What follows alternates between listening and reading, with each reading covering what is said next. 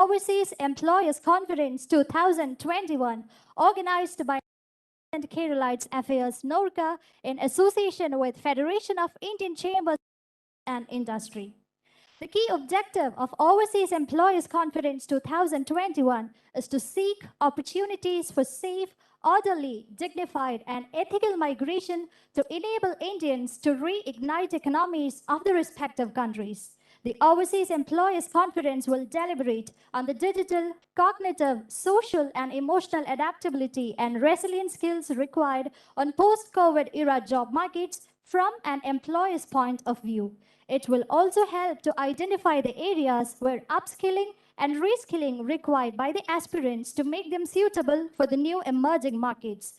With utmost pride and privilege, I cordially invite each and everyone to Overseas Employers Conference 2021, extending warm words of welcome to all the dignitaries, speakers, and all other participants to the virtual platform. And for the kind attention of participants, any queries or comments can be raised in the chat box, which will be answered in the Q&A session. So yes, now we are entering to the conference officially. The opening session for setting the context on future of jobs and new skill sets, we have Dr. K. Elangavan, IAS, Principal Secretary, Industries and NORCA, Government of Kerala with us today. With utmost respect and honor, I invite Dr. K. Elangavan, IAS, to take over the session. Handing over to you, sir.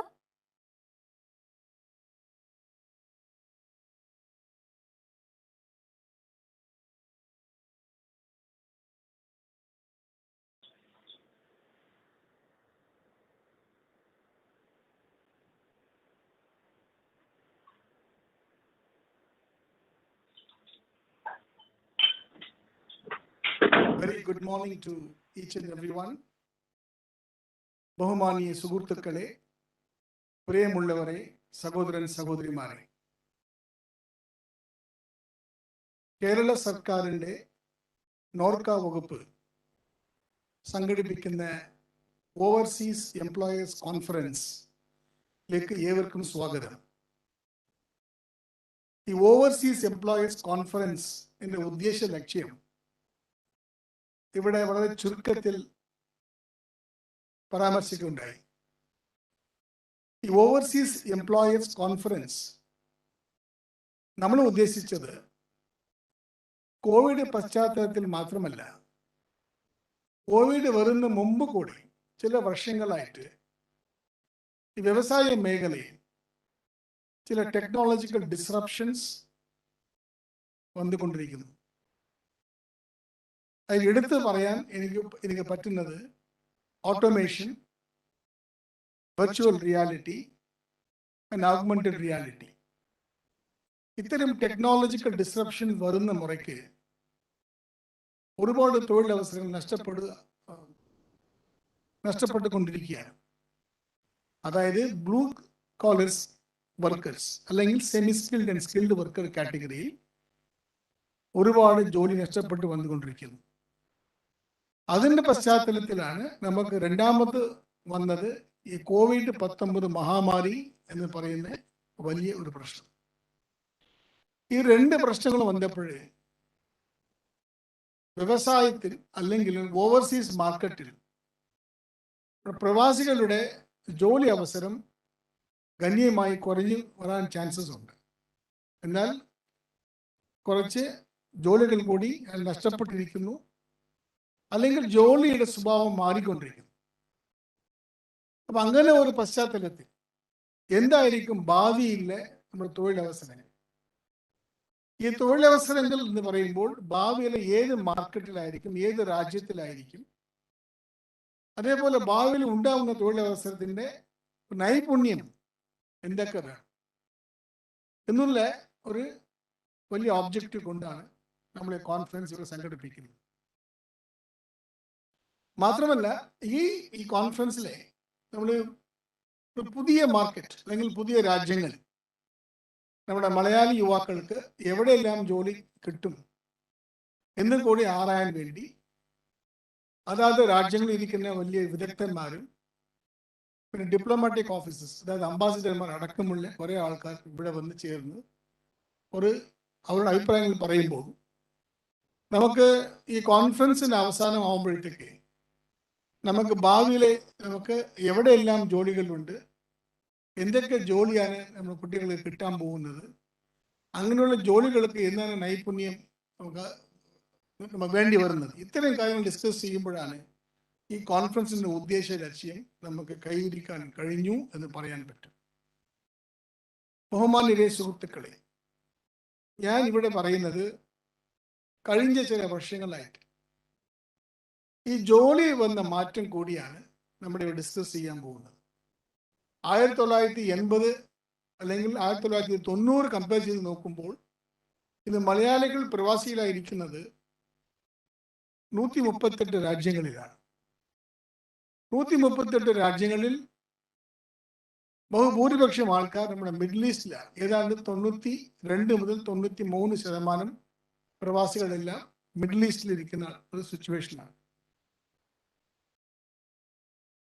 ഇപ്പൊ middle east കുറിച്ച് സംസാരിക്കണമെങ്കിൽ ഞാൻ നേരത്തെ പറഞ്ഞ 2 കാരണങ്ങൾ വളരെ ശക്തമായിട്ട് അവിടെ ഉണ്ട്.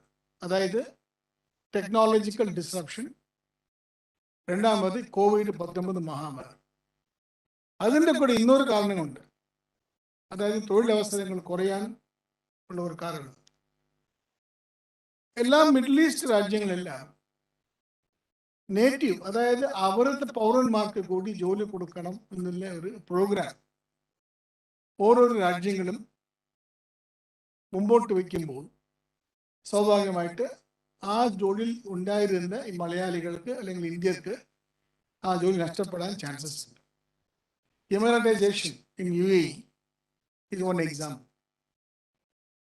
അതുകൊണ്ട് future of jobs and new skill sets ആണ് ഇതിന്റെ പ്രധാന ഒരു ഡിസ്കഷൻ പോയിന്റ്.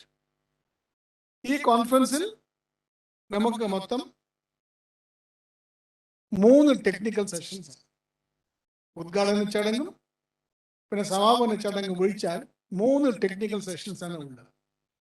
ആ 3 ടെക്നിക്കൽ സെഷൻസ്, ആദ്യ ടെക്നിക്കൽ സെഷൻസ് ആണ് future of jobs and new skill sets.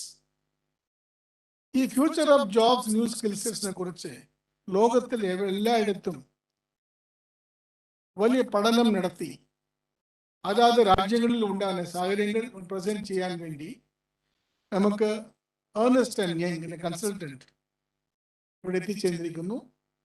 He will make a presentation on what is the scenario as to the opportunities for job in future and what are the skill sets. അത് സംസാരിക്കാൻ വേണ്ടി ഈ technical സെഷനെ moderator ആയിട്ട് വയ്ക്കുന്നത് വളരെ പ്രസിദ്ധമായ ഒരു പ്രവാസി Shri P. Muhammad Ali, Gulf for Engineering, Oman. അദ്ദേഹമായിരിക്കും ഫസ്റ്റ് സെഷൻ മോഡറേറ്റ് ചെയ്യുന്നത്. ഇതിന് വളരെ നല്ല റെപ്രസെന്റേറ്റീവ് സെക്ഷനാണത്. ശ്രീ ആംസ്ട്രോങ് ചാൻസങ്, അദ്ദേഹം പ്രൊട്ടക്ടർ ജനറൽ ഓഫ് എമിഗ്രൻസ്, വളരെ പ്രധാന. He is a very key person in government of India concerned with immigration of people. So he is here to address this. Then we also have from the Embassy of India, Bahrain, Sri Ms. Ravishankar Shukla. Adi കഴിഞ്ഞാൽ we have a plethora of experts who are both employers as well as consultants. Sri J.K. Menon from Qatar. We also have Dr. M. Sahadullah, who was a Pravasi, but now today he's one of the prominent healthcare specialists in Kerala.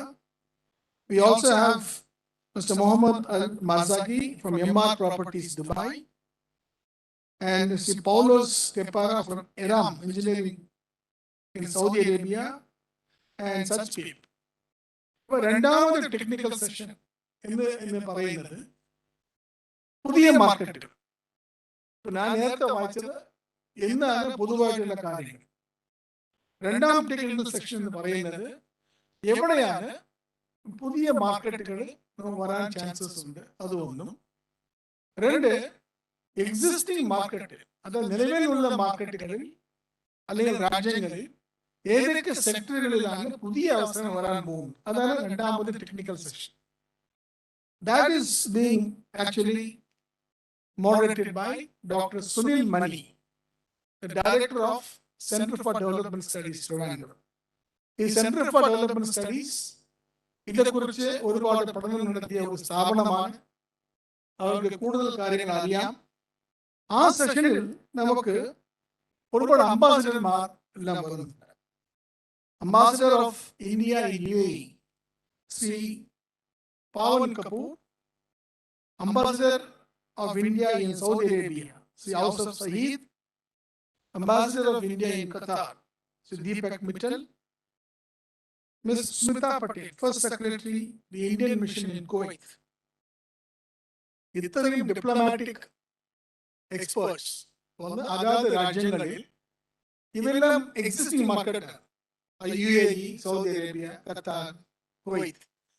അപ്പോൾ നിലവിലുള്ള മാർക്കറ്റുകളിൽ ഏതൊക്കെ chances അല്ലെങ്കിൽ ഏതൊക്കെ changes വന്നിട്ടുണ്ട് അല്ലെങ്കിൽ വരാൻ പോവുക എന്ന് അവരുടെ കാഴ്ചപ്പാട് ഇവിടെ പങ്കുവയ്ക്കാൻ പോവുക.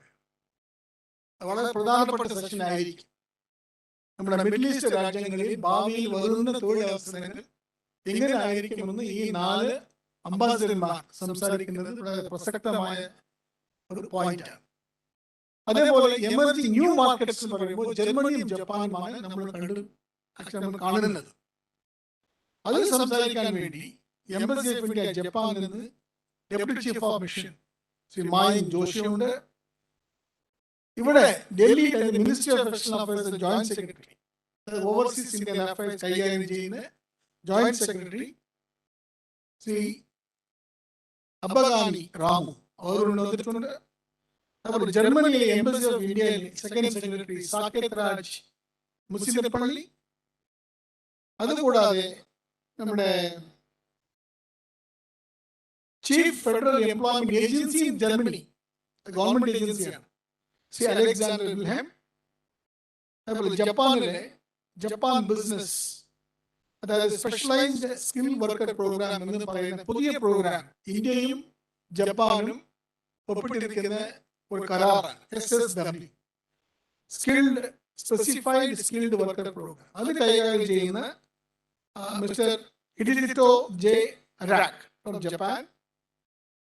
അതേപോലെ ഹെൽത്ത് കെയർ സെക്ടർ, ജർമ്മനിയിൽ നമ്മൾ കാണുന്നത് ഹെൽത്ത് കെയർ സെക്ടറിൽ വലിയ ഓപ്പർച്യൂണിറ്റി ഉള്ളത് കൊണ്ടാണ്. അപ്പോൾ അതിലെ ചാലി യൂണിവേഴ്സിറ്റി ഹോസ്പിറ്റൽ ബെർലിനിൽ നിന്ന് deputy medical director doctor Joachim Seybold, കൂടാതെ Indo Japan chamber of commerce എന്ന് പ്രതികരിച്ചുകൊണ്ട് INJAC mister CA Jacob Kovoor എന്നിവർ സംസാരിക്കുകയാണ്. അപ്പോൾ ജർമ്മനിയിലും ജപ്പാനിലും വളരെ പ്രധാനപ്പെട്ട പദവിയിൽ ഇരിക്കുന്ന ആൾക്കാർ വന്ന് സംസാരിക്കുന്നു. അത് രണ്ടാമത് ടെക്നിക്കൽ സെഷൻ, ഉച്ചയ്ക്ക് 2 മണി മുതൽ 4:15 വരെ. മൂന്നാമത് സെഷൻ എന്ന് പറയുന്നത് നിലനിൽക്കുന്ന പ്രവാസികൾക്ക് അല്ലെങ്കിൽ പ്രവാസികൾ നേരിടുന്ന പ്രശ്നങ്ങൾ എല്ലാം കോടീകരിച്ചുകൊണ്ട് കേരള സർക്കാരിൽ ഏതൊക്കെ ഡിപ്പാർട്ട്മെന്റിലാണ് ഇത്തരം ഡിപ്പാർട്ട്മെന്റ് കൈകാര്യം ചെയ്യുന്ന ഡിപ്പാർട്ട്മെന്റുകൾ, അവർക്ക് എന്തെങ്കിലും നമുക്ക് ഒരു പോളിസി പ്രിസ്ക്രിപ്ഷനോ അല്ലെങ്കിൽ അവർക്ക് ഏതെങ്കിലും നമുക്ക് ഒരു പരിഹാരം ഉണ്ടാക്കാനുള്ള ഒരു ശ്രമം നമുക്ക് ചെയ്യാൻ കഴിയുമോ എന്നും കൂടി ചിന്തിച്ചുകൊണ്ടാണ് നമുക്ക് പ്രധാനമായിട്ടും 5 വ്യക്തികളെ വിളിച്ചിരിക്കുന്നത്.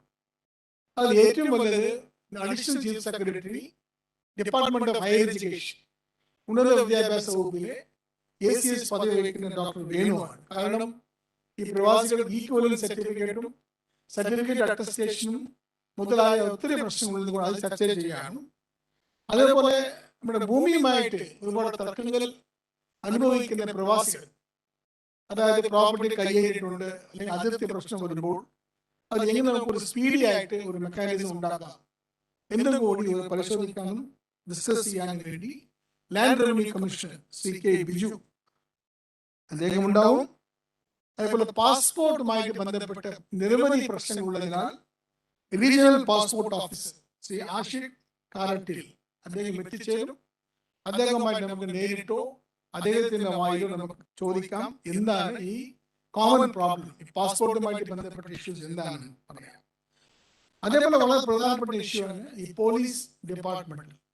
അപ്പൊ പോലീസ് ഹെഡ്ക്വാർട്ടേഴ്സിൽ നിന്ന് നമുക്ക് ഇത്തരം കാര്യങ്ങൾ കൈകാര്യം ചെയ്യാനുള്ള ശ്രീ സന്തോഷ്, അദ്ദേഹം DOSP പോലീസ് അത് ഉണ്ടാകും.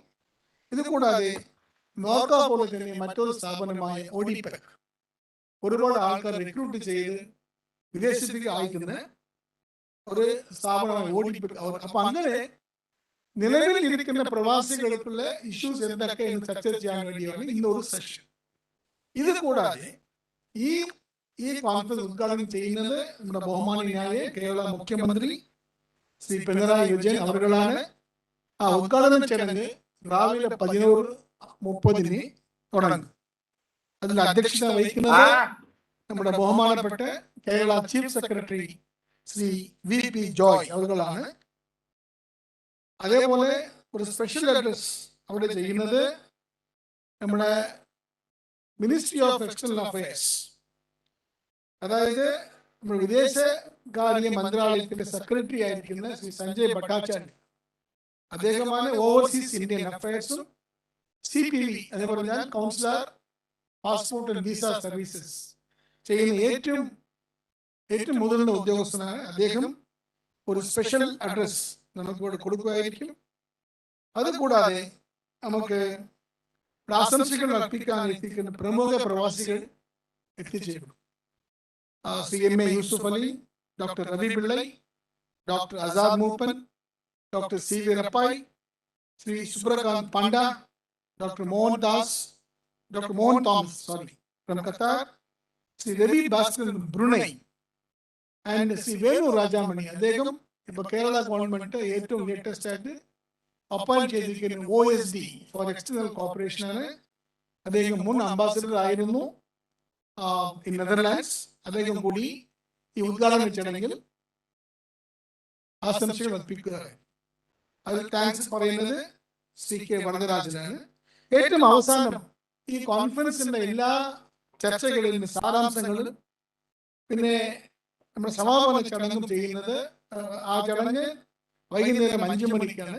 5 മണിക്ക് അതിൽ നമ്മുടെ നിയമസഭയിലെ പ്രവാസി ക്ഷേമ കമ്മിറ്റിയുടെ chairperson Shri AC Moideen MLA, അദ്ദേഹം മുൻ മന്ത്രി കൂടിയാണ്, അദ്ദേഹം അധ്യക്ഷത വഹിക്കും. സമാപന ചടങ്ങിനെ ഉദ്ഘാടനം ചെയ്തുകൊണ്ട് സംസാരിക്കുന്നത് ബഹുമാനീയ കേരളത്തിന്റെ സ്പീക്കർ ശ്രീ MB രാജേഷ് അവர்களായിരിക്കും. ഈ കോൺഫറൻസിന്റെ എല്ലാ റെസൊല്യൂഷൻസുകളും അല്ലെങ്കിൽ എല്ലാ ചർച്ചകളും കൂടി ആ ചടങ്ങിൽ നമുക്ക് അവതരിപ്പിച്ചുകൊണ്ട് ഈ കോൺഫറൻസ് 6:05 ആകുമ്പോഴത്തേക്ക് നമുക്ക് അവസാനിപ്പിക്കാൻ കഴിയും. ഇത്ര വിപുലമായ ഒരു ചടങ്ങ് ഒരു പക്ഷേ ആദ്യമായിട്ടാണ് ഇന്ത്യയിൽ തന്നെ ഒരു സംസ്ഥാന സർക്കാർ ചെയ്യുന്നത്. വിദേശ മലയാളികളുടെ ക്ഷേമം നമുക്ക് വളരെ പ്രധാനപ്പെട്ട ഒരു ഇഷ്യൂ ആയതുകൊണ്ടാണ് നമ്മുടെ സർക്കാർ എല്ലാ വർഷവും ഈ ബഡ്ജറ്റിൽ ഒതുക്കുന്ന ഈ പൈസ കാര്യമായ വർധന ഒരുപാട് വർദ്ധിച്ചിട്ടുണ്ട്.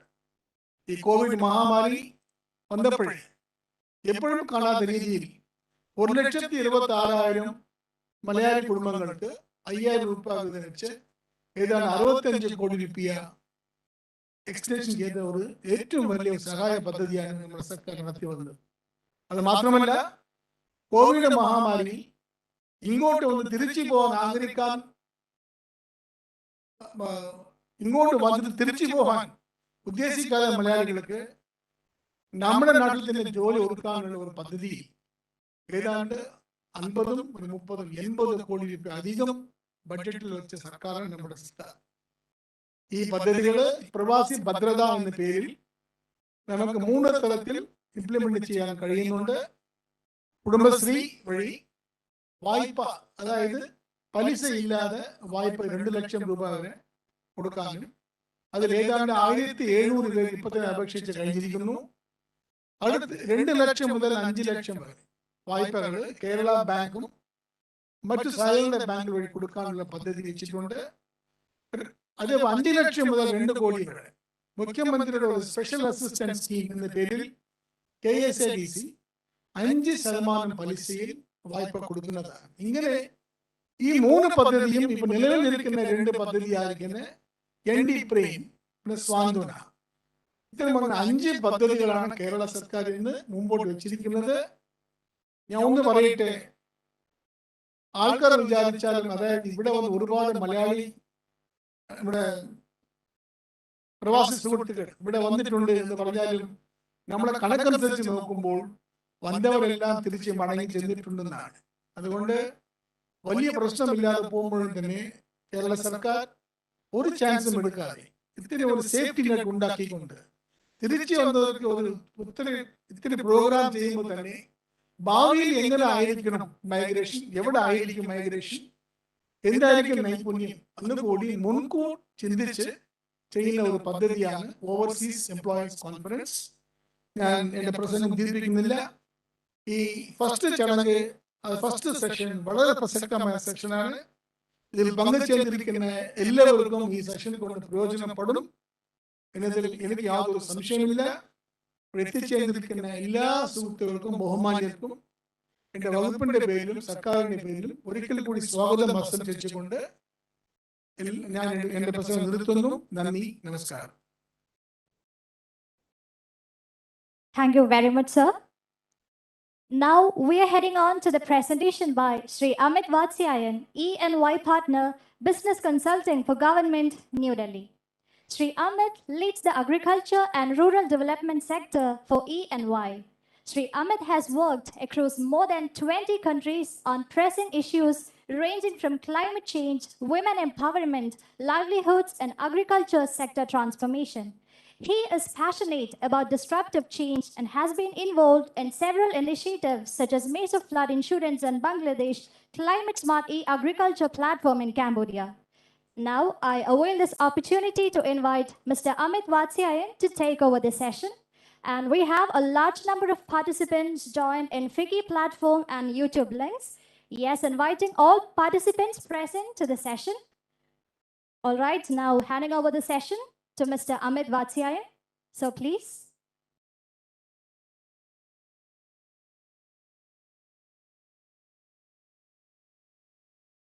Good morning, ladies and gentlemen. It's a pleasure to be here today and to talk about this very important topic, looking at future of jobs. Before I move ahead, I just want to check if you are able to see the screen which I've shared. So, I think there are, we are living through unprecedented time. My previous speaker spoke about the way the pandemic and the overall context is changing as far as job is concerned, and also specifically the global context has got a significant relevance with reference to Kerala, and I do hope that today we will get to deliberate quite extensively on some of the issues which I'm about to highlight. I would like to talk about 5 forces which are really shaping the job scenario currently. The first itself is the disruptive role which technology is playing, and especially automation, robotics, and artificial intelligence are advancing quickly and dramatically, and that's having an impact both on the nature as well as the number of jobs which we are seeing across the world. The other aspect, which I think is an important one, is that we are also seeing the very clearly a changing size distribution and age profile of the world's population, which is putting pressure on business as well as social institution and economies. Um, I just want to double check if my screen is visible. If you could kindly confirm, my FICCI colleagues. Yes, visible. Okay, okay. Um, the third key trend is really the rapid urbanization, and both the way the urbanization is making some jobs redundant, but also creating new jobs. And I think the shift which we are seeing in terms of the global economic power between developed and developing countries. Um, Resource scarcity and climate change are going to really have a significant impact, which for example also includes new jobs in alternative energy, innovative engineering processes, product design, also waste management and reuse, you know, all of these are having a significant impact on the way jobs are constructed and the job scenario which are coming up. And last but definitely not the least, the the unprecedented times which we are going through with reference to COVID-19 pandemic. What this has meant is that it has accelerated digitization. It has also put a greater focus towards individual health and also virtual collaboration, including the one we are having today, has become the norm and the need of the hour. So I think it's really important for us to be reflecting on some of these drivers with reference to what do they mean in the Kerala context. Also, if you look at the migration attractive index, which we did as part of the global skill gap report, we are seeing that there are countries, including in the GCC countries, also in European countries, as well as, of course, if we look to East, where which are is considered to be best suited for Indians for overseas deployment. And I think it's really important to look at. We had arrived at that in terms of looking at the global migration attractive index, coupled with, of course, the Indian migration attractive index, and the composite index is giving the country ranking. I'm just highlighting five of those countries. For example, UAE, Qatar, Saudi Arabia, but just to name a few, Germany and Japan, which seem to be quite high on the attractiveness index. Uh, Also, if you look at, it's really significant for Kerala, as it is one of the top sending states with over 4 million international migrants. And I will not get too much into the already the existing statistics, but I think within Kerala also the exposure of different districts is varying. So you've got top districts such as Thiruvananthapuram, Malappuram, Kozhikode, Palakkad, Thrissur, Kottayam, and Kollam. And the destination countries which are largely in focus are the GCC countries, as well as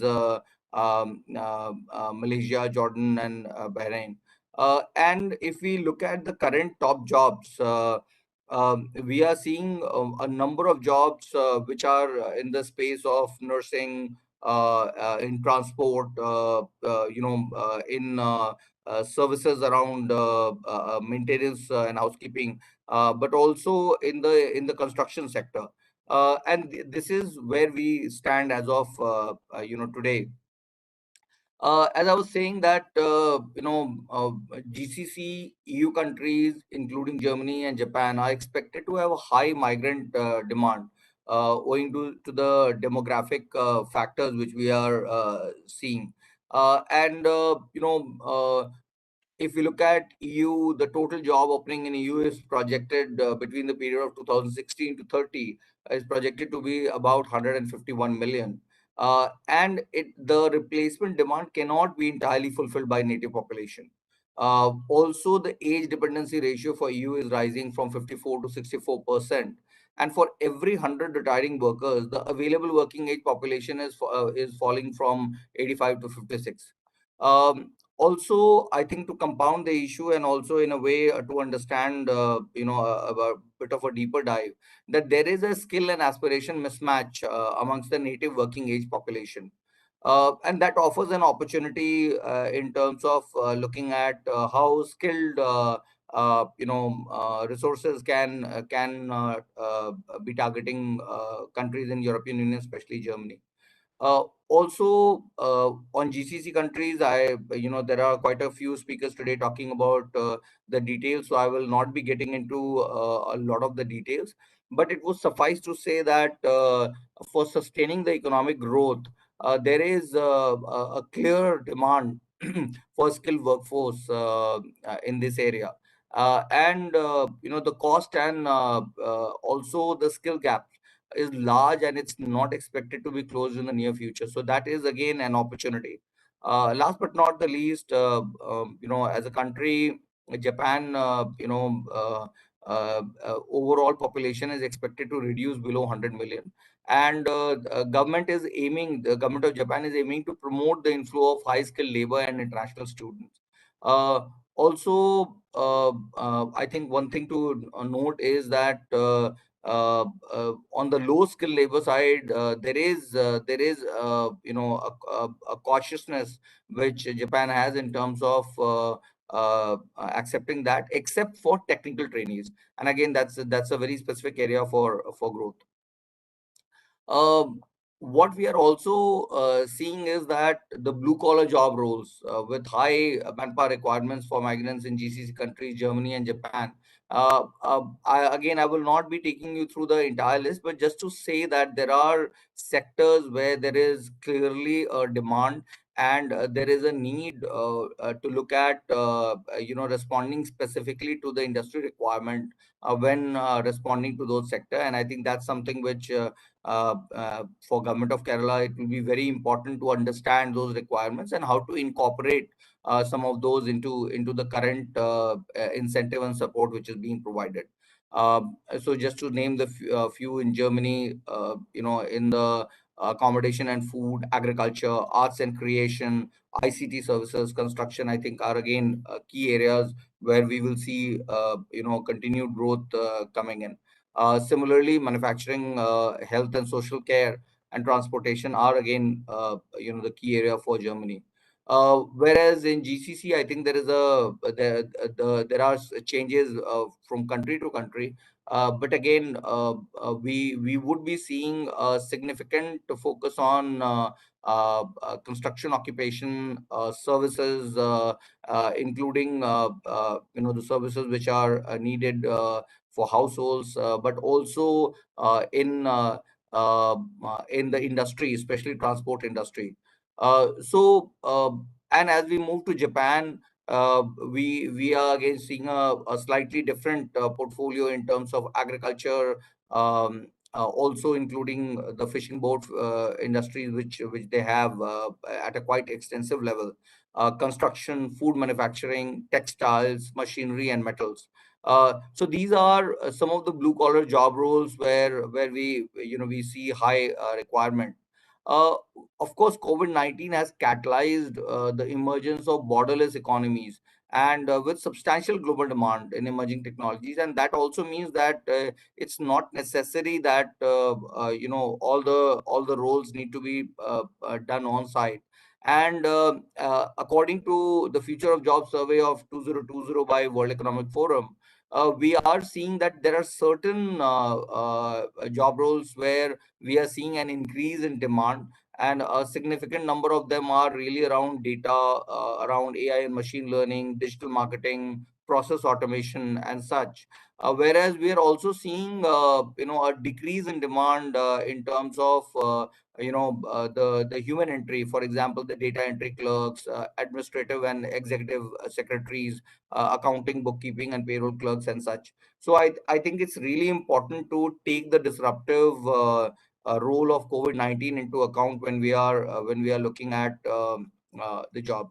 Uh, so I think already some of the remarkable initiatives have been undertaken by Government of Kerala to provide for future skills, and especially on overseas migration support. And I would like to highlight and applaud some of them. Especially on introduction of technology 4.0 and other new skills, age skills program. So for example, additional skill acquisition program, which is focusing on drone technology, Autodesk Fusion 360, the hybrid electric vehicles work, the focus on cyber security, AI, machine learning, and data analytics. I think all of these are, as I was highlighting earlier, are going to stay, and these are also going to be jobs where there is a differentiation in terms of the offering which Kerala can provide to the destination countries. I think the other work which has been happening is the Kerala Academy for Skill Excellence, which is really looking at multi-language learning, as well as looking at the sunrise areas, such as creating a center of excellence on renewable energy, and also at the same time look at skill program for oil and rig. again, these are very important initiatives, and these are I think more need to be added based upon the trends and the changes which we are seeing. And I think the other important work which is really happening is the skill training certification and international migration support through various initiatives, including, of course, under NORCA routes. So these, I think, are some of the really important initiatives which the government of Kerala has taken, and I do think that it's a step in the right direction. Um, uh, Apart from this, I think another very important aspect, especially the way we are seeing the nature of jobs and disruption at work, it's that it's really critical that any job, any skilling which is being done needs to underpin the ability to adapt and reskill. And I think, keeping that in mind, uh, we really need to look at cross-functional skills along with technical skills as being built in most of the skilling program which are happening. And some of those, for example, are really focused on cognitive analytics, for example, around cognitive flexibility, creativity, logical reasoning, problem solving capabilities, mathematical reasoning. Similarly, on the content skills in terms of active learning, oral expressions, and given that the workers are going in very different contexts, the social skills which need to be inbuilt along with technical skills, because that will really help the workers climb up and up in the job chain, and play a more significant role. And I think more and more we are seeing that some of these cross functional skills and investing on them does pay dividend as far as the job quality as well as the growth is concerned. Similarly, I think process skills, resource management skills, system skills, and complex problem solving skills, I think, are going to be really critical. And it's really important that when we are looking at the skilling initiatives, in any of the skilling initiative which we are undertaking, the cross functional skills should be a mandatory part of that function.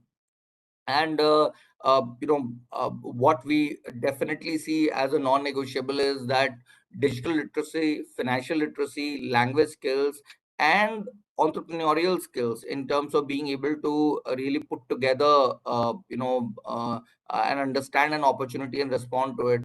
All of these have been critical to the success of anyone who has been looking at getting a positive impact from the migration at this juncture. I will not get into the details, but just saying that I think knowledge about ICT, right from the basic technology knowledge, understanding, machine to machine communication, are from whatever we have seen happening, in various sectors, it is becoming really critical. Similarly, I think, irrespective of the job role one is, ability to work with data is going to be a very critical and differentiating cross-functional skills.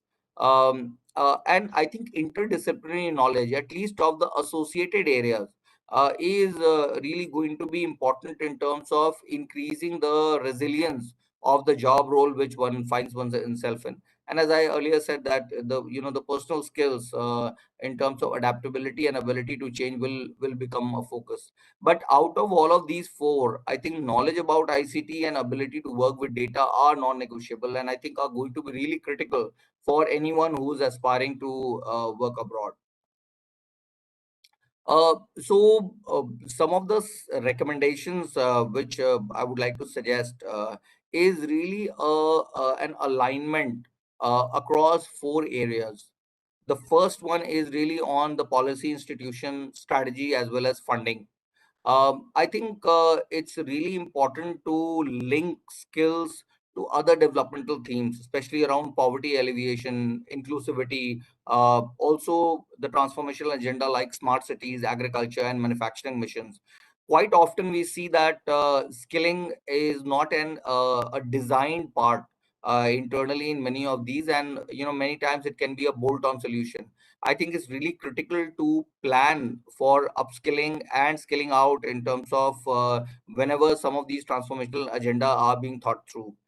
Similarly, focusing on in light of COVID-19, also understanding that the training, the pedagogy, curriculum and content, it really needs to incorporate the digital delivery model. Some of them obviously are not just digital, it has to be blended because on-site work also needs to happen on training.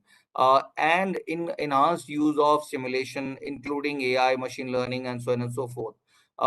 Also, I think developing in the pedagogy, developing transnational standards is going to be critical for the human resources to be deployed across countries. And use of technologies, particularly in assessment and certification. What we saw during pandemic, that the assessment and the certification, especially assessment, came to a grinding halt in between, because the assessment models were not really structured around using digital as a way of doing the assessment. So again, going to be very, very critical that that transformation happens.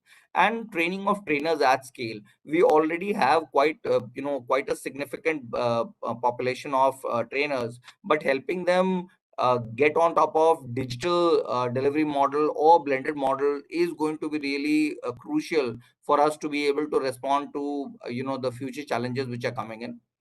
The third point which I would like to make is really understand the value chain process in training, in terms of really integrating this value chain. So whether we are talking about the counseling models which are at scale, digital skills and job exchange which needs to go along with this, and also use of technology in candidate tracking. I think it is going to be really important to look at how are we following the journey of a person who has had one level of skilling, has gone for a job, but then need upskilling or a reskilling, and an efficient use of technology in supporting the candidate across their work experience is going to be critical in terms of increasing efficiency.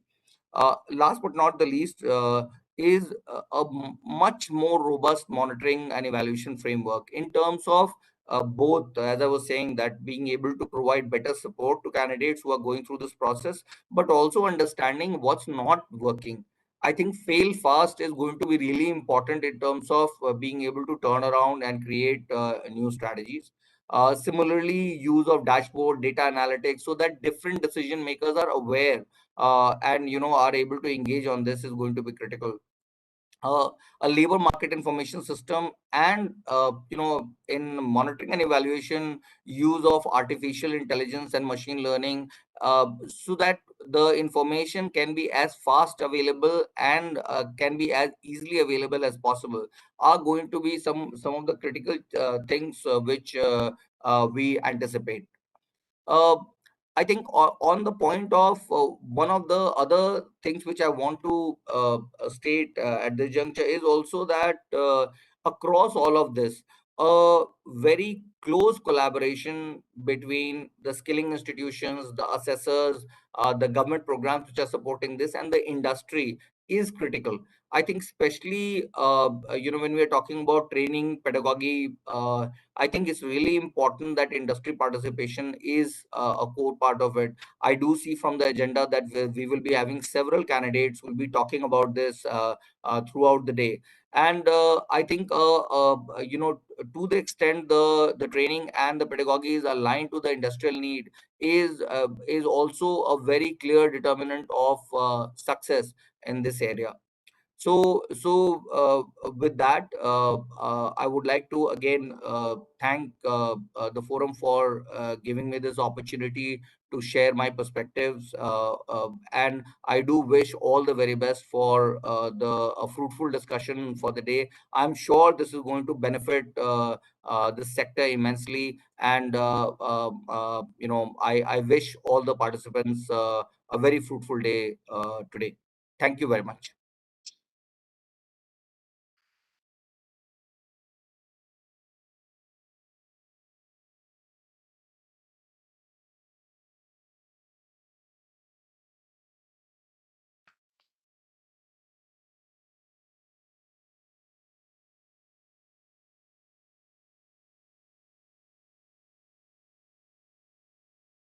Sorry, I think my FICCI colleagues, you are on mute.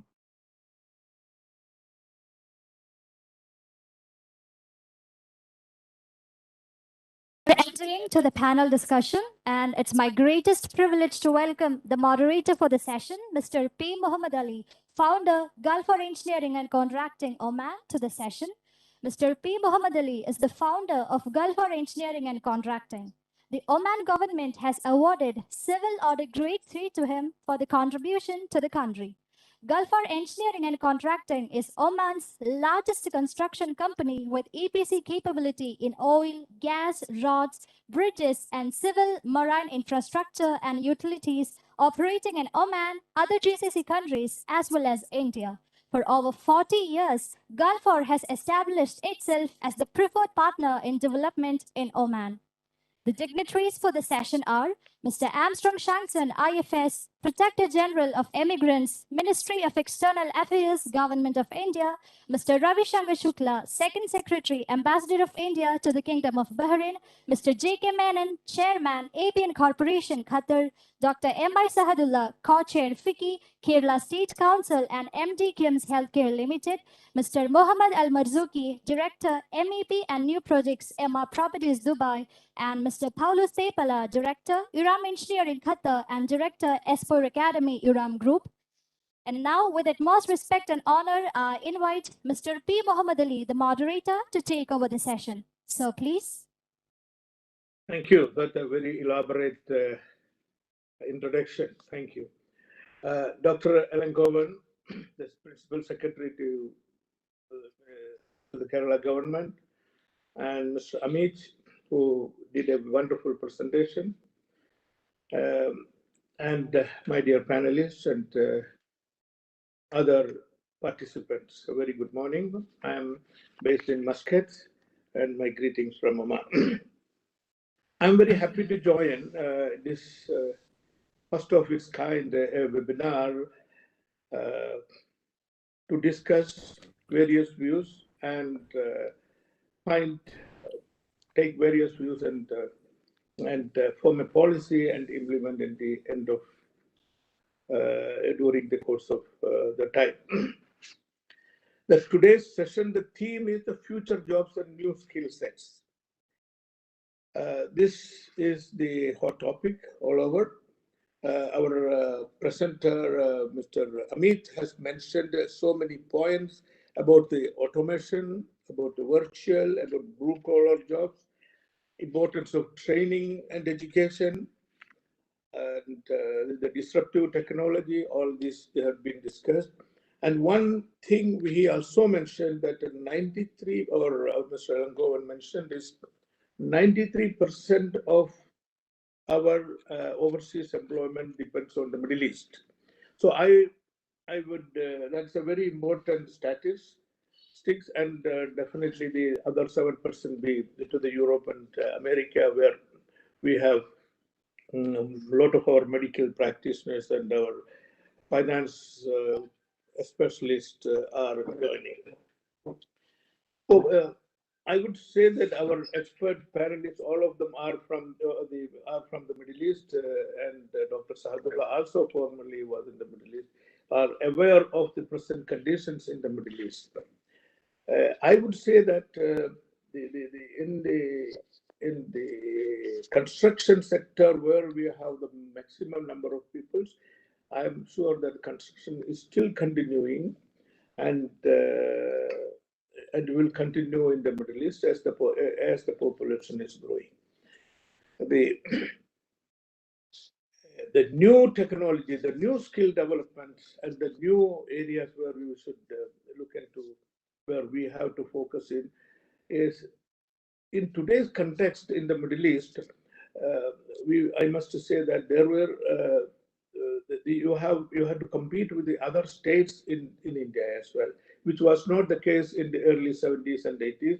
Kerala were the only, mostly they were dominating in the Middle East because they were fast learners. Their adaptability and their skill set was much higher than the other states of Kerala. So today we have a situation where we have to compete with the other states and other countries like Bangladesh and Philippines and other and East European for the high skilled jobs. So this must be considered, and I'm sure the panelists will focus on the points which Mr.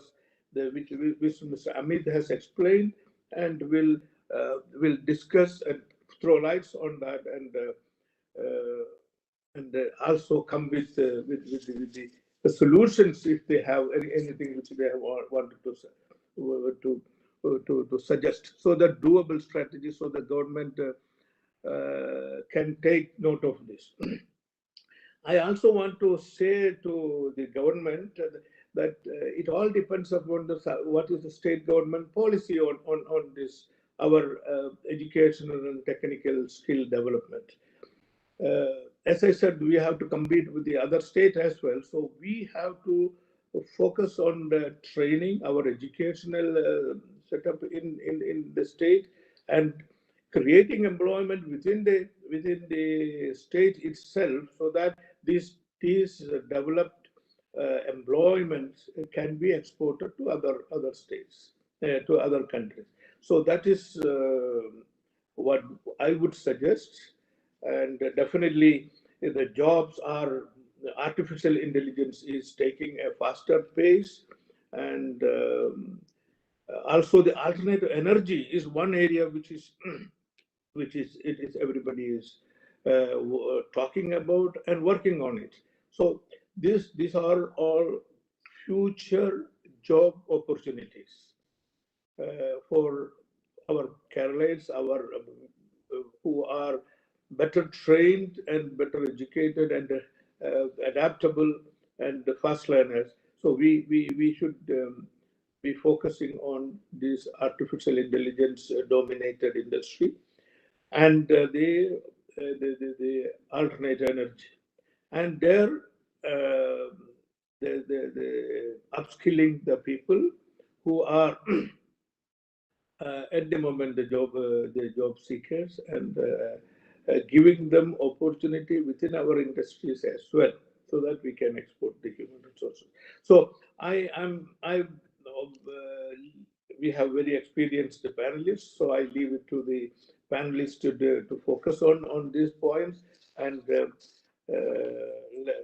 so I open to the panelists. So shall we start with the first panelist, whoever is the proposing?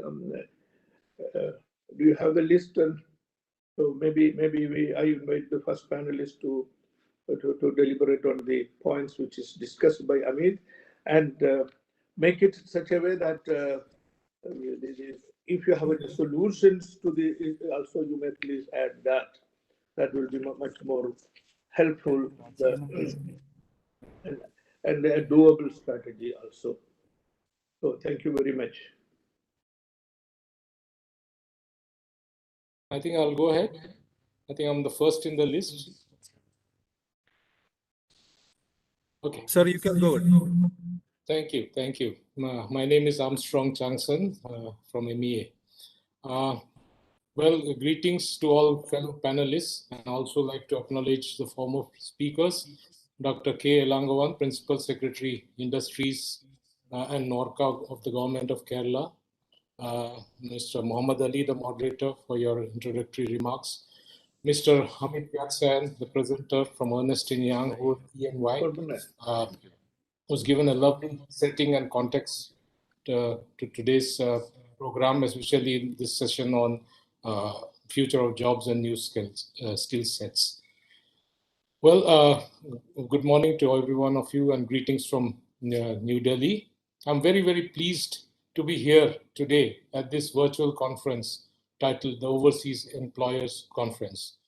I would like to thank the organizers, namely the Department of NORCA, Government of Kerala, and NORCA Roots, as well as FICCI, for coming out with this initiative. I would also like to thank the foreign employers, or FE as we call it, or overseas employers as they're called today, as well as consultants and other related stakeholders for their presence today. Their inputs and feedback would be very valuable for the success of this conference. The theme of this session is very apt and timely, future of jobs and new skill sets. This theme is, however, also not surprising, given the fact that Kerala is amongst the top states in sending its people abroad for employment, although unfortunately many had to return due to the COVID pandemic, and the stakes are therefore very high. Having successfully tackled the pandemic and emerging from it, this conference is being held at the most crucial and opportune time. Now, as Joint Secretary, Overseas Employment and Protector General of Immigrants in the Ministry of External Affairs, Government of India, let me share some thoughts on the topic and our role. But for that, let me speak in brief what our division in the Ministry of External Affairs does. Some of it is mentioned in the profile that the organizers have brought out. Essentially, our work is based on the 1983 Immigration Act and associated rules of the Government of India. To regulate overseas employment, especially for the protection of the less educated blue-collar workers, measures such as the immigration check required status were given to those passport holders, and the process of immigration clearance was put in place. Naturally, in the early days, it was all manual, paper-based, and with its concomitant inefficiencies and problems. This paper-based immigration clearance and immigration clearance stickers was discontinued in January 2015 and replaced by a unique computerized system called eMigrate. That's a small e with a capital M migrate. eMigrate from 31st of March 2015. The eMigrate system functions under the control of the Protector General of Immigrants of the Ministry of External Affairs, who exercises directly or through the Protector of Immigrants the powers and responsibilities under the Immigration Act of 1983 to ensure the protection of Indian immigrants proceeding abroad for overseas employment. This is a system, the eMigrate system, is integrated with the Passport Seva project of the Ministry of External Affairs and the Bureau of Immigration of the Ministry of Home Affairs on the one hand, and the Indian missions in the 18 immigration check required or ECR countries, as well as foreign employers and registered recruiting agents on the other hand. In addition, partners such as state government police, insurance agencies are also integrated. This ensures that all stakeholders of the immigrants are on the same electronic platform, which greatly enhances the quote-unquote ease of doing business and ensures prompt and easy action on all fronts to all stakeholders. It also brings in greater accountability and data control. Other measures and instruments to protect and safeguard the interests of our Indian workers overseas have been through the so-called MRWs or minimum referral wages and CSOs or country-specific orders for recruitment of nurses. Under MRWs, the eMigrate system has nearly 1,500 job descriptions and job roles, which vary country to country, and their corresponding minimum referral wages. CSOs or country-specific orders were introduced about 5 years ago to protect the interests of our nurses.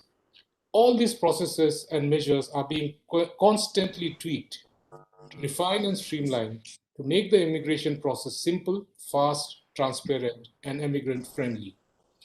Being an immigrant-centric project, the eMigrate project was initially resisted by recruiting agents and foreign employers, and even some governments in the Gulf.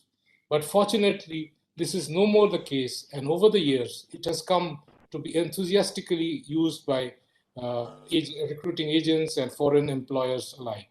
In fact, around 2 lakh or 200,000 FEs or foreign employers are registered with us on eMigrate. Since this is an overseas employers conference, I would like to mention that on our eMigrate system, we have instructions for employer registration process, instructions on how to get permits for direct recruitment, instructions on how to use the eMigrate system platform, and we even have training videos. Now, meanwhile, Over the years since the 1983 Immigration Act, we have signed labor and manpower cooperation MOUs and agreements with the 6 Gulf Cooperation Council countries, as well as Jordan. These have provided the framework for discussions and cooperation on labor and manpower-related issues, implemented through joint working groups comprising of representatives of government from both sides who meet annually, alternately in both countries.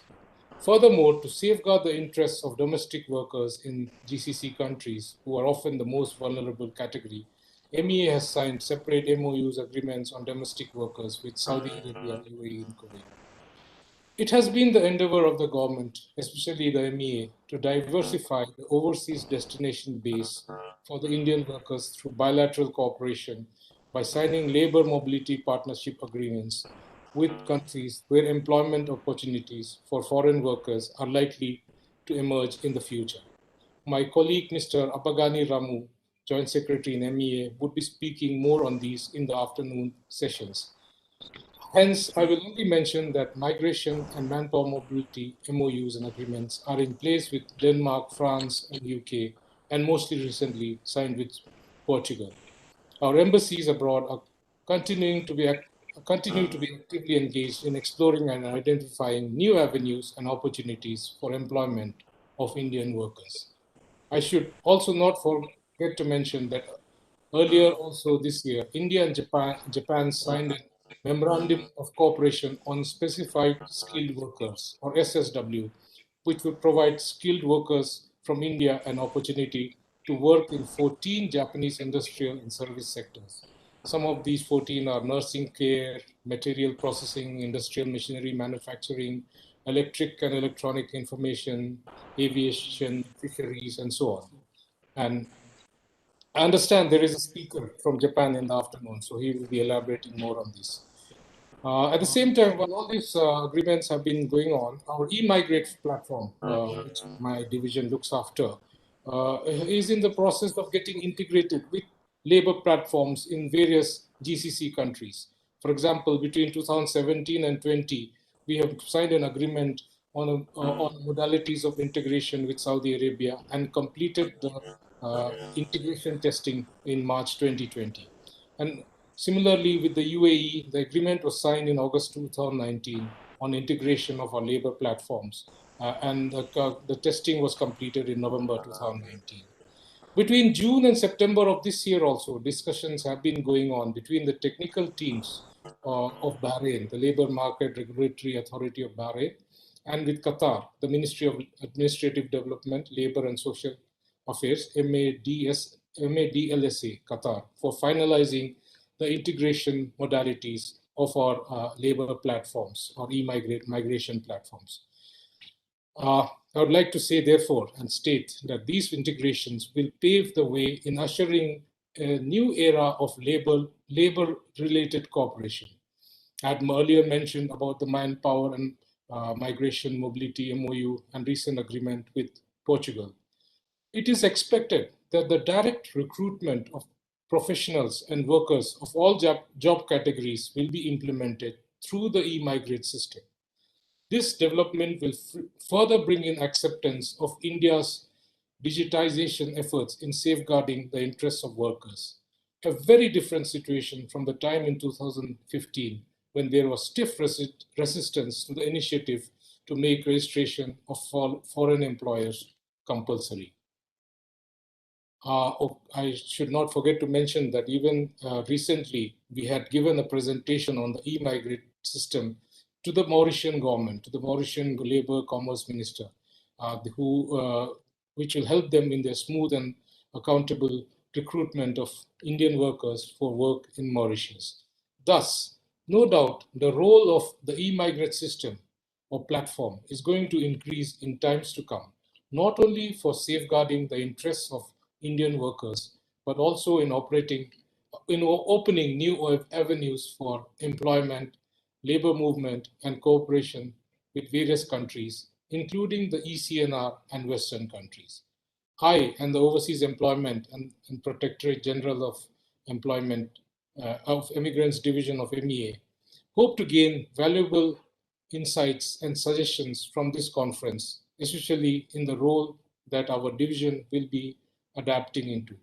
Till date, the main interest and the thrust of the OE and PG division of MEA has been to protect and safeguard the interest of the emigrants. Going forward, we will perhaps play more of a role of a facilitator. And our system is ready, we are ready. The next iteration or version of eMigrate platform is being developed, and we hope to put in place in the coming year or two. And we would be very happy to take home valuable inputs for it from this conference. Let me therefore end here by wishing the conference all success. Thank you very much.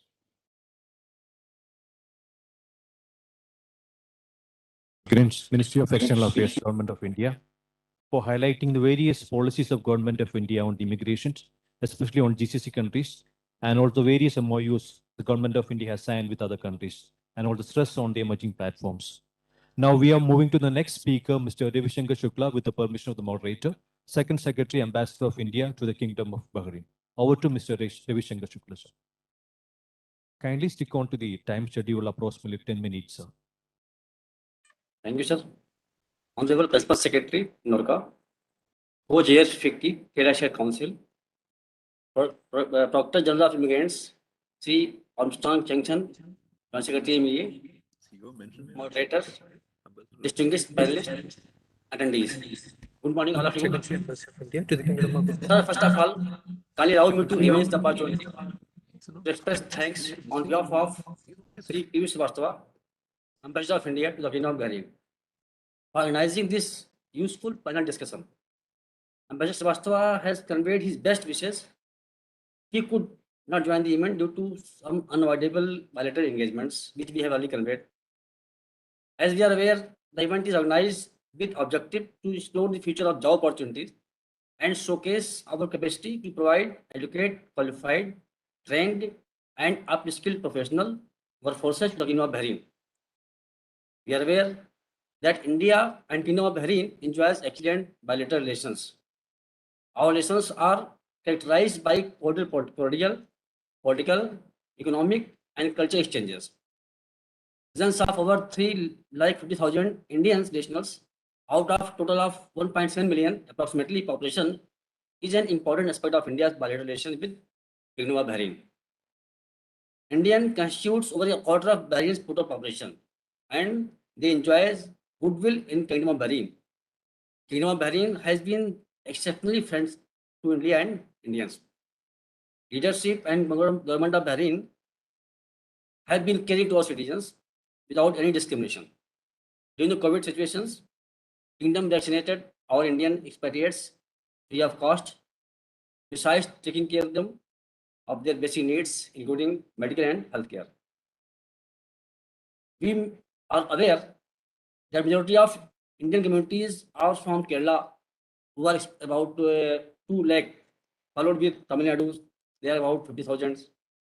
Rest from Andhra Pradesh, Telangana, Maharashtra, Gujarat, Goa, Punjab, Uttar Pradesh, Bihar, and Rajasthan. These Indians enjoy good reputation because of their good conduct, loyalty, high productivity, and non-involvement in local affairs. That is why they are preferred among us expats. Around 65 to 70% of Indian expatriates workforce are employed in constructions like contracting, maintenance sectors. Further, there are about 12,000 to 50,000 Indian housemaids who are from different parts of India, including Kerala, Tamil Nadu, Andhra Pradesh, Goa. Some of the expatriates are employed in retail sectors like business activities, provisions, hardware, jewelries, electronics. Others are employed in like shopkeeping, chemists, carpenters, barbers. In addition, a sizable number of expats are doctors, engineers, chartered accountants, bankers, managers, and they played vital role in government of kingdom's social economic development. Apart from these, some business houses like Al Zayani, Al Muwaid, Fakru, Kanu, Kuhaziz, Abdullah Nas, Muhammad Jalal, and companies like Aluminium, Babco, GPIC, Bank, etc. They constitute senior level of management cadres in their companies. In general, Kingdom of Bahrain offers good living and working conditions to our expatriates who displays a higher level of cultural accommodation as compared to other countries. 200 years of Manama Temple is one example of this. However, in wake of job losses due to economic slowdown on account of COVID pandemic, urbanization, demand of preferences of Balinese in local job have picked up. Even though it did not have significant impact on Balinese, as so far around 30,000 approximately expatriates returned back to India. In view of above, what we need a specific plan of imparting vocational training, short duration courses, including English speaking courses, as well as awareness of labor laws and the workers' right, as it is felt in view of the competitiveness in job sectors in semi-skilled or unskilled areas. In view of that, customized skill development according to priorities of Bahrain is need of the hour. We may be knowing for entry into Bahrain for the employment purpose, sponsorship is required. These sponsors can be individual, business houses, organization, or even diplomatic mission. As the sponsors are responsible for earning their resident permits and insurance. So given our experiences, Bahrain would continue to hire expatriates in sector of health, like doctors, nurses, financial sectors, industry, real estates, IT, housemaids, drivers, and other semi-skilled workforces like carpentries, plumbing, electricians. So in view of this, I would say that our Proctor General of Immigrants, MEA, would consider exploring possibilities of developing some customized training courses for our workforces in consultation with Ministry of Labour and Social Development, Labour Market Regulatory Authority. With this, I would like to thank you very much.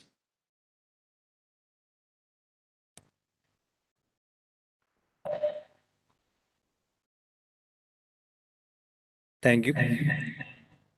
Ravi Shankar Shukla, Second Ambassador of India to the Kingdom of Bahrain, explaining about the various immigration sectors and areas Kingdom of Bahrain is focusing, and the areas and sectors which need to be highlighted upon, and also providing customized skilling training for the various areas which we can collaborate upon.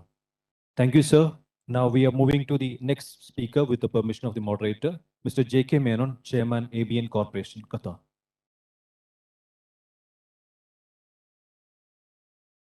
Honorable Principal Secretary Dr.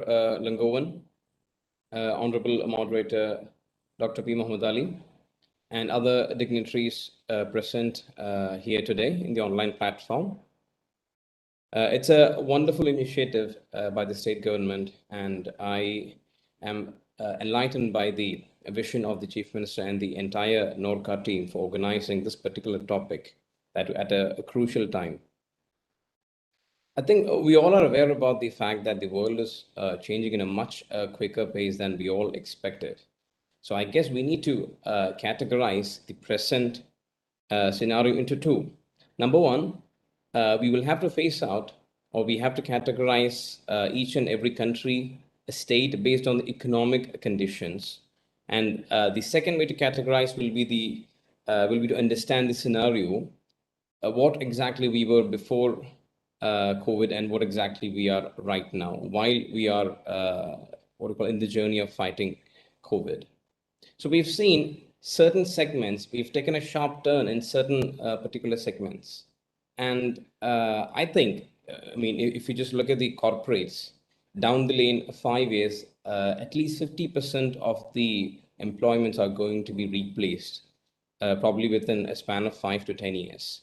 Now, this is not related to the age factor, to be honest, and probably this is only related to the skills. So what exactly we are looking at? What type of scenarios are we looking at? Now, I think the main factors, the influencing factors down the lane 10 years are going to be subjects like cloud computing, artificial intelligence, and the design engineering. Now, talking about the cloud computing and the artificial intelligence, we all know the way it works and the benefits as well, the reduction in the cost, the ease of operations, and the what we call removal of human errors. There are a lot of benefits. But at the same time, if you just look at the number of employment being reduced, that's going to be quite alarming, to be honest. Now, the number of employment being reduced is one factor, and the number of the new employment being created, because you talk about cloud computing or artificial intelligence, there are two factors. One is the software factor, and the other one is the hardware factor. So you still need people, people like developers, people like developers for the hardware. So there will be employment opportunities. The only thing is that the kind of employment what we're looking at right now, that's going to change for sure. Say, for example, even in the warehousing segment. Earlier, it used to be a segment which used to be heavily run by the manpower, but I don't think that's a scenario right now. And even if you consider the IT segment, the way it has emerged because of the COVID, I mean, that's amazing. So these are the segments I think we need to focus on. And for these, I think the basic approach, I think from the grassroots level, the changes has to be made. I mean, I'm talking about the education system as well. Considering the aspect in India, I think the syllabus or the curriculum, what we follow in India, is pretty robust. But I think we need to have a different approach. I'm not talking about the curriculum, I'm just talking about the approach. The reason being, we have seen, or I mean, I have personally seen a lot of students or a lot of candidates, I mean, who do their masters or post graduation. The way we come across the education system in India and the way we come across the education system, I mean, outside India, I think there's a lot of difference. It's just the approach. Again, I am emphasizing that it's not the curriculum what I'm talking about, it's the approach. So if we are able to make a change from the grassroots level, I think that's going to be a wonderful initiative on a longer run.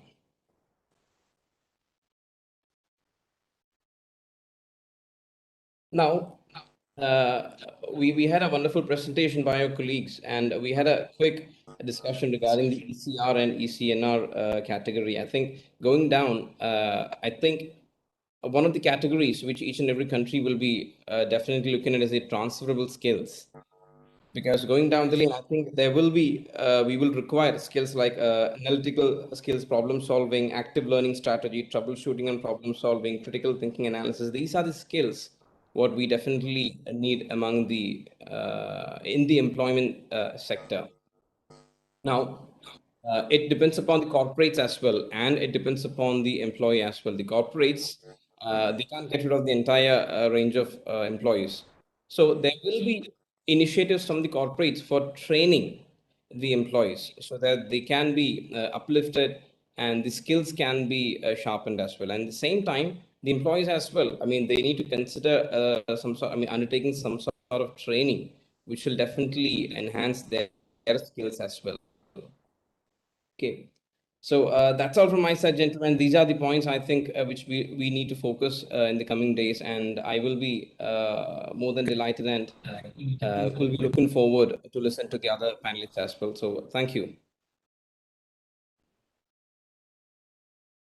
Thank you, Mr. J.K. Menon, Chairman, ABN Corporation, Qatar, for the presentation and also explaining about the employment scenario and also the focus on IT and warehousing and the need for the skilling aspects on the various sectors. Thank you, sir. Now we are moving to the next speaker, Dr. M.I. Shahadullah, Co-Chair FICCI Kerala State Council, MD KIMS Healthcare Limited. Over to you, Dr. M.I. Shahadullah, sir.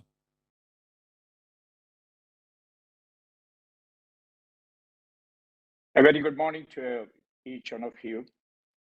Dr. Lankovan, Ravi Shankar Shukla, Second Secretary from Berlin, our moderator, Mr. P. Mohammed Ali, my fellow members of the panel, and distinguished guests. As the previous speakers alluded, this is a wonderful initiative from the government of Kerala, joined together with the NORCA and FICCI. And I think it is a timely initiative, because this is a time we really want to equip our people to go forward. Mr. Amit was silent, and in fact, he said it all in his sum up. He should have done it in the end rather than the beginning. But that has really opened up the way for discussion.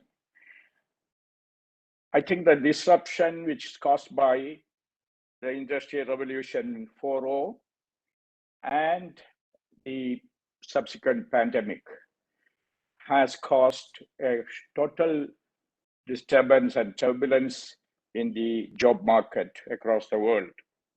Loss of jobs, and more than that, creation of the different type of jobs. That's where we are talking about. That's why we are talking about skilling and upskilling, and the power of information and communication technology, which has really come up after the pandemic, and the globalization, which we thought that is going to be restricted, but has in fact has opened up more opportunities. And so a number of reasons that we should meet at the right time and see how we can do and what we can do. India is introducing about 1.3 million youth to the employment market every month, and a good portion is come from Kerala, we being the most educated society in India. And naturally, that will invite more unemployment, and that is why we always want to be one step ahead. Points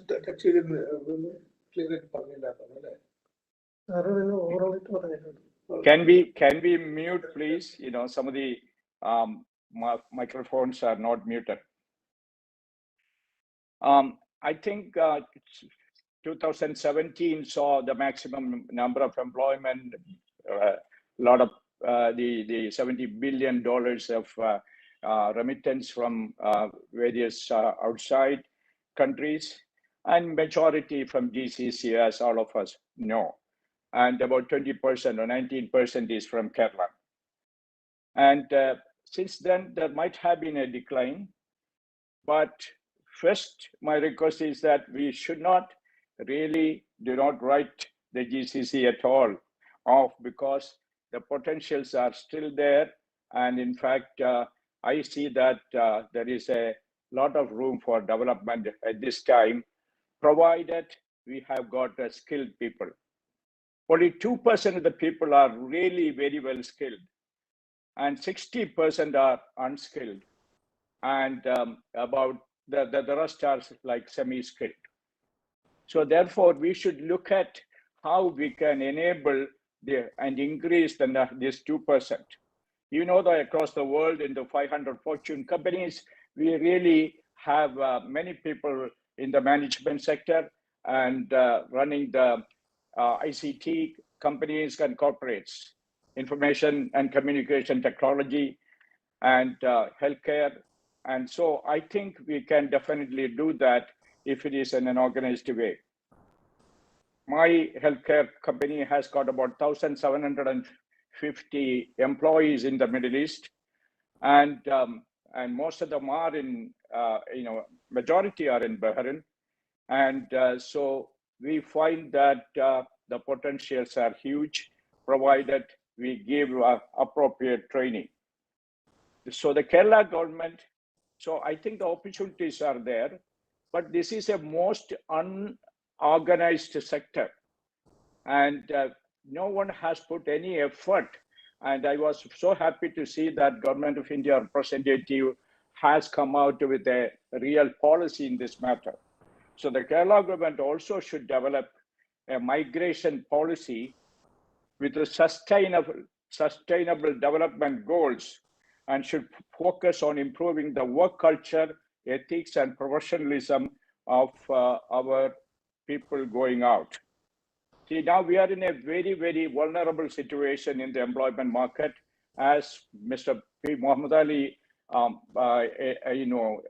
detailed. We have competition not only from within. We are now pushed down to second or third in South India, or third or fourth in South India. So I think we are in a volatile, uncertain market, and many states are competing with us. And in this VUCA situation, in this volatile and uncertain situation, we should also look at the hard skill. Not only the hard skill, we are talking about AI, we are talking about machine learning, that all is required. But also we should focus on tremendous capability for improving the soft skills. And that is where probably our middle group of people are losing out. If you take, the healthcare, and I face few things in the other countries which Government of Kerala or Government of India with the embassies and other agencies with the other governments can really discuss and see that some improvements are made. Many times the visas, when we apply, that is much delayed. And that's especially for doctors and nurses. You know that the healthcare professionals in Kerala are a good source of employment abroad, and especially nursing. So there's a tremendous delay getting the visas. One reason could be that each country in the Middle East has got a proportion to other countries also.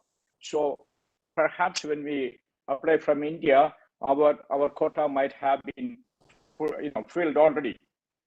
And then there are various committees which have to interview before they have to pass them and accredit them before they give the visa.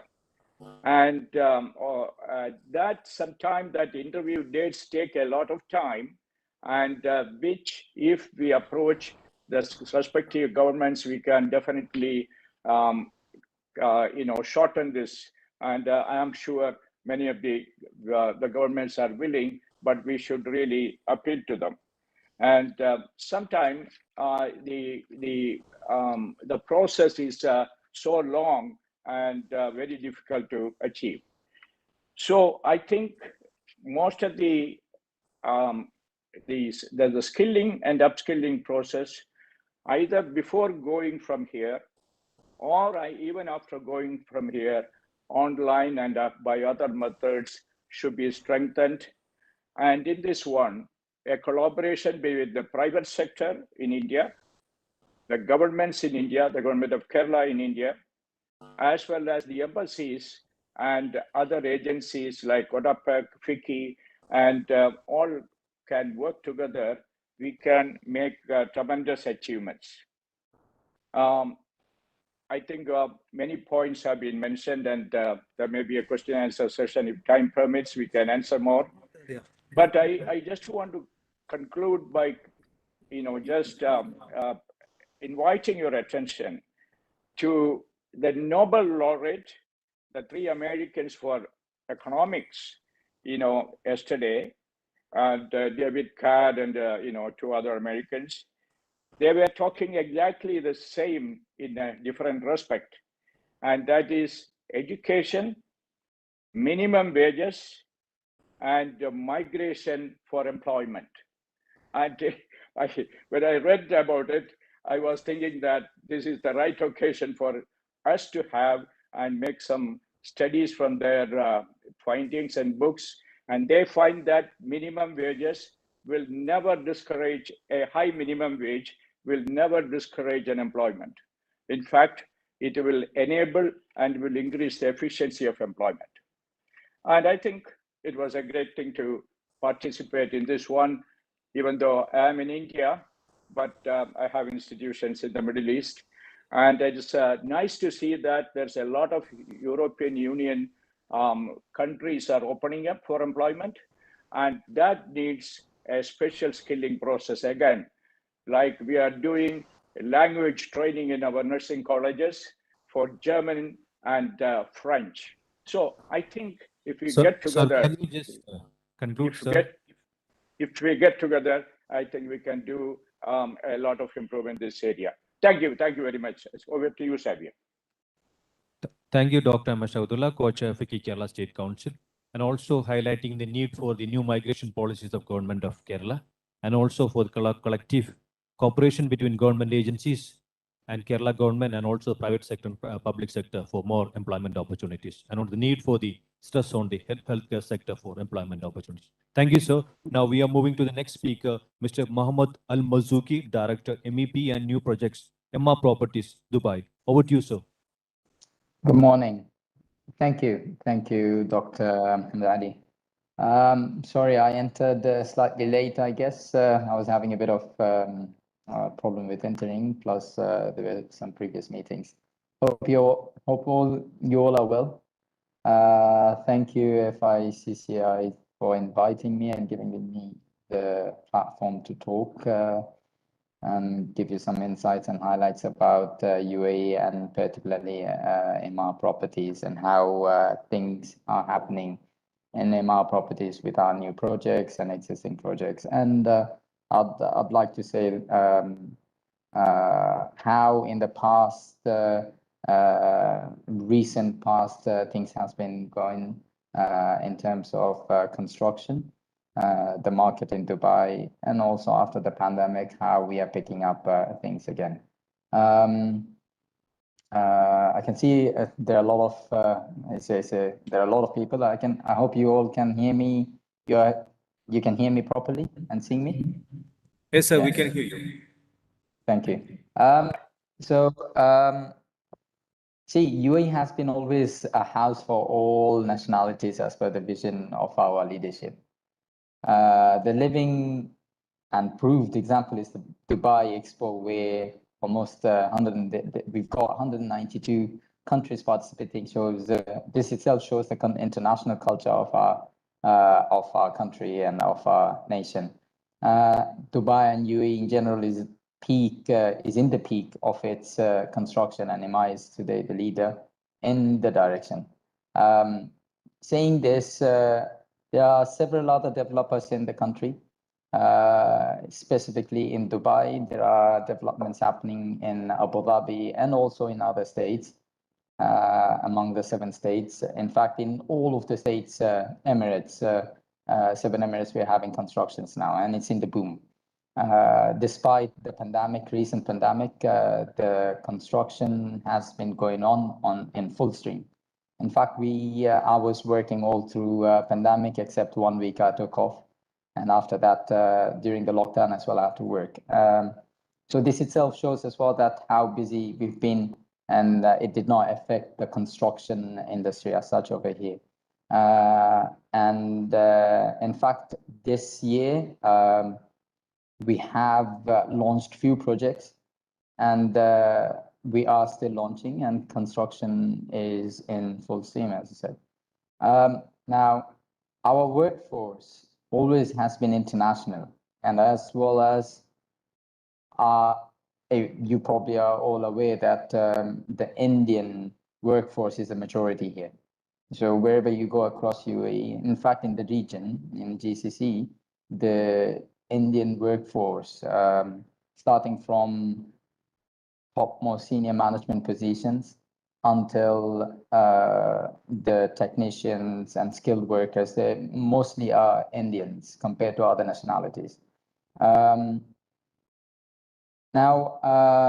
we are always positive to all workforce to this country, and India has always been a good provider. You see, from India, we have a lot of very skillful workers in all fields.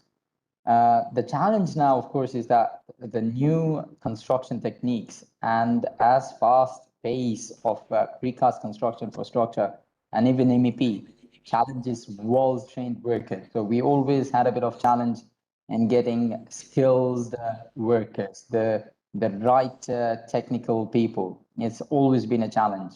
And that's where we have to focus. The challenge now, of course, is with this new construction techniques which is coming, the technology, the modern systems. Now, these are the things which the skilled workers, they have to understand. Now, the workers should be trained as per the latest techniques, and gone are the days where workers are just coming and they get trained here. So the focus should be on skilling them from back home. So people coming from India, for instance, or wherever in the region, if they were to be trained in their country, then it becomes more effective and efficient when they get here. It's a benefit to the companies, to the organizations, to the clients, because then what happens is with the trained workers, already skilled trained workers, they come in and they don't need to be trained here on job. They're already skilled, trained workers, and they get on with the work and smoothly the projects happen.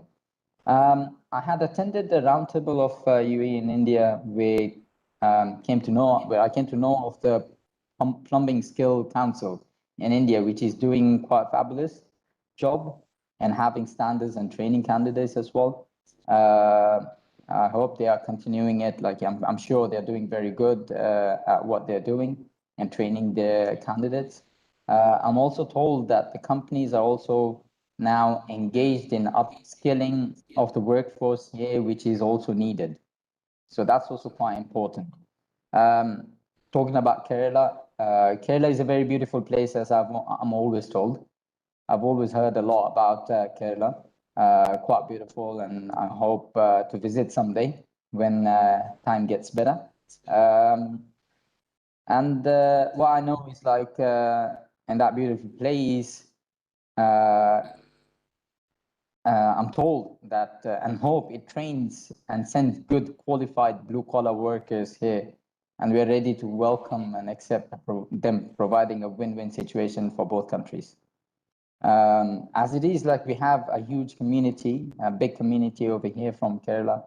They are very smart, they're hard workers, and they've been quite successful in various sectors, especially in construction industry as well. Service providers, many of them. Now, it will be an enhancement to this community or to this industry if we were to have from back home itself these skilled technicians, skilled workers. Now, UAE and India have wonderful relationship, and we hope it all grows well. And from this Expo 2020, what's happening, I'm sure a lot we will mutually benefit. There'll be a lot of deals, especially in the industry which we are in, and it will be something to our mutual benefit, and I'm looking forward to seeing a lot of development from it. Finally, I'd like to thank Mr. Rajiv of ESPA and also the Plumbing Skills Council. Incidentally, he happens to be from Kerala as well. And I told him like someday I'd like to go visit his place. It'll be a pleasure for me to come see. And thank you, FICCI, for giving me the opportunity to share my views. And I'll always look forward to such forums and to air my opinions. Thank you very much. Thank you, Mr. Mohammed Al-Mazouki, Director MEP and New Projects, Emma Properties, Dubai. And also appreciating the Kerala workers on the excellent job they are doing in the construction and service industry, and the need to highlight and also emphasize on the training requirements and also upgrading the skills of existing workers employed over the Red Gulf areas. Thank you, sir. And also thank to Mr. Rajiv for the support extended to get get Mr. Mahmoud Al-Sari for the program. Thank you, Mr. Rajiv also. Now we are moving to the last speaker of the session, Mr. Paulos Tepala, Director, RAM Engineering Qatar, Director, SPO Academy, RAM Group. Over to Mr. Paulos Tepalia. Plus, I would request all the speakers to kindly be online. We'll have the Q&A session immediately after that. Over to Mr. Paulos. Thank you very much. Can I share my screen?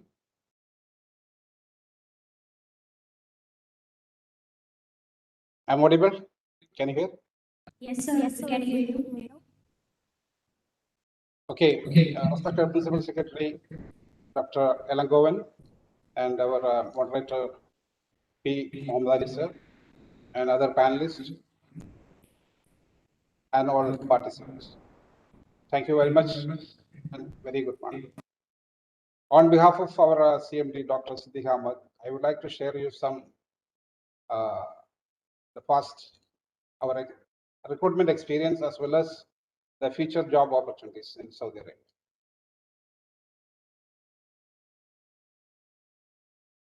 The job scenario in Saudi Arabia was COVID. Due to the COVID, everybody is affected the pandemic situation. So most of the projects are halted. And now, day by day, the projects are coming up. All the Middle East region, all the countries have own vision in 2030.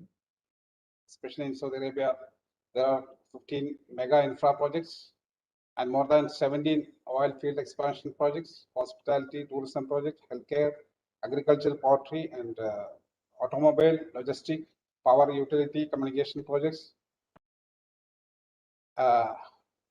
Any other sectors also. The skill set is required, especially in the infrastructure hydrocarbon sector, which is in our major area, Iran Group is operating.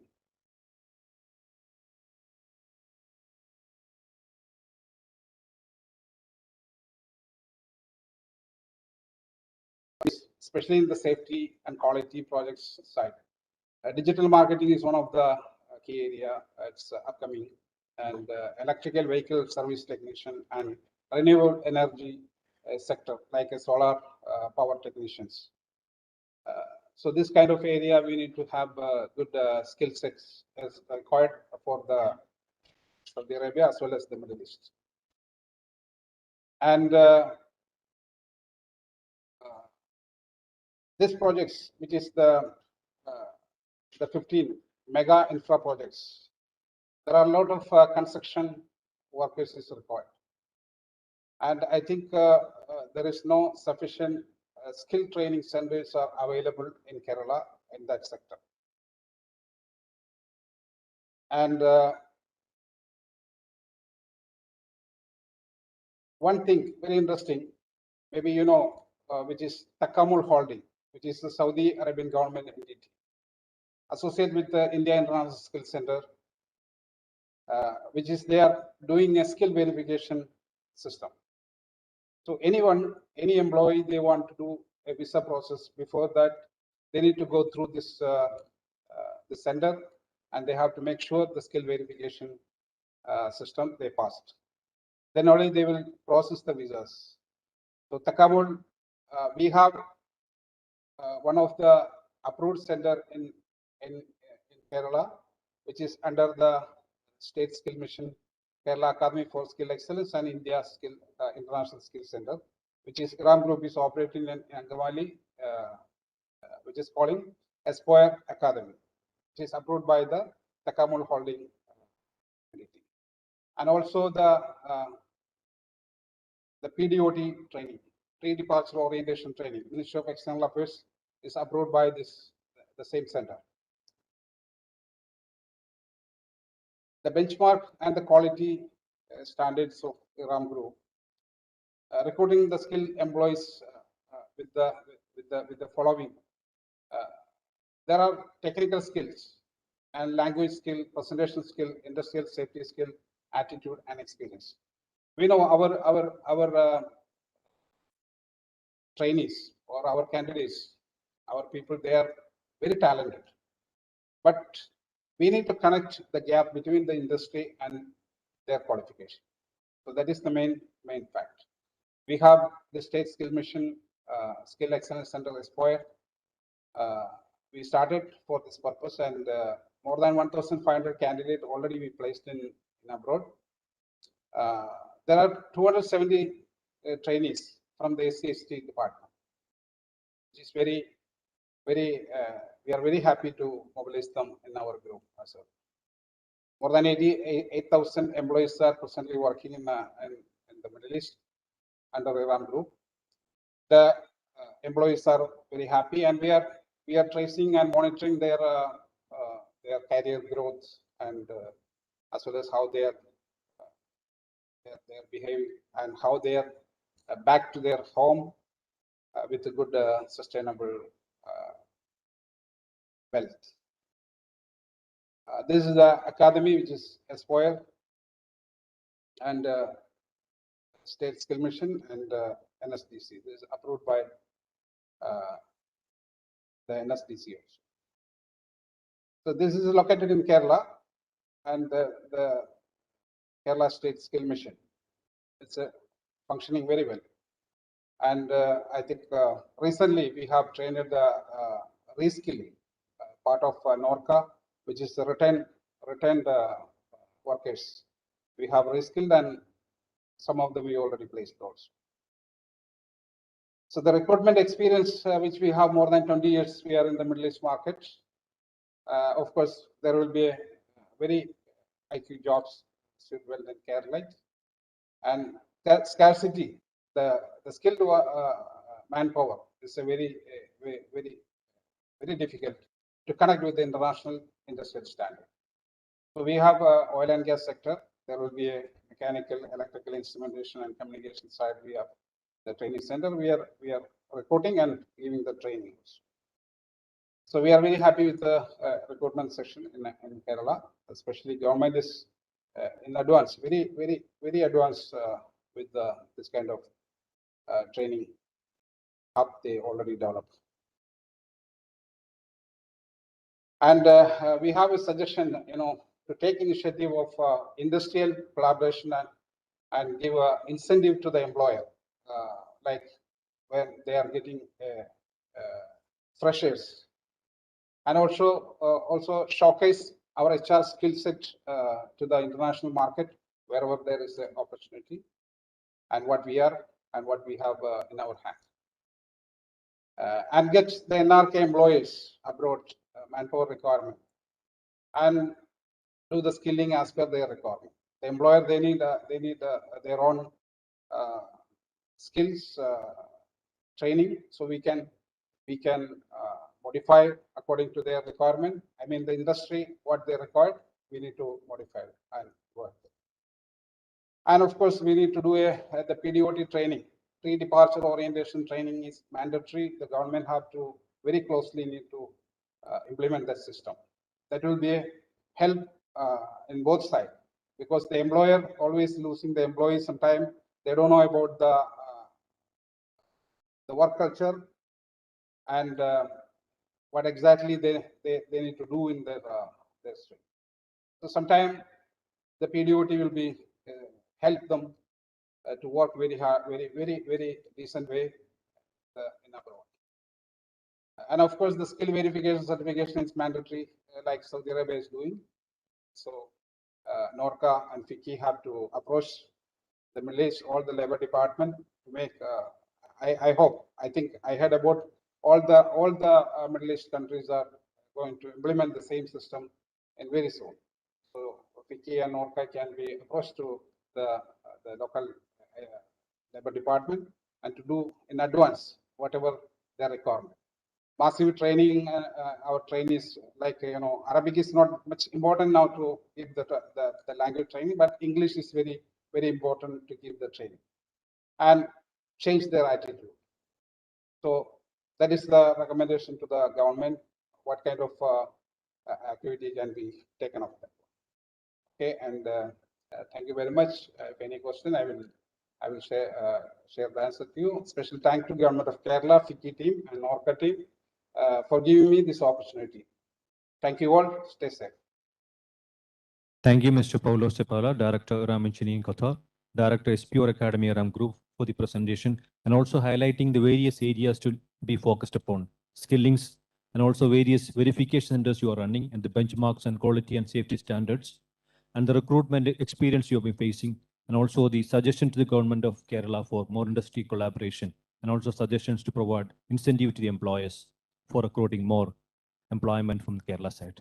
So now with this, we have come to the end of the speaker set, but now we are moving to the very important session. That's the Q&A session.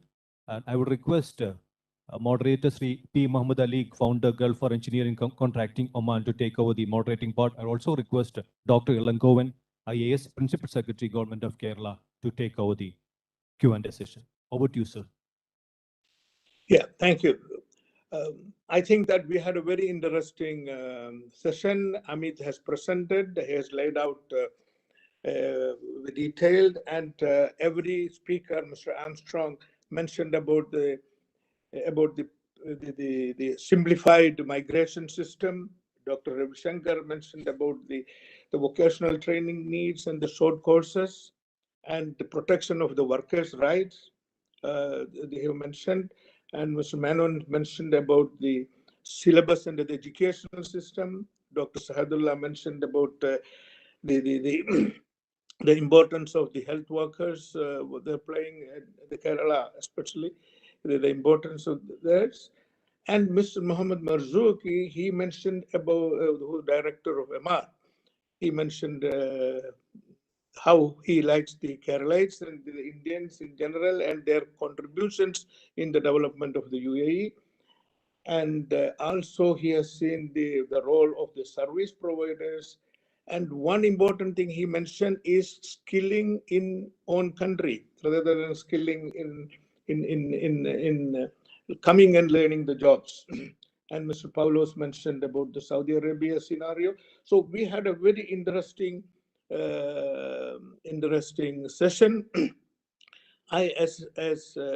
Before I ask the question, I would say that human resources is the most important and vital resource for any country, any state, and for the development. And its nurturing, its skilling, its education is a very important, and government policy should be focused, oriented to that legislation of protecting them, protecting their right, and skilling them. And not only that, you have to also, the state government has to do little PR work, marketing it, and also following up with their welfare. So this is what I would state, and I ask the other audience to ask the questions, and please mention to whom, which panel panelists you are asking this question. So offer the open to the audience for asking the questions onto the panelists.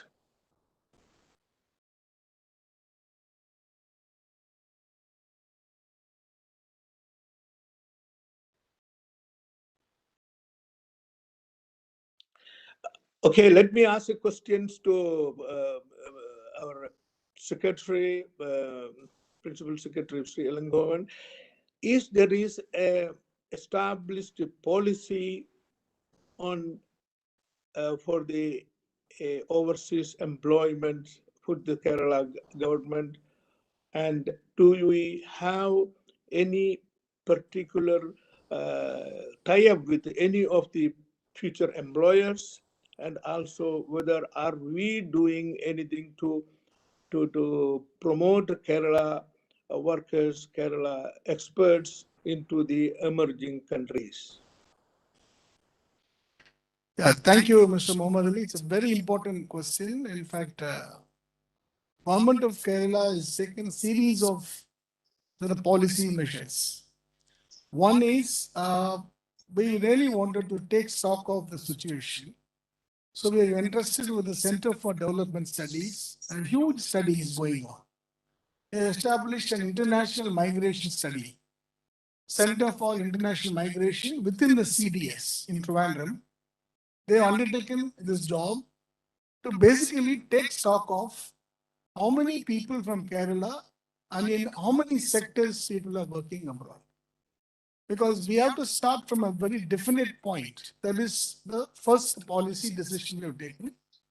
Honorable Chief Minister is very keen that we should take the exact numbers, if not exact numbers, at least we should know how many are going, and that is number one.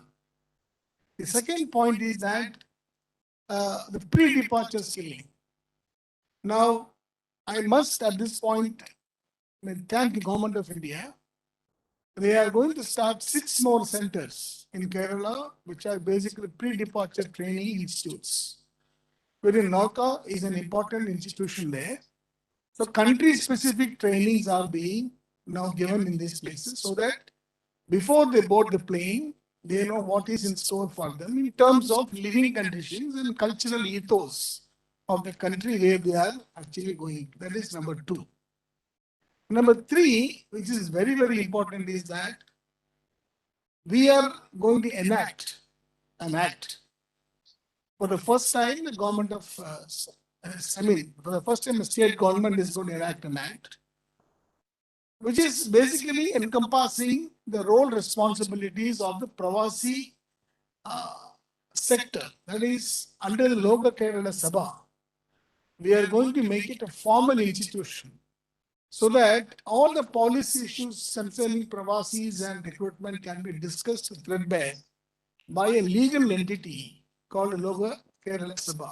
That's the third point.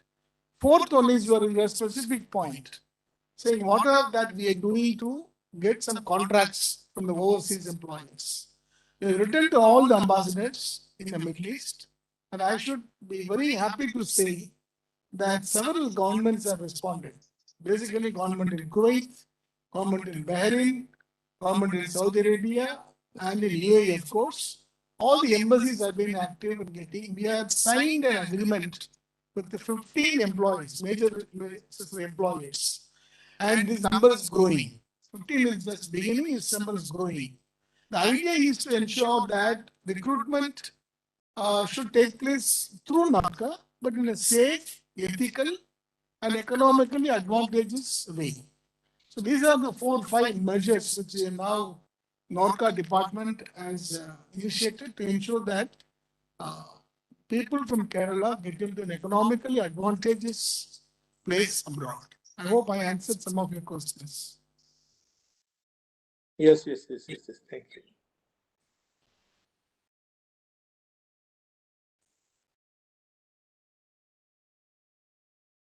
Well, if there are no other questions immediately, I would like to make a couple of interjections here. This section has been very, very productive, and it has really reinforced our conviction that we need a comprehensive reforms at every level to ensure that people from Kerala get huge opportunities abroad. Number one, from the presentations of Mr. Amit, it's very clear that we need to look backwards and forwards. So backwards means we have to have backward linkages with our schools and universities. Now it's time that we look at the curriculum in the school and also in the colleges. As Mr. J.K. Menon mentioned, the way education is imparted in the West is very different in terms of qualitatively important, different than what we are doing. Now, some sort of revision in the curriculum, some sort of introduction of interpersonal skills, some sort of emotional, it's called empathizing, it's called compassionate. Because you see, I've seen that when people migrate to other countries, what is not told to them is about the particular country's cultural ethos. Since I worked in the Embassy of India, Abu Dhabi, I had interacted with all top officials of the government of Abu Dhabi. I understood that very innocently people will commit mistakes. So what I am trying to say is backward linkages mean there are 2 pillars. One, in terms of interpersonal skills, we have to train them for them to be adaptable in a foreign atmosphere. Number one. Number two, we have to sharpen the technical skills. As Mr. Mohammed Marzuki has mentioned, there are new technologies today in the building construction. Are we able to give them that kind of a training? So there has to be a clear take on the way our technical training institutes look at it. We in the NORCA department propose that we'll have to adopt 3 or 4 IITs, ITIs and polytechnics to ensure that advanced skilling is done. These are the 2 sort of interventions we would love to do in the backward. The forward linkage, essentially the labor markets. This is where NORCA has done a very good job. To just quote one example of Germany, in fact, now because Germany needs a lot of medical staff, mainly nurses. When Germany embassy people came to us, we found that there is a restriction on export of nurses from Kerala and India because WHO and Government of India in an early study found that India is a nurses deficit country. Therefore, nurses cannot be exported to other countries. Now, this may apply to the entire country as a whole, but it doesn't apply to Kerala, where Kerala has a surplus nurses. Indeed, Kerala is exporting nurses to other states. NORCA, that is we, our team, took up this issue with WHO and Government of India and got that relaxation approved. Now, Kerala government, now there can be a public recruitment of nurses to Germany. I think I see a huge scope on this. More than 2,000 nurses are immediately required. So we are starting the German classes with the assistance from the government of Germany itself. And this is one intervention where what was seen as not possible is not made possible. Similarly, following the visit of Honorable Chief Minister of Kerala to Japan, we started engaging with the embassy in a much more closer pattern. And we found that what we need is social counselors. In Japan, there is a huge dearth of people to talk to elder people. Elderly couple are alone at home, and the Japanese ambassador was telling us that we need people who speak Japan and who are well trained in home nursing. That is where SSW program, as our PGE mentioned in the morning, SSW, Specialized Skilled Worker Category Program, is a bilateral program between Japan and India, and Kerala stand to gain a lot. This is also one of the policy interventions where we have seized of an MOU signed between the 2 countries. Therefore, it's a comprehensive reform we're looking at, both in terms of the backward linkages with the institutions like schools and universities and training institutes, and forward linkages with the labor markets, including the host governments. Thank you. That's very good. And I mean, so this is there any other questions from anybody on this? I think there had been some questions from the audience had been handed over to someone. Savio, do you have the questions? Yeah, can you read the questions? Sir, it has been already shared with you in the. So if you can just go through the same and take out the best out of it. No. What you shared with me, basically, the question is about sharing. Can NORCA share the exact requirement of job opportunities in various countries? This is one of the questions raised by one of the participants. See, NORCA will not be able to compile the vacancy list in each country wise and give. It is not available. And NORCA is not the only source of recruitment. In fact, NORCA has joined the recruitment bandwagon very late. There are established channels of recruitment. Foreign employer has his own Indian recruiting agencies, RRAs. Now, RRAs also will not know as to what is the exact vacancies. As soon as vacancies arise, they notify the Indian recruiting agents. And they advertise, they conduct the interviews, and they select them and send them back. So, at a country level, it is not possible to consolidate the number of vacancies at any point of time, all the vacancies are likely to happen in the future and give to people, because that is all very market driven. Many of them would not like to share it in the public because it's all very business related. Therefore, NORCA cannot give you a consolidated list of requirements. It's up to you to keep visiting the relevant portals of the companies and also NORCA. Whoever informs NORCA about the vacancies, NORCA portal will immediately depict that. That is one of the questions. The second question is regarding the German.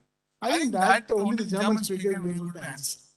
The third is also about the Japan, about SSLP. Those two questions, I think it is best left to those speakers from those countries to answer, rather than me answering it. Sir, with your permission, there are two more questions. Can I take it, sir? Please. Okay.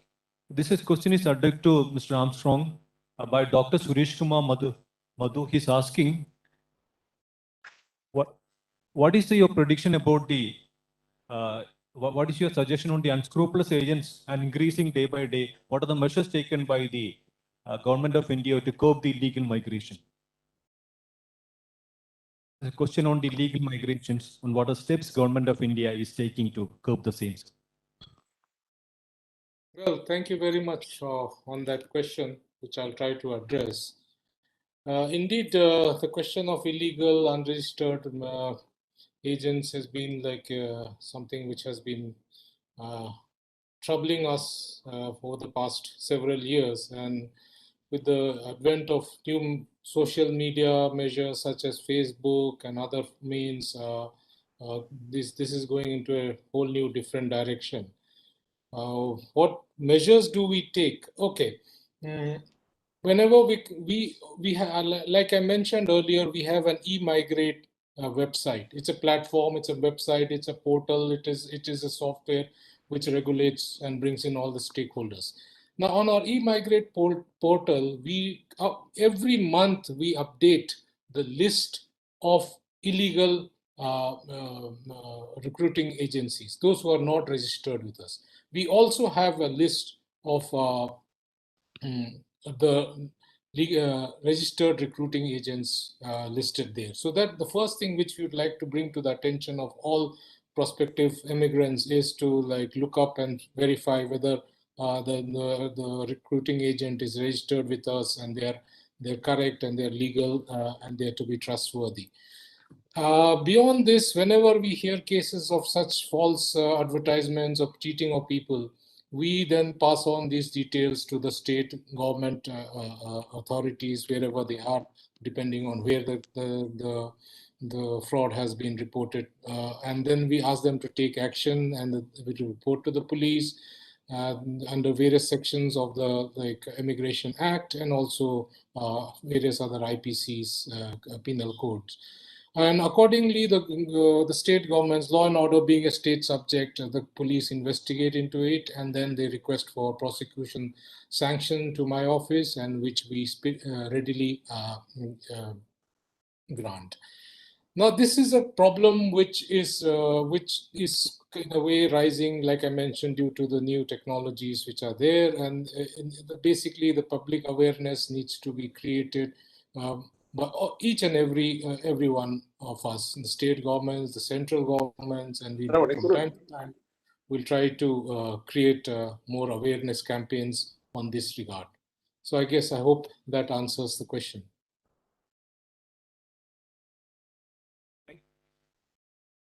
Thank you, sir. The one more question that is addressed to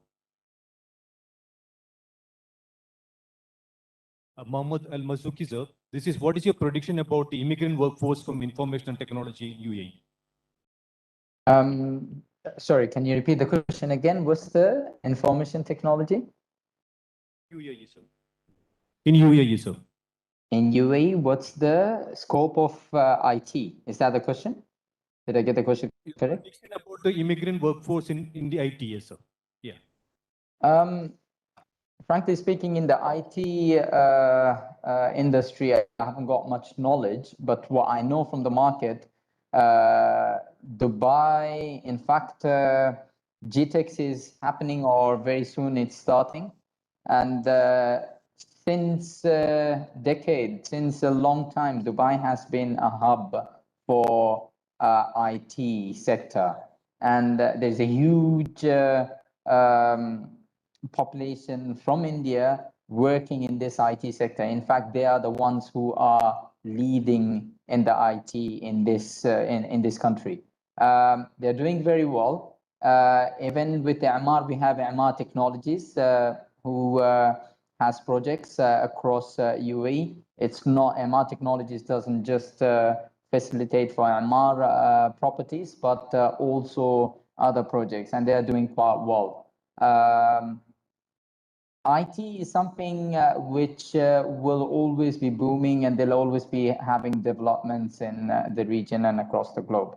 So what I would say is like, and what I know, India is very much advanced, and they are quite fast forward when it comes to the IT, especially the technology, the new technologies, the researches, the studies, whatever they're doing, and from universities as well, or from the institutes, people are getting trained and coming here looking for opportunities. They're doing quite well, and I guess that's something which will keep evolving, and as the new innovations and technologies are coming up. Now, talking about innovation, in Emaar Properties, with our Emaar development, with our new projects, we are always welcoming new innovations, new technologies, new equipment, new systems. Talk about pumps or air conditioning or lighting system or whatever it is. We always look for the latest technology products, and it is all linked with the information technology IT systems. So yes, there is a huge requirement of involvement of innovation over here, and the opportunities are always open. So if people are being trained in this sector as well, more looking into the global developments, that would be a mutual benefit to both UAE and also India. Yeah. Thank you, Mr. Marzuki. Now, Thank you.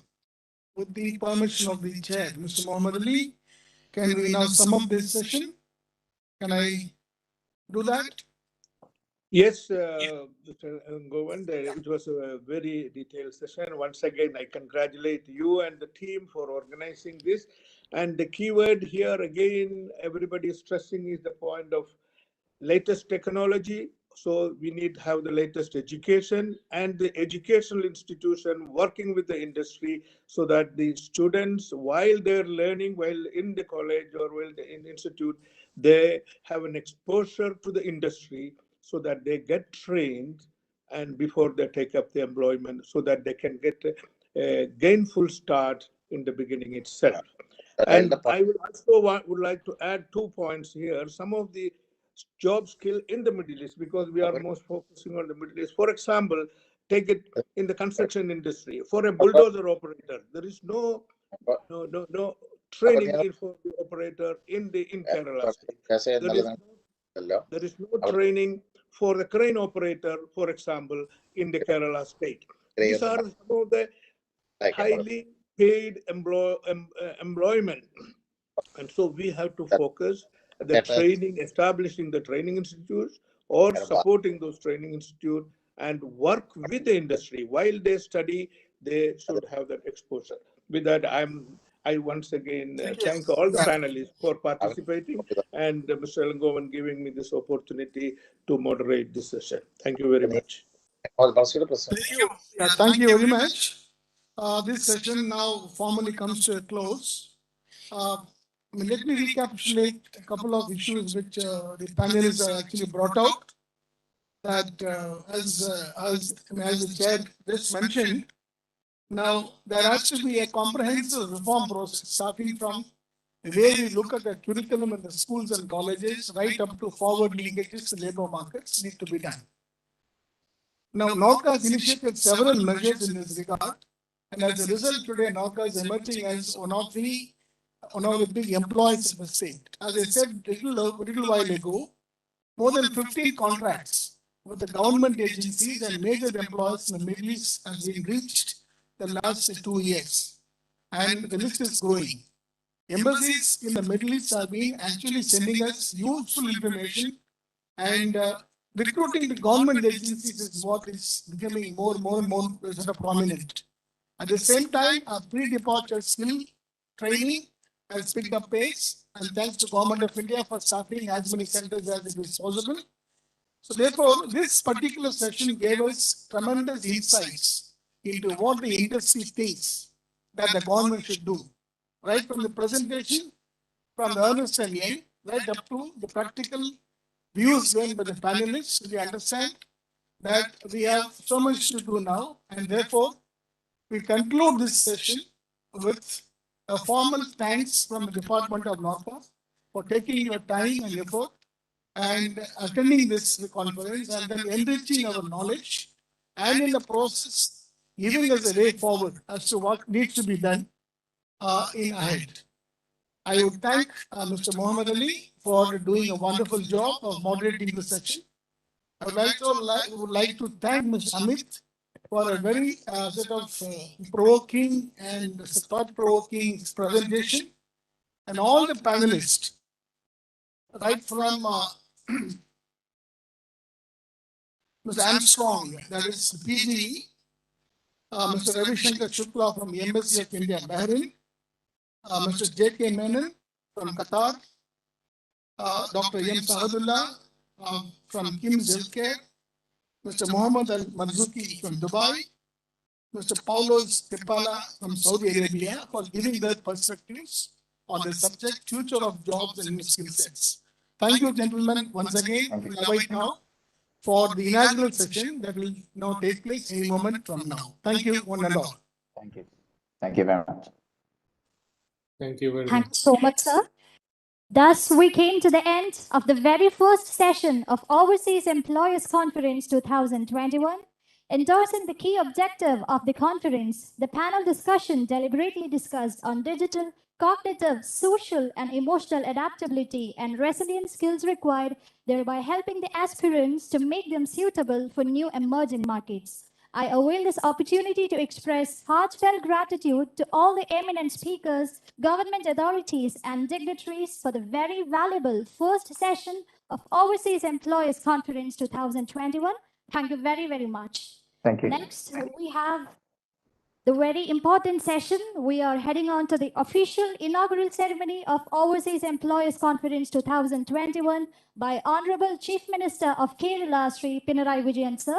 I request all the dignitaries to kindly stay for that. We'll begin the session shortly. I request all the dignitaries and all the participants to kindly stay for the official inaugural ceremony of Overseas Employers Conference 2021. The ceremony will begin in a short while, and I avail this opportunity to invite each and everyone to the official inaugural ceremony, which will begin in any moment now. Once again, thank you so much. Thank you.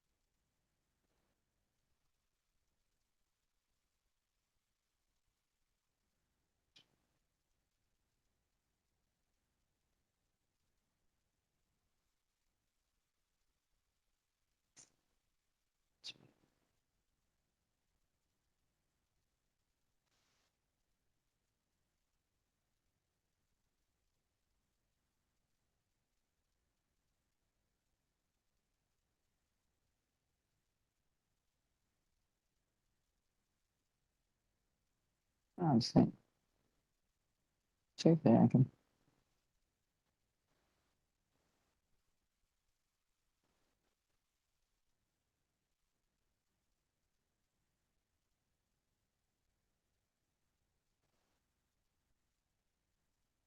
I see.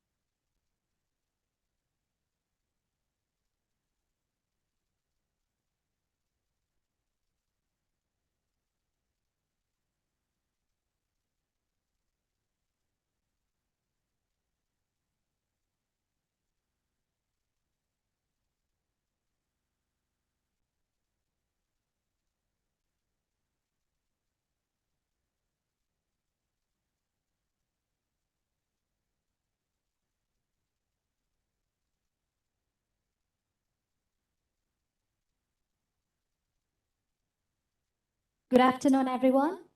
We are about to start the official inaugural ceremony of Overseas Employers Conference 2021. The inaugural ceremony by Honorable Chief Minister of Kerala, Sri Pinarayi Vijayan sir, and other dignitaries will be reaching the venue in any while. So we will begin the official inaugural ceremony in a short while. I request all the dignitaries and participants to kindly stay for the same.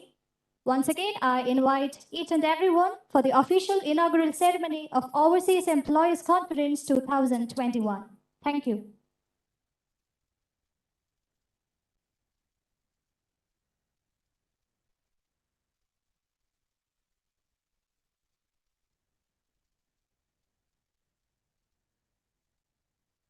Honorable Chief Minister of Kerala, Sri Pinarayi Vijayan, Honorable Chief Secretary of Kerala, Dr. V.P. Joy, other Honorable Secretary to Government of India, Mr. Sanjay Bhattacharya,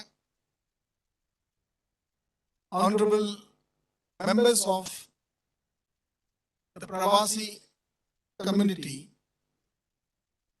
who have offered to give the felicitations, but to Bahmani Suhurtukkale, സഹോദരൻ സഹോദരിമാരെ, ഒരുപക്ഷെ രാജ്യത്തിൽ തന്നെ ആദ്യമായിട്ട് ഇങ്ങനെ ഒരു overseas employees conference department of നോർക്കാക്ക് സംഘടിപ്പിക്കാൻ കഴിഞ്ഞതിൽ വളരെ സന്തോഷമുണ്ട്. ഓവർസീസ് എംപ്ലോയീസ് കോൺഫറൻസ് ഉദ്ദേശ ലക്ഷ്യം എന്ന് പറയുന്നത് COVID-19 മഹാമാരിയുടെ പശ്ചാത്തലം മാത്രമല്ല, ചില വർഷങ്ങൾക്ക് മുമ്പ് തന്നെ വ്യവസായ മേഖലയിൽ ഇൻഡസ്ട്രി 4.0 എന്ന് പറയുന്ന ഒരു റെവല്യൂഷന്റെ ഭാഗമായിട്ട് സാധാരണ മാറ്റങ്ങൾ നമുക്ക് കാണാൻ കഴിഞ്ഞിട്ടുണ്ട്. വ്യവസായ മേഖലയിൽ ഇത്തരം ടെക്നോളജിക്കൽ ഡിസ്റപ്ഷൻസ് വരുന്ന മുറയ്ക്ക് എംപ്ലോയ്മെന്റ് ഓപ്പർച്യൂണിറ്റീസ്, ജോലി അവസരങ്ങൾ കൂടി ഒന്ന് കുറഞ്ഞു വരിക, അല്ലെങ്കിൽ ജോലിയുടെ നേച്ചർ കാര്യമായി മാറ്റങ്ങൾ വരുത്തുക. അങ്ങനെ ജോലിയുടെ അവസരം കുറഞ്ഞു വരികയും ഉള്ള ജോലിയുടെ ക്വാളിഫിക്കേഷൻസും നേച്ചറും ഒരുപാട് മാറ്റങ്ങൾ വരുമ്പോൾ അതനുസരിച്ച് നമുക്ക് നമ്മുടെ യുവാക്കളിനെ തയ്യാർ ചെയ്തില്ലെങ്കിൽ ഒരുപക്ഷെ ഈ മൈഗ്രേഷന്റെ ഓപ്പർച്യൂണിറ്റീസ് ഗണ്യമായിട്ട് കുറയാൻ ചാൻസസ് ഉണ്ട്. ഞാൻ പറഞ്ഞതുപോലെ ഇൻഡസ്ട്രി 4.0 എന്ന് പറയുമ്പോൾ automation, robotics, virtual reality, artificial intelligence എന്ന് പറയപ്പെടുന്ന 4 അല്ലെങ്കിൽ 5 പ്രധാനപ്പെട്ട ഇന്റർവെൻഷൻസ് ശരിക്കും പറഞ്ഞാൽ ജോലി മാർക്കറ്റിനെ കാര്യമായി ബാധിച്ചിട്ടുണ്ട്. One of the study by the World Bank says that about 60 to 66% of semi-skilled job will be lost in the next 1 decade because of automation and robotics. മെഷീനെ കൊണ്ട് എന്തൊക്കെ ചെയ്യാൻ പറ്റുമോ അതെല്ലാം മെഷീൻ തന്നെ ചെയ്യുമായിരിക്കും ഇനി ഭാവിയിൽ. അപ്പൊ മനുഷ്യർക്ക് ഏതാണ് ജോലി ഉള്ളത് എന്ന് പറയുമ്പോൾ ആ സ്റ്റഡിയിൽ പറയുന്നത് only those jobs which have a cognitive ability requirement. ചിന്തിക്കാൻ, അതായത് തിങ്കിങ് ആവശ്യമുള്ള ആ മേഖലയിൽ മാത്രമായിരിക്കും കൂടുതൽ പേർക്ക് ജോലി കിട്ടാൻ പോവുക. അങ്ങനെ വരുമ്പോൾ നമ്മുടെ semi skilled and skilled worker കാറ്റഗറിയിൽ കാര്യമായ റിഡക്ഷൻ വരുമ്പോൾ നമ്മുടെ യുവാക്കളെ നമ്മൾ അതിനേക്കാൾ ഉയർന്ന ലെവലിൽ, ഉയർന്ന സ്കില്ലിംഗ് ലെവലിലേക്ക് നമുക്ക് തയ്യാറാക്കാൻ നമ്മുടെ ബാധ്യസ്ഥരാണ്. അതേപോലെ COVID-19 മഹാമാരി നമുക്ക് പല പാഠങ്ങൾ നമുക്ക് പഠിപ്പിച്ചിട്ടുണ്ട്. അതിൽ ഒന്നാണ് ഈ ഡിജിറ്റൽ ടെക്നോളജി. ഈ COVID-19 മഹാമാരിയിലെ ചില ബിസിനസ് ഹൗസസ് അല്ലെങ്കിൽ ചില വ്യവസായ കേന്ദ്രങ്ങൾ പിടിച്ചിരിക്കാൻ കഴിഞ്ഞു, പക്ഷെ ഒരുപാട് കേന്ദ്രങ്ങൾ പിടിച്ചിരിക്കാൻ കഴിഞ്ഞില്ല. അതിന്റെ ഒരു പ്രധാനപ്പെട്ട വ്യത്യാസം എന്ന് പറയുന്നത് those industrial units which has embraced digital technology have survived to some extent, and those who are not infused technology have been found to be most vulnerable. ഇതിനുള്ള മാറ്റങ്ങൾ വരുമ്പോൾ കേരളത്തിലാണ് ഏറ്റവും കൂടുതൽ മൈഗ്രേറ്റിംഗ് യുവാസ് ഇന്നുള്ളത്. The study of the Center for Development Studies shows that out of the total migrants that are going from India, in 1980, Kerala had a share of 22%. That has come down to 18% in the year 2015. But then conversely, if you see the sectors in which people are going from Kerala, all the blue-collar jobs and unskilled jobs, the number of people from Kerala have reduced. In fact, they migrated 1 notch and 2 notch up. Today, more people from Kerala are seen in government jobs abroad, or professional jobs, or highly paid jobs. Added to that, this bandwagon is of retailing, transport, e-commerce. ഇങ്ങനെ നമ്മുടെ കുട്ടികൾ തന്നെ ഈ മാർക്കറ്റിന്റെ മാറ്റങ്ങൾ അനുസരിച്ചുകൊണ്ട് അവർ തന്നെ adapt ചെയ്ത് മുകളിലോട്ട് പോയിക്കൊണ്ടിരിക്കുമ്പോൾ ഇത്തരം വലിയ ടെക്നോളജി ഡിസ്റപ്ഷൻ വരുന്നവർക്ക് അവർക്ക് കാര്യമായ ഒരുപാട് ഇഷ്യൂസ് ഉണ്ടാവും എന്നതുകൊണ്ടാണ് കേരള സർക്കാർ നമ്മുടെ ബഹുമാനപ്പെട്ട മുഖ്യമന്ത്രിയുടെ ഒരു ആശയം ഇനി ഭാവിയിൽ എങ്ങനെയായിരിക്കും ഈ മൈഗ്രേഷൻ, അല്ലെങ്കിൽ ഭാവിയിൽ എങ്ങനെയായിരിക്കും നമ്മുടെ ജോബ് ഓപ്പർച്യൂണിറ്റീസ് എന്ന് ചിന്തിക്കാൻ തുടങ്ങിയപ്പോഴാണ് ഞങ്ങൾക്ക് തോന്നിയത് എന്തുകൊണ്ട് major employees in the foreign markets അവരെയും ഇന്ത്യയിൽ റിക്രൂട്ട് ചെയ്യുന്ന റിക്രൂട്ടിംഗ് ഏജൻസിമാരെയും ഒന്നിച്ച് നിർത്തി ഇതിനെ ചർച്ച ചെയ്തുകൂടാ. അതിന്റെ ഭാഗമായിട്ടാണ് ഇന്ന് നമുക്ക് ഇവിടെ ഓവർസീസ് എംപ്ലോയീസ് കോൺഫറൻസ് എന്നുള്ള കോൺഫറൻസ് നമുക്ക് സംഘടിപ്പിക്കാൻ കഴിഞ്ഞത്. നേരത്തെ പറഞ്ഞതുപോലെ ഒരുപക്ഷെ വിചാരിക്കും ആദ്യമായിട്ട് ഇന്ത്യയിൽ തന്നെ ഇങ്ങനെ ഒരു കോൺഫറൻസ് നമുക്ക് ചെയ്യാൻ കഴിയുന്നത്. ഈ കോൺഫറൻസിൽ നമ്മൾ നേരത്തെ പറഞ്ഞു 3 ടെക്നിക്കൽ സെഷനുകളുണ്ട്. അത് ഒന്ന് കഴിഞ്ഞിരിക്കുകയാണ്. The future of jobs and new skill sets. അത് കഴിഞ്ഞിരിക്കുന്നു. We had a presentation from Ernst & Young who actually has depicted situation that's going to come up in future by quoting World Economic Forum studies. അത് ഒരുപാട് കാര്യങ്ങൾ പറഞ്ഞിട്ടുണ്ട് for the government to act on. രണ്ടാമത്തെ technical session, അതായത് ഈ session കഴിഞ്ഞാൽ രണ്ടാമത്തെ technical session എന്ന് പറയുന്നത് what are the new opportunities in the existing markets? That is part A. Part B എന്ന് പറയുന്നത് what are the emerging markets for job opportunities? Part A, what are the emerging opportunities in existing market എന്ന് പറയുമ്പോൾ ഞങ്ങൾ ഉദ്ദേശിക്കുന്നത് ഈ middle ഈസ്റ്റിലെ ഏതൊക്കെ സെക്ടറിൽ job opportunities തുറക്കുന്നുണ്ട് അല്ലെങ്കിൽ ഓപ്പൺ ചെയ്യുന്നുണ്ട്, ഏതൊക്കെ സെക്ടറിൽ ജോബ് ഓപ്പർച്യൂണിറ്റി കിട്ടാൻ പോവില്ല എന്നത് കൂടി ഒരു ഡിസ്കഷൻ. അതിലാണ് അതാത് രാജ്യങ്ങളിൽ ഇരിക്കുന്ന വ്യവസായ നേതാക്കളും എംബസിയിൽ അംബാസിഡർമാരെല്ലാം പങ്കെടുക്കുന്ന ഒരു സെക്കൻഡ് ടെക്നിക്കൽ സെക്ഷനാണ്. രണ്ടാമത്തെ ഭാഗം എമർജിംഗ് മാർക്കറ്റിൽ നമുക്ക് ജർമ്മനിയും ജപ്പാനുമാണ് നമ്മുടെ കാഴ്ചപ്പാടിൽ കൂടുതലായിട്ട് ജോലി അവസരം നൽകാൻ പോകുന്നത്. ജർമ്മനിയും ജപ്പാനും ഇപ്പോൾ കാഴ്ചവെക്കുന്നത് health care സെക്ടറാണ്.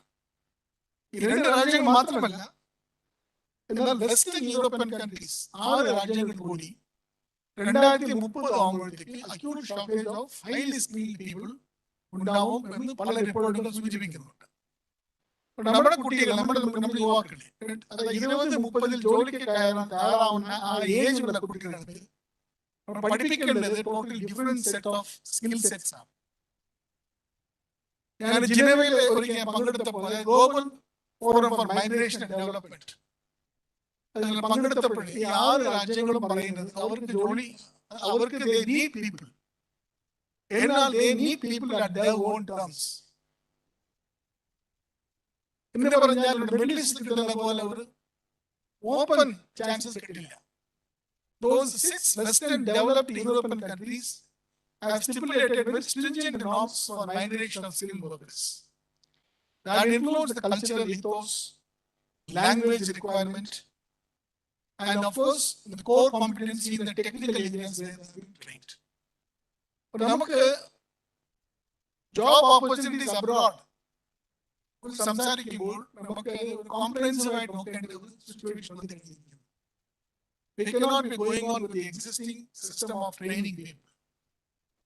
Our ITIs and polytechnics and institutes of skilling have to be revamped to meet the global standards. We must have institutes which can certify the skill sets. Today, ഇന്ന് ഏറ്റവും വലിയ പ്രശ്നം എന്ന് പറഞ്ഞാൽ നമ്മുടെ യൂണിവേഴ്സിറ്റികൾ, നമ്മുടെ കോളേജുകൾ കൊടുക്കുന്ന ഡിഗ്രി, അതിന് ക്യൂരിക്കുലം ഒരു പക്ഷേ അവിടുത്തെ എംപ്ലോയി അറിയാത്തത് കൊണ്ട് സ്കിൽ സെറ്റിനെ കുറിച്ച് അവർ അറിയുന്നില്ല. അതുകൊണ്ട് while the universities is giving degrees, there has to be a center for certifying all the education and skills in Kerala, which has the acceptance of major employers. This is what NORCA is trying to do. establish an international testing center of skills. National Skill Development Corporation സംസാരിച്ചിട്ടുണ്ട്. But they want the specifics. അപ്പൊ അങ്ങനെ ചെയ്താൽ മാത്രമേ നമുക്ക് ഈ ജർമ്മനിയും ജപ്പാനും ഒഴിച്ച് ബാക്കിയിരിക്കുന്ന European രാജ്യങ്ങളിൽ കൂടി നമ്മുടെ യുവാക്കൾക്ക് ഒരുപാട് തൊഴിലവസരം നൽകാൻ നമുക്ക് കഴിയും. അപ്പൊ അതുകൊണ്ട് ഈ കോൺഫറൻസിലെ നമ്മൾ ഉദ്ദേശിച്ചത് to prepare our youth for the next phase of migration. 1973 ശേഷം ഉണ്ടായ ഓയിൽ ബൂം, അതിനുശേഷം ഒരു third wave of migration has not taken place in Kerala. And it happened only in developed markets. As you all seen in the presentation of Ernst & Young, countries where huge job opportunities are likely to happen is shown as United States, Qatar, Saudi Arabia, Germany, Japan, where there is aging population. Where the population is growing, there is, in fact, presentation is said that in Japan, for every 100 employment vacancies or retiring vacancies happen, there are only 56 people, which means 44 people are not there to fill up the retiring vacancies. And Japan's population will come down below 100 million by 2050. These are the indicators for us to plan our future. Which are the countries where our people can go and migrate and earn better and decent livelihood. The third technical session today, not exactly a technical session, is about discussing, deliberating and finding solutions to the problems faced by the Pravasis today. ഇന്ന് വിദേശത്ത് താമസിച്ചുകൊണ്ടിരിക്കുന്ന പ്രവാസികളുടെ പ്രശ്നങ്ങൾ എല്ലാം കോടികരിച്ചുകൊണ്ട് എന്തൊക്കെ issues ആണ് ഉള്ളത്, അതൊക്കെ എങ്ങനെ നമുക്ക് ഒരു പോളിസി മുഖാന്തരവും ഇൻസ്റ്റിറ്റ്യൂഷണൽ മെക്കാനിസം മുഖാന്തരം നമുക്ക് ഒരു സ്ഥിരമായ സൊല്യൂഷൻ കണ്ടുപിടിക്കാം എന്നതാണ് മൂന്നാമത്തെ സെക്ഷൻ. അതിൽ invited additional chief secretary education doctor Venu. കാരണം എഡ്യൂക്കേഷൻ സെക്ടറിലാണ് കൂടുതൽ സർട്ടിഫിക്കറ്റ് ഇഷ്യൂസും ഈക്വലൻസ് സർട്ടിഫിക്കറ്റ്സ് കൊടുക്കുന്നതും അറ്റസ്റ്റേഷനുമായിട്ടുള്ള ഒരുപാട് കൺഫ്യൂഷൻ ഉള്ളതുകൊണ്ട് ഹയർ എഡ്യൂക്കേഷൻ ഡിപ്പാർട്ട്മെന്റിന്റെ അഡീഷണൽ ചീഫ് സെക്രട്ടറി ഉണ്ടാവും. അതേപോലെ ഈ ഭൂമി തർക്കങ്ങളാണ്. പ്രവാസി വിദേശത്ത് താമസിക്കുമ്പോൾ ഇവിടെ ഇരിക്കുന്ന വസ്തു കയ്യേറിയ അല്ലെങ്കിൽ ഭീഷണി ചെയ്യുക, അതുപോലെ ഏറ്റവും കൂടുതൽ പരാതി ഞങ്ങൾ കിട്ടുന്നു. അതേക്കുറിച്ച് സമഗ്രമായ ചർച്ചയിലേക്ക് ഒരു സ്ഥിരമായ സൊല്യൂഷൻ എങ്ങനെ കണ്ടുപിടിക്കാം എന്ന് പറഞ്ഞുകൊണ്ട് നമ്മുടെ land revenue commissioner Shri K Biju അദ്ദേഹം ഇവിടെ ഉണ്ടാവും. ഏറ്റവും കൂടുതൽ പ്രശ്നം എന്ന് പറയുന്നത് അതിർത്തി തർക്കമാണ്. ഇന്നത്തെ സാഹചര്യത്തിൽ അങ്ങനെ പറഞ്ഞാൽ സർവേ നടത്തണം. സർവേ നടത്തണം പറഞ്ഞാൽ it takes 3 to 4 months for the deputy tahsildar to come. ഈ 4-5 മാസമാണ് ഈ പ്രവാസി ഏറ്റവും വലിയ ടെൻസ് ലൈഫ്. അപ്പൊ അതുകൊണ്ട് എങ്ങനെ നമുക്ക് അതേക്കുറിച്ച് can do by digital survey faster relief for others. So we have this land revenue commissioner for the giving his views on that. അടുത്ത ഏറ്റവും കൂടുതൽ പ്രശ്നം എന്നത് നമ്മുടെ പാസ്പോർട്ടുമായി ബന്ധപ്പെട്ട് regional passport officer from Kochi അദ്ദേഹം വരുന്നുണ്ട്. അതായിരിക്കും. പിന്നെ പോലീസുമായിട്ട് കംപ്ലൈന്റ്സ് നിരവധി കേസസ് വരുന്നുണ്ട്, ഭീഷണിയും മറ്റു കേസസ്. അതാണ് പോലീസ് സെല്ലില്, അതായത് NRI cell in the police headquarters. അതിന് തലവൻ ഇവിടെ വന്നിട്ട് ഡിസ്കഷൻ നടത്തും. അതുപോലെ ODPC അല്ലെങ്കിൽ ODPEC, അത് ഒരു മേജർ റിക്രൂട്ടിംഗ് ഏജന്റ് ആണ്. അവരുടെ റോൾ കൂടി. അങ്ങനെ മൂന്നാമത്തെ ടെക്നിക്കൽ സെഷൻ എന്ന് പറയുന്നത് is more about discussing issues of the existing or the present Pravasis. അപ്പൊ ഇനാഗ്രേഷൻ സെറമണി ആണ് ഇത് കഴിഞ്ഞാൽ അവസാനം വാലിഡിറ്റി ഫംഗ്ഷൻ ഉണ്ട്.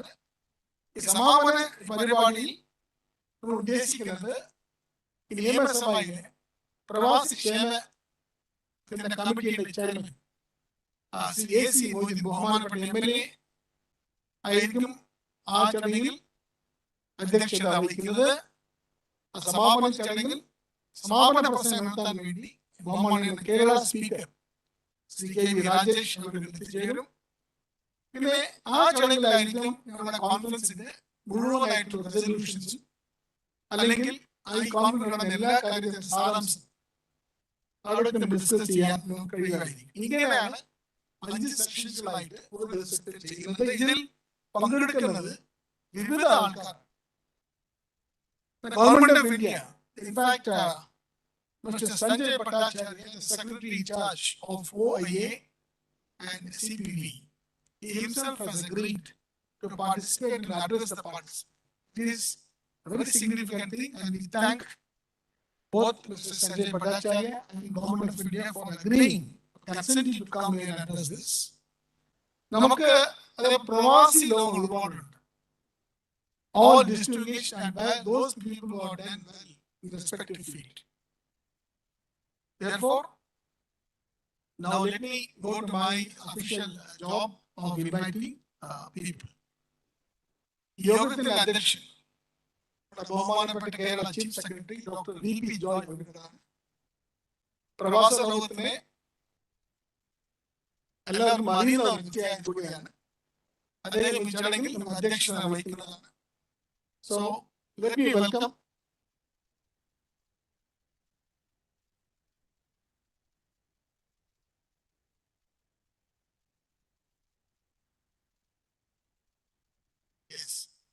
Honorable Chief Minister is coming now. He'll be joining us on the dais.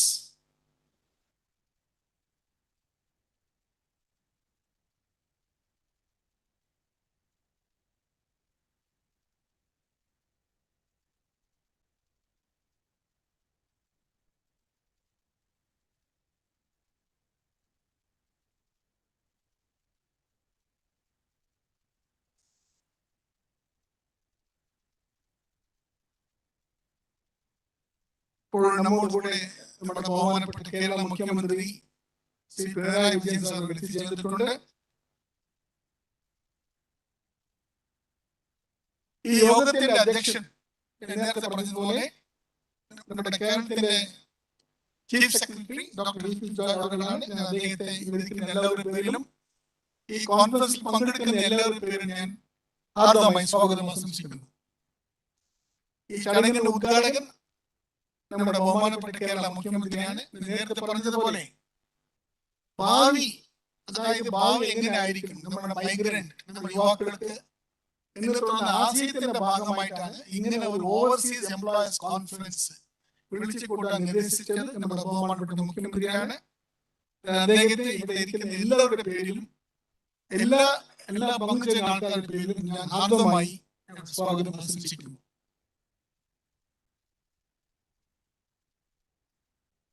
I also formally extend warm welcome to Mr. Sanjay Bhattacharya, Secretary to the Government, the Department of OIA and CPV, Ministry of External Affairs, New Delhi. ഈ ചടങ്ങിൽ ആശംസകൾ അർപ്പിക്കാൻ ചെയ്തിരിക്കുന്ന എല്ലാ നമ്മുടെ പ്രവാസി ബഹുമാനീയരും ആയിരിക്കുന്ന mister M.A. Yusuf Ali, Dr. Ravi Pilla, Dr. Azad Moopan, Mr. C.V. Rappai, Mr. Subrakant Panda, Dr. Mohan Thomas, Mr. Ravi Bhaskaran, and Mr. Venu Rajamani, OST to Government of Kerala. അവരെയും ഈ ചടങ്ങിൽ നന്ദി പ്രകാശം നടത്താൻ നിർദ്ദേശിക്കുന്ന നോർക്കാട് resident vice chairman CK Varadarajan അവരുടെയും സ്വാഗതം ആശംസിക്കുന്നു. അതേപോലെ ഈ ചടങ്ങിൽ വിവിധ രാജ്യങ്ങളിൽ നിന്ന് പങ്കുചേർന്നിരിക്കുന്ന എല്ലാ പ്രവാസി ബഹുമാന്യരെ, ഈ ചടങ്ങിൽ പാനലിസ്റ്റായി എത്തിച്ചേർന്നിരിക്കുന്ന എല്ലാ വ്യക്തികളും I welcome all the panelists and all the speakers who have consented to be part of this conference and share their experience and expertise on future migrations. എല്ലാവർക്കും ഒരിക്കൽ കൂടി നന്ദി പറഞ്ഞുകൊണ്ട് ഈ കോൺഫറൻസിനെ വളരെ ഗംഭീരമായി നമുക്ക് തുടങ്ങാൻ കഴിഞ്ഞതിലും സംഘടിപ്പിച്ചതും സപ്പോർട്ട് ചെയ്ത എല്ലാ വ്യക്തികൾക്കും നന്ദി പറഞ്ഞുകൊണ്ട് എന്റെ സ്വാഗത പ്രസംഗം നിർത്തുന്നു. നന്ദി, നമസ്കാരം. Thank you so much, Dr. K. Elangavan, IAS, Principal Secretary, Industries and Norca, Government of Kerala, for the welcome address. Thank you so much, sir. And now I avail this opportunity to invite Mr. VP Joy, IAS, Chief Secretary, Kerala, for the presidential address. Sir, please.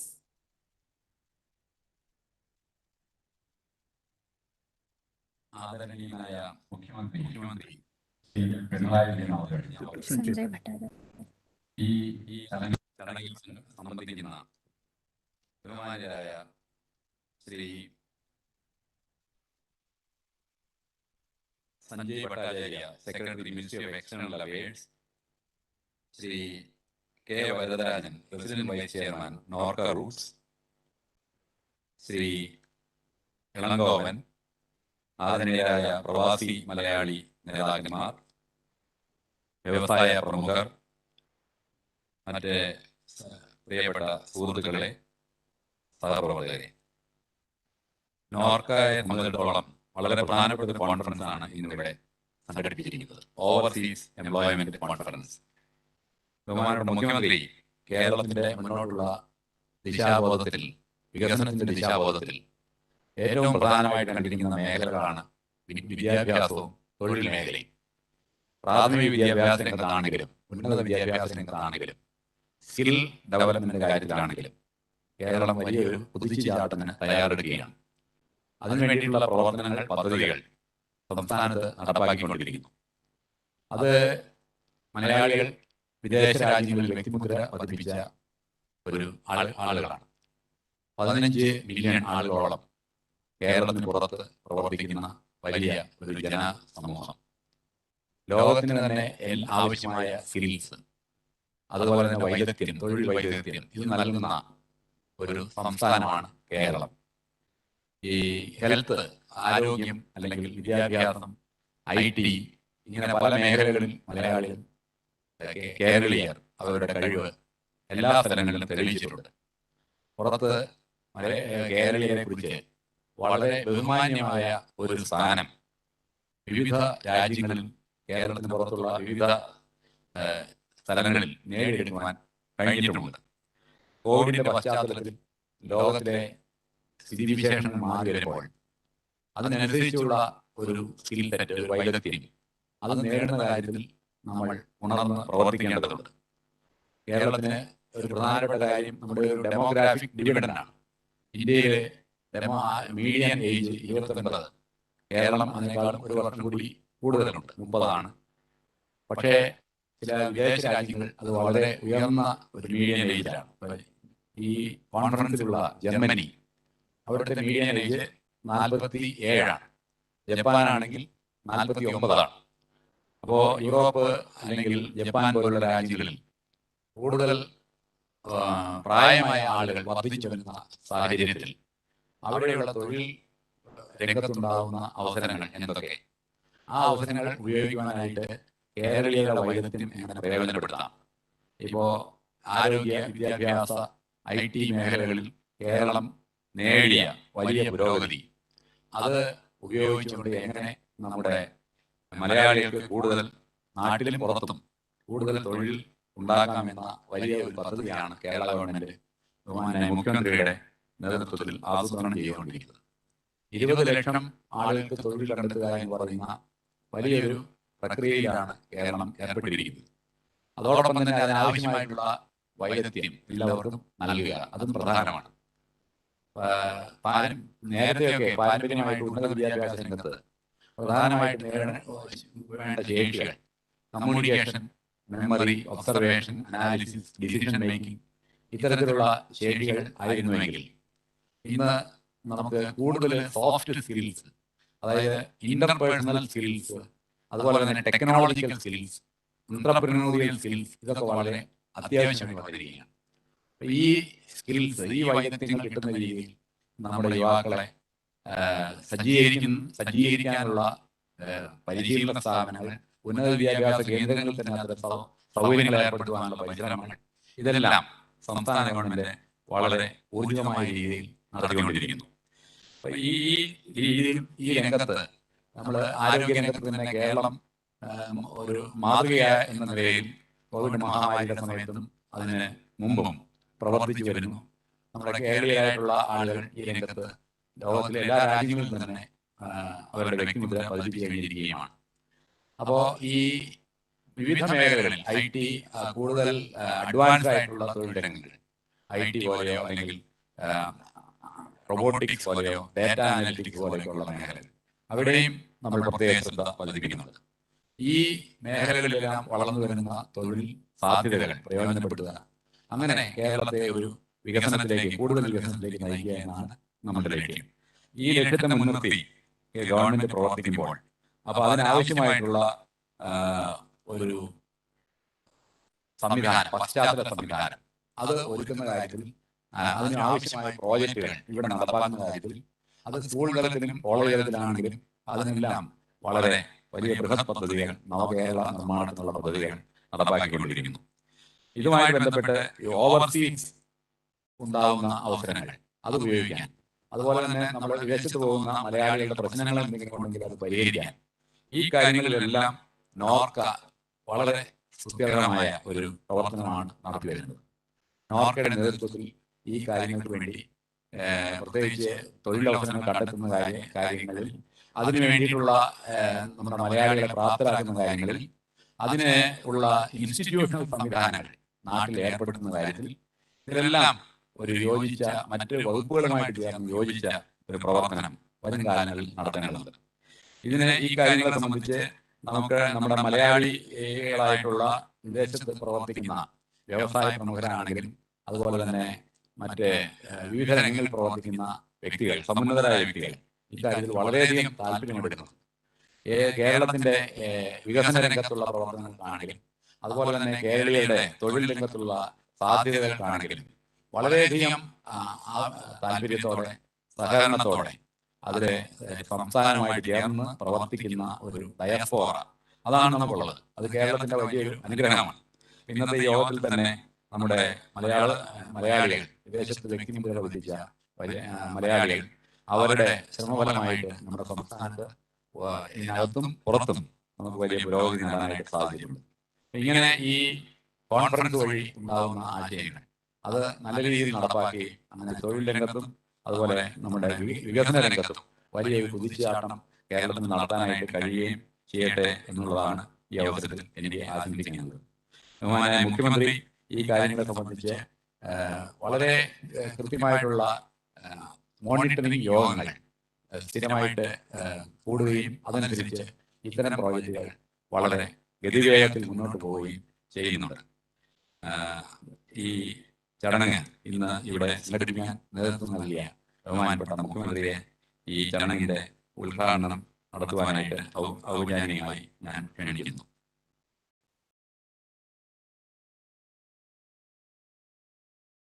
Thank you so much, sir. Now I invite Mr. Sanjay Bhattacharya, IFS, Secretary CPV and OIA. Sorry for the inconvenience. Now we are heading on to the...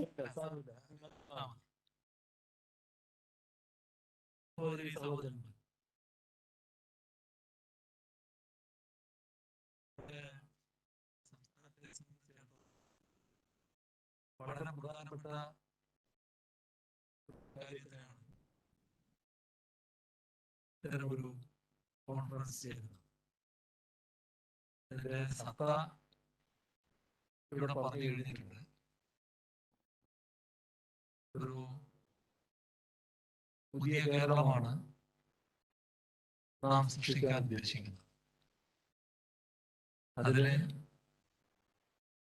ഇന്നുള്ള പ്രശ്നങ്ങൾക്ക് വലിയ തോതിൽ പരിഹാരം കാണാനാവും. നമ്മുടെ അഭ്യസ്ത വിദ്യരായ ഏറെ പേർ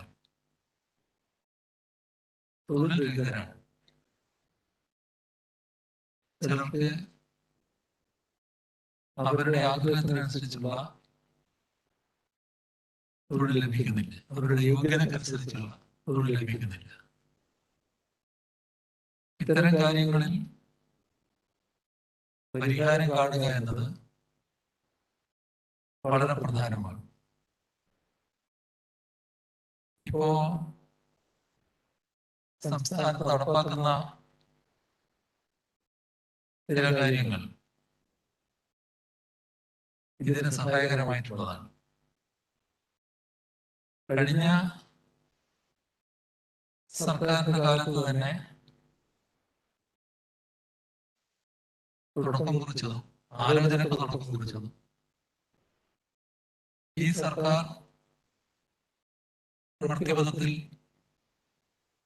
എത്തിക്കുന്നതിന് വേണ്ടി രൂപം നൽകിയ തെരഞ്ഞെടുപ്പ് മാനിഫെസ്റ്റോയിൽ പറഞ്ഞിട്ടുള്ളതുമായ ഒരു കാര്യമാണ് നേരത്തെ ചീഫ് സെക്രട്ടറി പറഞ്ഞ 20 ലക്ഷം പേർക്ക് തൊഴിൽ നൽകുന്ന പദ്ധതി. ഇത് പുതിയ കാലത്തിന്റെ പ്രത്യേകതകൾ ഉൾക്കൊണ്ടുകൊണ്ട് തയ്യാറാക്കിയിട്ടുള്ള ഒരു പദ്ധതിയാണ്. കോവിഡ് വന്നപ്പോ നമുക്ക് ഒട്ടേറെ വിഷമങ്ങൾ നമുക്കും രാജ്യത്തിനും ലോകത്തിനും സൃഷ്ടിച്ചു. ഏത് ഘട്ടത്തിലും ആ സാഹചര്യത്തിന്റെ പ്രത്യേകത വെച്ചുകൊണ്ട് മുന്നോട്ട് പോകാനാണ് മനുഷ്യൻ ശ്രമിക്കുക. അതിന്റെ ഭാഗമായി കോവിഡ് മൂർധന്യ ദശ വന്നപ്പോ തൊഴിൽ സമ്പ്രദായങ്ങളിൽ തന്നെ മാറ്റങ്ങൾ വന്നു. തൊഴിൽ സമ്പ്രദായം എന്നതുകൊണ്ട് ഞാൻ ഉദ്ദേശിച്ചത് സാധാരണ തൊഴിലിന് ഒരു ഓഫീസിലേക്ക് പോവുകയാണ്, ഒരു കെട്ടിടത്തിലേക്ക് പോവുകയാണ്. വീട്ടിലിരുന്നുകൊണ്ടുള്ള തൊഴിലല്ല സാധാരണ നമ്മൾ ചെയ്യാറുള്ളത്. എല്ലാ വ്യത്യസ്ത മേഖലകളിലുള്ള തൊഴിലെടുക്കുന്നവരും അതത് മേഖലയുമായി ബന്ധപ്പെട്ട കേന്ദ്രങ്ങളിൽ എത്തിച്ചേർന്നാണ് തൊഴിലെടുക്കുക. കോവിഡ് വന്നപ്പോൾ അതിന് സാധിക്കുന്നില്ല. അപ്പോഴാണ് വർക്ക് ഫ്രം ഹോം എന്ന രീതി തുടങ്ങിയത്. വർക്ക് ഫ്രം ഹോം സർക്കാർ സംവിധാനത്തിലൊന്നും ആലോചിക്കാൻ പോലും കഴിയാത്ത കാര്യമായിരുന്നു നേരത്തെ. പക്ഷെ സർക്കാർ സംവിധാനത്തിൽ പോലും അത് നടപ്പായി.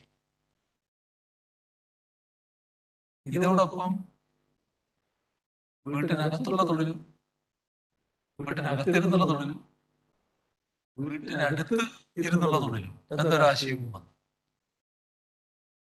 അപ്പൊ അതുമായി വിവിധ സ്ഥാപനങ്ങൾ പൊരുത്തപ്പെട്ട വന്നു.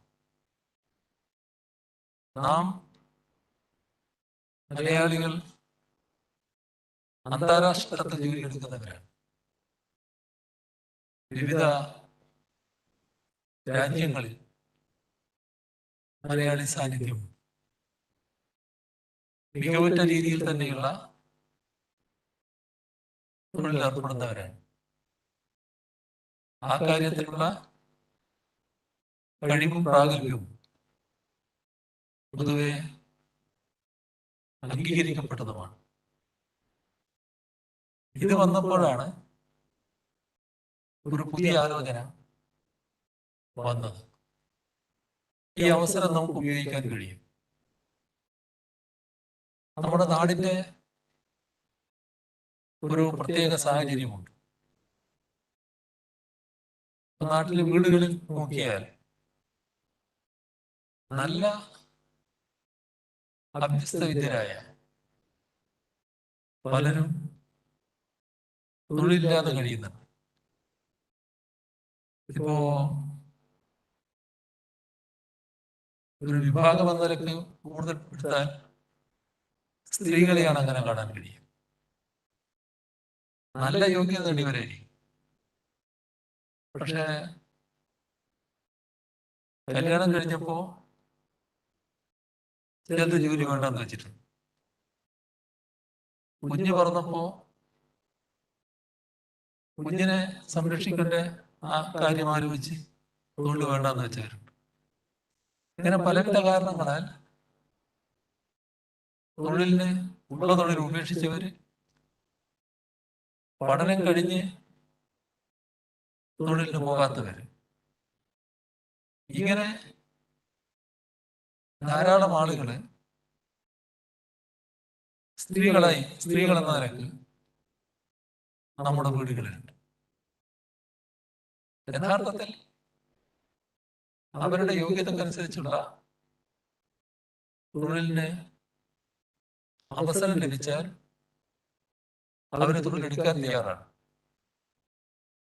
ഈ പുതിയ സാഹചര്യം നമുക്ക് ഉപയോഗിച്ചുകൂടെ? ധാരാളം ഉയർന്ന വിദ്യാഭ്യാസ യോഗ്യതയുള്ള ആളുകളുള്ളതുകൊണ്ട് തന്നെ ആ അവസരം നമുക്ക് ഉപയോഗിക്കാൻ കഴിയുമെന്നാണ് കണക്കാക്കി. ഈ പറഞ്ഞ സ്ത്രീകൾ മാത്രമല്ല, പുരുഷന്മാരായിട്ടുള്ളവരും നല്ലതുപോലെ തൊഴിലില്ലാത്തവരുണ്ട്. അപ്പോ നമ്മുടെ സംസ്ഥാനത്തുള്ളത് മാത്രമല്ല, രാജ്യത്തിന് പുറത്തുമുള്ള വിവിധ സ്ഥാപനങ്ങളുമായി ബന്ധപ്പെട്ട് തൊഴിലെടുക്കുന്നവർ നാട്ടിലുണ്ട്. അത്തരം ആളുകളെ തൊഴിൽ സജ്ജരാക്കുക, അവർക്ക് ലഭിക്കാവുന്ന തൊഴിൽ നേടിയെടുക്കാനുള്ള സൗകര്യമുണ്ടാക്കി. ഒരു സംവിധാനം ഒരു ഭാഗത്ത് അതിനു വേണ്ടി ഉണ്ടാക്കുക. ആ സംവിധാനം നമ്മുടെ ലോകത്താകെയുള്ള വിവിധ സ്ഥാപനങ്ങളുമായി ബന്ധപ്പെടും. ഏത് മേഖലയിൽ എത്ര തൊഴിലുകളാണ് ഇങ്ങനെ ലഭ്യമാകാനുള്ളത്? ഒരു പ്രശ്നം വരും. ആ തൊഴിലിന് ആവശ്യമായ പരിശീലനം നേടിയിരിക്കണം. വിദ്യാഭ്യാസ യോഗ്യത മാത്രം പോരാതെ വരും. വിദ്യാഭ്യാസ യോഗ്യതയോടൊപ്പം ഏത് തൊഴിലിലാണോ ഏർപ്പെടേണ്ടത് ആ തൊഴിലിന് ആവശ്യമായ പരിശീലനം കാണും. അപ്പൊ അതാണ്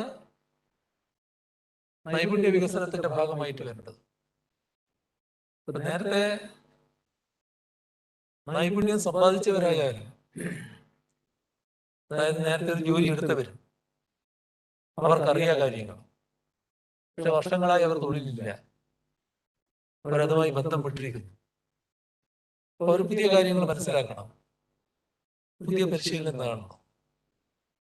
അതിനുള്ള അവസരം ഒരുക്കേണ്ടതായിട്ടുണ്ട്. അപ്പൊ നൈപുണ്യ പരിശീലനം ഇതിന്റെ കൂടെ വേണ്ടി വരും. എത്ര കണ്ട് തൊഴിൽ സാധ്യതയാണോ വരുന്നത് അതിനനുസരിച്ചുള്ള നൈപുണ്യ പരിശീലനം വേണ്ടി വരും. നൈപുണ്യ പരിശീലനത്തില് ഭാഷാ പരിജ്ഞാനവും പ്രധാന ഘടകമാണ്.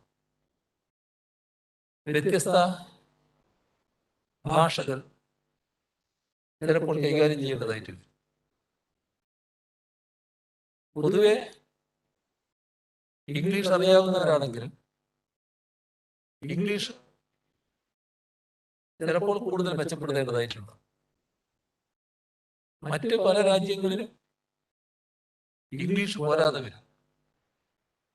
ജപ്പാനായാലും ജർമ്മനി ആയാലും ഫ്രാൻസ് ആയാലും തന്നെയും ഒട്ടനേകം രാജ്യങ്ങൾ അവരവരുടേതായ ഭാഷയാണ്. അപ്പൊ ആ ഭാഷയിൽ പരിജ്ഞാനം നേടലും പ്രധാനമാണ്. ഇത്തരത്തിലുള്ള പരിശീലനം നൽകൽ ഇത് വളരെ പ്രധാനമാണ്. ഇവിടെ വിവിധ സ്ഥാപനങ്ങളുമായി ബന്ധപ്പെട്ട് തൊഴിലവസരങ്ങളുണ്ടോ എന്ന് നോക്കുന്നതിന് സംസ്ഥാനം ചുമതലപ്പെടുത്തിയത് KDISCനെയാണ്. അതിന്റെ ഭാഗമായി ചില ബന്ധപ്പെടുത്തലുകൾ നടന്നിട്ടുണ്ട്. ഇതിനകത്ത് ഒരു പോർട്ടൽ ഇപ്പോൾ പുറത്തു വന്നിട്ടുണ്ട്. ആ പോർട്ടലിനകത്ത് തൊഴിൽ രഹിതരായവർ രജിസ്റ്റർ ചെയ്യണം, അല്ലെങ്കിൽ തൊഴിൽ ആഗ്രഹിക്കുന്നവർ രജിസ്റ്റർ ചെയ്യണം, ഈ പറഞ്ഞ ഗണത്തിൽപ്പെട്ട. അപ്പൊ അവരുടെ മുഴുവൻ വിശദാംശവും അതിലുണ്ടാവും. ഇപ്പൊ ലഭ്യമാകാനിടയുള്ള തൊഴില് എത്രയാണ്, ഏത് തരത്തിലുള്ളതാണെന്ന് മനസ്സിലാക്കിയാൽ അതിന് യോഗ്യതയുള്ളവരെ ഈ പോർട്ടലിൽ നിന്ന് ഇത്രയും ആളുകളുണ്ട് എന്ന് പറഞ്ഞുകൊണ്ട് അറിയിക്കാനാവും. അപ്പോൾ പോർട്ടലിലുള്ള അത്രയും ആളുകളുടെ പേരുകൾ അങ്ങോട്ട് കൊടുക്കും. അവരിൽ നിന്ന് ആ സ്ഥാപനത്തിന് ആവശ്യമായത്ര ആളുകളെ റിക്രൂട്ട് ചെയ്യാൻ കഴിയും. റിക്രൂട്ട് ചെയ്ത് തൊഴില് ആ സ്ഥാപനം ഉള്ളിടത്തല്ല, ഈ ഉദ്യോഗാർത്ഥിയുള്ള വീട്ടിൽ നിന്ന് എടുക്കുന്നതിനെയാണ് പേര്. അതല്ലെങ്കിൽ ചിലപ്പോ വേണമെങ്കിൽ വീട്ടിനടുത്ത് എന്ന തരത്തിൽ ഒരു സംവിധാനം നമ്മൾ ഉണ്ടാക്കേണ്ടതായിട്ട് വരും. അവിടെ വെച്ച് തൊഴിലെടുക്കുന്ന നിലവിൽ ഈ തരത്തിൽ കാര്യങ്ങൾ മുന്നോട്ട് പോവുകയാണ്. കുറെ പേര് രജിസ്റ്റർ ചെയ്ത് കഴിഞ്ഞിട്ടുണ്ട്. ആ രജിസ്റ്റർ ചെയ്തവർക്ക് തൊഴിൽ ലഭ്യമാക്കുക എന്നത് ഏറ്റവും പ്രധാനമായി തന്നെയാണ് സംസ്ഥാന സർക്കാർ കാണുന്നത്. മുഴുവൻ ആളുകളുടെയും രജിസ്ട്രേഷൻ നടന്നതിന് ശേഷം കാര്യങ്ങൾ ആരംഭിക്കുക എന്നുള്ളതല്ല. ഇപ്പോഴെത്രയാണോ ഉള്ളത് അവരെ വെച്ചുകൊണ്ട് ഈ കാര്യത്തിലേക്ക് കടക്കുക, തൊഴിൽ നൽകുന്ന നടപടിയിലേക്ക് കടക്കുക. എത്ര പേർക്കാണോ? 100 പേർക്കാണോ? 1000 പേർക്കാണോ? അല്ല 10,000 പേർക്കാണോ? എത്രയാണോ സാധിക്കുന്നത് അത്ര സാധിക്കട്ടെ. ആ തരത്തിൽ തൊഴിൽ നൽകാനുള്ള സംവിധാനം ഒരുക്കാനാണ് ഇപ്പോ നടപടികൾ എടുക്കുന്നത്. 20 ലക്ഷം ഒന്നിച്ച് തൊഴിൽ കൊടുക്കലല്ല, പടിപടിയായിട്ടല്ലേ വരിക. അങ്ങനെ വരുമ്പോ അതൊരു പുതിയ രീതിയായിട്ട് വരും. ഇതാണ് സർക്കാർ ഉദ്ദേശിക്കുന്നത്. ഈ കാര്യത്തിൽ നമ്മുടെ ഇന്നത്തെ ഈ പരിപാടിയിൽ വിവിധ രാജ്യങ്ങളിലെ പ്രധാനികൾ പങ്കെടുക്കുന്നുണ്ട്. അവര് നല്ല രീതിയിൽ വിജയിച്ച വ്യവസായികൾ കൂടിയാണ്. ധാരാളം പേർക്ക് ഇപ്പോൾ തൊഴിൽ കൊടുത്തുകൊണ്ടിരിക്കുന്നവരാണ്. അതോടൊപ്പം തന്നെ അവരുടെ മേഖലയിലുള്ള വ്യവസായ മേഖലയിലുള്ള ഒട്ടേറെ സ്ഥാപനങ്ങളുമായും സ്ഥാപന മേധാവികളുമായും ബന്ധമുള്ളവരും അവരോടെല്ലാം ഈ ഘട്ടത്തിൽ ഒരു അഭ്യർത്ഥന മാത്രമേ നടത്താറുള്ളൂ. നമ്മുടെ നാട് ഇത്തരമൊരു സൗകര്യം ഒരുക്കുകയാണ്. അപ്പോ അതത് മേഖലയിലുള്ള തൊഴിലവസരങ്ങൾ ഈ പറഞ്ഞ രീതിയിൽ എത്ര കണ്ട് നമ്മുടെ സഹോദരങ്ങൾക്ക് നൽകാനാവും ആ ഒരു പ്രവർത്തനം, അതിനുള്ള മുൻകൈ നിങ്ങൾ ഓരോരുത്തരുടെയും ഭാഗത്ത് നിന്ന് വ്യക്തിപരമായി ഉണ്ടാകണമെന്നാണ് അഭ്യർത്ഥിക്കാനുള്ളത്. എത്രയാണോ അത്രയാവട്ടെ. ഇപ്പോ ഒരാള് വിചാരിച്ചാൽ ചിലപ്പോ ഒരു കൈവരിൽ എണ്ണാവുന്നവർ മാത്രമേ ഉള്ളൂ വിചാരിക്കും. ആവട്ടെ, കൂടുതലായാൽ കൂടുതലാവട്ടെ. ഏതായാലും ഒന്നായാൽ പോലും അത് ഒന്നാണല്ലോ എന്ന് വിചാരിച്ച് നിങ്ങൾ തള്ളിക്കളയേണ്ട. ആകാവുന്ന രീതിയിൽ നിങ്ങളുടെ കഴിവും ശേഷിയും ഇതിനായി ഉപയോഗിക്കണം എന്നാണ് അഭ്യർത്ഥിക്കാനുള്ളത്. അതോടൊപ്പം നമ്മുടെ നാടിന്റെ വിദ്യാഭ്യാസ രംഗത്ത് വലിയ മാറ്റങ്ങൾ കൊണ്ടുവരാനാണ് നാം ആഗ്രഹിക്കുന്നത്. ഇതില് ഉയർന്ന വിദ്യാഭ്യാസ യോഗ്യതയുള്ള ഒട്ടേറെ ആളുകൾ ഇപ്പൊ തന്നെ നമ്മുടെ നാട്ടിലുണ്ട്. ഇവിടെ പഠിച്ചവരുണ്ട്, കേരളത്തിൽ പഠിച്ചവരുണ്ട്, കേരളത്തിന് പുറത്ത് പോയി പഠിച്ചവർ. കേരളത്തിന് പുറത്തുള്ളവരെ അടക്കം കേരളത്തിലേക്ക് എത്തിക്കാൻ കഴിയുന്ന വിധത്തിലുള്ള ഉയർന്ന വിദ്യാഭ്യാസ സ്ഥാപനങ്ങൾ ഇവിടെ തുടങ്ങുന്നതിനെ കുറിച്ച്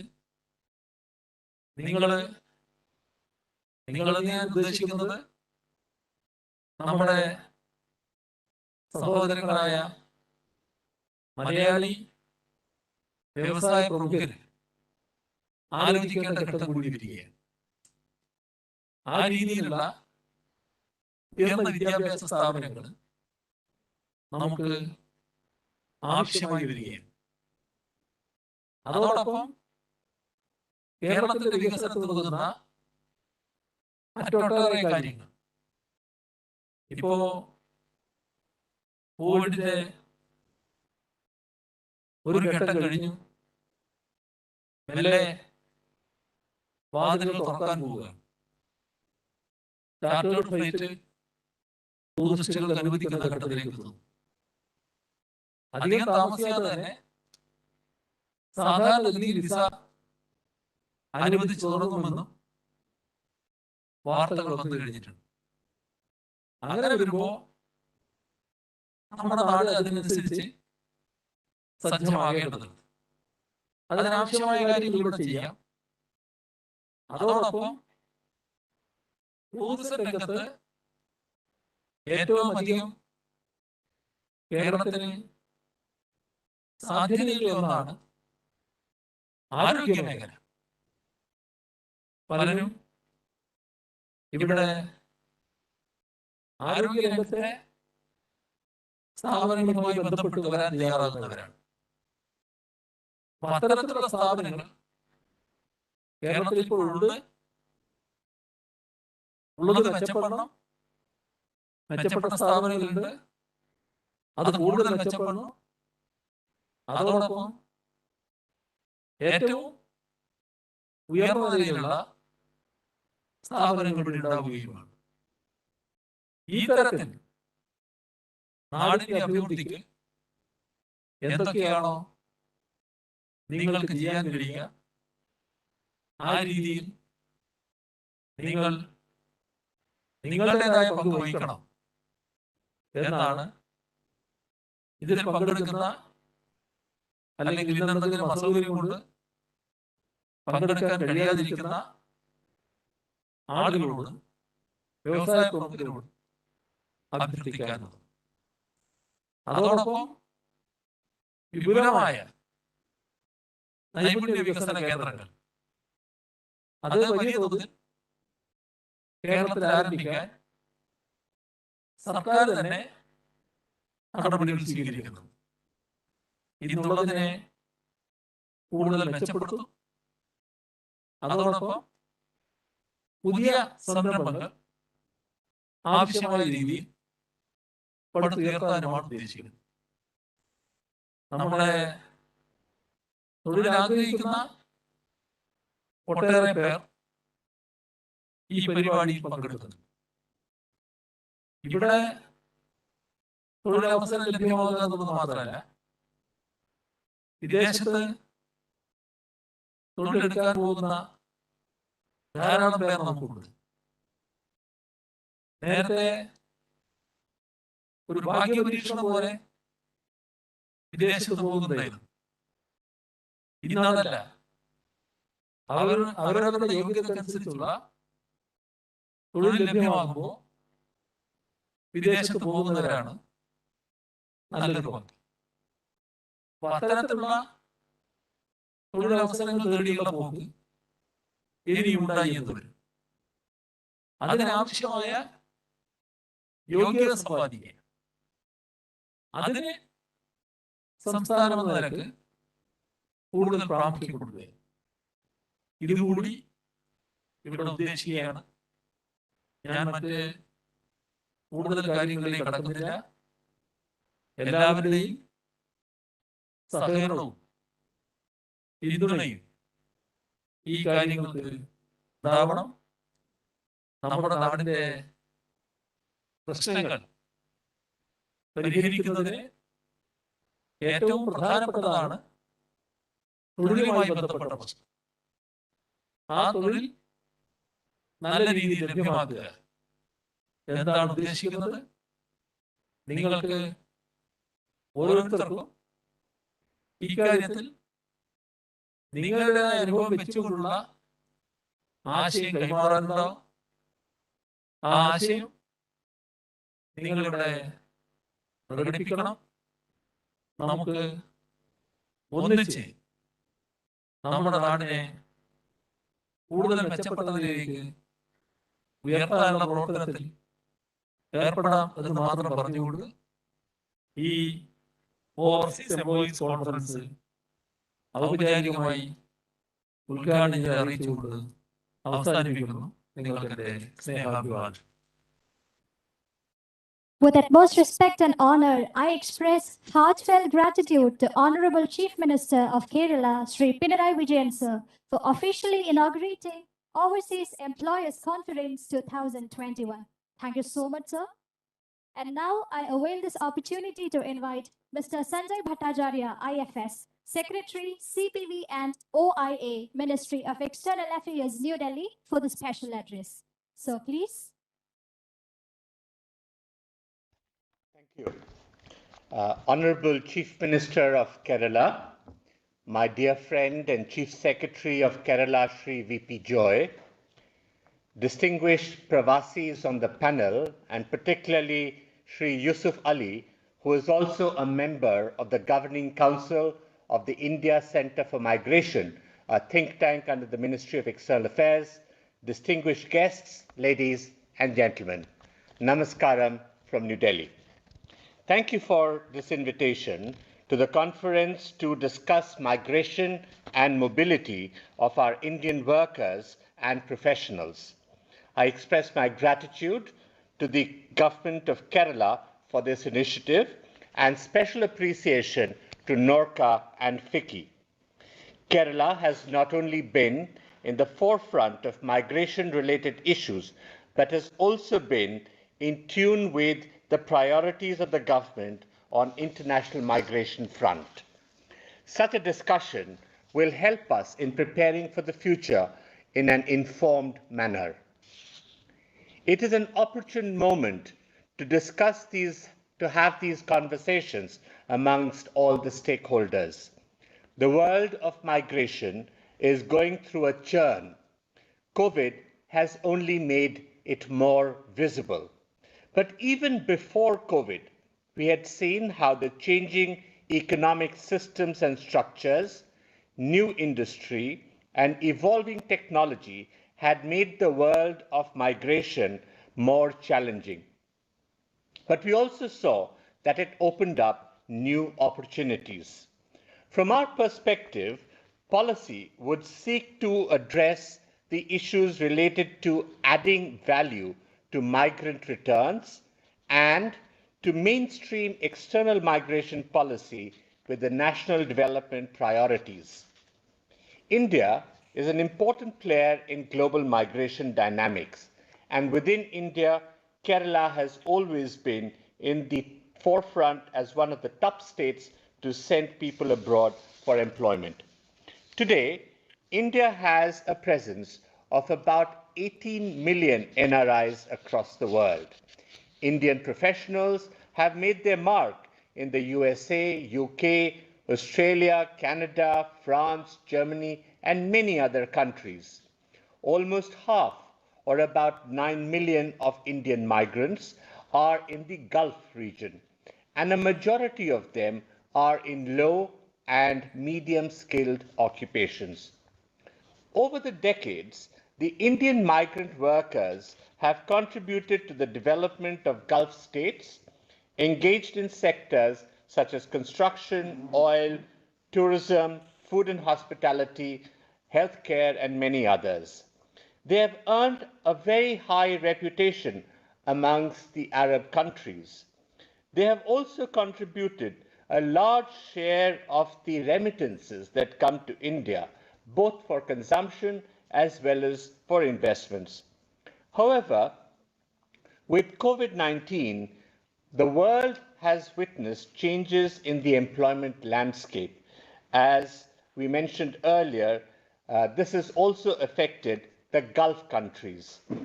There were policy changes in the Gulf countries, such as the nationalization and restriction on employment of foreign workers due to localization. Besides the effects of economic slowdown that had been encountered in the Gulf states, and following the COVID pandemic, the closure of air travel. All these impacted the labor market. These factors contributed to a flux in the Gulf labor market. We today have a panel of very eminent NRIs from the Gulf region who will know this very well and probably will elaborate on this as well. We have seen that while certain traditional job roles witnessed reduced demand, new opportunities emerged in certain other sectors, such as healthcare, IT, automation, teleworking, logistics. These new opportunities were not limited or restricted to the Gulf region, but came also from new destinations. We are in a dynamic world today, and we have to respond to this in a dynamic manner. Being able to respond to the future demands of the labor markets will provide the key stakeholders, that is the government, both the national and the state governments, the ability to formulate policies that provide greater benefits to the migrants. That is the priority. To meet the changing situation in global demand, we will need to respond with two new approaches. First, we have to provide a pool of certified and skilled workers for future jobs, and this in occasion will also mean certain language skills. Second, develop a mindset that while the Gulf will remain a very important destination, we have to reach out to new destinations. I would like to say that the Gulf will remain a very important destination, but the new destinations must be leveraged for India's advantage, given our demographic dividend and the large pool of educated youth. The government is aware of this and is facilitating the mobility through new generation labor agreements as well as migration and mobility partnerships. In many ways, the employments of the future will be guided not purely by migration flows, but by mobility flows which could be temporary or transient in nature. The Memorandum of Cooperation pertaining to the specialized or specified skilled workers between the governments of India and Japan has opened the doors for employment for Indian workers and professionals in Japan. It provides for eligible and qualified Indian workers and professionals in 14 specified fields like nursing care, construction, aviation, and many others. The first online training of trainers for Japan was conducted recently in a virtual format.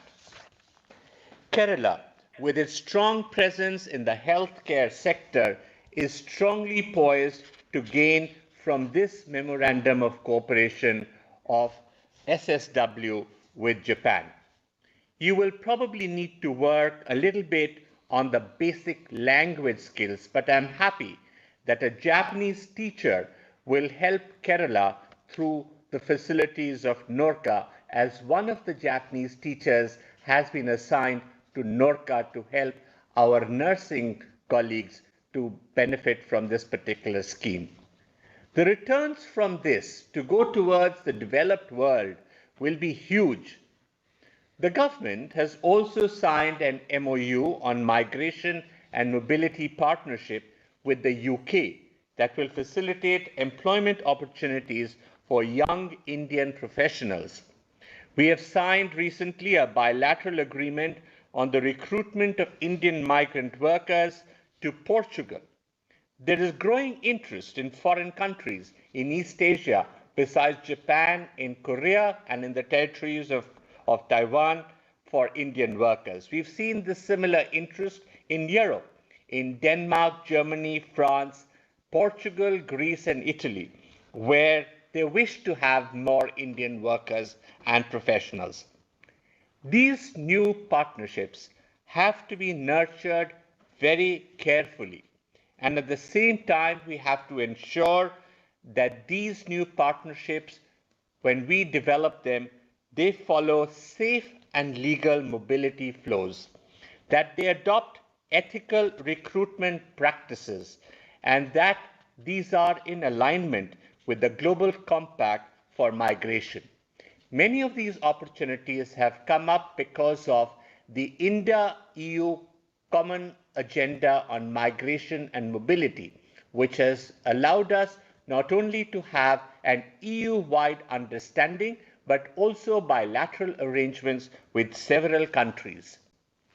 I would like to assure all Indian workers and professionals abroad that their welfare and safety is of the utmost priority to the government.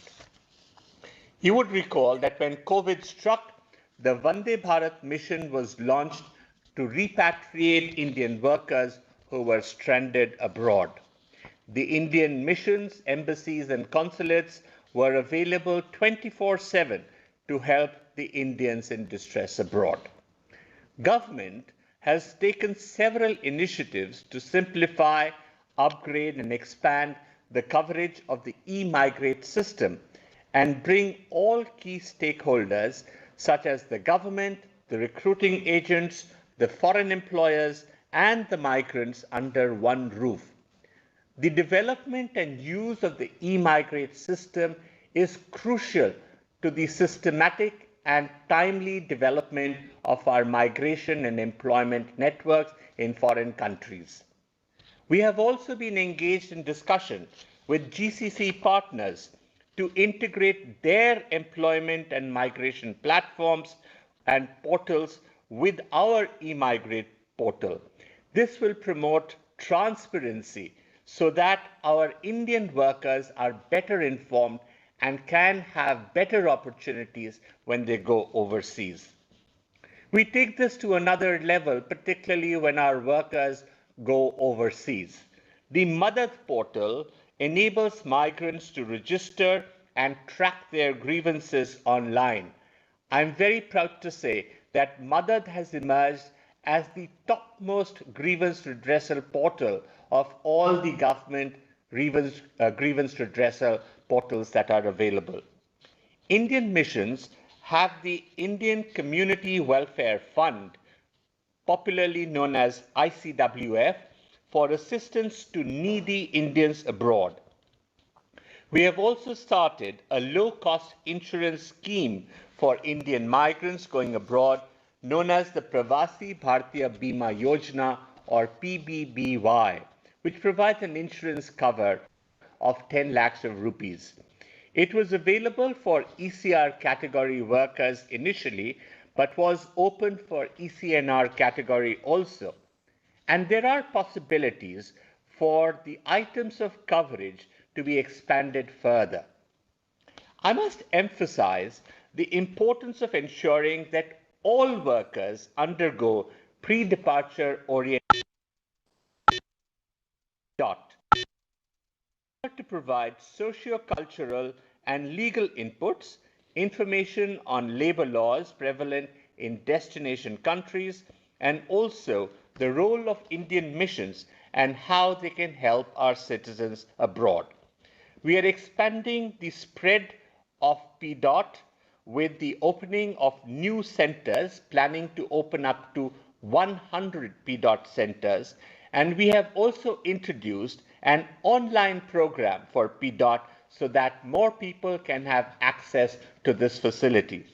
I would urge all state governments and migrant workers to attach high importance to PDOT and ensure that every worker who is going overseas attends it, to be better aware of their rights and responsibilities. Before I conclude, I also wanted to mention that the Government of India has been making efforts to check the menace of illegal and unethical recruitment. The evidence is clear that most migrant workers who face difficulties abroad have gone through this route.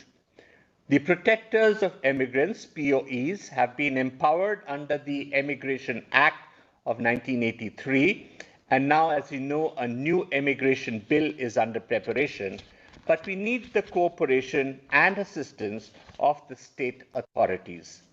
We must put the interest of the migrant workers first and act against fraudulent or illegal agents, while we encourage the legal agents and human resource agencies. The illegal agents often mislead workers, migrant workers, and often charge exorbitant amounts from prospective migrants. This often leads to increasing debt among such people. To increase the awareness on safe and legal migration, state governments can supplement the efforts of advertisements, posters, media campaigns to reach out to our Indian workers from not falling prey to such unscrupulous elements. Finally, I am very optimistic about the future of international migration and mobility for Indian workers and professionals. Our objective is to have strengthened and data-informed policy for the welfare and safety of migrants. We look forward to associating with a large array of stakeholders, particularly state governments, to realize new opportunities and to support the migrant workers. As I mentioned earlier, we are already engaged in bilateral cooperation with destination countries to ease labor mobility, facilitate B2B engagements, and explore future job markets, both in traditional markets as well as in emerging destination countries. We have to be ready to take proactive measures and respond in smart ways to maximize the interests of our workers and align them with our national priorities. I look forward to the cooperation of all stakeholders in this process. Thank you very much for this opportunity to share my thoughts with you today. Thank you so much, Mr. Sanjay Bhattacharya, IFS, Secretary, Ministry of External Affairs, New Delhi, for the special address. Thank you so much, sir. And now I avail this opportunity to invite Dr. Ravi Pillai, Founder and Managing Director, API Group of Companies, Bahrain, for the felicitation, to be followed by Dr. Azim Mupen, Chairman and Managing Director, Aster DM Healthcare, UAE. Yes, with utmost happiness, I invite Dr. Ravi Pillai, sir. Thank you. Just a small announcement. Please restrict your time limits. We're running late by 15-20 minutes. I respect all the speakers, so please make it 5 minutes each. Thank you. ബഹുമാനപ്പെട്ട കേരള മുഖ്യമന്ത്രി Shri Pinarayi Vijayan, doctor K Elangovan IAS, Shri Varadarajan, Shri Harikrishnan Namboothiripad, and my dear friends, overseas employees conference സംഘടിപ്പിച്ചതിന് ബഹുമാനപ്പെട്ട മുഖ്യമന്ത്രിയോടും നോക്ര റൂട്ട്സിനോടും എൻ്റെ സന്തോഷം അറിയിക്കട്ടെ. COVID-19 മൂലം നിരവധി പ്രവാസികൾക്ക് ജോലി നഷ്ടപ്പെട്ടു. ഇവർക്കും തൊഴിലന്വേഷിക്കുന്ന നമ്മുടെ മറ്റ് സഹോദരങ്ങൾക്കും പുതിയ തൊഴിൽ കണ്ടെത്തുവാൻ ഈ കോൺഫറൻസ് സഹായിക്കുമെന്ന് ഞാൻ വിശ്വസിക്കുന്നു. ലോക വ്യവസായ മേഖലയിൽ കാതലായ മാറ്റങ്ങൾ വന്നുകൊണ്ടിരിക്കുകയാണ്. ആർട്ടിഫിഷ്യൽ ഇന്റലിജൻസ്, ഓട്ടോമേഷൻ, ഇ-കൊമേഴ്സ് എന്നിവ തൊഴിലവസരങ്ങളെ കാര്യമായി മാറ്റിക്കൊണ്ടിരിക്കുകയാണ്. സാധാരണ ജോലികളെല്ലാം ഓട്ടോമേഷൻ നിമിത്തം തൊഴിലവസരങ്ങൾ നഷ്ടപ്പെടുകയാണ്. ഭാവിയിൽ ക്രിയേറ്റീവിറ്റിയുള്ള ജോലികൾക്കാണ് കൂടുതൽ സാധ്യത. മാത്രമല്ല, ഭാവിയിൽ കൂടുതൽ തൊഴിലവസരങ്ങൾ ലഭിക്കുന്നതിന് Japan, Germany, Italy, Switzerland, UK, France, Spain എന്നീ രാജ്യങ്ങളിലാണ്. ഈ 7 രാജ്യങ്ങളും 2030 ആകുമ്പോഴത്തേക്കും എംപ്ലോയീസിനെ ആശ്രയിക്കുന്നത് നമ്മുടെ രാജ്യത്തെ ആയിരിക്കും. നമ്മുടെ വിദ്യാഭ്യാസ രംഗത്തെ എക്സ്ട്രാ സ്കിൽ പഠിപ്പിക്കുന്നതിന് കൂടുതൽ ഇമ്പോർട്ടൻസ് നൽകുന്നതിനോടൊപ്പം ഫോറിൻ ലാംഗ്വേജസായ ജാപ്പാനീസ്, സ്പെയിൻ, ജർമ്മൻ, ഫ്രഞ്ച് എന്നീ ലാംഗ്വേജ് കൂടി പഠിപ്പിച്ചാൽ അടുത്ത 10 വർഷത്തിൽ കേരളത്തിൽ നിന്നുള്ള യുവാക്കൾക്ക് നല്ല ശമ്പളത്തോടുകൂടി വിദേശത്ത് ജോലി ലഭിക്കും. ടെക്നോളജി റിലേറ്റഡ് ജോലികൾക്കാണ് ഭാവിയിൽ കൂടുതൽ സാധ്യത.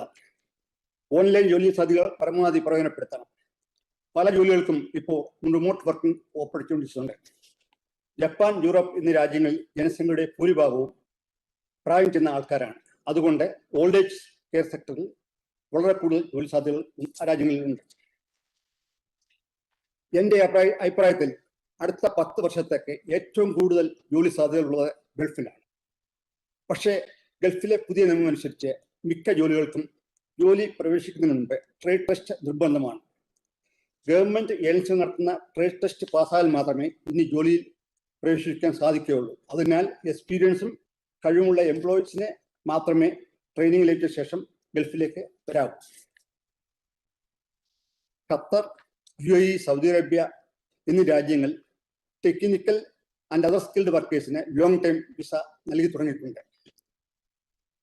World biggest LNG expansion project worth more than $30 billion and new petrochemical complex in Qatar, World Cup 22 in Qatar, Neon City project in Saudi Arabia, ADNOC expansion project in Abu Dhabi, new PPP project in Dubai തുടങ്ങിയ പുതിയ project വരുന്നതിനനുസരിച്ച് Gulf രാജ്യങ്ങളിൽ വളരെ വളരെ കൂടുതൽ ജോലി സാധ്യതകൾ ഉണ്ട്. Oil price കൂടുന്നത് ഇന്ത്യയെ സംബന്ധിച്ച് സാമ്പത്തികമായി നല്ലതല്ലെങ്കിലും ഇതിലൂടെ കൂടുതൽ എംപ്ലോയ്മെന്റ് ഓപ്പർച്യൂണിറ്റീസ് ഗൾഫിൽ ഉണ്ടാകും. ഗൾഫ് മേഖലയിൽ പല ജോലികളും ലോക്കലൈസേഷൻ നടക്കുന്നുണ്ട്. ഇത് മുന്നിൽ കണ്ട് പുതിയ തൊഴിൽ മേഖലകൾ കണ്ടെത്തുന്നതിനും അതിലേക്ക് ആവശ്യമായ സ്കിൽ ട്രെയിനിങ് നമ്മുടെ എംപ്ലോയീസ് നൽകുന്നതിനും ആവശ്യമായ നടപടികൾ സ്വീകരിക്കണം. ഗൾഫ് രാജ്യങ്ങളെ കൂടാതെ മറ്റു യൂറോപ്യൻ രാജ്യങ്ങളിലെ ജോലി സാധ്യതകളും കുറിച്ച് സമഗ്രമായ പഠനം നടത്തി കൂടുതൽ തൊഴിൽ സാധ്യതകൾ കണ്ടെത്തുകയും അതിന് പ്രയോജനം കണ്ടെത്തുകയും വേണം. ഇക്കാര്യത്തിൽ ജപ്പാൻ, US, മറ്റു യൂറോപ്യൻ രാജ്യങ്ങൾ എന്നിവിടങ്ങളിൽ താമസിക്കുന്ന പ്രവാസികൾക്കും പ്രവാസി സംഘടനകൾക്കും അവിടുത്തെ എംബസികൾക്കും കേന്ദ്ര സംസ്ഥാന ഗവൺമെന്റും വലിയൊരു പങ്ക് വഹിക്കാൻ സാധിക്കും. എല്ലാവരും ഒത്തൊരുമിച്ച് സഹകരണവും ശ്രമവും ഉണ്ടെങ്കിൽ നമ്മുടെ യുവാക്കൾക്ക് ഗൾഫിലും യൂറോപ്പിലും ജപ്പാനിലും കൂടുതൽ തൊഴിലവസരങ്ങൾ കണ്ടെത്തുവാൻ സാധിക്കും. ഓവർസീസ് എംപ്ലോയീസ് കോൺഫറൻസിനും നമ്മുടെ യുവാക്കൾക്കും എല്ലാ നന്മകളും നേർന്നുകൊണ്ട് ചുരുക്കുന്നു. Thank you all.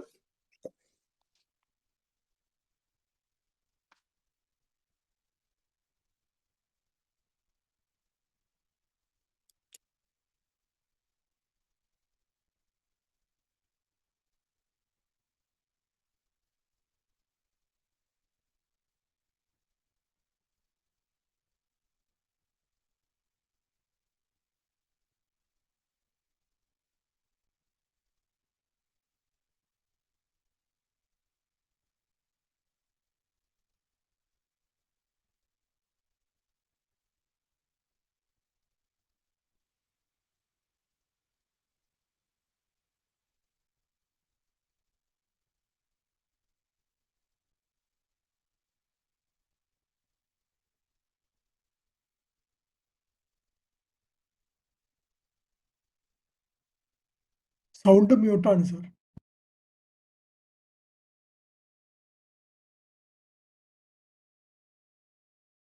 Oh, sorry. Sorry about that. So there was some confusion. Sorry about that. Shri VP Joy, President of the today's Overseas Employees Conference, Shri Sanjay Bhattacharya, Secretary MOEF, Principal Secretary Dr. Lankovan, Shri Vardarajan, Vice Chairman of NORCA, Dr. Ravi Pillai, fellow panelist. Honorable CM Shri Pinarayi Vijayan has given us a very good insight into what Kerala wants and what he is leading from the front. That's job creation for the 20 lakhs people and also the NRK affairs. I appreciate the government of Kerala, the NORCA and FICCI for organizing this. Aster employs about 20,000 people in 7 countries, and more than half of them are in the GCC countries. Starting from support staff to technicians to doctors, nurses, they are providing excellent service and are appreciated not only by the people here, but by the authorities. A testimony to this is the over 450 of our staff have been provided with golden visa in UAE in the last 3 months. What the people here in the GCC generally feel is that the Indians, especially Keralites, have very good work culture and are highly disciplined, law-abiding, and they work very sincerely and in a committed way. So there is huge opportunity and goodwill here. Now the focus through NORCA, ODEPAC on overseas employment by Government of Kerala has helped a lot. But most of this has happened organically without any of the support. It was a natural growth which has happened. But we have to now look at ways in which this can be furthered. The recent appointment of Sri Venu Rajamani IFS as coordinator for the overseas affairs is a very, very welcome step. And I know that he is also a fellow panelist. So I have 4 points. What are the things that we can do to improve the opportunities for Keralites in foreign countries? Many of this has been already mentioned in different forms and shapes by the CM as well as Sri Sanjay Bhattacharya and others. But I would like to reiterate 4 things which I want to say. And I would like to restrict my speech to 5 minutes as has been allowed. 1 minute has gone due to some technical issue. One, the future of jobs. Are we preparing for this? My view is that not. It has been told that AI, machine learning, all these are coming up. The US Bureau of Labor Statistics states that the 20 fast growing jobs are, out of that, 9 are in healthcare. But when I look at Kerala, I don't see a focus on these jobs. These jobs like language pathologists, for example, speech language pathologists, or specialty teachers for healthcare, or nurse practitioners, or physician assistants. I'm telling few of this, which has come in the US labor statistics. So these are supposed to be the very, very important jobs which are there in the next 10 years.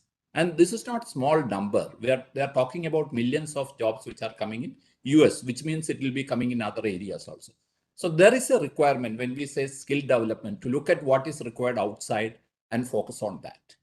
Now, a lot has been told already about the geographies. Earlier, we were looking at some of the GCC, the US, UK, but there are many other countries which are opening, and there is a requirement for us to prepare our children.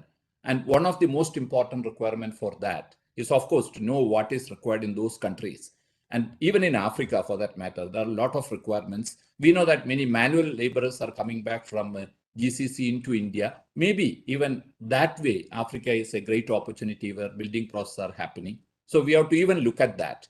And the language is the most important thing. And we have to, we have the good fortune of having English as a language, but we have to go beyond that. Even Arabic, for that matter, we don't have the capability for spoken Arabic, and even teaching Arabic or other languages like French or German or Japanese will go a lot in helping our people to get employment. Now, finally, I want to just say that one of the important things that we should do at the government level, while we have all this, is to establish overseas employers, contact centers in all these important geographies. Maybe for GCC, one in Dubai, maybe for Europe, maybe in UK or some other country, for US, one, and then Canada, then Australia, and all this will definitely help. And we should post government officers in these offices for a 3-year period with very clear KPI of generating a particular number of jobs during their tenure. And that should be a KPI which should be monitored. And I'm sure that this will pay off in a lot. And finally, I want to just promise that the Honorable Chief Minister had mentioned about the importance of setting up higher education centers in Kerala by NRKs. And I promise him that we already have moved in this direction. We are establishing a center of excellence in North Kerala with focus on leadership development, skilling, open digital learning, artificial intelligence, etc. with over 100 crores of investment and with a huge landmass which is already procured. So with that, I end here and wish the government of Kerala and Norca and thank them for these efforts. Thank you very much.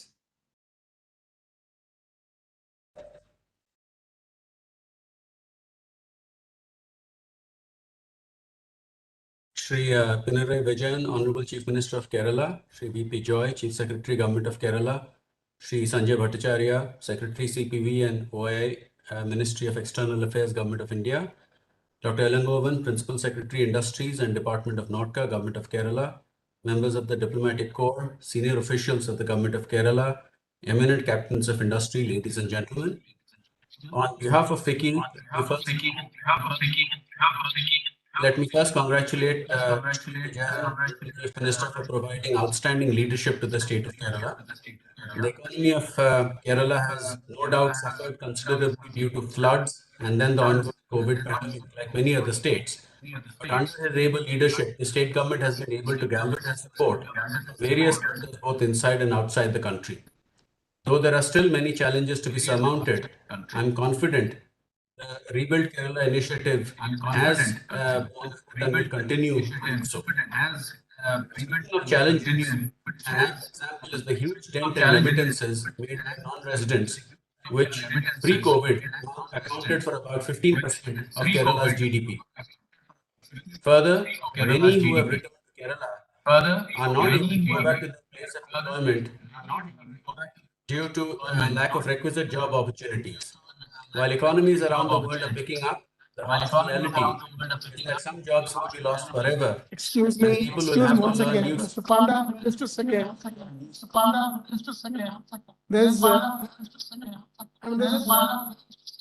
huge echo. I request all of the speakers to switch off your mic, please. Only Mr. Panda, his mic should be on. Thank you. I think, there's probably something in the, so let me restart. So speaking of challenges, an apt example is the huge dent in remittances made by non-residents, which pre-COVID accounted for about 15% of Kerala's GDP.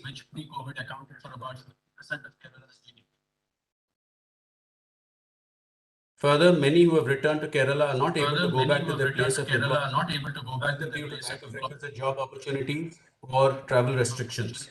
While economies around the world are picking up, the harsh reality is that some jobs will be lost forever, and people will have to learn new skills to be part of the new economy.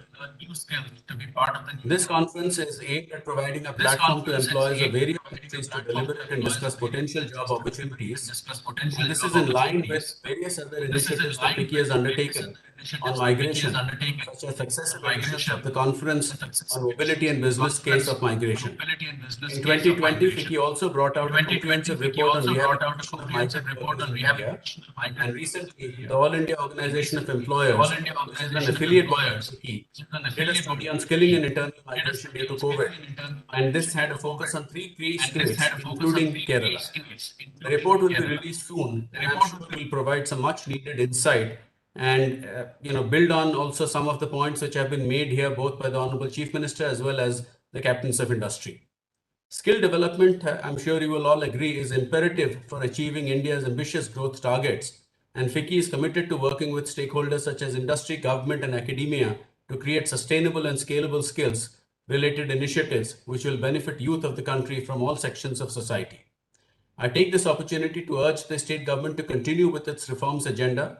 The government of Kerala has revamped its online single window facility K-Swift and taken many other initiatives for improving the ease of doing business. The state government has also formed a committee to study and suggest legislative reforms to amend the existing licensing procedures on various sectors of industry and trade. Continued focus on such measures will surely go a long way in increasing the attractiveness of the state as an investment and business destination. Given the presence of key stakeholders, I'm sure today's conference will have fruitful deliberations. Let me at this juncture thank the state government for partnering with FICCI in this endeavor, and also express my gratitude to the Honorable Chief Minister, the Chief Secretary, and various other senior officials for sparing time to be part of this event. I assure all of you of our best efforts for the industrial and economic resurgence of Kerala. Thank you. Shall I start? Hello? For the felicitations. Hello? Yeah, so do hello? apologize. Yeah. Sir C.V. Rapai, Director Group Yeah, of Chief Executive that's Officer, right. Jumbo, That's right. you can start, sir. You can start. ആദരണീയനായ മുഖ്യമന്ത്രി Shri Pinarayi Vijayan, Mr. V.P. Joy, Chief Secretary, Dr. K. Alangovan, Principal Secretary, Norca and Industries, Mr. Sanjay Bhattacharya, Secretary, Minister of External Affairs, മറ്റു വിശിഷ്ട വ്യക്തിത്വങ്ങളെ, speakers, ഡിഗ്നേറ്ററീസ്, എല്ലാവർക്കും നമസ്കാരം. പ്രവാസ തൊഴിലിന്റെ ഭാവിയും നൈപുണ്യ വികസനവും വളർന്നു വരുന്ന കുടിയേറ്റ മേഖലകളും സാധ്യതകളും ചർച്ച ചെയ്യപ്പെടുന്ന ഈ പ്രൗഢമായ സദസ്സിൽ പങ്കെടുക്കാൻ കഴിഞ്ഞതിലുള്ള ചാരിതാർത്ഥ്യം രേഖപ്പെടുത്തുന്നു. ഇത്തരത്തിലുള്ള ഓവർസീസ് എംപ്ലോയേഴ്സ് കോൺഫറൻസ് സംഘടിപ്പിക്കുന്ന ഇന്ത്യയിലെ ആദ്യ സംസ്ഥാനം കേരളമാണെന്നതിൽ ഞങ്ങൾ അഭിമാനിക്കുകയും അതിന് നേതൃത്വം നൽകുന്ന ബഹുമാനപ്പെട്ട മുഖ്യമന്ത്രിയെ പ്രത്യേകം അഭിനന്ദിക്കുകയും ചെയ്യുന്നു. ബഹുമാനപ്പെട്ട മുഖ്യമന്ത്രിയുടെ പ്രവാസികളോടുള്ള കരുതലും അവരുടെ പ്രശ്ന പരിഹാരങ്ങൾക്കുള്ള ദീർഘവീക്ഷണത്തോടെയുള്ള പദ്ധതികളും ഏറെ പ്രശംസനീയവും അതുപോലെ ഓരോ പ്രവാസിക്കും ആശ്വാസം പകരുന്നതുമാണ്. കോവിഡ് മഹാമാരി മൂലം ജോലി നഷ്ടപ്പെട്ട് നാട്ടിലേക്ക് തിരികെ എത്തിയ 17 ലക്ഷത്തിൽ പരം പ്രവാസികളുടെ പുനരധിവാസവും പുനർമൈഗ്രേഷനും സങ്കീർണമായ ഒരു വിഷയമാണ്. എങ്ങനെ പരിഹരിക്കപ്പെടും എന്ന പ്രശ്നത്തിൽ ഒരു ഫ്യൂച്ചറിസ്റ്റിക് വിഷനോട് കൂടിയുള്ള ഒരു സമഗ്ര കുടിയേറ്റ പദ്ധതിക്ക് രൂപം നൽകാൻ ഈ കോൺഫറൻസിന് സാധിക്കട്ടെ എന്ന് ആദ്യമായി ആശംസിക്കുന്നു. കോവിഡ് പാൻഡമിക് വളരെയധികം നമ്മുടെ വിദേശ നിക്ഷേപത്തെ ബാധിച്ചു എന്ന കാര്യത്തിൽ ആർക്കും സംശയമില്ല. അതോടൊപ്പം തന്നെ തൊഴിൽ ദാതാക്കളായ വളരെയേറെ സ്ഥാപനങ്ങൾക്കും പ്രത്യേകിച്ച് സ്മോൾ ആൻഡ് മീഡിയം സംരംഭങ്ങൾക്കും ഗൾഫ് നാടുകളിൽ വലിയ കഷ്ടനഷ്ടങ്ങൾ കോവിഡ് മൂലം നേരിടേണ്ടി വന്നത് കൊണ്ടാണ് ഇത്തരത്തിലുള്ള ഭീമമായ തൊഴിൽ നഷ്ടം സംഭവിച്ചിട്ടുള്ളതെന്ന് നിസ്സംശയം അനുമാനിക്കാം. ഇതിന്റെ എല്ലാം പരിണത ഫലമായി വിദേശ തൊഴിൽ മേഖലയിൽ കാര്യപ്രസക്തമായ മാറ്റങ്ങൾ സംഭവിച്ചു കൊണ്ടിരിക്കുന്നു. പ്രത്യേകിച്ച് ഗൾഫ് മേഖലയിലും മറ്റു എമർജിംഗ് ജോബ് മാർക്കറ്റുകളിലും. ഈ വിധം റീസ്ട്രക്ചേർഡ് ആൻഡ് റീട്രാൻസ്ഫോംഡ് ചെയ്യപ്പെട്ട മേഖലകളിലേക്ക് കടന്നു ചെല്ലാൻ പ്രാപ്തമായ രീതിയിൽ ന്യൂ സ്കിൽ സെറ്റ്സും കൂടാതെ സ്കിൽ അപ്ഗ്രഡേഷനും ഡിജിറ്റൽ ടെക്നോളജിയിലുള്ള പ്രാവീണ്യവും ആർട്ടിഫിഷ്യൽ ഇന്റലിജൻസ് പഠനവും ന്യൂ ലാംഗ്വേജ് ലേണിംഗും എന്നീ നൂതന സാങ്കേതിക പഠന രീതികൾ നമ്മുടെ തൊഴിൽ തേടുന്ന യുവതീ യുവാക്കൾക്ക് ആവശ്യമായിരിക്കുന്നു. ഇവർക്കിതിന് പരിശീലനം നൽകേണ്ടതും ലഭിക്കേണ്ടതും ഇന്നത്തെ ഏറ്റവും പ്രാധാന്യമറിയിക്കുന്ന ഒരു വിഷയമായിരിക്കുന്നു. അതിന് വഴി തെളിയിക്കുന്ന ഒരു മാർഗരേഖ സർക്കാർ തലത്തിൽ രൂപം കൊടുക്കേണ്ടിയിരിക്കുന്നു. ഇത്തരത്തിലുള്ള പരിശീലനം ലഭിച്ചാൽ മാത്രമേ മറ്റു രാജ്യങ്ങളിൽ നിന്നും തൊഴിൽ മേഖലയിലേക്ക് കടന്നു വരുന്നവരോട് മത്സരിച്ച് വിജയം നേടാൻ നമ്മുടെ യുവതയ്ക്ക് സാധ്യമാവുകയുള്ളൂ.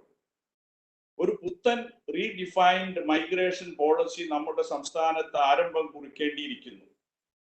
കേരള ഗവൺമെന്റും നോർക്ക ഡിപ്പാർട്ട്മെന്റും നോർക്ക റൂട്ട്സും ഈ യജ്ഞത്തിൽ കാര്യപ്രസക്തമായ പങ്ക് വഹിച്ചുകൊണ്ടിരിക്കുന്നുണ്ട് എന്നത് പ്രശംസനീയമാണ്. നോർക്ക റൂട്ട്സ് ഏർപ്പെടുത്തിയ സ്കിൽ പോർട്ടൽ തിരിച്ചു പോകാൻ ആഗ്രഹിക്കുന്നവർക്ക് ഏറെ ഗുണകരമാണ്. പക്ഷെ ഇത് കൃത്യമായി ഉപയുക്തമാക്കുന്നുണ്ടോ എന്നത് സംശയമാണ്. അതുകൊണ്ട് തന്നെ പ്രവാസം ആഗ്രഹിക്കുന്നവർക്ക് ഒരു ബോധവൽക്കരണം ജില്ലാ തലങ്ങൾ കേന്ദ്രീകരിച്ച് സംഘടിപ്പിച്ചും അതോടൊപ്പം തന്നെ നാം 1ാം ലോ കേരള സഭ അംഗീകരിച്ച് നടപ്പിലാക്കാൻ തീരുമാനിച്ച നൈപുണ്യ വികസനത്തിനുള്ള ഹൈപവർ കമ്മിറ്റി രൂപീകരണവും അന്താരാഷ്ട്ര കുടിയേറ്റ കേന്ദ്രത്തിന്റെ രൂപീകരണവും എയർപോർട്ടുകളിൽ മൈഗ്രേഷൻ ഫെസിലിറ്റി സെന്ററും പാസ്പോർട്ട് ഓഫീസുകളിൽ പ്രീ എംബാർക്കേഷൻ ഓറിയന്റഡ് സെന്ററും തുടങ്ങാൻ തീരുമാനിച്ച ഈ പ്രവർത്തനങ്ങൾ ദ്രുതഗതിയിൽ ആരംഭിക്കണമെന്നും ഈ അവസരത്തിൽ ഓർമ്മപ്പെടുത്തുന്നു. കൂടാതെ ഇപ്പൊ ഖത്തറിനെ സംബന്ധിച്ച് പറയുകയാണെങ്കിൽ ഖത്തറിലെ എമർജിംഗ് വികസന സാഹചര്യങ്ങളിൽ കൂടുതൽ അവസരങ്ങൾ ലഭിക്കാനുള്ള ശ്രമം നോർക്ക റൂട്ട്സ് ഡയറക്ടർ എന്ന നിലയിൽ നിർവഹിക്കാൻ കൂടി ഞങ്ങൾ ശ്രമിക്കുന്നതാണ്. അതോടൊപ്പം തന്നെ ഞങ്ങളുടെ സ്ഥാപനങ്ങളിലും വരുന്ന ജോലി സാധ്യതകൾ നമ്മുടേതായ മലയാളി പ്രവാസികൾക്ക് നൽകുമെന്ന ഉറപ്പുകൂടി ഇവിടെ നൽകുകയാണ്.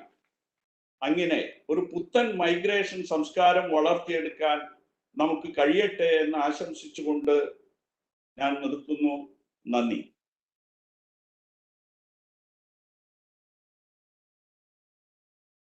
To invite Sri Ravi Bhaskaran, CEO, Serigandhi Group of Companies, Brunei, for the felicitation, to be followed by Mr. Venu Rajamani, IFS retired. Yes, with utmost happiness, I invite Sri Ravi Bhaskaran, sir, for the felicitation. Sir, please. Honorable Chief Minister, Pinarayi Vijayan, the Chief Secretary, Mr. Dr. Elangovan, Excellencies, distinguished speakers, audience, good afternoon from Brunei.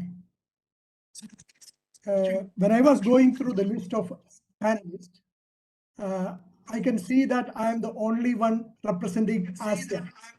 So obviously that we have, Kerala has got, or India has got the majority of employees working in Middle East, and Middle East has got large number of employers. But I would like to pitch myself, Norca to look into ASEAN as one of the emerging markets. If you look at like ASEAN is the 5th largest economic bloc. We have a market size of $2.3 trillion. We have 600 million people, and merchandise trading India and ASEAN was around 77 billion in 2019, and FDI from India was $2 billion in 2019. By looking at this, I would like Norca to look into more seriously to ASEAN region, where there are 3 particular projects that I'm targeting. One is by 2025, Indonesia is planning to move their capital from Jakarta to a place called Kalimantan, which is in a part of Borneo Island. So we are seeing a large number of infrastructure projects coming up in this region, and that will allow, there's a lot of blue-collar jobs to be developed from India, and also investment opportunities from Indian companies. Other side of ASEAN is Vietnam. If you look at Vietnam as an emerging market, at the moment, there is a lot of activities from Korea and China is being shifted to Vietnam for the businesses like heavy industries, shipbuilding, and etc. So that is the area where we could be looking at utilizing our highly skilled engineering and above level of people that we could focus on. And third one is looking at renewables. We all talk about renewables. Now, ASEAN has pledged themselves by 2025, 23% of their energy consumption should be coming from renewable energy.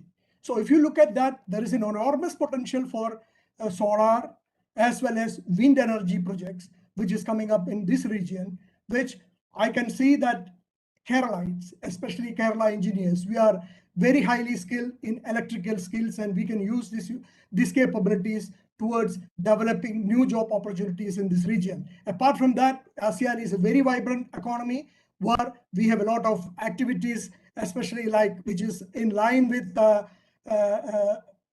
what you call economic activities, which is similar to southern Indian part of the population, and our culture and our language skills are almost similar to Southeast Asian, South Indian population, which we are expecting that these are the areas that which NORCA could look into, as well as Law Kerala Sabha could look into, and developing into an area out of the Europe or Middle East. So I would like, again, NORCA and the team giving me the opportunity to express my points here, and looking forward to work with you if you are interested to look at ASEAN as one of the emerging markets. Thank you very much. Thank you so much, sir. And now I avail this opportunity to invite Mr. Venu Rajamani, IFS retired officer on special duty to GOK External Corporation, New Delhi, for the felicitation. Over to you, sir. എല്ലാവർക്കും എൻ്റെ ഹൃദയം നിറഞ്ഞ അഭിനന്ദനങ്ങൾ, ആശംസകൾ, നമസ്കാരം. ആദരണീയനായ കേരള മുഖ്യമന്ത്രി ശ്രീ പിണറായി വിജയൻ, ബഹുമാന്യനായ chief secretary Shri VP Joy, principal secretary doctor Elangovan, വിദേശകാര്യ മന്ത്രാലയത്തിലെ എൻ്റെ സുഹൃത്തു കൂടിയായ സെക്രട്ടറി സഞ്ജയ് ഭട്ടാചാര്യ, ഇന്ത്യൻ എംബസികളിൽ നിന്നും പങ്കെടുക്കുന്ന അംബാസിഡർമാര്, മറ്റ് നയതന്ത്ര പ്രതിനിധികൾ, പ്രവാസി ലോകത്തിലെ പ്രതിഭകൾ, വ്യവസായ പ്രമുഖർ, ഇതിൽ പങ്കെടുക്കുന്ന എല്ലാവരും, നിങ്ങൾ ഏവർക്കും ഒന്നുകൂടി എൻ്റെ നമസ്കാരം. കേരളം പ്രവാസി കാര്യങ്ങൾ, പ്രവാസികളുമായുള്ള ബന്ധങ്ങൾ ഊട്ടിയുറപ്പിക്കുന്നതിനും കേരളത്തിൽ നിന്നും പുറമെ പോകാൻ ആഗ്രഹിക്കുന്ന യുവാക്കൾക്ക് പിന്തുണ നൽകുന്നതിനും എല്ലാം കേരള സർക്കാർ എന്നും ഒരു ഇന്ത്യയിലെ മറ്റ് സംസ്ഥാനങ്ങൾക്കൊരു മാതൃകയായിട്ടാണ് നിലകൊണ്ടിട്ടുള്ളത്. ആ മാതൃകാപരമായ പ്രവർത്തനങ്ങളുടെ ഒരു പുതിയൊരു അധ്യായമാണ് ഇന്നത്തെ ഈ ഓവർസീസ് എംപ്ലോയേഴ്സ് കോൺഫറൻസ്. ഈ കോൺഫറൻസ് ഇന്ന് രാവിലെ ഇതുവരെ നടന്ന ചർച്ചകളിൽ നിന്നും തന്നെ നമുക്ക് എല്ലാവർക്കും മനസ്സിലാക്കാം വലിയൊരു വിജയമായി കഴിഞ്ഞിരിക്കുന്നു. ഒരുപാട് പ്രധാനപ്പെട്ട ആശയങ്ങൾ മുന്നോട്ട് വെച്ചിട്ടുണ്ട്. ഇവിടെ സംസാരിച്ച ഓരോ വ്യക്തികളും, ബഹുമാന്യനായ മുഖ്യമന്ത്രി അദ്ദേഹത്തിൻ്റെ പല അഭിപ്രായങ്ങളും നമ്മുടെ മുന്നിൽ വെക്കുകയുണ്ടായി. ഇതെല്ലാം വരും ദിവസങ്ങളിൽ നമുക്ക് മുന്നോട്ട് കൊണ്ടുപോകേണ്ടത് വളരെ അത്യാവശ്യമാണ്. ഈ കോൺഫറൻസ് സംഘടിപ്പിച്ച ഡോക്ടർ ഇളങ്കോവനെയും അദ്ദേഹത്തിൻ്റെ ടീമിനെയും അതുപോലെ തന്നെ അതിന് വേണ്ട മാർഗനിർദ്ദേശം നൽകുകയും അനുഗ്രഹങ്ങൾ നൽകുകയും ചെയ്ത ബഹുമാന്യനായ മുഖ്യമന്ത്രിയെയും ഞാൻ ആദ്യം അഭിനന്ദിക്കുവാൻ ആഗ്രഹിക്കുകയാണ്. കേരളത്തിലായിരുന്നാലും ഇന്ത്യയിലായിരുന്നാലും ലോകത്തിൽ എവിടെയായിരുന്നാലും നമുക്ക് വലിയൊരു മാറ്റം കൊണ്ടുവരണം എന്നുണ്ടെങ്കിൽ, എക്സിസ്റ്റിംഗ് സിറ്റുവേഷൻ മാറ്റിയെടുക്കണം എന്നുണ്ടെങ്കിൽ അതിന് ഏറ്റവും പ്രധാനപ്പെട്ട ഒരു കാര്യം, ആദ്യമായി ആവശ്യമുള്ള ഒരു കാര്യം ശക്തമായ നേതൃത്വമാണ്, ഒരു ദിശാബോധമാണ്, ഒരു പൊളിറ്റിക്കൽ കമ്മിറ്റ്മെന്റ് ആണ്. ഇന്ന് ബഹുമാന്യായ മുഖ്യമന്ത്രി സ്വയം ഈ കോൺഫറൻസിന്റെ ഉദ്ഘാടന ചടങ്ങിൽ പങ്കെടുക്കുകയും ഇത് ഉദ്ഘാടനം ചെയ്യുകയും അതുപോലെ തന്നെ അദ്ദേഹം പറഞ്ഞ വാക്കുകളിൽ നിന്നും നമ്മൾക്ക് വളരെ വ്യക്തമാണ് ഇന്ന് കേരളത്തിന് അങ്ങനെ ഒരു ദിശാബോധമുണ്ട്, ഒരു നേതൃത്വമുണ്ട്. അദ്ദേഹത്തിന്റെ പരിപൂർണ പൊളിറ്റിക്കൽ കമ്മിറ്റ്മെന്റ് കേരളത്തിലെ യുവാക്കൾക്ക് തൊഴിൽ കണ്ടെത്തുന്നതിലും അതുപോലെ തന്നെ ഒരു പുതിയ കേരളം നിർമ്മിക്കുന്നതിലും ഉണ്ട് എന്നുള്ളത് നമുക്ക് എല്ലാവർക്കും വളരെ വ്യക്തമാണ്. ഈ നേതൃത്വവും പൊളിറ്റിക്കൽ കമ്മിറ്റ്മെന്റിനും ഉപരി രണ്ടാമത് ഒരു വലിയൊരു മാറ്റം ഉണ്ടാകാൻ ഏറ്റവും ആവശ്യമായിട്ടുള്ള ഒരു കാര്യം ഒരു കൊളാബറേഷനാണ്. ഒരു മാറ്റം ഒരു ഗവൺമെന്റിന് മാത്രം സൃഷ്ടിക്കുവാൻ സാധിക്കില്ല. അതിൽ എല്ലാ സ്റ്റേക്ക് ഹോൾഡേഴ്സും പങ്കാളികളാകണം. സംസ്ഥാന ഗവൺമെന്റും കേന്ദ്ര ഗവൺമെന്റും ഒരുമിച്ച് പ്രവർത്തിക്കണം. എംബസികളും സംസ്ഥാന ഗവൺമെന്റും കേന്ദ്ര ഗവൺമെന്റും ഒരുമിച്ച് പ്രവർത്തിക്കണം. അതുപോലെ തന്നെ പ്രവാസി ലോകത്തിലെ നിങ്ങളുടെ കഴിവുകളും പ്രതിഭകളും തെളിയിച്ചിട്ടുള്ള എല്ലാ പ്രവാസി സുഹൃത്തുക്കളും കേരള ഗവൺമെന്റിനോട് ഒപ്പം അടുത്ത് പ്രവർത്തിക്കേണ്ടത് വളരെ അത്യാവശ്യമാണ്. ഈ കോൺഫറൻസ് ഒരിക്കൽ കൂടി ഈ ഒരു കൊളാബറേറ്റീവ് എക്സസൈസിന്റെ ഒരു ഉത്തമ ഉദാഹരണമാണ്. അതുപോലെ തന്നെ ഇപ്പോൾ ഈ അടുത്ത കാലത്ത് ഈ സെപ്റ്റംബർ മധ്യത്തിൽ എന്നെ പുതിയൊരു തസ്തിക കേരള ഗവൺമെന്റ് ഉണ്ടാക്കി നിയമിച്ച ഈ ഒരു പ്രവർത്തനവും ഈ ഒരു നടപടിയും ഈ ഒരു കൊളാബറേറ്റീവ് എക്സസൈസിന്റെ ഭാഗമാണ്.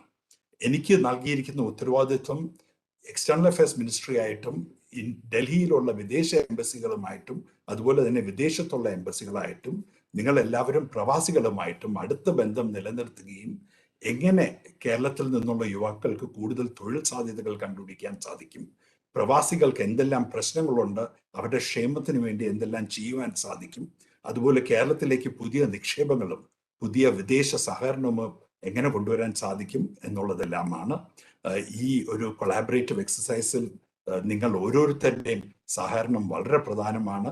അതുണ്ടാകണം എന്ന് ഞാൻ അഭ്യർത്ഥിക്കുവാൻ ആഗ്രഹിക്കുകയാണ്. ഇന്നത്തെ നമ്മുടെ ചർച്ചാ വിഷയത്തിന്റെ സബ്സ്റ്റൻസിനെ കുറിച്ച് ഭൂരിഭാഗം ആൾക്കാരും പറഞ്ഞു കഴിഞ്ഞിരിക്കുന്നു പ്രധാനപ്പെട്ട വിഷയങ്ങൾ. ഞാൻ അതിൻ്റെ സാരാംശം ഒന്ന് ആവർത്തിക്കുവാൻ ആഗ്രഹിക്കുകയാണ്. ഏറ്റവും പ്രധാനപ്പെട്ടത് ഇന്ന് കേരളത്തിലുള്ള വിദ്യാഭ്യാസ സമ്പ്രദായമാണ്, നമ്മുടെ വിദ്യാഭ്യാസ സ്ഥാപനങ്ങളാണ്. നമ്മുടെ വിദ്യാഭ്യാസ സിസ്റ്റത്തിനെ നമുക്ക് ഇൻഡസ്ട്രിയുമായി ലിങ്ക് ചെയ്യുവാൻ സാധിക്കണം. അതിനെ ഒരു ഇൻഡസ്ട്രിക്ക് ഉപയോഗിക്കാൻ പറ്റുന്ന വ്യക്തികളെ സൃഷ്ടിക്കുന്ന ഒരു സിസ്റ്റമാക്കി മാറ്റുവാൻ സാധിക്കണം. അതിനോടൊപ്പം സർവപ്രധാനം നൈപുണ്യ വികസനമാണ്. നൈപുണ്യ വികസനം എന്ന് പറയുമ്പോൾ അതിൽ ഹാർഡ് സ്കിൽസ് ഉണ്ട്, പുതിയതായി ഉത്ഭവിച്ചു വരുന്ന മാർക്കറ്റിന് ആവശ്യമായിട്ടുള്ള സ്കിൽസ് ഉണ്ട്, അതുപോലെ തന്നെ സോഫ്റ്റ് സ്കിൽസും വളരെ അത്യാവശ്യമാണ്, ഭാഷാ പഠനം വളരെ അത്യാവശ്യമാണ്. ഈ നൈപുണ്യ വികസനത്തിനോടൊപ്പം ഇന്ന് അധികം ആരും പറയാത്ത ഒരു കാര്യം ആന്ത്രപ്രനോറിയൽ ട്രെയിനിങ്ങും വളരെ പ്രധാനമാണ്. എല്ലാവർക്കും ഗവൺമെന്റിലോ കമ്പനികളിലോ എംപ്ലോയ്മെന്റ് കണ്ടുപിടിക്കാൻ സാധിച്ചു എന്ന് വരില്ല. നമുക്ക് സ്വന്തം കാലിൽ നിൽക്കുകയും മറ്റുള്ളവർക്ക് തൊഴിലവസരങ്ങൾ സൃഷ്ടിക്കുകയും ചെയ്യാൻ സാധിക്കുന്ന ആന്ത്രപ്രനേഴ്സിനെ കൂടെ സൃഷ്ടിക്കേണ്ടതുണ്ട്. അതിനു വേണ്ട ട്രെയിനിങ് നമുക്ക് കേരളത്തിനുള്ളിൽ കൊടുക്കേണ്ടത് ആവശ്യമാണ്. കേരളത്തിന് പുറത്ത് പ്രത്യേകിച്ചും പ്രവാസികൾ തിരിച്ചു വരാൻ പോകുന്ന പ്രവാസികളുടെ ഇടയിൽ നമുക്കൊരു ആന്ത്രപ്രനർഷിപ്പ് ട്രെയിനിങ് പ്രോഗ്രാം തുടങ്ങുവാൻ സാധിച്ചാൽ അവർ തിരിച്ച് കേരളത്തിലേക്ക് മടങ്ങുമ്പോൾ അവർക്ക് സ്വന്തമായി സ്ഥാപനങ്ങൾ സൃഷ്ടിക്കുവാൻ സാധിക്കും. ഇന്നത്തെ ഈ ഒരു കോൺഫറൻസ് ഒരു ചർച്ചയുടെ, ഒരു സംവാദത്തിന്റെ തുടക്കം മാത്രമാണ്. ഈ സംവാദം നമ്മൾ തുടരേണ്ടത് അത്യാവശ്യമാണ്. വരും ദിവസങ്ങളിൽ നിങ്ങൾ ഓരോരുത്തരോടും എനിക്ക് വ്യക്തിപരമായുള്ളൊരു അഭ്യർത്ഥന, ബഹുമാനനായ മുഖ്യമന്ത്രി പറഞ്ഞു ഉന്നത വിദ്യാഭ്യാസ രംഗത്ത് എങ്ങനെ നമുക്ക് നമ്മുടെ സംസ്ഥാനത്തിൽ കൂടുതൽ ഉയർന്ന നിലവാരത്തിലുള്ള സ്ഥാപനങ്ങളെ സൃഷ്ടിക്കുവാൻ സാധിക്കും എന്നതിനെക്കുറിച്ച് നിങ്ങൾ ചിന്തിക്കണം. നിങ്ങൾ അതിനു വേണ്ട നിക്ഷേപങ്ങൾ നടത്തണം, പ്രവർത്തനങ്ങൾ നടത്തണം. അതുപോലെ തന്നെ ഈ സ്കിൽ ഡെവലപ്മെന്റ്, നൈപുണ്യ വികസന രംഗത്ത് കേരളം ഒട്ടാകെ പുതിയ സ്ഥാപനങ്ങൾ സൃഷ്ടിക്കുവാൻ വേണ്ടി ഗൾഫിലെയും മറ്റ് രാജ്യങ്ങളിലെയും മാർക്കറ്റ് നന്നായി നേരിട്ടറിയുകയും കേരളത്തിൽ നിന്നും ഡയറക്റ്റായിട്ട് റിക്രൂട്ട് ചെയ്യുന്ന നിങ്ങൾ ഓരോരുത്തരും മുൻകൈ എടുക്കണം, നേതൃത്വം നൽകണം എന്ന് ഞാൻ അഭ്യർത്ഥിക്കുവാൻ ആഗ്രഹിക്കുകയാണ്. അത് വലിയ സ്കിൽ ഡെവലപ്മെന്റ് സെന്റേഴ്സ് ആയിരുന്നാലും ചെറിയ ഭാഷാ പഠന കേന്ദ്രങ്ങളായിരുന്നാലും പ്രവാസി മലയാളികൾക്ക് ഇതിൽ വലിയൊരു പങ്ക് നൽകുവാൻ സാധിക്കും. ഈ നൈപുണ്യ കേരളത്തിൽ ഒരു വലിയൊരു ശൃംഖല നൈപുണ്യ വികസന സ്ഥാപനങ്ങൾ സൃഷ്ടിക്കുന്നതോടുകൂടി നമുക്ക് കേരളത്തിന്റെ മുഖഛായ മാറ്റുവാൻ സാധിക്കും. വളരെയധികം കഴിവുള്ള, സ്കിൽഡ് ആയിട്ടുള്ള, സർട്ടിഫൈഡ് ആയിട്ടുള്ള, ഹൈ ലെവൽ സ്കിൽസ് ഉള്ള പുതിയൊരു തലമുറ യുവാക്കളെ നമുക്ക് ലോകത്തിന് സംഭാവന ചെയ്യുവാൻ സാധിക്കും. ഇതിനു വേണ്ടി നമ്മളെല്ലാവരും ഒറ്റക്കെട്ടായി ഒരുമിച്ച് പ്രവർത്തിക്കണം എന്ന് അഭ്യർത്ഥിച്ചുകൊണ്ട് ഞാൻ അവസാനിപ്പിക്കുന്നു. നിങ്ങൾ ഓരോരുത്തർക്കും നന്ദി, നമസ്കാരം. Jayant. Thank you so much, Mr. Venu Rajamani, IFS retired officer on special duty to Government of Kerala, for the felicitation. Thank you so much, sir. And now I avail this opportunity to invite Mr. K. Varadarajan, Resident Vice Chairman, Norca Roads, Trivandrum, for the vote of thanks. So please. കൃത്യം 2 മണിക്ക് തന്നെ നമ്മുടെ അടുത്ത session ആരംഭിക്കും. വൈകുന്നേരം 6 മണി വരെ നീണ്ടു നിൽക്കുന്ന ഈ പരിപാടിയിൽ എല്ലാവരും കൃത്യമായി സഹകരിക്കും എന്ന് പ്രതീക്ഷിക്കുകയാണ്. വളരെ ദീർഘകാലത്തെ തയ്യാറെടുപ്പിന് ശേഷമാണ് ഇത്തരമൊരു കോൺഫറൻസിലേക്ക് കേരള ഗവൺമെൻറ് കടന്നത്. രാവിലെ മുതൽ ആരംഭിച്ച പരിപാടി ലോകത്തിൻ്റെ വിവിധ ഭാഗങ്ങളിൽ നിന്നും നൂറുകണക്കിന് ആളുകൾ, കൃത്യമായി പറഞ്ഞാൽ 400-ലധികം ആളുകൾ ഇതിൽ രാവിലെ മുതൽ പങ്കെടുത്തിട്ടുണ്ട്. വിവിധ ഘട്ടങ്ങളിലായി അവരുടെ എണ്ണം വർദ്ധിക്കുകയും ചെയ്യുന്നു. ഈ ഉദ്ഘാടന സെഷൻ അതിൽ അധ്യക്ഷം വഹിച്ച ബഹുമാന്യനായ ചീഫ് സെക്രട്ടറി, ഉദ്ഘാടനം നിർവഹിച്ച ആരാധ്യനായ കേരളത്തിൻ്റെ മുഖ്യമന്ത്രി ഈ പരിപാടിയിൽ ആശംസാ പ്രസംഗങ്ങൾ നടത്തുകയും എന്താണ് ഈ പരിപാടി കൊണ്ട് എന്ന് ഉദ്ദേശിക്കുന്നത് എന്നതിനെ സംബന്ധിച്ച് തങ്ങൾക്കുള്ള അഭിപ്രായങ്ങളും നിർദ്ദേശങ്ങളും ഇവിടെ സമർപ്പിക്കുകയും ചെയ്ത എല്ലാ മാന്യ വ്യക്തികൾക്കും ഈ കോൺഫറൻസിൻ്റെ സംഘാടക സമിതിക്ക് വേണ്ടി, കേരള ഗവൺമെൻറ്റിന് വേണ്ടി, നോർക്ക ഡിപ്പാർട്ട്മെൻറ്റിന് വേണ്ടി, നോർക്ക റൂട്ട്സിന് വേണ്ടി നന്ദി അറിയിച്ചുകൊണ്ട് നിർത്തുന്നു. നമസ്കാരം. Thank you so much, sir. Thus, we came to the end of the official inaugural session of Overseas Employers Conference 2021, expressing heartfelt gratitude to Sri Pinarayi Vijayan, Honorable Chief Minister of Kerala, for officially inaugurating this session, and also Dr. K. Elangovan, IAS sir, Mr. V.P. Joy, IAS sir, Mr. Sanjay Bhattacharya, IFS, for their esteemed presence today.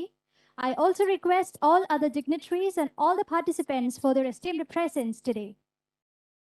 Let me also thank Dr. Ravi Pillai, Dr. Azad Moopan, Dr. C.V. Rappai, Mr. Subragan Panda, Dr. Mohan Thomas, Sri Ravi Bhaskaran, Mr. Venu Rajamani, IFS, Mr. K. Varadarajan, for their esteemed presence with us today.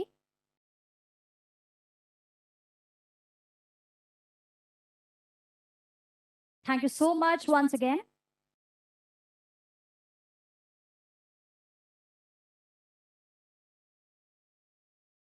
At 2 p.m., we have the very important session on emerging new markets for migration, new opportunities in the Middle East, where all the ambassadors will be joining, to be followed by an important session on Japan and Germany. I request all the participants for their presence for the important 2 sessions after the break. To request all other dignitaries to kindly important sessions afternoon. And now we're heading on to the lunch break. So once again, expressing heartfelt gratitude to all the dignitaries for their esteemed presence today for the official inaugural ceremony of Overseas Employers Conference 2021. Thank you.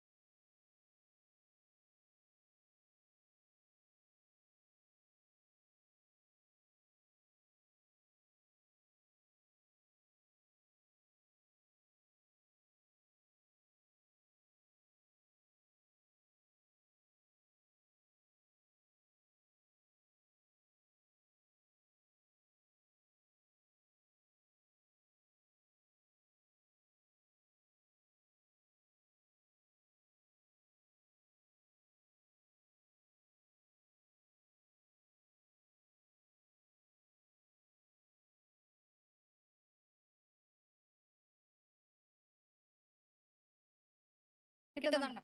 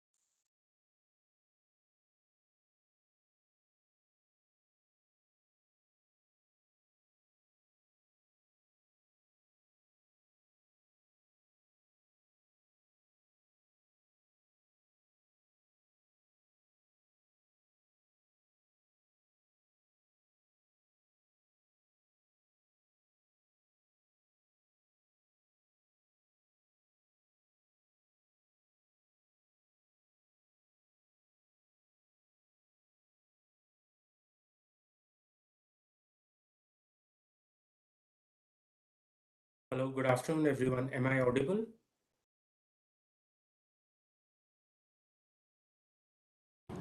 Yes, you are audible. Okay, thank you so much.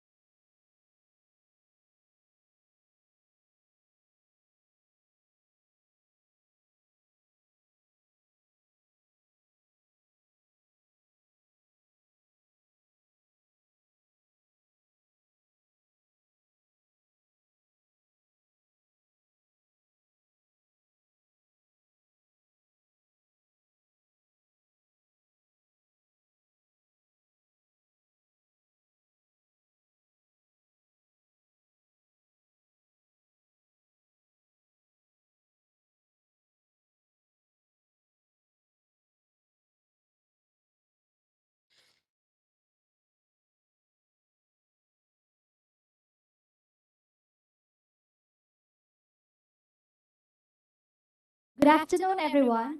Once again, a very warm welcome to Overseas Employers Conference 2021. Now we are entering to the very important session on emerging new markets for migration, new opportunities in Middle East. And now it's my greatest privilege to invite the moderator for the session, Professor Sunil Mani, Director and Professor RBI Chair, Center for Development Studies. Professor Sunil Mani is Planning Commission Chair Professor in Development Economics at the Center for Development Studies, Trivandrum.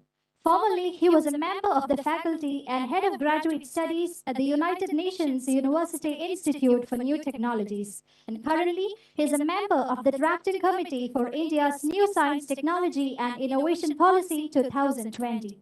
With utmost happiness inviting Professor Sunil Mani sir to the session, and the other panelists for the session are Mr. Pavan Kapoor, IFS, Ambassador of India to UAE, Dr. Ausaf Saeed, IFS, Ambassador of India to Saudi Arabia, Ms. Smita Patil, IFS, Co-Secretary and Head of Political and Commerce Department, Embassy of India, Kuwait, and Sona Soman, Second Secretary, Embassy of India, Qatar. With utmost happiness, I invite Professor Sunil Mani sir to take over the session. Over to you, sir. Okay. First of all, I wish to thank Government of Kerala and especially Dr. Ilangovan for giving me a chance to moderate this very important session. This session is actually on emerging new markets for migration, new opportunities in the Middle East. And there are actually two sessions. Immediately after this, there will be another one where we are going to focus on just Japan and Germany. I don't have to tell you that I think it's very important for us to diversify the extent of migration from Kerala to other countries because the economies are changing, technologies are changing, so it's new skills are required. And also it is very important that Kerala has to maintain a steady stream of migration.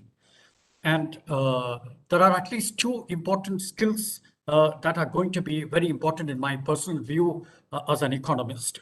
One is, of course, the pandemic has shown us that anything to do with health is going to be very important. And this spans across not just the Middle East, but also in developed market economies in the world, especially in Western Europe.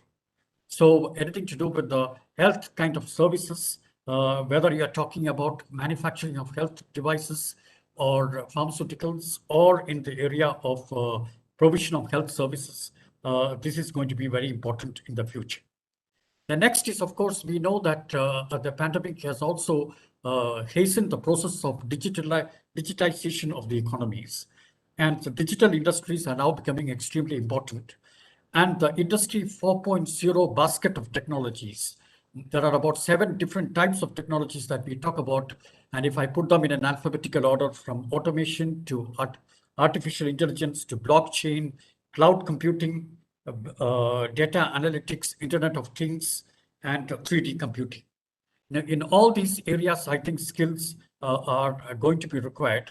And the Keralite youth will have to be prepared for these new skills and new markets that might emerge as a result of these. Now, in order to discuss this, we have a very distinguished panel here consisting of 4 diplomats, starting with the Ambassador of India to the United Arab Emirates, Mr. Pavan Kapoor. Let me just briefly introduce him. After a very distinguished academic career with an MBA from the Indian Institute of Management, Ahmedabad, he went on to do a master's in international political economy from the London School of Economics. And his diplomatic career has spanning over about 3 decades. He has served in Indian missions in Moscow, in Kiev, London, Geneva, apart from serving in the Ministry of External Affairs and in the Prime Minister's office in New Delhi. He has also served as an international civil servant with Commonwealth Secretariat in London. And it was just before taking up the present position, he was India's ambassador to Israel from March 2016 to September 2019. And before that, he was India's High Commissioner to Mozambique and the Kingdom of Swaziland. So I invite Mr. Ambassador Pavan Kapoor to give his views on new markets and migration, new markets for migration and new opportunities, especially in the Middle East. And United Arab Emirates being one of the most important markets for Indian migrants, especially people from Kerala. For the information of the moderator, we have also Mr. Mohsin Khan, Director General UBIC, also joining for this session, the last speaker. Over to His Excellency Ambassador Pravan Kapoor, sir. Thank you very much, Professor Mani, for that introduction, and for inviting me, NORCA, for inviting us to participate in this very relevant topic. Well, you know, I mean, as you've said yourself, the Gulf and UAE has traditionally been a very important employer, not just for the people from the state of Kerala, but of course from all over India. And we are still the largest, I think, overseas Indian, host country with about 3.2 or 3.3 million Indians. And of course, this tradition will be maintained.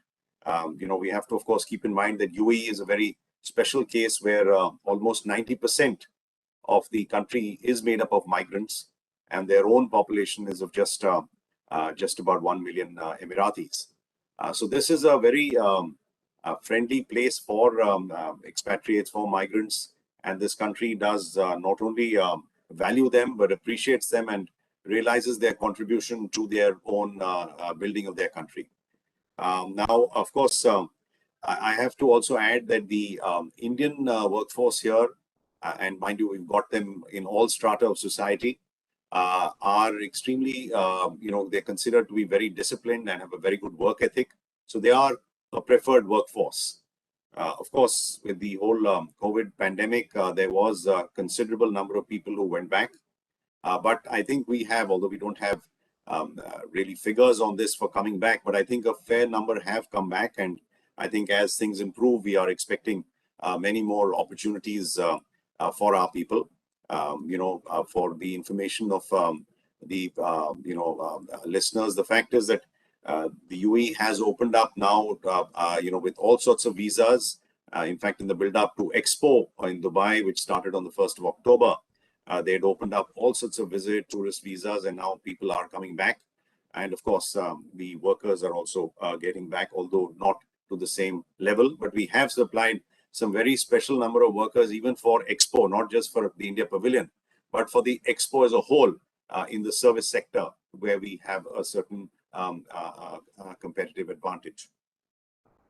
Now, I would like to mention a few points.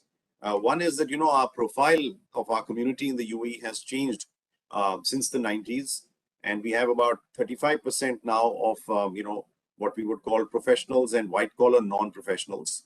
And but unfortunately, even in this sector, we find that our people are occupying more of the backroom and the lower service staff jobs, while, say, for example, the Filipinos take on the front desk and higher service staff. Now, this obviously then reflects on the remuneration that our people get vis-a-vis others. And this is actually a result of a very focused intervention from the Philippines government, which tries to better equip its workforce with these behavioral skills that enable them to perform jobs like, clerical staff, shop assistants, salesmen, hotel receptionists, staff at salons, better than their counterparts from other countries. So they give them better training in English, but also behavioral skills for this kind of service sector, which if we can do, can make our workers also move up the value chain. So I would recommend that the state government should consider establishing such centers of relevant training, even in this sector where we have a good presence, but try and move them up the value chain. I would also like to point out that as part of its 50th year, which the UAE is now completing, the formation of the United Arab Emirates this December, they call it the year of the 50th. And they've come up with projects and initiatives for the 50th, which is how do they look at the next 50 years? And many of these initiatives are focused on attracting and retaining talent from abroad. So we must try and take advantage of these initiatives that they've launched. As part of this initiative, for example, they've introduced new and amended visa regulations to attract foreign investment and skilled workforce, and have announced programs that will support the application of the fourth industrial revolution in all sectors. Now, Professor Mani just talked about the fact that Industry 4.0 has all these, these set of sectors. And I think given our prowess in some of those sectors, we must try and utilize this opportunity. Of course, we might need to provide training in some of the other sectors. But the fact is, whether it's IT, science, R&D, and advanced areas like AI and robotics, there is an opportunity for Indians which we must now try and focus on for the UAE. As part of these projects of the 50, they've also introduced the concept of green visas, which has been actually to expand the scope of self-residency for investors, entrepreneurs, highly skilled individuals, and self-employed workers, again, specializing in, say, AI, blockchain, and digital currencies. So here again, there is a specific category for visas being introduced, and this should be taken advantage of. I am, in this context, of course, I'm glad to note, as per the concept note circulated, that the government of Kerala is implementing skill development programs, including in data science and analytics, robotics, and process automation. So I hope this will help in that regard. The UAE has also recently announced welcome changes to its sponsorship system. It has expanded the scope of its long-term visas, better known as golden visas, which were 10 years, to now silver visas of 5 years, and are including now more categories, including children. This expanded list now includes specialized talents and researchers in the fields of science and knowledge, such as doctors, specialists, scientists, inventors, as well as creative individuals. So from the fields of culture and art. So such visas are important as they permit the visa holders to live, work, and study in the UAE without the need of a national sponsor. So it's self-sponsorship which is coming in, which is a very good thing and a new thing which should be taken advantage of.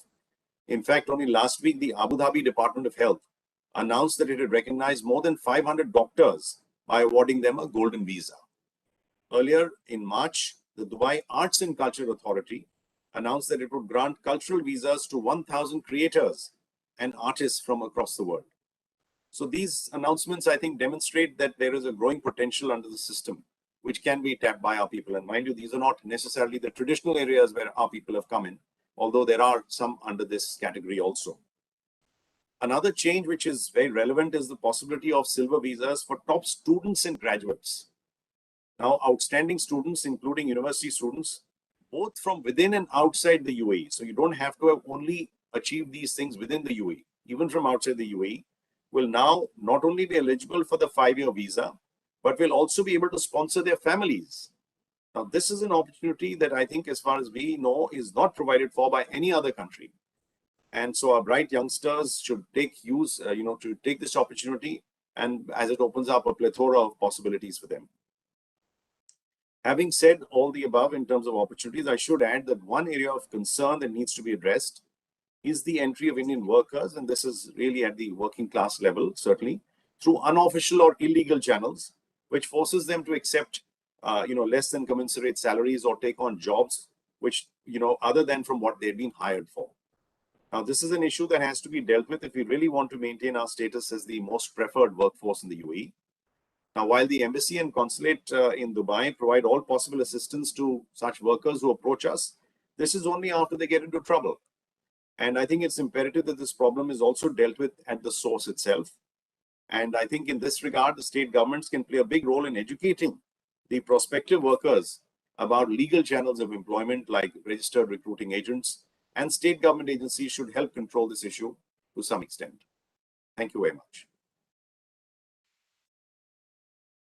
Thank you very much, Ambassador Kapoor. I think that was a very clear list of areas where Kerala and other Indian states could take advantage of in the UAE. So without much ado, I will go to the next speaker, which is Ambassador Dr. Asif Saeed. He is Ambassador of India to Saudi Arabia. And Ambassador Dr. Asif Saeed holds a very distinguished academic career from Osmania University in Hyderabad. He has a PhD in the area of geology. And he has about 30 years of diplomatic service, which has actually taken him to a large number of countries, High Commissioner of India to Seychelles, and Consul General of India in Chicago, Ambassador of India to Yemen, Consul General of India in Jeddah, and besides working at the Indian diplomatic missions in Cairo, Riyadh, Doha, and Copenhagen in various capacities. He has also served as the Joint Secretary overseeing the West Asia Africa Division in the Ministry of External Affairs and the Regional Passport Office in Hyderabad. So, and Dr. Said has actually published 3 books, one on geology and 2 on Indian art and culture. And he has also compiled an edited Urdu book, which comprises the entire literary work of his distinguished father. So, Dr. Said, very warm welcome, and we look forward to your comments on opportunities in Saudi Arabia, which, as you know, is one of the most important destinations for Keralite workers.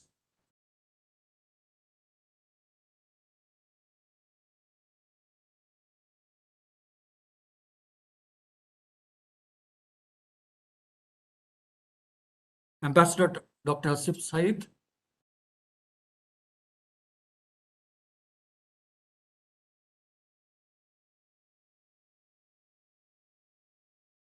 Looks like he is not present in the.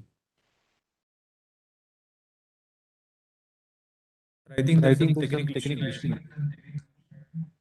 Okay, so do we wait or we go to the next speaker and then come back to Dr. Asif Said later? Yes, sir. Okay, I think there are usual technical glitches so we go to the next speaker. I hope the next speaker, Dr. Deepak Mittal, is also available here.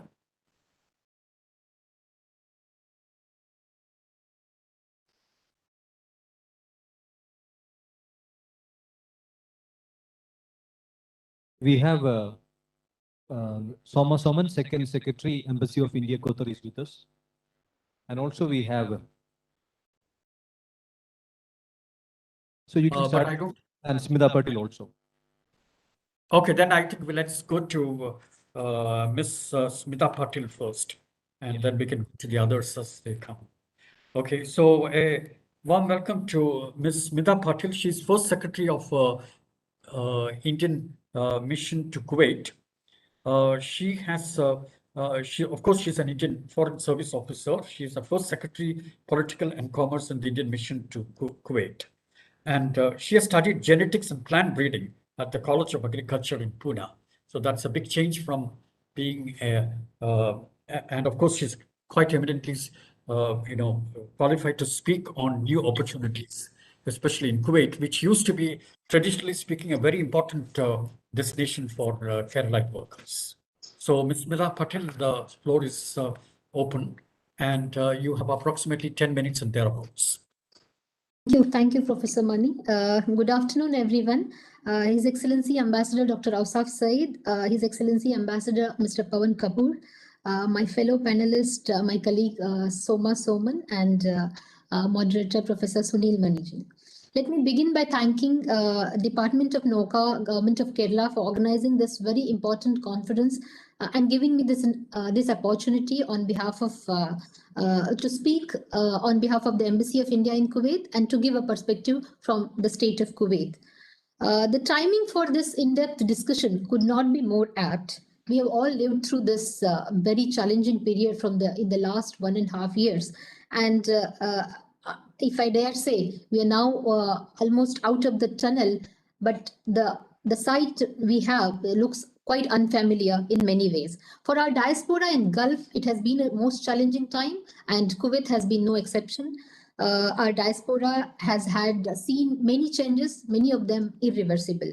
To just give a brief overview of the diaspora here in the state of Kuwait, there are about 1 million Indians who live in Kuwait. A large chunk of them, around 327,000 of them, are domestic workers, and as you know, mostly female. Almost half of them work in, half of the diaspora work in private sector. There are thousands of nurses, engineers, doctors, chartered accounts, entrepreneurs as well. The last year, at the end of 2020, the Kuwait's Public Authority for Civil Information had reported that about 134,000 expatriates had left Kuwait. About 52% of them are Indians, and as we know, almost all of them, most of them were from Kerala, as the majority of the population here in Kuwait belongs to the state of Kerala. But fortunately, from what we learned from our interaction with NORCA department last month that we had was that the number of expatriates returning from Kuwait was comparatively lesser than other Gulf countries, which came as a bit of a surprise to us. That this report that earlier mentioned also mentioned that about the Kuwait's population to be about 4.67 million, and 3.2 million of it are expatriates. So you can imagine almost the largest community amongst them is Indians. But the community of Indian community in Kuwait has, of course, reduced in number. From 2019, it used to be over 10.5 million, and now it is much lesser than 1 million. The most recent statistics of 2021 also tell us that the numbers have gone down further. That means that the exodus continued in the first 6 months of 2021. But right now, the situation is improving. The travel restrictions are easing, and a lot of people that were stranded in India for almost over 2 years are now returning to their jobs and their livelihoods. The comparative population of expatriates in Kuwait, which 20 years ago used to be much lower than 20%, is now 31.8%.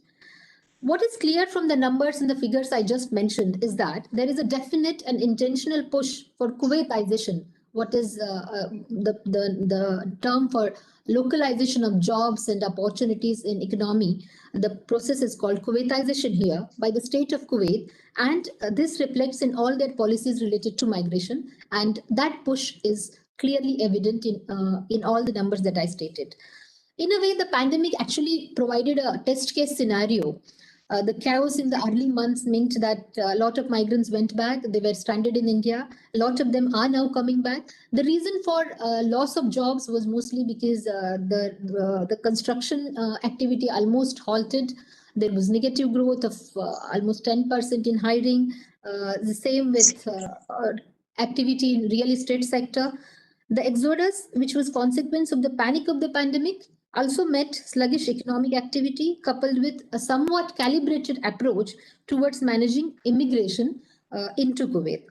So this last quarter of 2021, we see that the travel restrictions are easing, and this is the right time for us to look at the new opportunities in the region as well as in the state of Kuwait, because the disruption caused by pandemic was one of a kind, and definitely there are going to be changes which are irreversible. If I look at this issue of new opportunities in this region, especially in Kuwait, I would like to look at it from the prism of the experience of pandemic. The three issues that were distilled from the experience of pandemic here in the state of Kuwait, if I could list them, were food security. There was this critical understanding of importance of food security to Kuwait. At the very beginning, when Honorable Prime Minister of Kuwait talked to our Honorable Prime Minister, and our Prime Minister assured of continuity of supply food chains, supply chains for food material.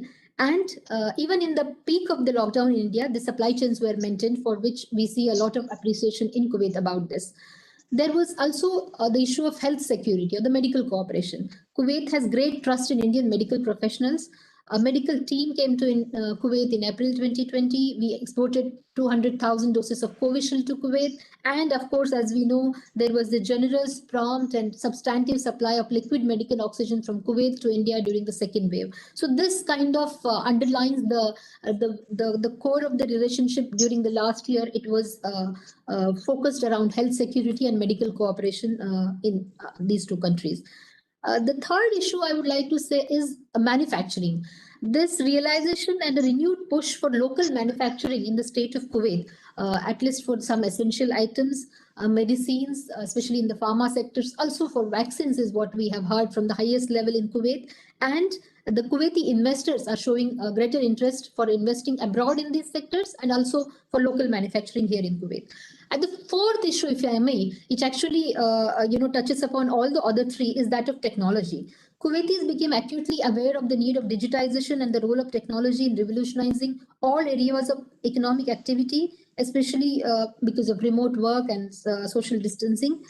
So the role of technology has been felt more acutely, and that, of course, is an area which is of importance. Of course, when I say all this, the domestic workers continue to be the topmost group of priority of employees in Kuwait, and the recruitments resumed earliest. That shows us that this is a very important category of workers coming to Kuwait. They will, of course, be in demand in future as well. But the need of the hour is streamlining the recruitment processes, ensuring transparent recruitment process, and skilled household managers, training of workers being recruited from India. And as mentioned earlier, pre-departure orientation training, which fortunately are now happening in more centers in Kerala. I would just suggest that more emphasis on skilling of these mostly women who are leaving our country for the first time, and providing them with the essential skills to navigate an unfamiliar culture and region, and also giving them some idea about social safety net and all would be very important. In that case, since now so many things are happening virtual, we at the embassy would be very happy to facilitate this kind of training and give some idea to these women joining virtually even before they leave Kerala. Also, there has been this issue of, the 60 years of age workers.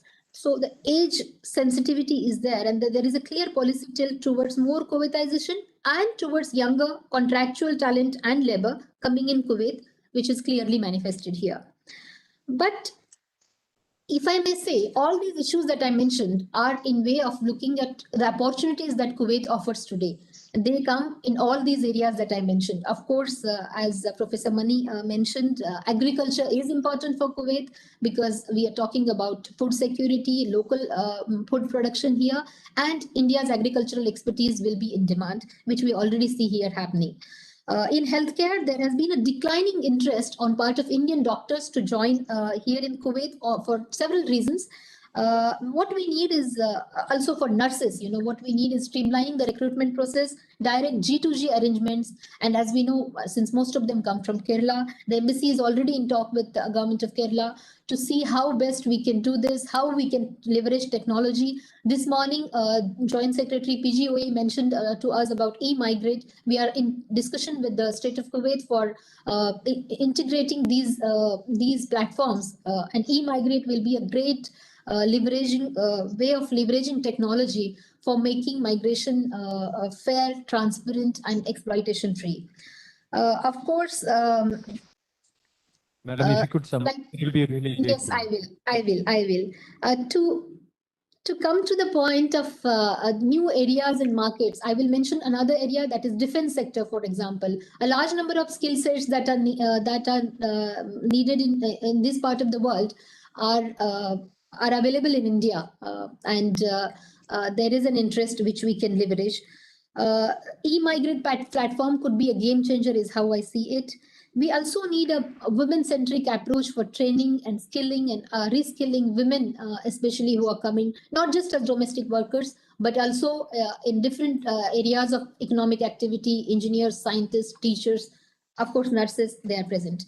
Of course, if I may summarize, the new Kuwait Vision 2035 has a lot of echo of what we are talking in India about New India Vision. And there is a great push towards privatization, manufacturing, and all these areas offer great opportunities for Indian companies and Indian workers. Renewable energy is definitely one of those areas because it will mandate 15% of energy share coming from renewables, even in Kuwait. So this year, when we are celebrating the 60th anniversary of India-Kuwait diplomatic relationship, I would like to summarize by saying that the opportunities for Indian workers in Kuwait, especially from Kerala, continue unabated. We will have to make sure that we come more prepared. We offer the higher skill set, as also mentioned by earlier panelists, and that we leverage these opportunities to the best possible benefit of our workers. Thank you so much. For the awareness of the moderator, we have Dr. Asif Said IFS, Ambassador of India to Saudi Arabia, available. Yes. Thank you very much, Ms. Smita Patil, for that wonderful presentation. You have given us a number of very specific areas. And you've also mentioned that the traditional area of domestic workers, we need to be a little bit more careful in terms of giving them adequate training before they are actually launched into this market. Now we are going to welcome back Ambassador Dr. Asif Said. He's India's ambassador to Saudi Arabia. And here, as I mentioned before, he holds a Master of Science and very distinguished PhD in geology from Osmania University in Hyderabad. And he has got also an advanced diploma in Arabic from the American University in Cairo. And he has published 3 books, one on geology and 2 on Indian art and culture. And he has compiled and edited an Urdu book, which comprises the entire literary work of his very distinguished father. And in terms of his diplomatic service, he has been serving the country for over the last 30 years as ambassador to the High Commissioner to Seychelles, Consul General of India in Chicago, Ambassador of India to Yemen, Consul General of India in Jeddah, and besides working in the Indian diplomatic missions in Cairo, Riyadh, Doha, and Copenhagen in various capacities. He has also served the Joint Secretary overseeing the West Africa Division in the Ministry of External Affairs and the Regional Passport Officer in Hyderabad. Very warm welcome, Ambassador Dr. Asif Saeed. And as we know, Saudi Arabia is a very important market for Indian workers. Thank you. Thank you, Mr. Sunil, Professor Sunil, for inviting me to this session. I hope I'm audible. So first and foremost, I would like to say that, you know, the context of this conference, the overall conference, I would like to congratulate the government of Kerala, because it is very essential in the post-COVID, as countries are opening up. We should also assess the possibilities for newer opportunities for Indian workforce globally. So in the context of Saudi Arabia, we had under the VBM mission sent back around 600,000 people, and at least 50% of them were related to job distress. So having said that, we find that there are several opportunities which are emerging in the kingdom, especially under the Vision 2030, as the kingdom has opened up several new construction projects, emphasis on the health and education. Both these sectors have been open for privatization, new infrastructure projects, emphasis on tourism and healthcare industry, recreation and culture. So all these would provide newer opportunities for our workforce, you know, technical and non-technical, to look at Saudi Arabia as a favored destination. Now, the important aspect is that despite the fact that a large number of people had left for India during the pandemic, and many of them are stranded there due to lack of direct flights, but the indications are there that many of them would definitely come back in the near future. During my recent interaction with a few stakeholders here, I'm informed that out of the 42 mega manpower companies which are in Saudi Arabia, which are called Istihdam companies, 22 of them are very active. And according to information, there are 40 to 50,000 new technical visas have been issued for India in the recent times.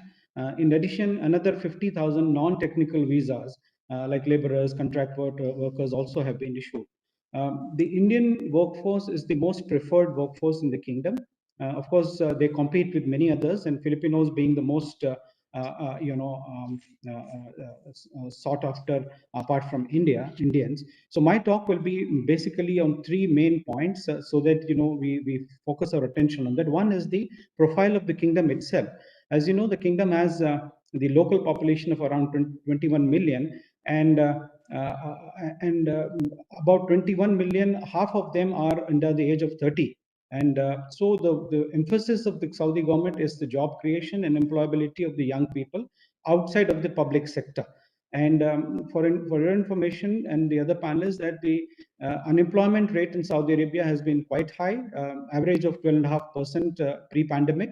And the private sector only employs around 2 million of Saudi nationals, and much of the unemployment also is focused on the female unemployment, which is as high as 31%. So the focus of the Saudi government has been to look for replacing the foreign workers under their Nidakhat program, which is the Saudization program, and also to see that you know, the private sector jobs which are filled largely by the foreign workers, almost 6.7 million foreign workers are employed in the private sector, to be replaced. So this is one aspect of it. Second aspect, which has been touched upon by some of the panelists, is the digitalization, automation, focus on outsourcing, use of robotics, cloud technologies. All this would also affect the low skill and foreign workers where the jobs are repetitive. So one needs to be more abreast with the technology so that our people are greater skilled. So that brings me to the main focus of your discussion also, which is the skilling. So the Ministry of Human Resources and Social Development in Saudi Arabia launched a skills verification program in March 2021, which was aimed at stopping the flow of unqualified workers by verifying that the foreign workers' skills match the job requirements of the profession they will be practicing in Saudi Arabia. So they have actually identified 1,000 specific professions of skilled workers in 23 occupations. So this is a part of the professional accreditation system aimed at regulating and improving the labor market by standardizing the professional qualifications within the overall framework of Vision 2030 program. And skills are to be verified through a global testing scale, such as the NVQ, which is the National Vocational Qualification. The purpose is that the candidates, potential candidates, need to demonstrate that they have suitable skills, knowledge, and understanding to carry out the task associated with their jobs. So it is the overall part of the professional accreditation system which the Saudis have started. The mandatory verification of workers have started, for big companies, over 3,000 employees from June 1st, 2021, and all others it will be made mandatory from December 1, 2021. So the whole idea is to prevent the misuse of visas, because there have been some reported instances of misuse of visas, and also to ensure that the countries which are supplying manpower to Saudi Arabia really provide the skilled people which are needed here. So there are two aspects of it: those who are going to come in future, and also the testing of those who are already existing here, those who are already working here. So which is again brings about challenges. For example, engineers who are working, a large number of Indian engineers are there, large number of Indian nurses are there. So engineers will have to go through mandatory tests conducted by the Saudi Council of Engineering. Similarly, doctors have to undergo tests. So one way to look at it is that, yes, it helps us in introspection and also putting our best foot forward so that we are also better prepared. During the Prime Minister's visit here in October 2019, one of the things which we have talked about in the bilateral context was asking the Saudi Ministry of Social, Human Resources and Social Development to give a long-term perspective of their requirement so that we do a skill mapping projection and manpower states, supplying states like Kerala, can engage in skilling, reskilling, and upskilling of the people. And then we said that if we know the requirement of Saudis ahead of time, maybe a 5-year plan or a 10-year plan, giving different categories, so our states are then better prepared to train, so that there is a pool created, pool of skilled manpowers is created, and from that pool we'll be in a position to supply manpower to the satisfaction of Saudis, And also to protect our own manpower bilaterally, what we have done, there are two steps which have been taken. One is the integration of our eMigrate with eTawfiq. It is already done. Formal launching is expected anytime soon. So this will prevent illegal recruitment on visit visas, recruitment through third countries. So it will protect our employees. Then fourthly, the Saudis have, the Saudi government has also launched a new labor policy, which would also be in the interest of our people. We are in close touch. The mechanism which is existing under the bilateral cooperation is the Joint Working Group on Consular and Labor Matters, which is a part of the Strategic Partnership Council, which was created during Prime Minister's visit. So to give a focused attention to the labor and manpower related issues. And apart from the purely seeking jobs, like my colleague Pawan had mentioned, there are other opportunities for Indians to look at, like setting up of SMEs, setting up of manufacturing units, availing of the concessional loans which are available through SIDF up to the extent of 75%. Then again, in Saudis, they've started the golden visas for different categories of Indians.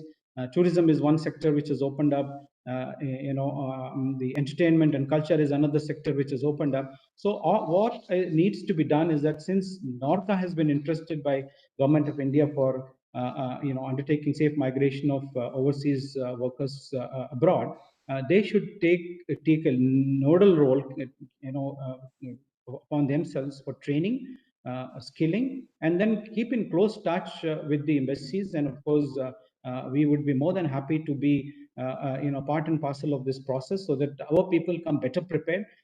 Mind you that as the days go by, things will not be easier. Although Indians are the preferred lot in all the Gulf countries, including GCC, including Saudi Arabia, but the space is shrinking. The categories are reducing. So only those people who are better trained, who are technologically savvy, abreast with emerging technologies, will be able to sustain the market and retain their space in the times to come. And we can't also blame the GCC countries because of their young population. And the other context in the morning session, we have talked about the opportunities in Europe because of the aging population, but here it is a different context. So considering all that, we still should look at GCC countries and particularly Saudi Arabia as a potential destination for our workforce, particularly from Kerala.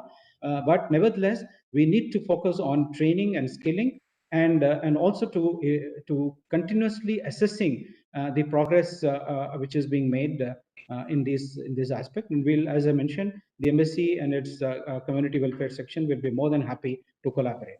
And thank you very much. Thank you very much, Ambassador. Thank you very much, Ambassador. You emphasized the point about training and skilling, and also improving the quality of our skilling. Now we have Dr. Deepak Mittal. He's India's ambassador to. Sir, we have Dr. Sona Soman, the Second Secretary, Embassy of India, Qatar. Okay. Yeah, in place of Mr. Deepak Mittal. Okay. His Excellency Ambassadors, Chief Secretary and Principal Secretary to Kerala Government, my seniors and colleagues from MEA, esteemed participants, Moderator Mr. Sunil Mani, other panelists, good afternoon to all of you. Today, I would like to thank Norca and FICCI for this opportunity to speak on behalf of Ambassador Dr. Deepak Mittal. Talking about Qatar, as well as the opportunities that is emerging here, Qatar's policies have always been for more stability, competitiveness, and growth-oriented, and for a growth-oriented economy. So this opportunities that is coming up here is basically from the Qatar's diversification that is based on its national vision for 2030. And its winning and its right to host this FIFA 2022. So other diversification that is happening in the fields of technology and trying to be a knowledge-based economy. So talking about the profile of the expat community over here, we have 7 lakh Indians over here, and out of which 70% is in blue-collar worker, and another 20 to 35% in the white-collar category. So in last year, we had around 7.5 lakh people, but due to COVID, around 50,000 who were on project completion or project visas or small-term visas, they went back. So right now, we find that there is a large demand for workers in blue-collar sector, especially domestic service sector like house drivers, then housemaids. Then in white collar, you find already many doctors, engineers, physiotherapists, accountants, then professionals in finance, HR, consultants, bankers, IT professionals, teachers, nurses, office managers, all these people work here in the white collar job category right now. So basically more opportunities are coming up with these professions. Now, thinking about the opportunities that happened in maybe in the last couple of years, considering from 2015 to 2020, we find that more than 6 lakh vacancies were raised through e-migrate. And when we consider this blue collar sector, there is always a heavy demand for drivers, laborers, then semi-skilled workers, carpenters, plumbers, welders, technicians. These are the main areas where we are finding many demands being raised through different employers that is registered e-migrate. We find that for Qatar, it is more than 8,000 employers as well as individual companies and individuals who are registered with e-migrate. So when we consider the number of opportunities that is coming up, that is basically in infrastructure. Right now, 12 stadia are already completed for the FIFA, but still many projects, especially for the hotels, accommodations, malls, so construction sector, though the stadia and other projects are finished, lot many opportunities are there for the construction, especially that is coming up to accommodate the tourists that is going to visit for the FIFA. Then we find that the Qatar government is also spending more on port as well as the airports and urban planning, especially on the highways. So there is opportunities for blue collar workers in these fields. Basically, you find that in as per the Qatar's national vision, there is a greater emphasis on diversification, but along with that, there is a plan to increase the production in LNG sector. So there is a 30% increase that is going to happen with the production capabilities. So this will promote more and more opportunities in the hydrocarbon sector, that is the oil and gas sector.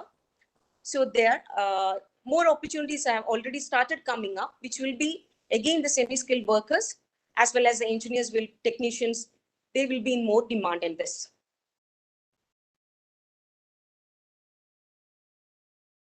Also, traditionally, we find that about the domestic service workers, which I mentioned earlier, we find that many of them are coming on visit visas without proper awareness, especially the women domestic workers, which creates issues for us later also with the recruiting agents, because bypassing the e-migrate and coming here on visit visas, so there is no proper documents for them, no proper work contract, which in fact puts them in a difficult position, as well as for us also creating shelter as well as accommodation for them and helping them in a manner that they are repatriated from here. Then talking about the opportunities, so in domestic service sector, it will be that people are more aware of the opportunities available, as well as they use the legal channels for migration. And for ECR passport holders, e-migrate is being used, should be used, which could reduce the number of complaints as well as the cases. Then traditionally in health sector, we find that there is a lot of opportunities for doctors, nurses, pharmacists, as well as the technicians in the medical sector.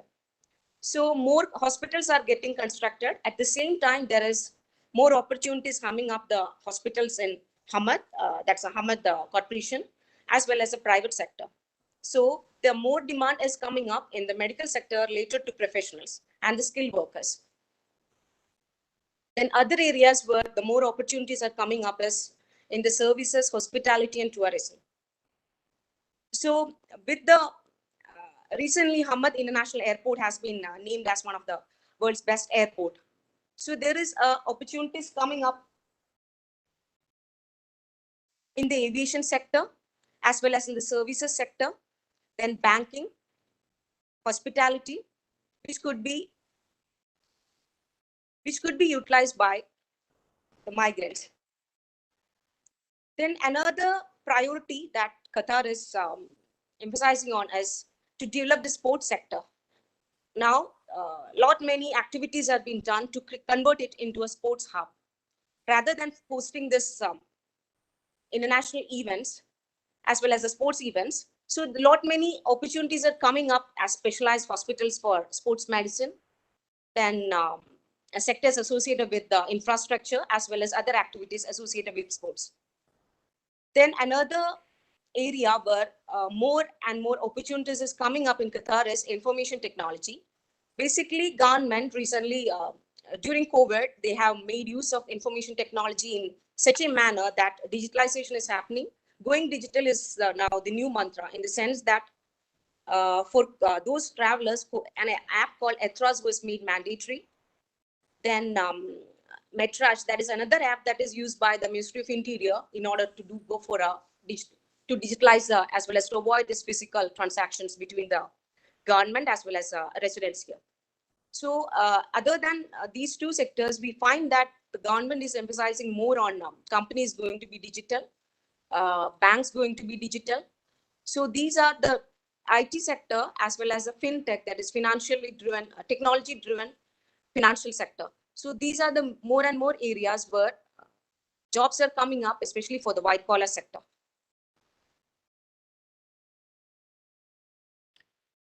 So earlier I emphasized that the opportunities among the services sector as well as hospitality sector. I would like to add that Qatar has every year Qatar holds many international events as well as other along with the sports events, other events related of conferences, these kind of activities. So there is always a demand that is coming up in the hospitality sector, and we also attend the seminars that is done between the embassy as well as the government of Qatar, especially their labor ministry, to promote the more and more opportunities and be aware of the opportunities that is available in the hospitality sector. So these are the sectors where opportunities are coming up in Qatar. Madam, if you can summarize. Sorry. Okay, thank you, Ms. Sona Soman, for that. I would like to conclude by saying that Qatar has introduced recently minimum wages, that is for the first time in the region. But in order to make use of this labor reforms that is happening recently in Qatar, like request of like removing of the travel requirement for exit permit from the employers, as well as easiness to change the jobs. More and more awareness as well as skill development, especially for the migrants, are required, so that we can use these opportunities that is coming up, so that it will turn out to be a triple win even for the migrant as well as the sending country and the receiving country. Thank you. Okay, thank you. Moderator, we have Mohsin Khan, Director General UAE India Business Council, as the last speaker, sir.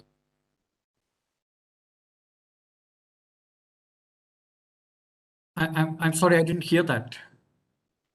So we have Mohsin Khan, Director General UAE India Business Council, as the last speaker.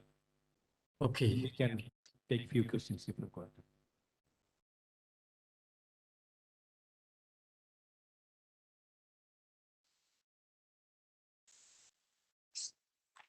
Sir, you're muted, sir.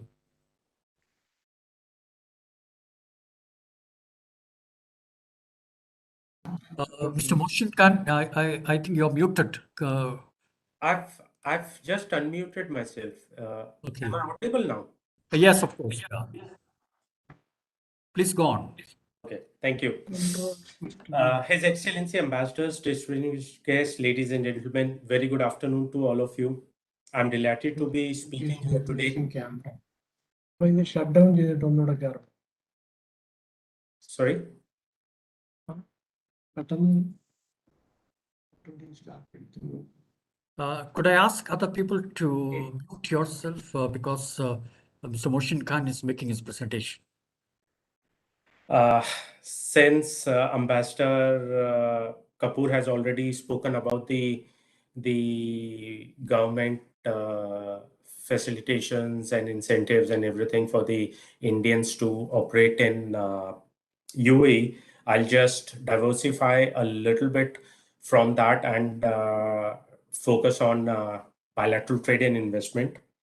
First of all, on behalf of UIBC, which is UAE India Business Council, I would like to express my deepest appreciation to non-resident Keralites Affairs, which is NORCA, Government of Kerala, and FICCI for organizing this important conference and giving me the opportunity to speak over here. The UAE India, as all of us are aware, have always enjoyed a very close and friendly relations over several millennia. The bilateral relations have received impetus from time to time with exchange of high-level visits from both sides, and we have witnessed the transformation of these ties into comprehensive strategic partnerships that covers diverse sectors, and both countries continue to explore deeper cooperation in new areas. Moreover, the stronger political ties between the UAE and India have led to deeper economic collaborations between both countries. UAE is the second largest Arab economy with best infrastructure to support individual and economic activities. Backed by rapid rollout of vaccination program and strong rebound in UAE's non-hydrocarbon sector, the UAE's economic recovery is expected to be driven by trade and tourism. The World Bank has projected real GDP will average around 3.4% between 2021 and 2023. It's projected 2.7% GDP for 2021, 4.6% for 2022, and 2.9% for 2023. Other factors like creating favorable business environments, spike in domestic demand, and introduction of key social economic reforms will play a part in driving UAE's economic recovery. UAE's tax-free status, world-class infrastructure, investment-friendly policies, political stability, low tariffs, and 100% ownership for foreign investors have seen it emerged as a regional hub for diverse industries, especially light to medium industrial units involved in manufacturing and exporting mechanical equipment, chemicals, food and beverages, machinery and metals, etc. UAE-India bilateral trade, which was valued at USD 180 million per annum in 1970s, has consolidated through the years and now stands at USD 43.31 billion in financial year 2020-21. While trade often defines bilateral relations among nations, India and UAE share so much more than just economic synergies. In terms of economic outlook, 2016 was a watershed year for oil exporting Middle Eastern countries. Most of the countries in the region pushed through quite aggressive fiscal reforms last year. Energy subsidies were cut across the board in Gulf Cooperation Council.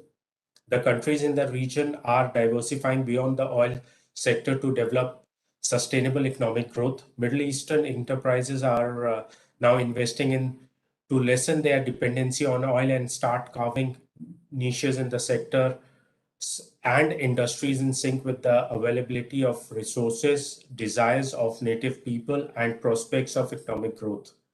The region is sitting on the cusp of Industrial Revolution 4.0, and entrepreneurship and startups will play a crucial role in advancing the Industrial Revolution 4.0. The countries of the region have been investing in the research and development sector and are climbing the ladder in the Global Innovation Index, thus indicating that the countries in the Middle East are working towards transcending to businesses of the future, which will be driven by tech sectors. In Industry 4.0, even manufacturing will be transformed by technologies such as robotics, machine learning, artificial intelligence, and these areas will see a huge employment opportunities for the youth across the MENA region.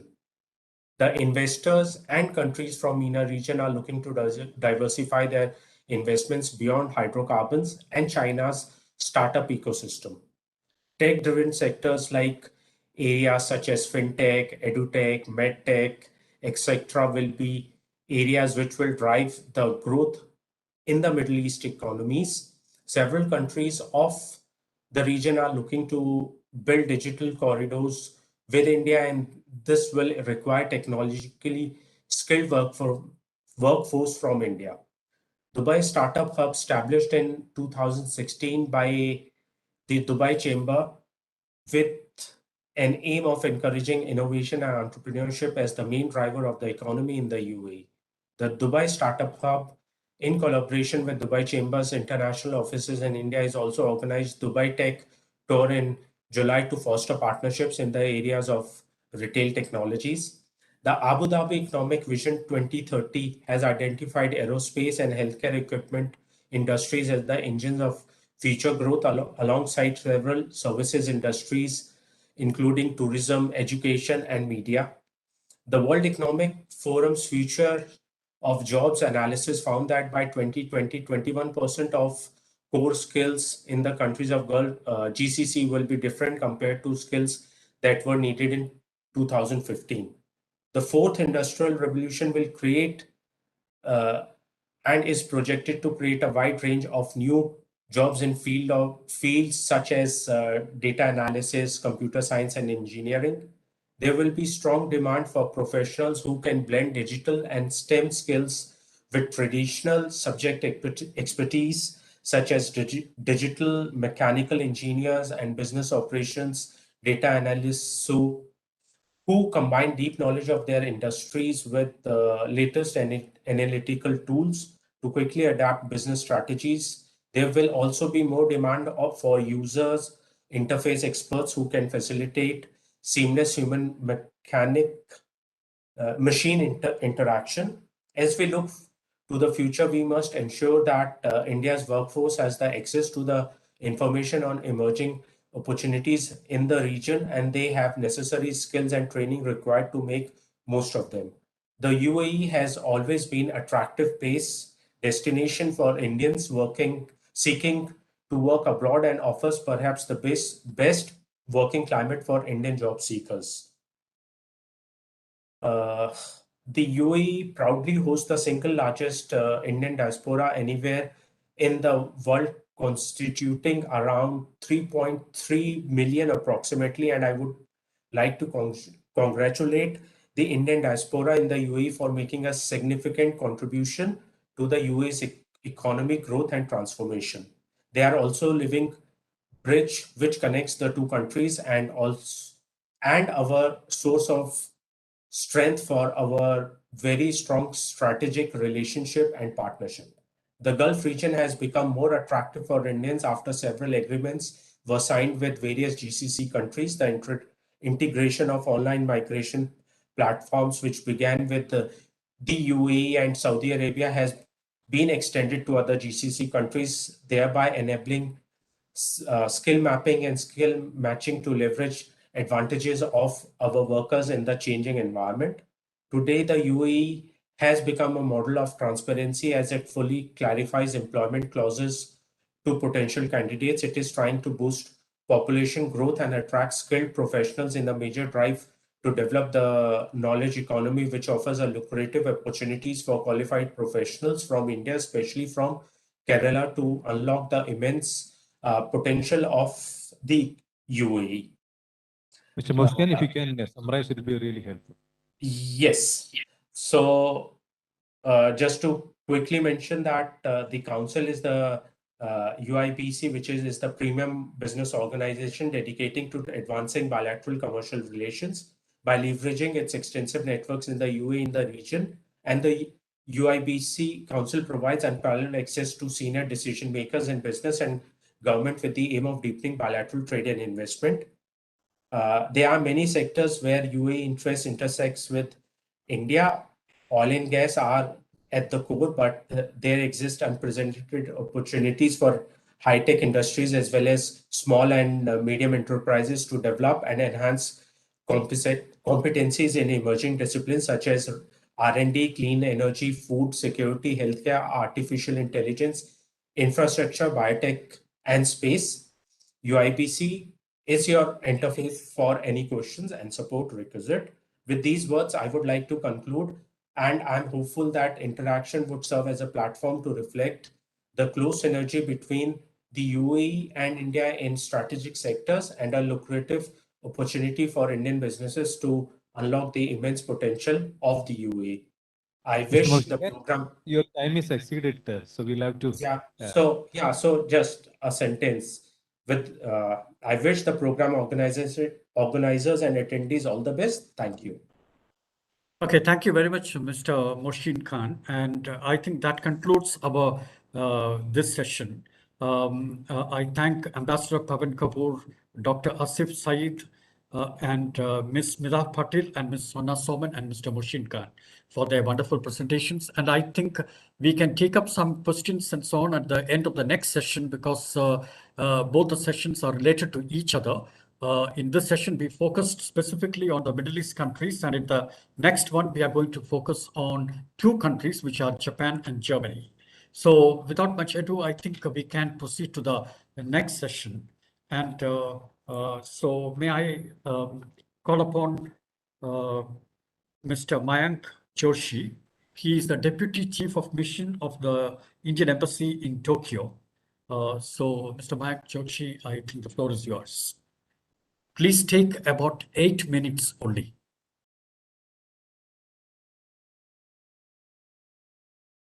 Okay, thank you, Mr. Mani. Sorry. So I was not expecting it to start immediately. Just give me a second. I will be making a presentation. Yes, of course. small presentation of around 8 slides. So Okay. just give me a second to settle down. Yeah. Okay.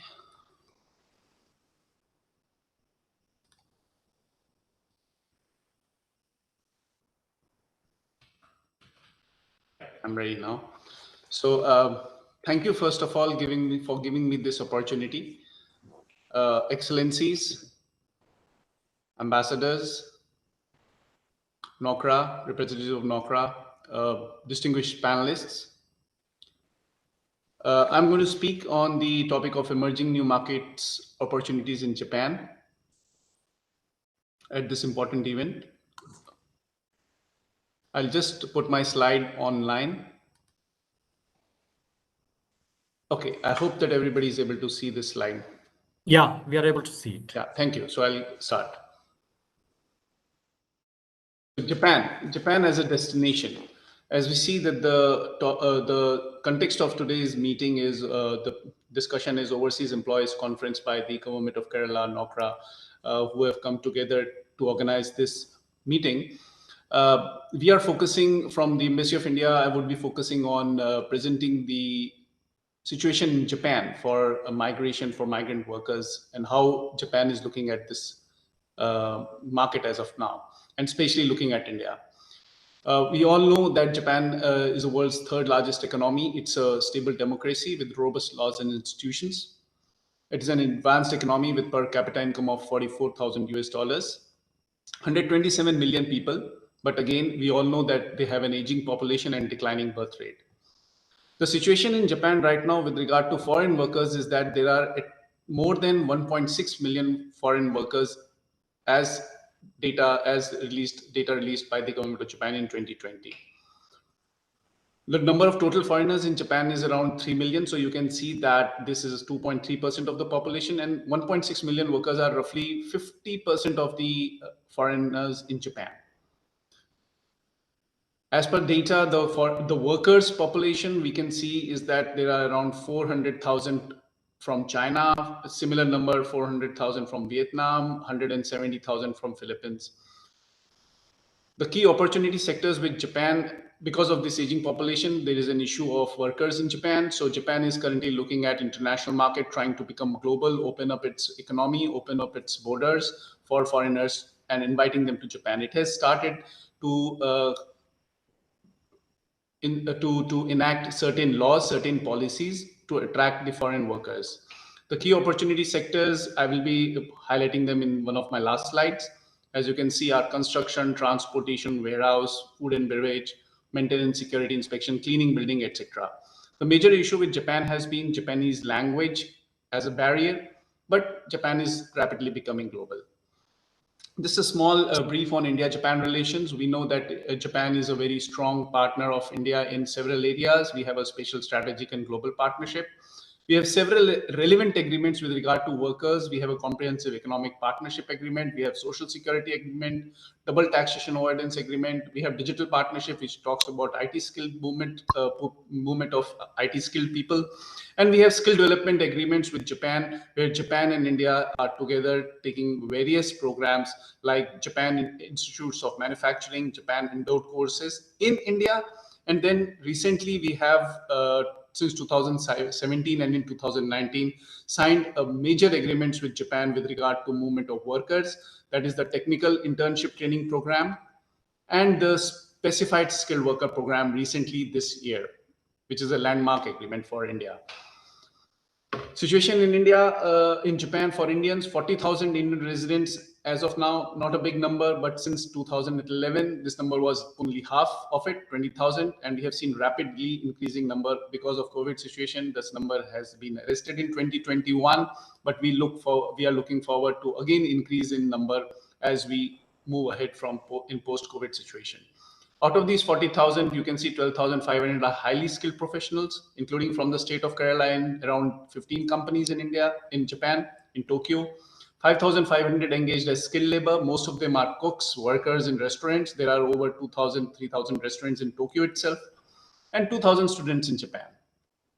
Now, as I was talking about technical internship training program, or just brief view, these two major programs are what my presentation is focusing on, which concerns directly with movement of workers from India, high skilled workers, as well as special skilled workers, as well as skilled workers and laborers. So technical intern training program was set up in 1993 by Japan to attract foreign workers. It talks about imparting skills to foreign workers through on-the-job training in Japanese companies. It's a government-led monitored program. The visa is given for 3 to 5 years. It is applicable across 137 operations, various like machine work, lathing, cleaning buildings, plumbing, etc., in 74 job categories. The total number of trainings currently under this program are 378,200. As you can see that Vietnam is leading with 91,000, China 35,000, Philippines 32,000. In November 2017, India signed this agreement with Japan, and we have already last year, only because of COVID, again, a big difficulty, we have managed to get 225 workers in this particular program. It works through a very simplistic system of sending organization from the sending country and receiving organizations here in Japan. There are several opportunity sectors currently which the mission has identified, like in agricultural area, automobile repair, factory metalwork, construction, building, etc. Care workers is a major area where the expected demand by Japan itself declared demand is 370,000 by 2025. However, this area has issues for India, as I will highlight a little later. Second program is specified skilled worker program, a much orchestrated program. We have been seeing it for Japan, again aimed at blue collar and with specific skills by Japan. They are looking at making in Japan an advanced IT hub. Digital transformation is taking place here, so they are focusing through this on high skilled workers also. Visa is up to 5 years, applicable across 73 operations in 14 job categories. One special arrangement here is that if you are a TITP worker in Japan, you can switch from TITP to SSW after or during the course of TITP. There is no restriction. However, there are certain criteria to be filled. I will not touch those criteria because of lack of time. Total number of international trainees under SSW since 2019 has already reached 29,000. However, this is a challenging area. Anyhow, in January 2021, India signed this MOC with Japan. Eligibility is Japanese language exam and skill test. This is going to be a major area of interest for India. We are working on it. Allowed to change job category is also possible. That if you come as a highly skilled worker in IT sector, you can go to, let us say, hospitality sector. As of now, India and Japan both are working on a corridor, on an arrangement to finalize how SSW will be implemented, and we are looking at it soon to make a breakthrough in this. Another area which I wanted to highlight where it is important for Indian workers is that India-Japan skill development cooperation. Since 2016, Japan has been working with India through various arrangements, including investment promotion partnership arrangements, to train 30,000 people over next 10 years. Already 4 years have passed. We have lost 2 years in COVID, but we are very aspirational and hopeful that we will be able to meet this target. In addition to this, 16 Japan-India Institute of Manufacturing have been set up in India in various states, which are again training on the floor in Kaizen techniques, in manufacturing techniques of Japanese style of manufacturing, mainly aimed at, again, filling in the Japanese companies, auto companies, and various manufacturing companies in India. Also, they have established 5 Japan-endowed courses in the same kind of processes in engineering colleges. I was talking about TITP and SSW arrangement. Our National Skill Development Corporation, as you all must be knowing, will be monitoring the sending organizations from India to facilitate it. Now, what are the major issues which we face? As we all know that Japanese language has been a big barrier for Indian workers to come and work in Japan. However, we have been working with Japan to overcome this barrier. For this, as of the latest data, we have 300 Japanese language centers and 60 universities in India are offering Japanese as foreign language in India. In India, 300% growth has happened in people taking Japanese tests, like Japanese language proficiency test since 2010. Last year, 26,000 people took Japanese language test. Why Japanese? Because it is kind of a unique selling point for your resume in Japan. You can work in any Japanese firm around the world. You can become a freelancer in Japan also. So there are additional benefits if you learn Japanese language. Opportunities in Japan, I had already mentioned about various sectors where opportunities are there. However, a unique area is the IT skills.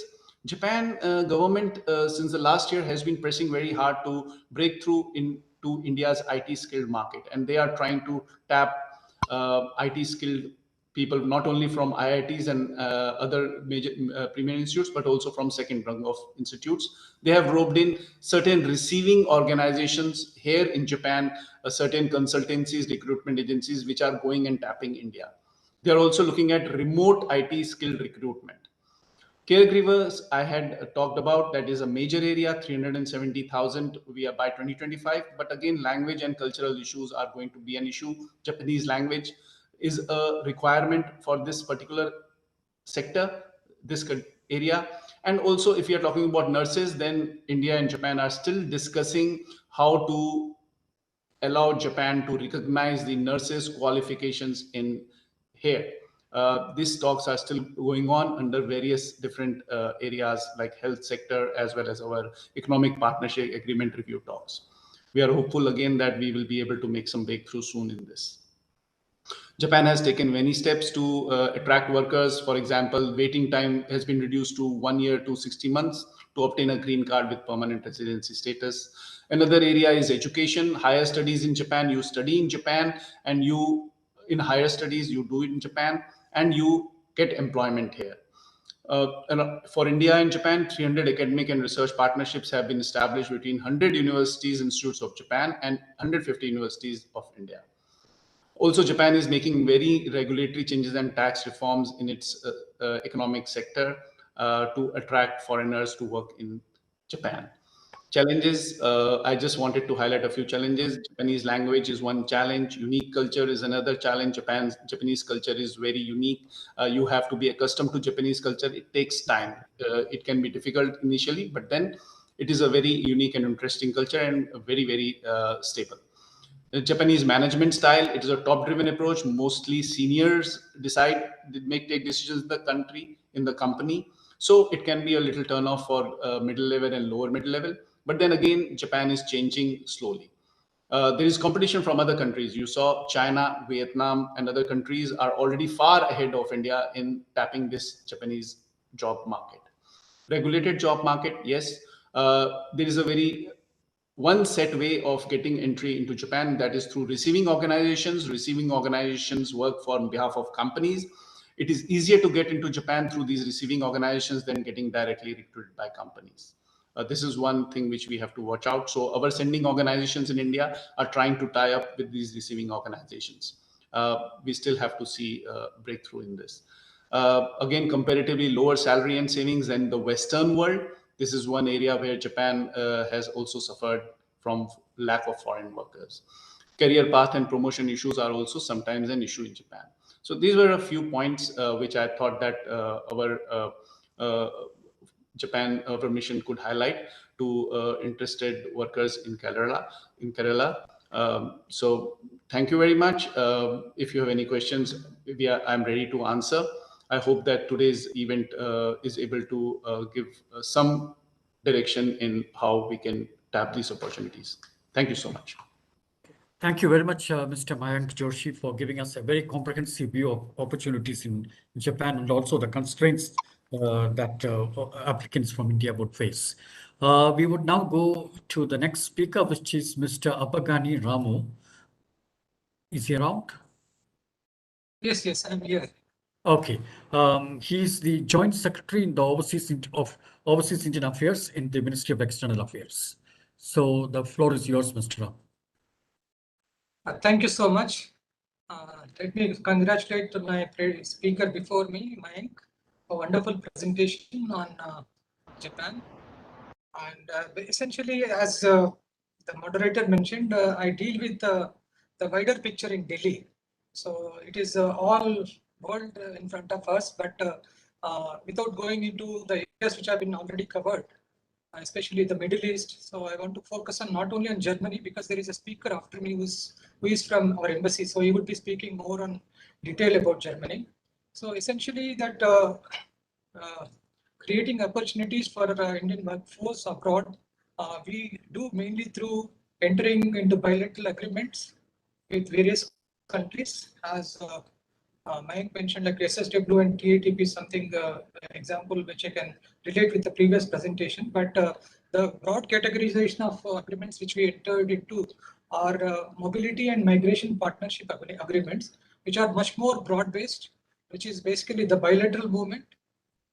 The examples are the agreement which we entered into with France in 2018, and the agreement we recently signed with the UK on May 2021.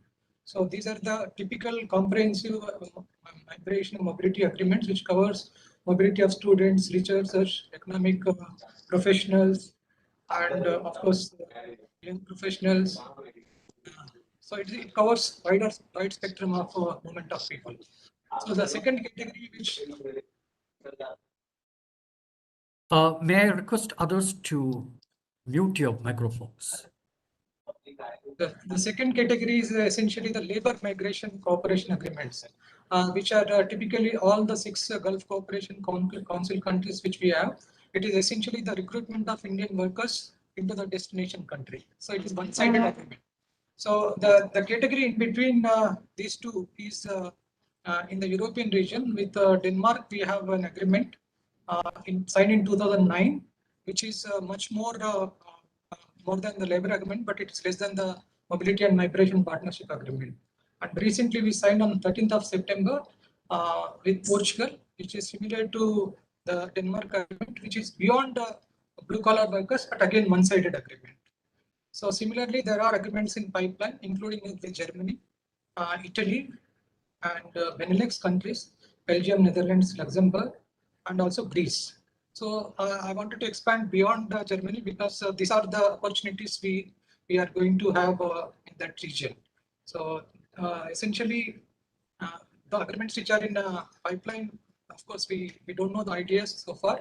But speaking on Germany, there is the exchange of drafts, but there are issues. So it is very initial stage of entering into the agreement. So I cannot really say that what are the possibilities in coming days, but generally I can say that the areas which they are interested, when they shared the counter draft to our draft, they said that nursing care is very much important. They particularly mentioned about the nurses from Kerala. I think the government of Kerala is also aware, but there is a special request and mention about recruiting nurses from Kerala. And of course, other sectors which they are interested is IT. And without this agreement also, I can add that it is become a very attractive destination for a lot of Indian students, considering that they have this post-study visa scheme. So somebody studies and pass out a graduation degree, they are automatically eligible to stay for 2 more years. So that during the 2 more years, they can apply or look for work. So that flexibility, so that become very attractive feature that may not be case with the other countries in the Europe so far. So that is one feature which is really already attracting a lot of people there. But essentially to convert these opportunities into concrete terms, we need to have that agreement. I think it may take a couple of months, but they are keen to enter into agreement with India as soon as possible. So this is the overall gist I wanted to give, and the details may be shared by my colleague there. And I'm certainly well within time, but I'm sure that this basically gives an idea what are the opportunities for our migrants in the new areas, new corridors of migration. So with these few words, I want to conclude. Thank you so much. Thank you very much, Mr. Abagani Ramu, for your presentation. So we will go to the next speaker, which is Mr. Saketa Raja Musinipalli. He is Second Secretary, Head of Chancery and Economic and Commercial of the Indian Embassy in Berlin. So, Mr. Saketa Raja Musinipalli, the floor is yours now. Thank you. At the outset, I would like to thank the organizers for organizing such an important event and for inviting me today to share my thoughts on the opportunities for skilled migration from Kerala to Germany and other parts of India as well. Ladies and gentlemen, Germany is Europe's largest economy. It is an engine of growth, and it has been able to ensure unmatched prosperity for its citizens in the last few decades. But at the same time, there are two very important demographic trends at play, namely low birth rates and an aging population. And it is these trends that present a huge opportunity for countries like India. An acute shortage of skilled labor in certain sectors has now become a nationwide problem, and it is persistent. In fact, in this year alone, Germany is expected to have roughly 150,000 fewer working age residents. And this trend is set to become more dramatic in the coming years. And therefore, Germany is trying to recruit skilled migrants to replace these workers. According to some estimates, Germany must attract at least 400,000 skilled migrants annually to keep up with the demand. Now, a wide range of German industries, including construction, food, nursing, have been in the past relying on largely an immigrant workforce from across the EU. And a shortage of skilled labor is even more pronounced in the services sector, and it's estimated to affect about 25% of all businesses, right from land-based transport, architecture, engineering firms, law firms, consultancies, and IT services. All of them are reporting shortages, and these range from 30% to 44%. Many businesses now are desperate for experts so that they can move forward with their plans. And in fact, the same problem is also being faced in the construction sector, the chemicals industry, and the automotive industry. Similarly, another important trend which we need to take note of is that small and medium-sized enterprises in Germany, what we call the Mittelstand, are more likely to grapple with these skills shortages than large enterprises.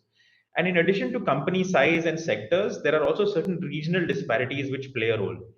Eastern Germany is more affected by these shortages than Western Germany. This is primarily because of an exodus of workers since 1990, that is the German reunification period.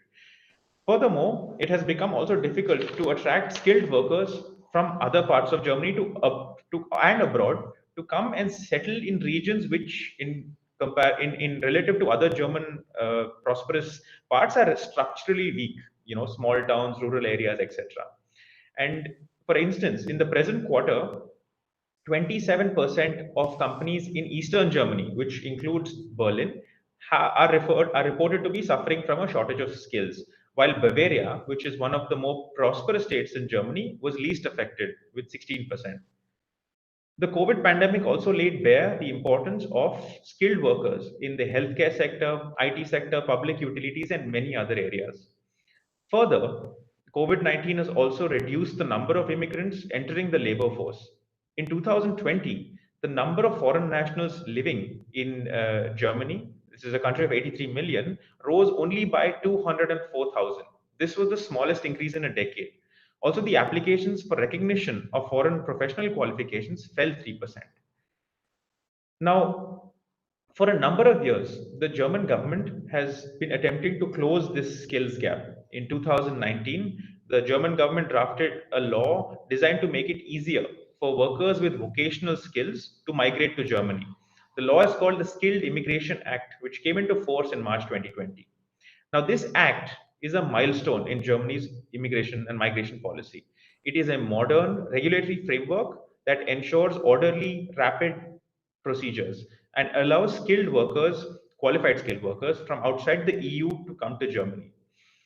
Under the Act, such workers can enter Germany, find apprenticeships opportunities, as well as employment.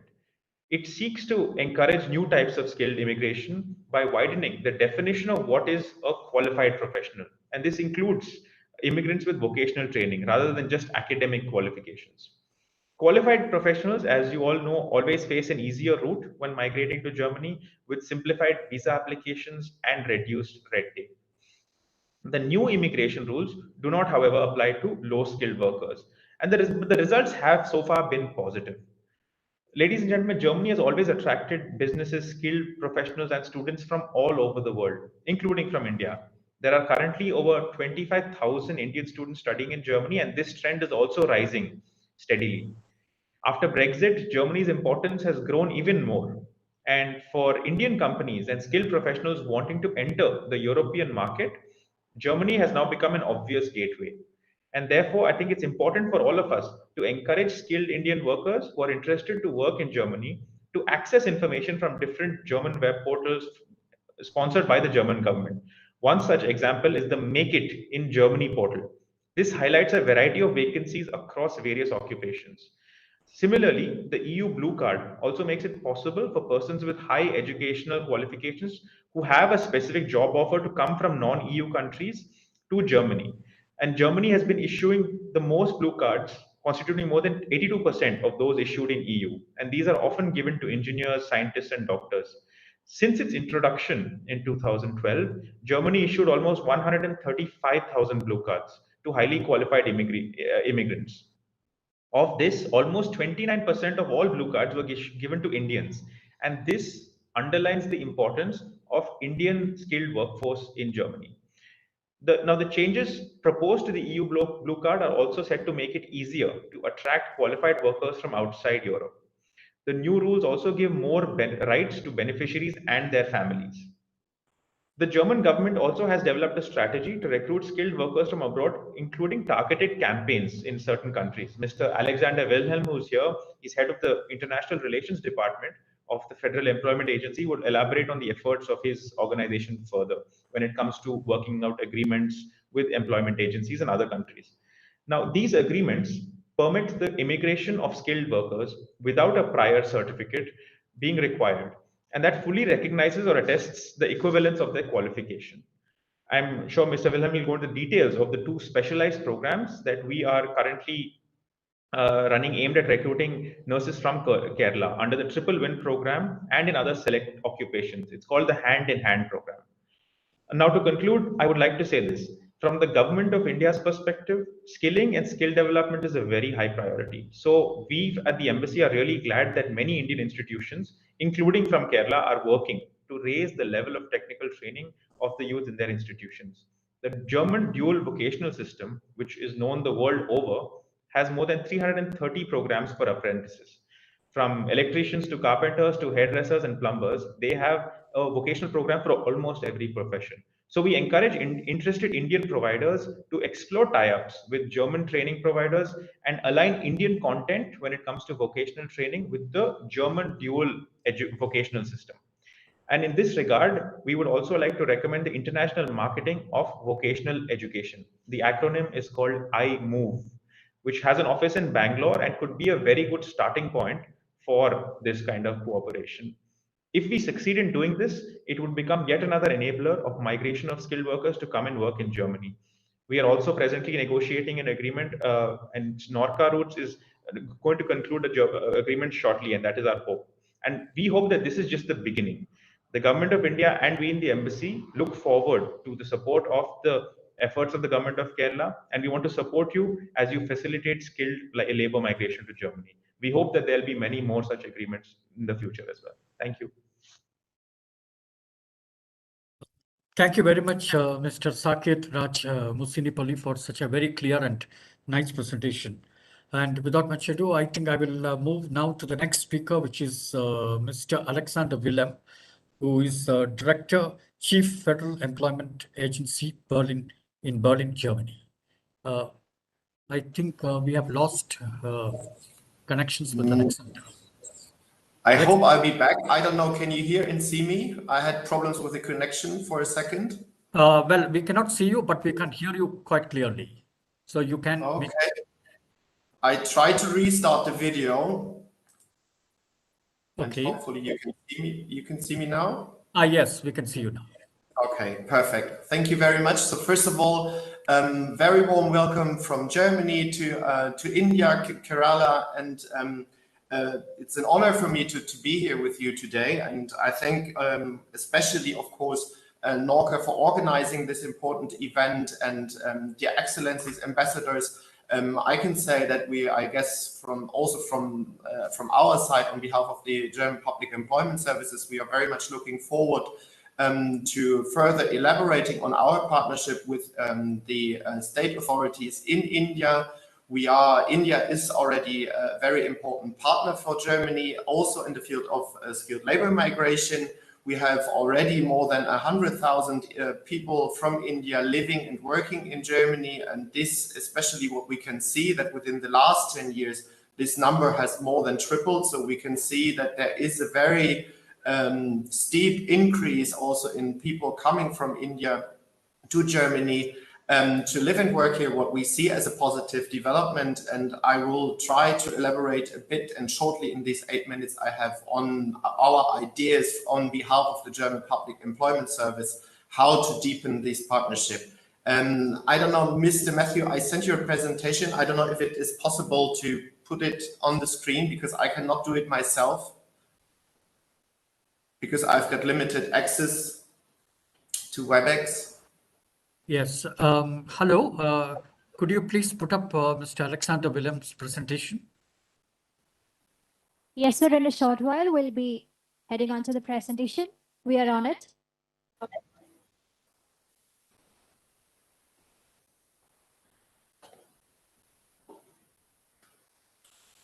I cannot see it yet, but maybe I can already start with explaining a bit on the role of the German Public Employment Service, also in the field of skilled labor migration. So the German Public Employment Service, first of all, is the biggest public employment service in Europe, and it's actually the second biggest in the world. We have around 100,000 employees, and our main task, of course, is to put people, jobless people, job seekers in Germany into employment and to help them developing their qualifications and finding geovocational training opportunities and so on. But our task is also to help German companies to find the skilled staff they need. And what we see is that we have a negative demographic development in Germany. We have a growing and strong economy. Even though, of course, we were affected and our economy was affected also by the COVID-19 crisis, but nevertheless, the economy is picking up. And so to cover the need for skilled workers we see in German companies, one of the fields we are actually working on also as a German public employment service is the field of attracting skilled workers from abroad, especially also from third countries, selected third countries outside the European Union we work with, and India is one of the partner countries we want to work with. For doing so, what we did already 2 years ago, before Corona pandemic started, we carried out a needs analysis to identify specific sectors and professions where we see the demand for the targeted international recruitment for us as the Public Employment Service, and we identified more than 50 priority professions for international recruitment. And of course, and this is something that was mentioned already by Mr. Municipali. It's an honor for me to get to know you at least virtually already today. I hope we will have the possibility to also meet in person soon in Berlin. Is that the needs on the German labor market are very much focused on skilled workers, and skilled workers, that means in Germany, it's not only academics and people with an academic profession and degree we are looking for, but we are also looking for people who have work experience and are willing, but also have a degree, a dual vocational training degree, if it's not an academic degree, but to have the possibility with their qualifications and their work experience to work in fields that are normally dual vocational training professions here in Germany and not academic professions. And this is already, of course, one of the main challenges for people coming from abroad actually is to get their foreign degree recognized here in Germany, because this is one of the still one of the main requirements that the German immigration law actually requires from skilled workers from abroad. And this remains in place also under the new Skilled Immigration Act that came into force in 2020. So the new Skilled Immigration Act actually mainly requires that the people do need to have a degree that is recognized from in Germany, a degree from the home country recognized here in Germany. And it can be a dual vocational training degree, it can be an academic degree, depending on the target profession actually here in Germany. And from this, actually only 4 exceptions exist.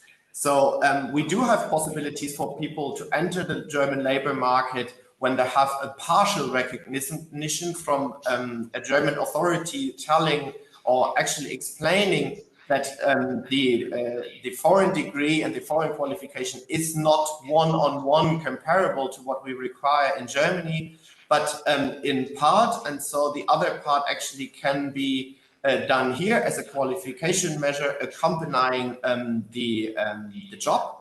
It's an on-job training that is possible for these people with a partial recognition.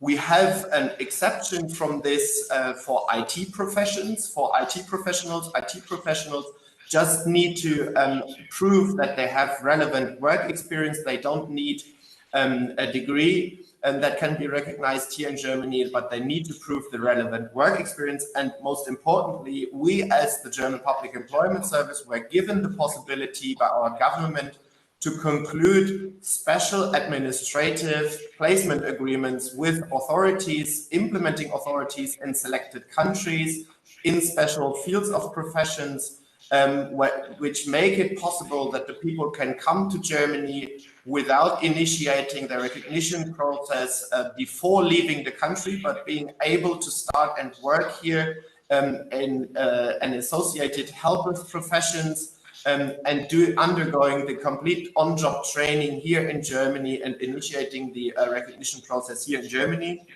And this is something that we are actually negotiating at the very moment with with Norca Roots. We are negotiating to establish an administrative special placement agreement in the field of nurses from people from Kerala holding a nursing degree, Indian nursing degree, that will be able then to live and work here in German hospitals and undergo the on-job training to get the full recognition of their degree.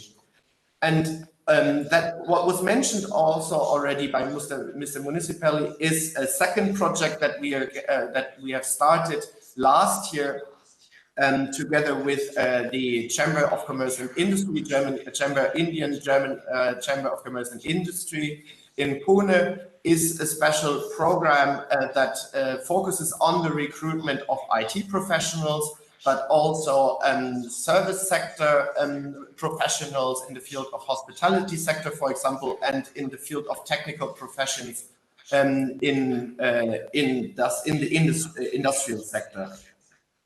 And apart from this, of course, this is all what I mentioned is active recruitment strategies. This is where we actually focus. Now we are at the presentation. Thank you.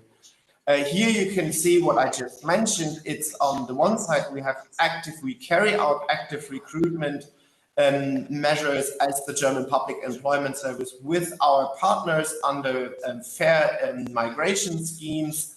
And two of these projects are the just mentioned Triple Win project as the implementing arm of the cooperation that we are intending to establish with Norca Roots for the recruitment of nurses. And on the other hand, we have the Hand in Hand for International Talents project that is focusing on other more technical blue-collar professions. But apart from this, we always offer for any kind of job seeker holding a professional degree, we offer consulting services, advisory services via the website makeitingermany.com, which is the head portal of the German government, and we are the implementing partner as the German Public Employment Services, offering these consulting services to the job seekers from the other countries. And maybe a short glimpse at the last slide so that I don't overbend my time schedule. No, the slide before, please. Because here I want to show you a bit what is the form of agreements that we actually established to cooperate with our partners. We first of all, what we do in many countries is that we have general memorandums of understandings with the public employment services in the target countries to describe general aspects of the bilateral cooperation. And one of the fields of cooperation normally is the intended cooperation in the field of labor migration. And under this, then we implement concrete administrative agreements that actually describe the mechanisms of the selection of the candidates and of the matching processes with German employers. And one of these is the just mentioned placement agreement for skilled workers that we are now going to conclude for the nurses from Kerala state with Norca roots.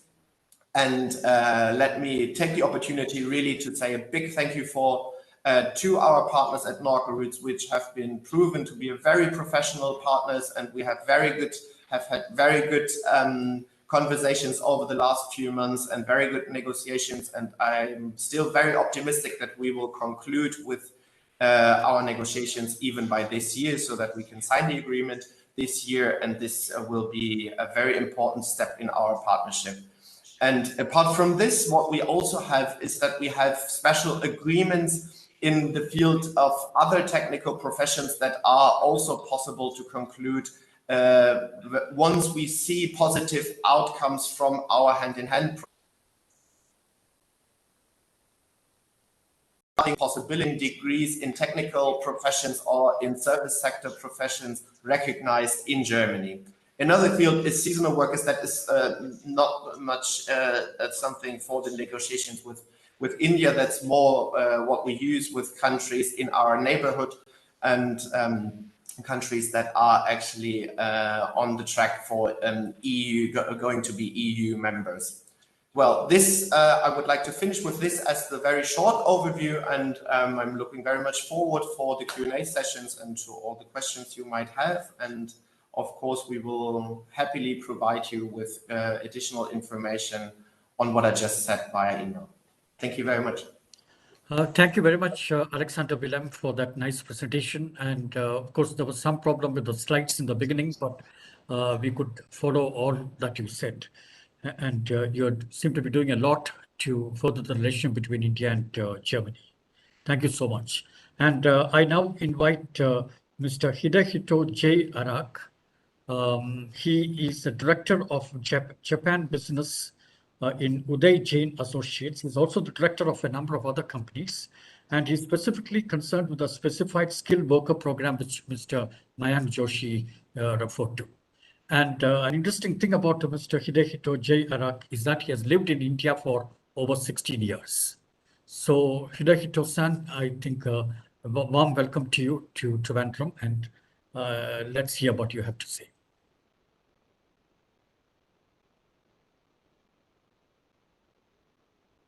You need to unmute yourself.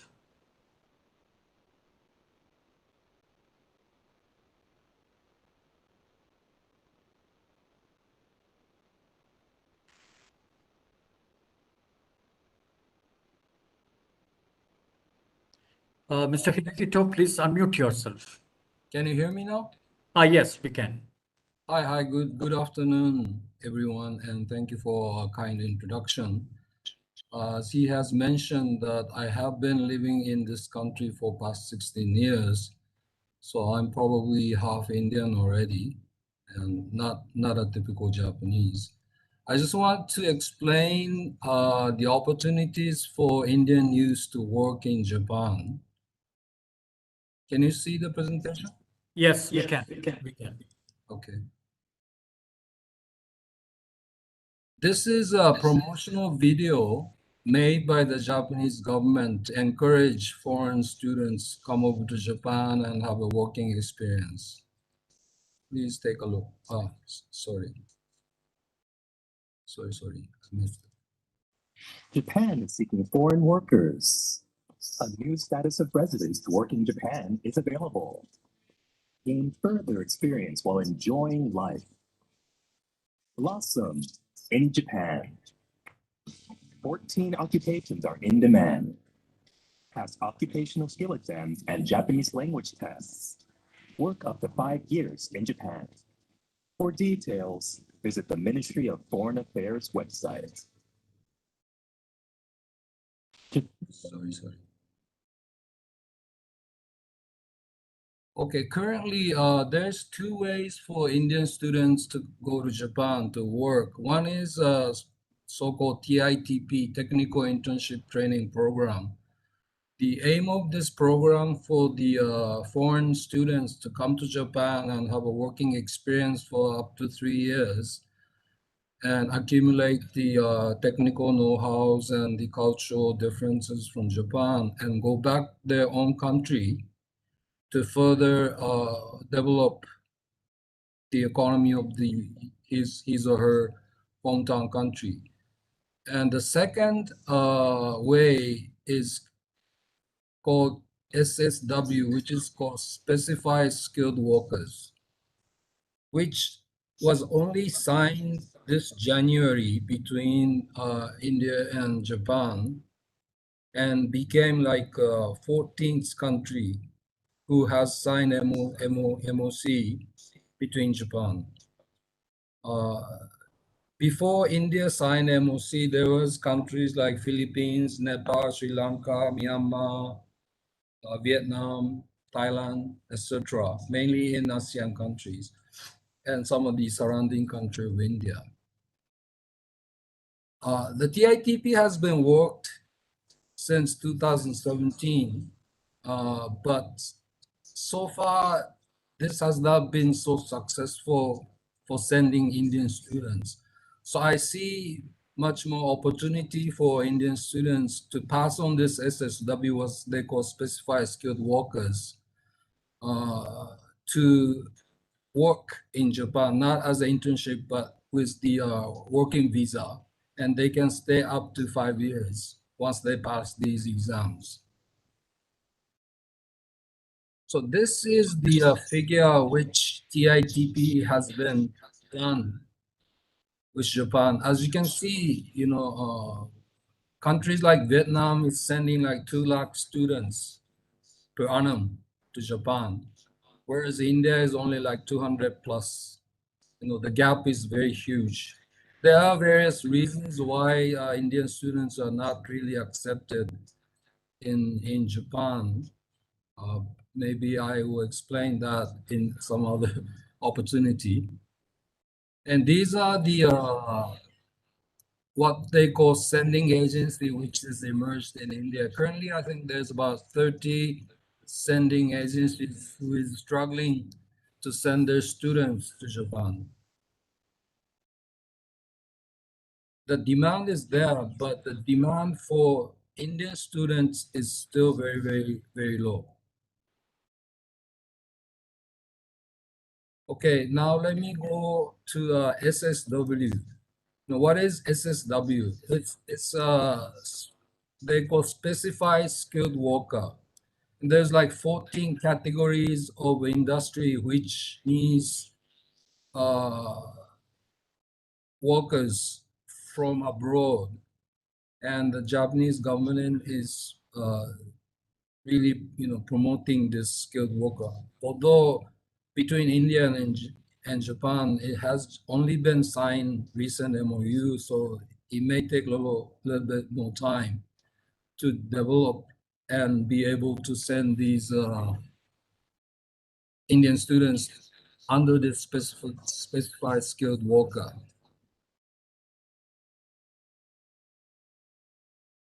Like I said, once you pass the exam, you'll be able to work in these categories. One is nursing care, which is very strong in demand.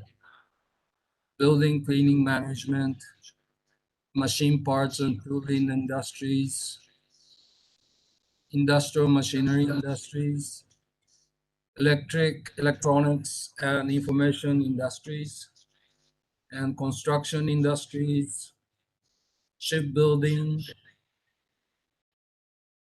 automobile, which is very strong in India, aviation industry, accommodation industry, agriculture, fishery, manufacture. Oh, sorry. So these 14 industries requiring the foreign students to come to Japan to work. And in order to get this visa, you need to pass each exam. And every industry listed here has a different types of exam. Basically, there's two parts. One is Japanese proficiency exam, and the other is more technical exam, whether to test whether these students has enough know-how or experience to work in these industries. Currently, only way for Indian students to take this exam is to fly to Japan and pass. So that is one challenge that the Indian student may have, because they're not conducting the exam in India yet. This has to be discussed between two countries, because other countries like Philippines, Vietnam, or country like Cambodia is already conducting these exams on location at their country. So this has to be obviously discussed with the Indian government and Japanese government to take it forward. Otherwise, it'll be very difficult for many Indian students to go to Japan and take exam and pass the exam.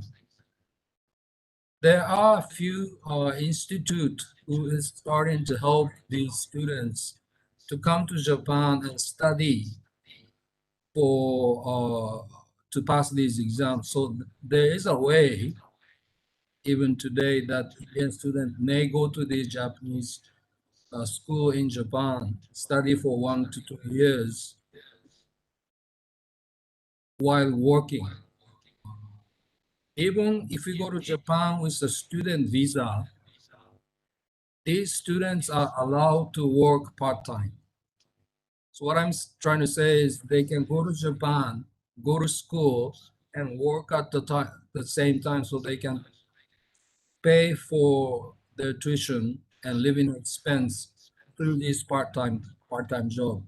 Even with a part-time job, they can earn a lot more than they could have been in India. So it is a viable option for many Indian youth who would like to study and work in Japan. And lastly, I would just like to mention how India and Japan are very common, or they can be mutually beneficial. India is the world's largest democracy. Japan is also an advanced democracy country. India is Hindu and Japan is Buddhism. Buddhism obviously comes from Hindi. And India is strong in IT and software, whereas Japan is strong in device and hardware. India is now, maybe it's a bit hard for it to believe, but India is far advanced digitally than Japan. And obviously India is a young country, like 26 years of average age, whereas Japan average age is a very old country, and average is about 48. India population is constantly increasing, about 70% per annum, whereas Japan is constantly decreasing. This will not come to upwards. India, very high interest. Japan is very low interest. India may not have enough funds to do things, and Japan has surplus. And Indian currency is much less valued compared to Japanese yen. So if you just compare these two facts, India and Japan can work together and become a very strong partner. And that's one of the reasons why I've been in this country for past 16 years, to try to build a bridge between two countries. That is all for me. If there's any question of what I said, please. Okay, thank you very much, Mr. Hidehito J. Arak. I think questions we will take it at the end after all the presentations are done. Thank you Okay. very much for your very informative talk. Yeah. And we will go to the next speaker. So moderator, can we invite Mr. Jacob Kovu, Honorary Secretary India Japan Chamber of Commerce, as the next speaker? Okay. So then I think is that the last speaker? Yes, sir. Yes, sir. This is, Okay. yes. So we don't have Dr. Joachim Sebold. Yeah. Yes, sir. Yes. Yeah, he's not there. So we have a chartered accountant, Jacob Kovo. He's the Honorary Secretary of Indo-Japan Chamber of Commerce in Kerala. And so, Mr. Kovo, over to you. Thank you. Namaskaram. I bring you greetings from the Indo-Japan Chamber of Commerce, Kerala, briefly referred to as INJAC. I congratulate the organizers for arranging this timely and extremely useful event. INJAC was incorporated as a not-for-profit organization under Section 25 of the Companies Act 1956. INJAC was promoted under the initiative of the Alumni Society of AOTS Kerala, which has been in existence since 1968. ASA Kerala has been assisting in the development of human and material resources of Kerala and have sent over 600 trainees to Japan under various scholarship schemes. Last 30 years, we have been conducting Japanese language training programs at ASA Kerala. ASA Kerala has established a multifaceted training complex but those in the academic zone of Infra High Tech Park, Kalamassery, just write to them, where training programs on Japanese language and Japanese production and management techniques are regularly held.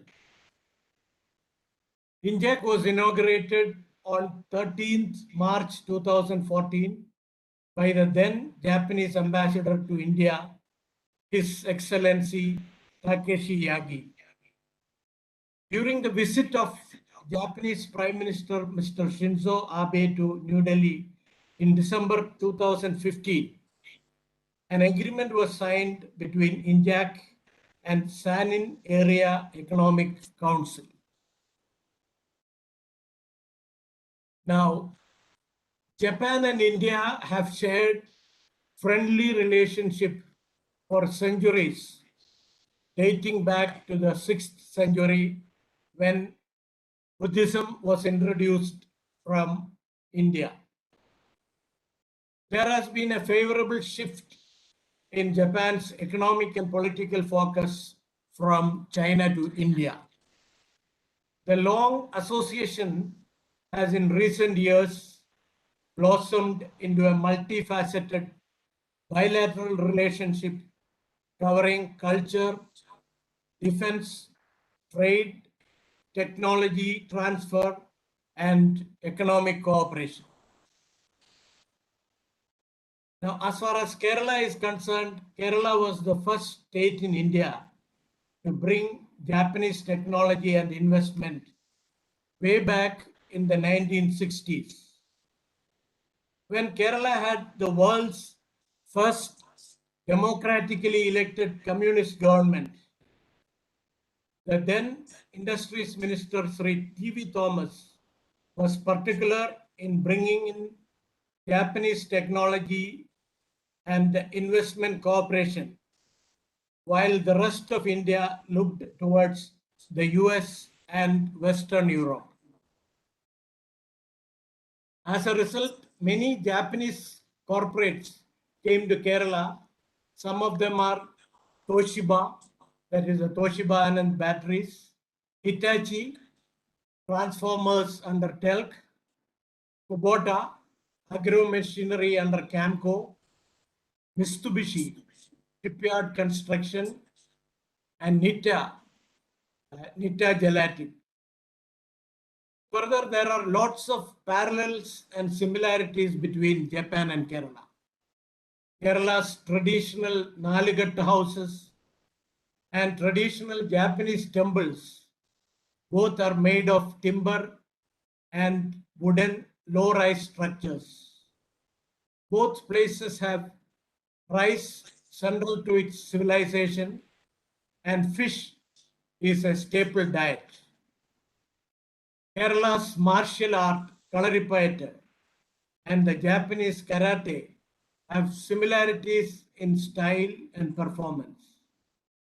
The unique style of male actors presenting female characters is common in Kerala's Kathakali and Japan's Kabuki dance.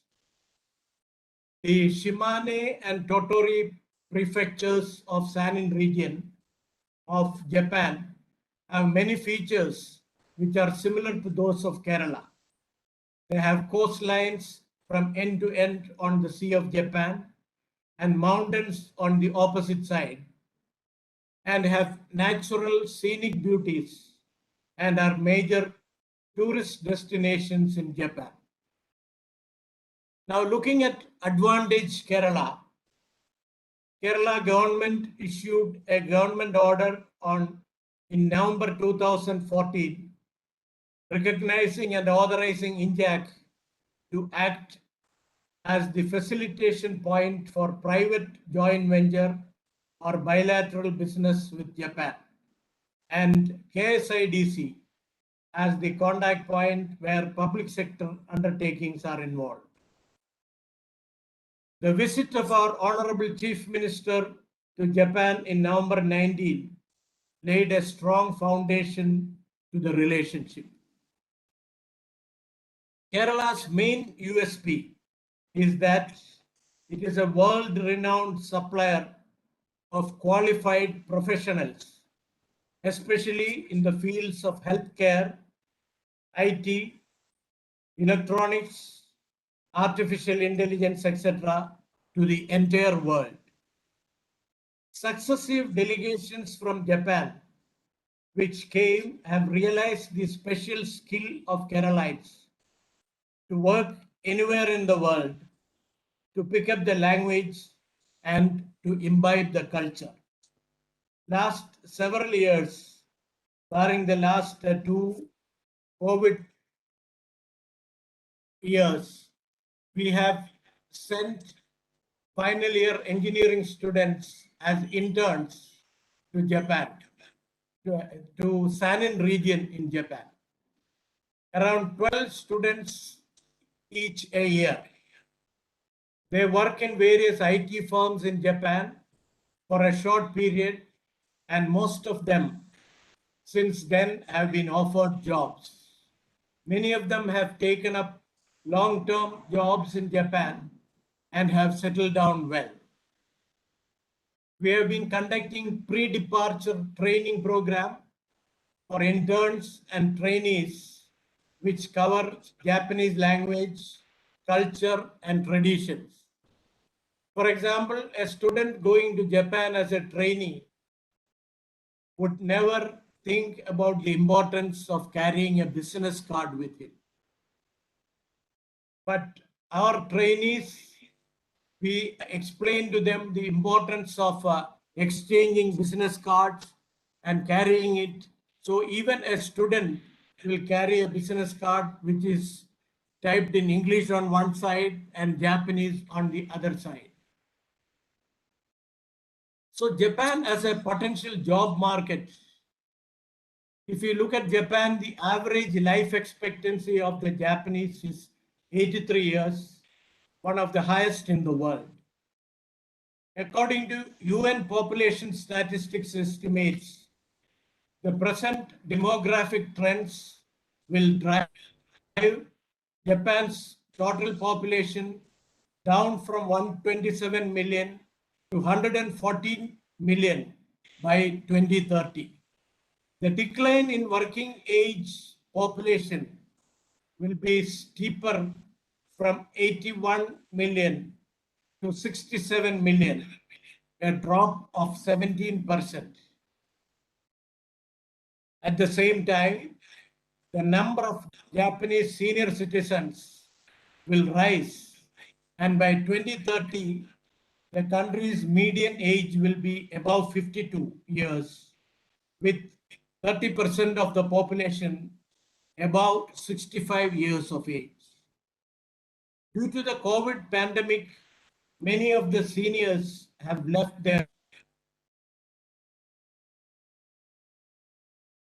need of growth.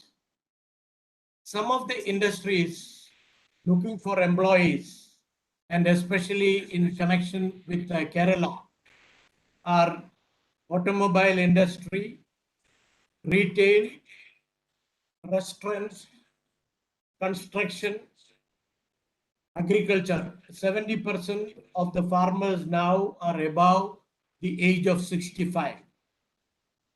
Information technology.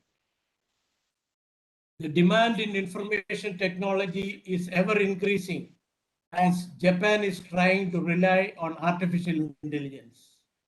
Even then, relying on foreign workers to fill the gaps in short term to medium term will be a reality.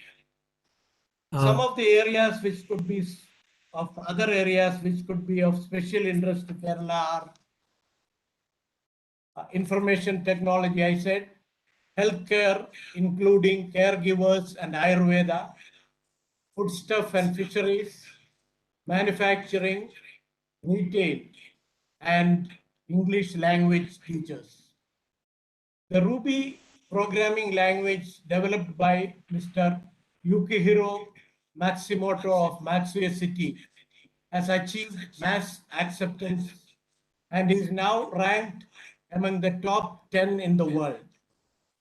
Ruby is also completely free, not only free of charge, but also free to use, copy, modify, and distribute. The creator of Ruby language has visited Cochin, and some of us were privileged to attend the World Ruby Conference in Matsuye City in Japan in November 2015. Mr. Jacob, if you can summarize, it will be really good. Yeah. Mr. Jacob, if you can It will be summarize. 1 minute only. Understanding language and culture is an important prerequisite, as communication there in Japan is in Japanese at almost all places. A memorandum of cooperation has been signed between Government of India and Japan on a basic framework for partnership for proper operation of the system relating to specified skilled workers. Under this, skilled workers from India who meet these skill requirements and Japanese language tests would be eligible for employment in Japan on a contract basis. The specified industry covers nursing care, manufacturing, electric and electronic information, construction, shipbuilding and ship-related industry, automobile maintenance, agriculture, fisheries, food and beverages. I hope the brief discussion here would help some of our youths to get employment in Japan. Thank you. Okay, thank you very much, Mr. Kobor. I think we have now come to the end of the session. We have exceeded the time by about 5 minutes. We don't have too much time for questions and answers. I've looked at the questions which are placed in the chat box. Most of them are seeking information, and which I think is best handled by writing to the specified individuals, because they are basically seeking information. So if anyone else would like to, I can see Mr. Araki raising his hand. Does he want to ask any questions? Hidehito. Oh, maybe by mistake. And if anyone else would like to ask any questions which are not purely by way of information, they, we just have about 5 minutes, maximum 5 minutes.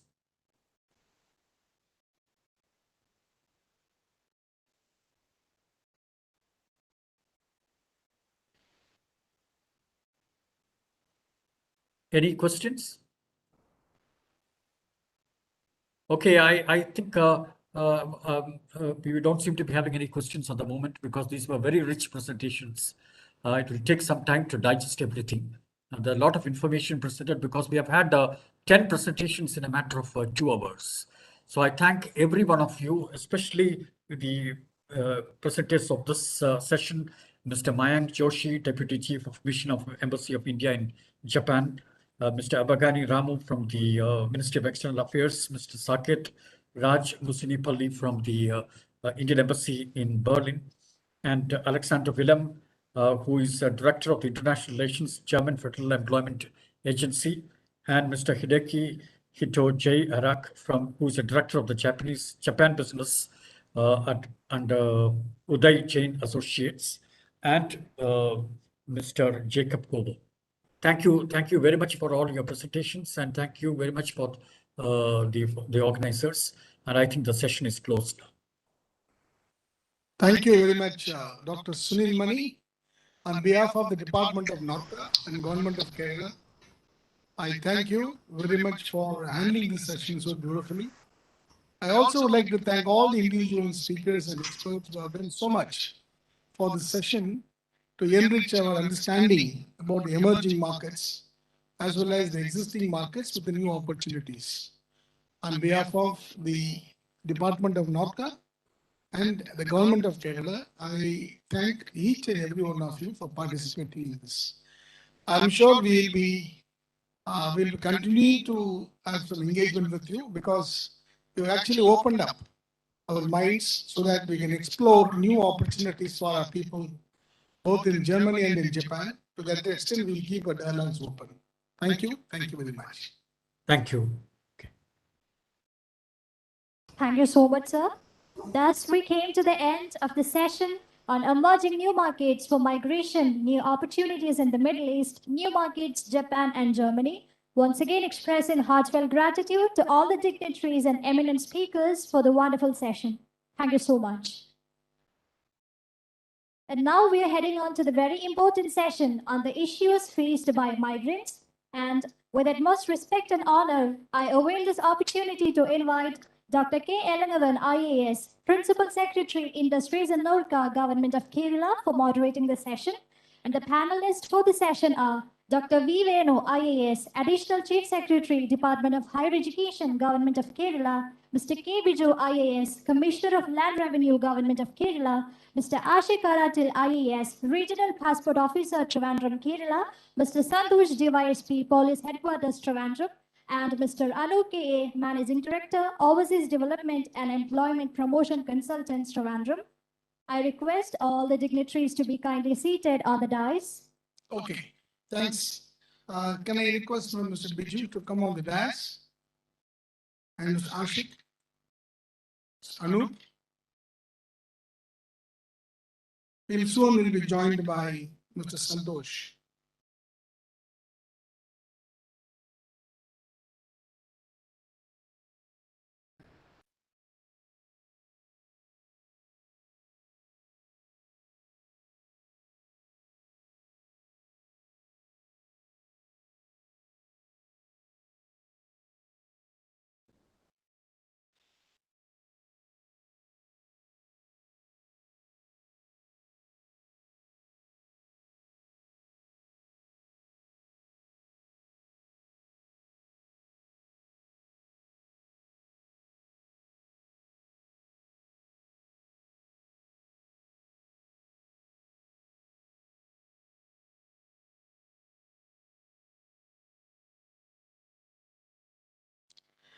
So without further delay, let us go into the session. This session was designed to address the problem of the existing Pravasis in various countries. Here, what we like to say is that NORCA has opened a call center and NORCA has got a helpline. It also has a portal. Through these three sources, we keep getting our complaints, we keep getting our reports, we keep getting our petitions. In the last 1 year or so, when we started analyzing what exactly is happening, close to 6,27,073 number of complaints have been filed in the Narcos call center. The maximum, of course, is from the other states in India, those Malayalis from Kerala but living in other states. That's close to around 4,95,000. But besides that, among the foreign countries, UAE tops the list with 38,037 complaints. Bahrain follows with 17,765. Saudi Arabia very less, 5,400 and things like that. Now, these are the complaints which you would like to know. What are these complaints? What are the root causes for this complaint to come? We don't intend to discuss individual complaint here. But what is that people keep complaining about when they leave the shores of our country and go and make a living outside? One, visa cheating, delayed wages, unpaid wages, forceful terminations, not receiving end of service benefits, and delayed access to justice regarding wages, arbitrary deductions from the salaries, difficulty in survival benefits, issue of death cases and death compensation, including COVID death cases. These are all some sort of a complaint which we have been receiving. Now, I want to structure the discussion in a generic fashion. Therefore, let us go with each of the participating agencies here to understand how to resolve the problem to a large extent without much delay. One, with regard to wages, visa cheating, delayed wages, unpaid wages, etc. Now, there is no cure for this problem unless the employee or the migrant himself knows what is the reality. Now, today morning you must have heard from a Protector General of Immigrants. He said the news e-migrate. E-migrate is a very comprehensive IT platform, e-platform. If you migrate, if Pravasis go abroad using the e-migrate, we will be able to track down who has recruited him in India, who is the employer, and what are the terms and conditions in which employment was signed in India. If you go without e-migrate system, if you go through a private recruiting agents, possibly you will not be able to trace back who actually sent you. I have an experience of facing this kind of complaints when I was in the Embassy of India, Abu Dhabi. A group of people in Bombay were recruited as drivers. They are sent to Abu Dhabi for a taxi service, more 100 of them. When they went, the employer found that the driving skills of these people are not up to the mark. All the 100 people were made as some cleaners or some other job. These people refused to work. There was a problem. There were attempts to suicide because they spent a lot of money in Bombay, sold the property, went to Abu Dhabi, and they were stuck there. When we contacted the employer said, we have so many recruiting agents. Each one of them must have come from one recruiting agent. We don't know who exactly. We were not able to trace at all. Finally, we had a person in the ministry who is from Bombay, who belongs to the Income Tax Service. Through the contacts in Mumbai, we were able to track him down. the agent who recruited. The point is not about the skill, it's about the money is collected, which was not known to the employer. The employer in Abu Dhabi says, no, we never asked him to collect so much. So it's an exploitation of the recruiting agent in India, giving you false promises. Finally, we had to give an ultimatum, and through Ministry and Police and Income Tax, this guy came to Abu Dhabi, deposited 2 million dirhams, and about 70 people left Abu Dhabi back to India. The point I'm trying to say is skill mismatch. Any Pravasi, ആരെങ്കിലും പ്രവാസിക്ക് ജോലി കിട്ടുമെന്ന് പറയുമ്പോൾ പെട്ടെന്ന് എടുത്ത് ചാടി പോവാതെ എന്താണ് ജോലി? ആ ജോലി നമുക്ക് പറ്റിയ ജോലിയാണ്, ആ നമുക്ക് ചെയ്യാൻ പറ്റുമോ എന്ന് മുഴുവനായിട്ട് മനസ്സിലാക്കിക്കൊണ്ട് വേണം അങ്ങോട്ട് പോകുന്നത്. ഇതുപോലെ ഒരുപാട് ഉദാഹരണം പറയാൻ പറ്റിയ ഒരു മേസർ ബിൽഡിംഗ് ചെയ്യുന്ന ആള് ബീഹാറിൽ നിന്ന് ആളെടുത്തു ആളെ പോയ നല്ല മേസനാണ്. എന്നാൽ അയാൾ ചെയ്യേണ്ട വർക്ക് 26ാമത്തെ നിലയിൽ നിന്ന് ചെയ്യാം.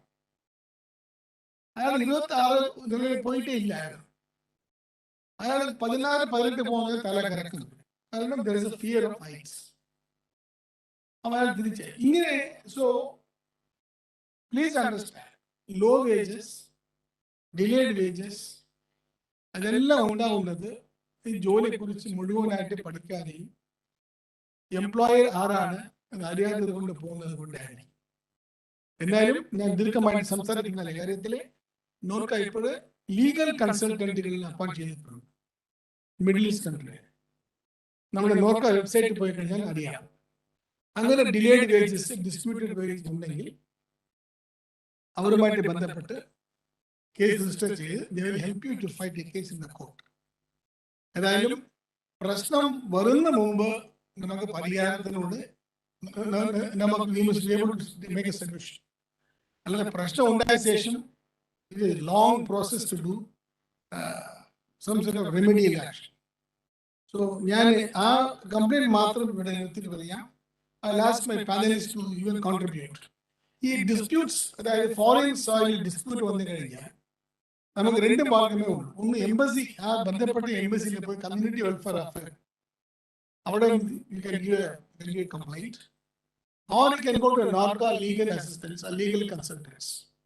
അവിടെ പോയിട്ട് ലീഗൽ റെമഡിയൽ മെഷേഴ്സ് എടുക്കാൻ ശ്രമിക്കാം. ഇപ്പോൾ ഇത് 2 ഉള്ളൂ. പക്ഷെ ഭാവിയിൽ ഞാൻ പറഞ്ഞു വന്ന ഇത്രയും കാര്യങ്ങളെല്ലാം എംപ്ലോയർ ആരാണ്, റിക്രൂട്ടിംഗ് ഏജന്റ് ആരാണെന്ന് അറിയാതെ ജോലി നമുക്ക് എടുക്കാം എന്ന് ആരെങ്കിലും പോയാൽ you should prepare to face these problems. മറിച്ച് നോർക്കയോ അല്ലെങ്കിൽ ഓഡിപ്പെക്കോ ആരും പോകാതെ പോയാൽ ഈ മൈഗ്രേറ്റ് സിസ്റ്റം ഉപയോഗിച്ച് മാത്രമേ പോകുള്ളൂ. ഇതാണ് എനിക്ക് പറയാനുള്ളത്. അടുത്ത കംപ്ലൈന്റ് എന്ന് പറയുന്നത് ലാൻഡ് തർക്കങ്ങളാണ്. ഒരു പ്രവാസിക്ക് നാട്ടിലുള്ള ഭൂമി അവർ കയ്യേറുന്നുണ്ട്, അല്ലെങ്കിൽ കയ്യേറിയിട്ടുണ്ട്, അല്ലെങ്കിൽ അതിർത്തിനെ കുറിച്ച് തർക്കങ്ങളുണ്ട്. അതുമായിട്ട് ബന്ധപ്പെട്ട പോലീസ് കംപ്ലൈന്റ് എല്ലാം ചെല്ലുമ്പോൾ ഞാനും ഉണ്ടാവില്ല. ചിലപ്പോൾ വീട്ടിലെ അച്ഛനും അമ്മയും മാത്രം ഉണ്ടാവും, അവർക്ക് ഭീഷണിയാണ്. ഇതാണ് മെയിനായിട്ട് പറയുന്ന പരാതി. അപ്പൊ ഐ റിക്വസ്റ്റ് അവർ ലാൻഡ് റവന്യൂ കമ്മീഷൻ സർവേ ഒരു അതിന് തർക്കം വന്നു കഴിഞ്ഞാൽ പെട്ടെന്ന് നമുക്ക് എങ്ങനെ ഒരു പ്രശ്നം പരിഗണിക്കാൻ പറ്റും, ഫാക്ട് ഫൈൻഡിങ്. ഈ കംപ്ലൈന്റ് അത് ശരിയോ തെറ്റോ ആദ്യം കണ്ടുപിടിക്കാൻ വേണ്ടി നമുക്ക് എന്ത് മാർഗം, how to speed up this എന്നുള്ള ഒരു കാര്യം പറഞ്ഞ് പോകാം.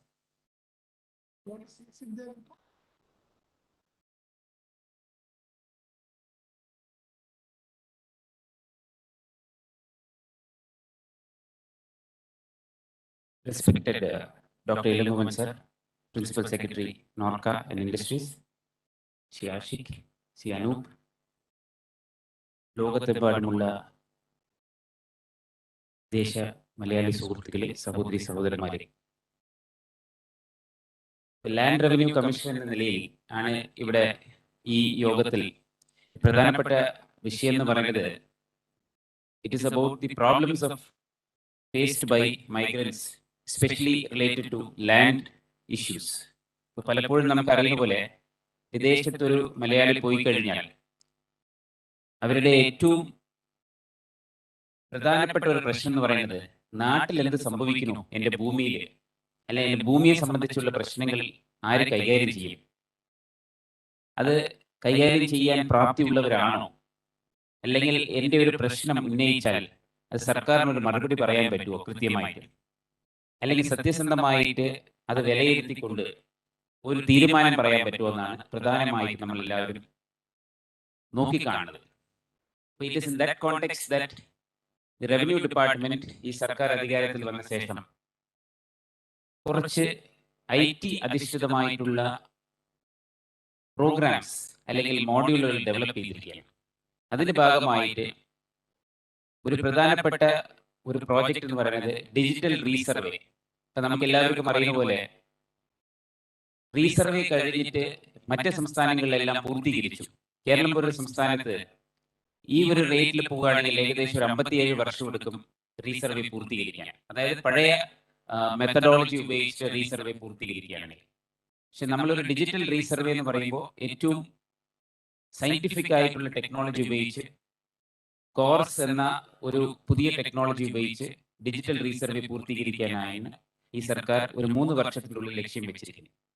The main purpose is that disputes related to land should be brought to a minimum. A record of rights സിറ്റിസൻസിന് നമുക്ക് നൽകാൻ സാധിക്കണം. അപ്പോൾ 3 ഡിപ്പാർട്ട്മെന്റ് ആണ് ഇതുമായി ബന്ധപ്പെട്ടിട്ട് ഇപ്പോൾ പ്രവർത്തിച്ചുകൊണ്ടിരിക്കുന്നത്. ഒന്ന് രജിസ്ട്രേഷൻ ഡിപ്പാർട്ട്മെന്റ്, നമ്മുടെ ആധാരങ്ങൾ രജിസ്റ്റർ ചെയ്യാനുള്ള ഡിപ്പാർട്ട്മെന്റ്, അതിൻ്റെ ഒരു സോഫ്റ്റ്വെയർ ആണ് പേൾ. അത് കഴിഞ്ഞിട്ട് റവന്യൂ ഡിപ്പാർട്ട്മെന്റിൽ വരുമ്പോൾ അത് പോക്കുവരവ് ചെയ്യണം അല്ലെങ്കിൽ മ്യൂട്ടേഷൻ ചെയ്യണം. അതിനാണ് നമ്മൾ റെലിസ് സോഫ്റ്റ്വെയർ ഉപയോഗിക്കുന്നത്. അതേസമയം തന്നെ ഒരു പ്രീ മ്യൂട്ടേഷൻ സ്കെച്ചും ഒരു പോസ്റ്റ് മ്യൂട്ടേഷൻ സ്കെച്ചും കൊടുക്കാനായിട്ട് മാപ്സ് എന്ന സോഫ്റ്റ്വെയർ.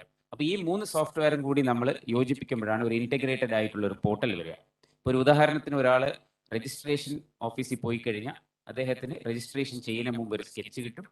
ആ സ്കെച്ച് എടുത്ത് രജിസ്ട്രേഷൻ ചെയ്ത് കഴിഞ്ഞാൽ അത് ഓട്ടോമാറ്റിക്കായിട്ട് ആ പോർട്ടലിൽ നിന്ന് അത് തിരിച്ച് റവന്യൂ ഡിപ്പാർട്ട്മെന്റിലോട്ട് വരും. റവന്യൂ ഡിപ്പാർട്ട്മെന്റിലോട്ട് വരിക എന്ന് പറയുമ്പോൾ അവിടെ പോക്കുവരവ് ചെയ്യും. അതായത് എനിക്ക് 10 സെന്റിൽ 5 സെന്റ് കുറവുണ്ടെങ്കിൽ ആ 5 സെന്റ് ഓട്ടോമാറ്റിക്കായി സിസ്റ്റം ജനറേറ്റഡ് ആയിട്ട് അത് കുറവ് ചെയ്ത് അതിന്റെ മാപ്പ് തന്നെ ഓട്ടോമാറ്റിക്കായി ജനറേറ്റ് ചെയ്ത് ഒരു റെക്കോർഡ് ഓഫ് റൈറ്റ് ഒരു പൗരന് നമുക്ക് നൽകാൻ സാധിക്കും.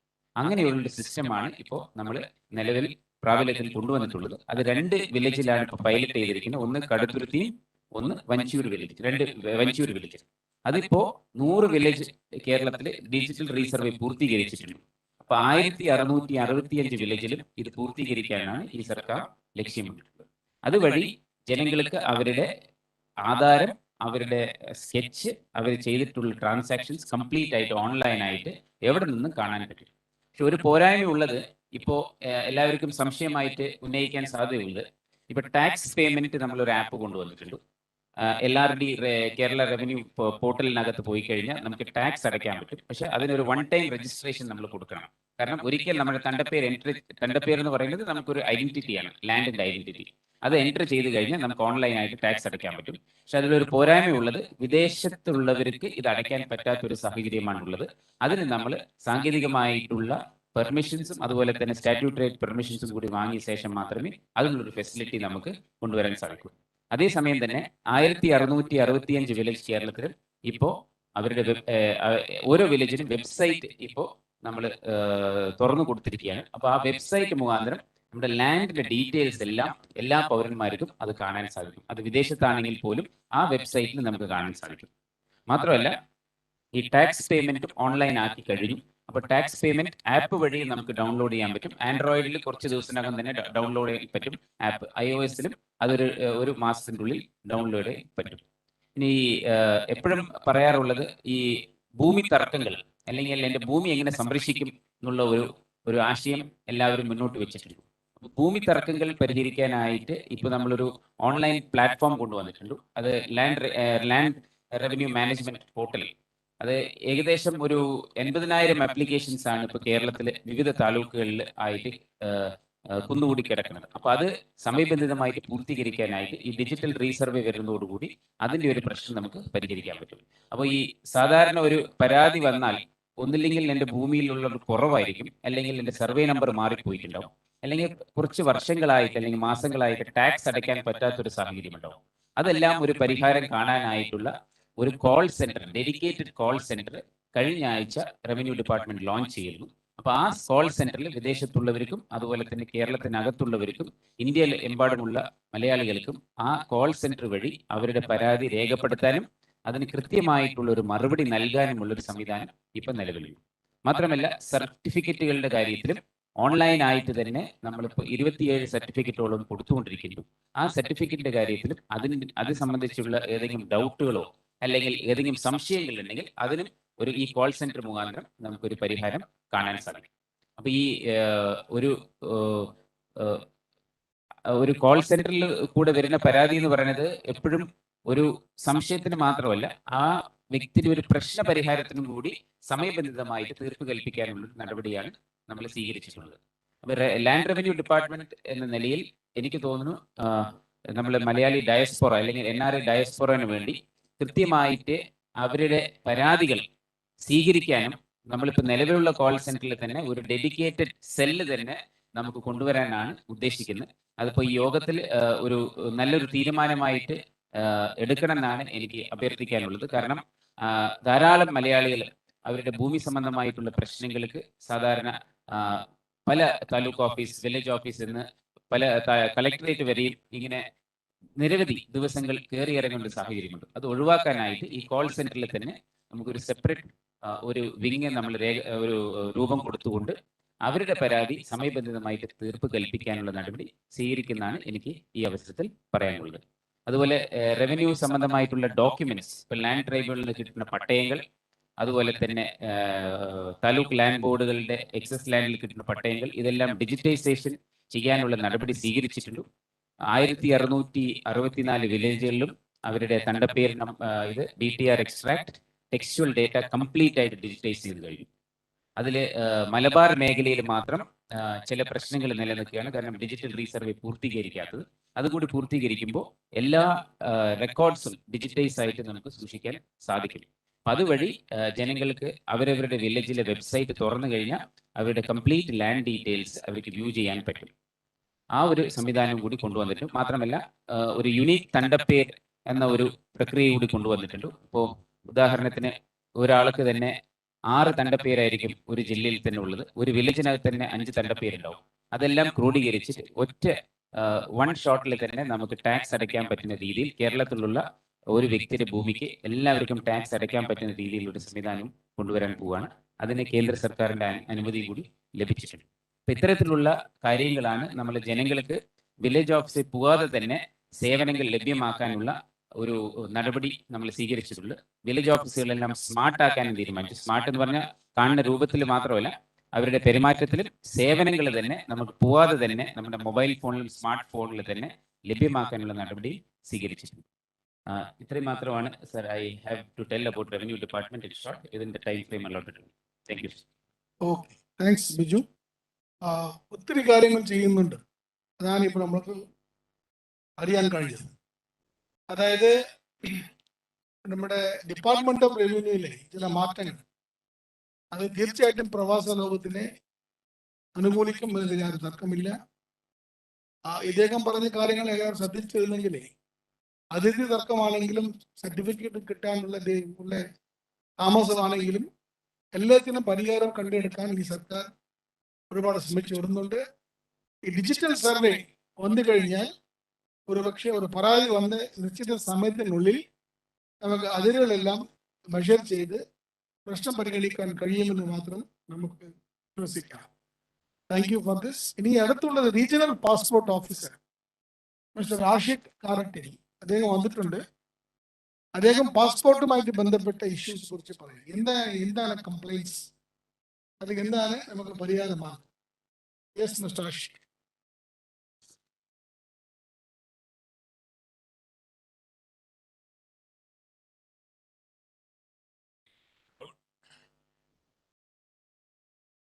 Topic of panel discussion is issues of migrants. അപ്പോൾ ആദ്യമേ ഒരു മൈഗ്രന്റ് ആവണമെങ്കിൽ, ഒരു പ്രവാസി ആകണമെങ്കിൽ the foremost requirement is to obtain a passport.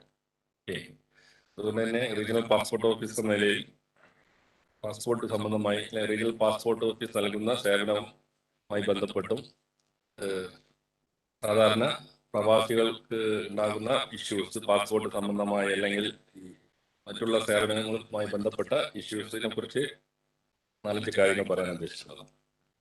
ഇപ്പൊ കേരളത്തിലാണെങ്കിൽ 3 റീജിയണൽ പാസ്പോർട്ട് ഓഫീസുകളിലൂടെയാണ് പാസ്പോർട്ട് സേവനങ്ങൾ. പ്രധാനമായും പാസ്പോർട്ട്, അതുകൂടാതെ PCC, police clearance certificate, surrender certificate, അതേപോലെ അറ്റസ്റ്റേഷൻ ആൻഡ് അപ്പോസ്റ്റലിംഗ്, ഗവൺമെന്റ് ഓഫ് ഇന്ത്യയുടെ വിദേശകാര്യ മന്ത്രാലയത്തിന്റെ അറ്റസ്റ്റേഷൻ അപ്പോസ്റ്റലിംഗ് സർവീസ്, ഇത്തരം സേവനങ്ങളാണ് കൊടുക്കുന്നത്.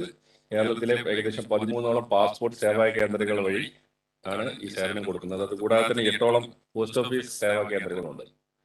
2012 ഈ പബ്ലിക് പ്രൈവറ്റ് പാർട്ണർഷിപ്പ് പാസ്പോർട്ട് സേവാ പ്രൊജക്ട് വന്നതോടുകൂടി ഇന്ത്യയിലെ, പ്രത്യേകിച്ച് കേരളത്തിലെ പാസ്പോർട്ട് റിലേറ്റഡ് സർവീസ് വളരെ കാര്യക്ഷമമായി എന്ന് വേണമെങ്കിൽ പറയാം.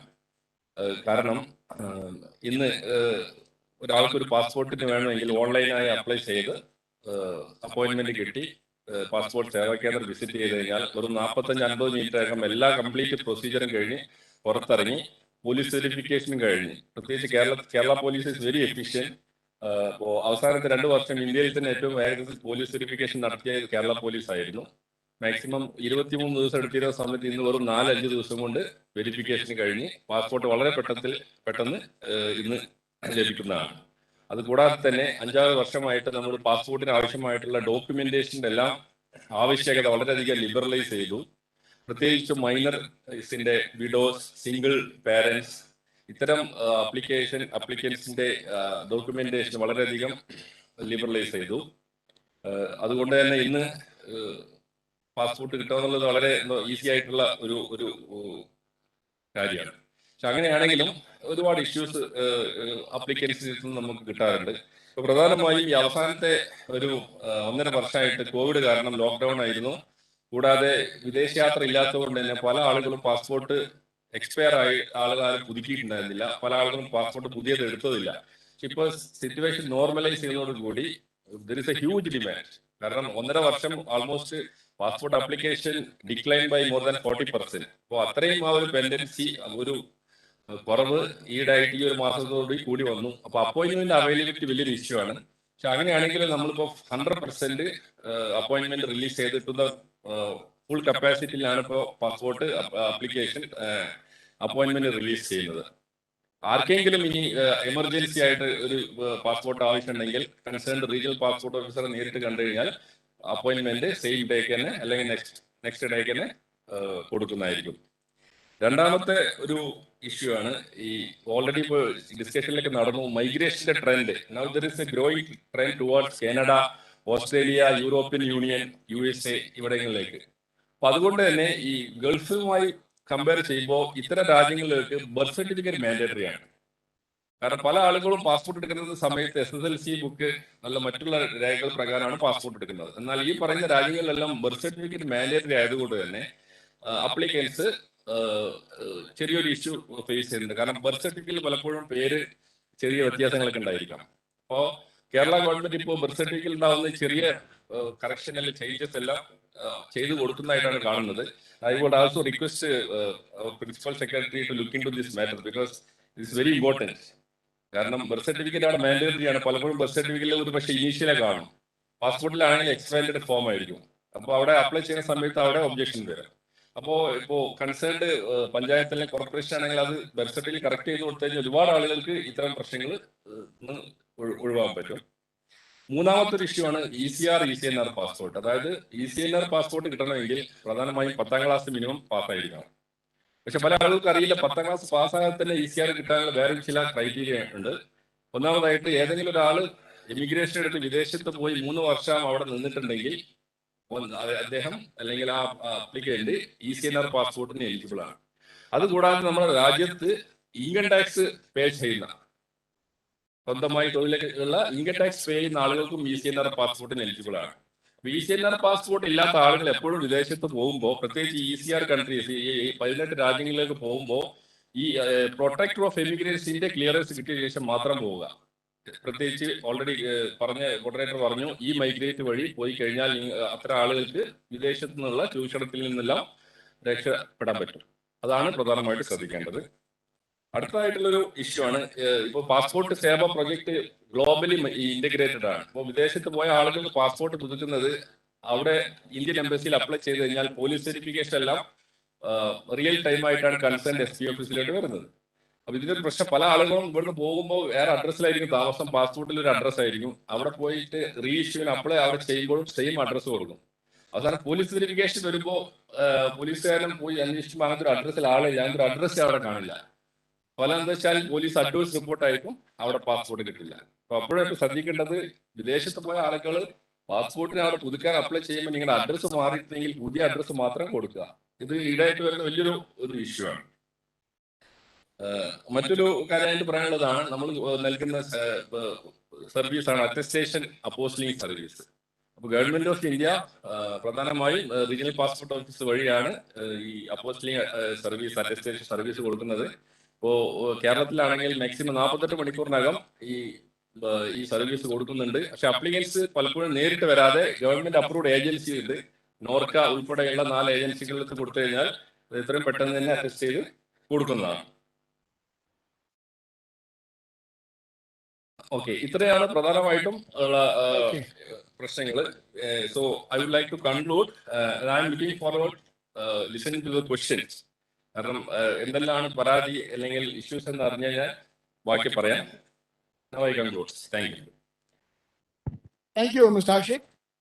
വളരെ ബേസിക് ഡീറ്റെയിൽസ് ആണെങ്കിലും ഇത്രയും വളരെ ഇമ്പോർട്ടൻറ്റ് ആണ് എന്ന് നിങ്ങൾ എടുത്ത് പറഞ്ഞത് വളരെ നന്നായി. ഈ സിമ്പിൾ തിങ്സ് ലൈക്ക് നെയിം അല്ലെങ്കിൽ ഇനിഷ്യൽ എക്സ്പാൻഷൻ, അഡ്രസ് ഇങ്ങോട്ട് മാറി കൊടുക്കുന്നത്, ഇതെല്ലാമാണ് വിദേശത്ത് നിന്ന് പാസ്പോർട്ട് അപ്ലൈ ചെയ്യുന്ന ആൾക്കാർക്ക് ചിലപ്പോൾ ഒരുപാട് പ്രശ്നം ഉണ്ടാക്കുന്ന കാരണം. Thank you very much.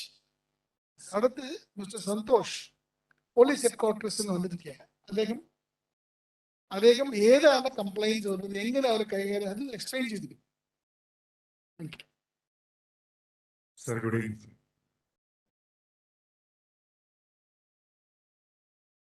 Police, Kerala police NRIസിന് വേണ്ടിയിട്ട് അവരുടെ പെറ്റീഷൻസ് പ്രത്യേകമായി പരിശോധിച്ച് അന്വേഷണം നടത്തുന്നതിനും വേണ്ട നിയമ നടപടി സ്വീകരിക്കുന്നതിനായിട്ട് 2005 NRIസിൽ പോലീസ് ഹെഡ് ക്വാർട്ടേഴ്സിൽ രൂപീകൃതമായത്.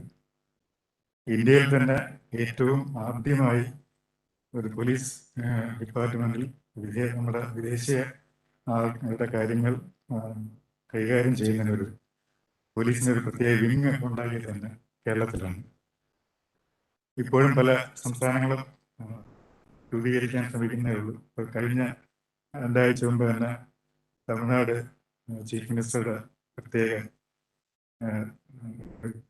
ആഗ്രഹപ്രകാരം അവിടുന്ന് പോലീസ് ഹെഡ് ക്വാർട്ടേഴ്സിൽ നിന്ന് ആൾക്കാർ ഉദ്യോഗസ്ഥർ വരികയും ഇതിന്റെ പ്രവർത്തനത്തെ കുറിച്ച് പഠിച്ചിട്ട് മനസ്സിലാക്കിയിട്ട് പോവുകയും ചെയ്യുന്നു.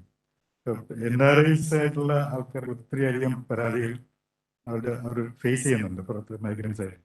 പ്രധാനമായിട്ട് അവർക്ക് കൊടുക്കുന്ന വിസ, അതിൻ്റെ ജെന്യൂനിറ്റി പലപ്പോഴും അവർക്ക് പറഞ്ഞ് ഏൽപ്പിക്കുന്ന വിസ ആയിരിക്കത്തില്ല, അല്ലെങ്കിൽ ജോലി ആയിരിക്കത്തില്ല അവർക്ക് കിട്ടുന്നത്. അതിനെ സംബന്ധിച്ചുള്ള പരാതികൾ, അങ്ങനെയുള്ള പ്രശ്നങ്ങൾ അവർക്ക് ഫേസ് ചെയ്യേണ്ടതായിരുന്നു.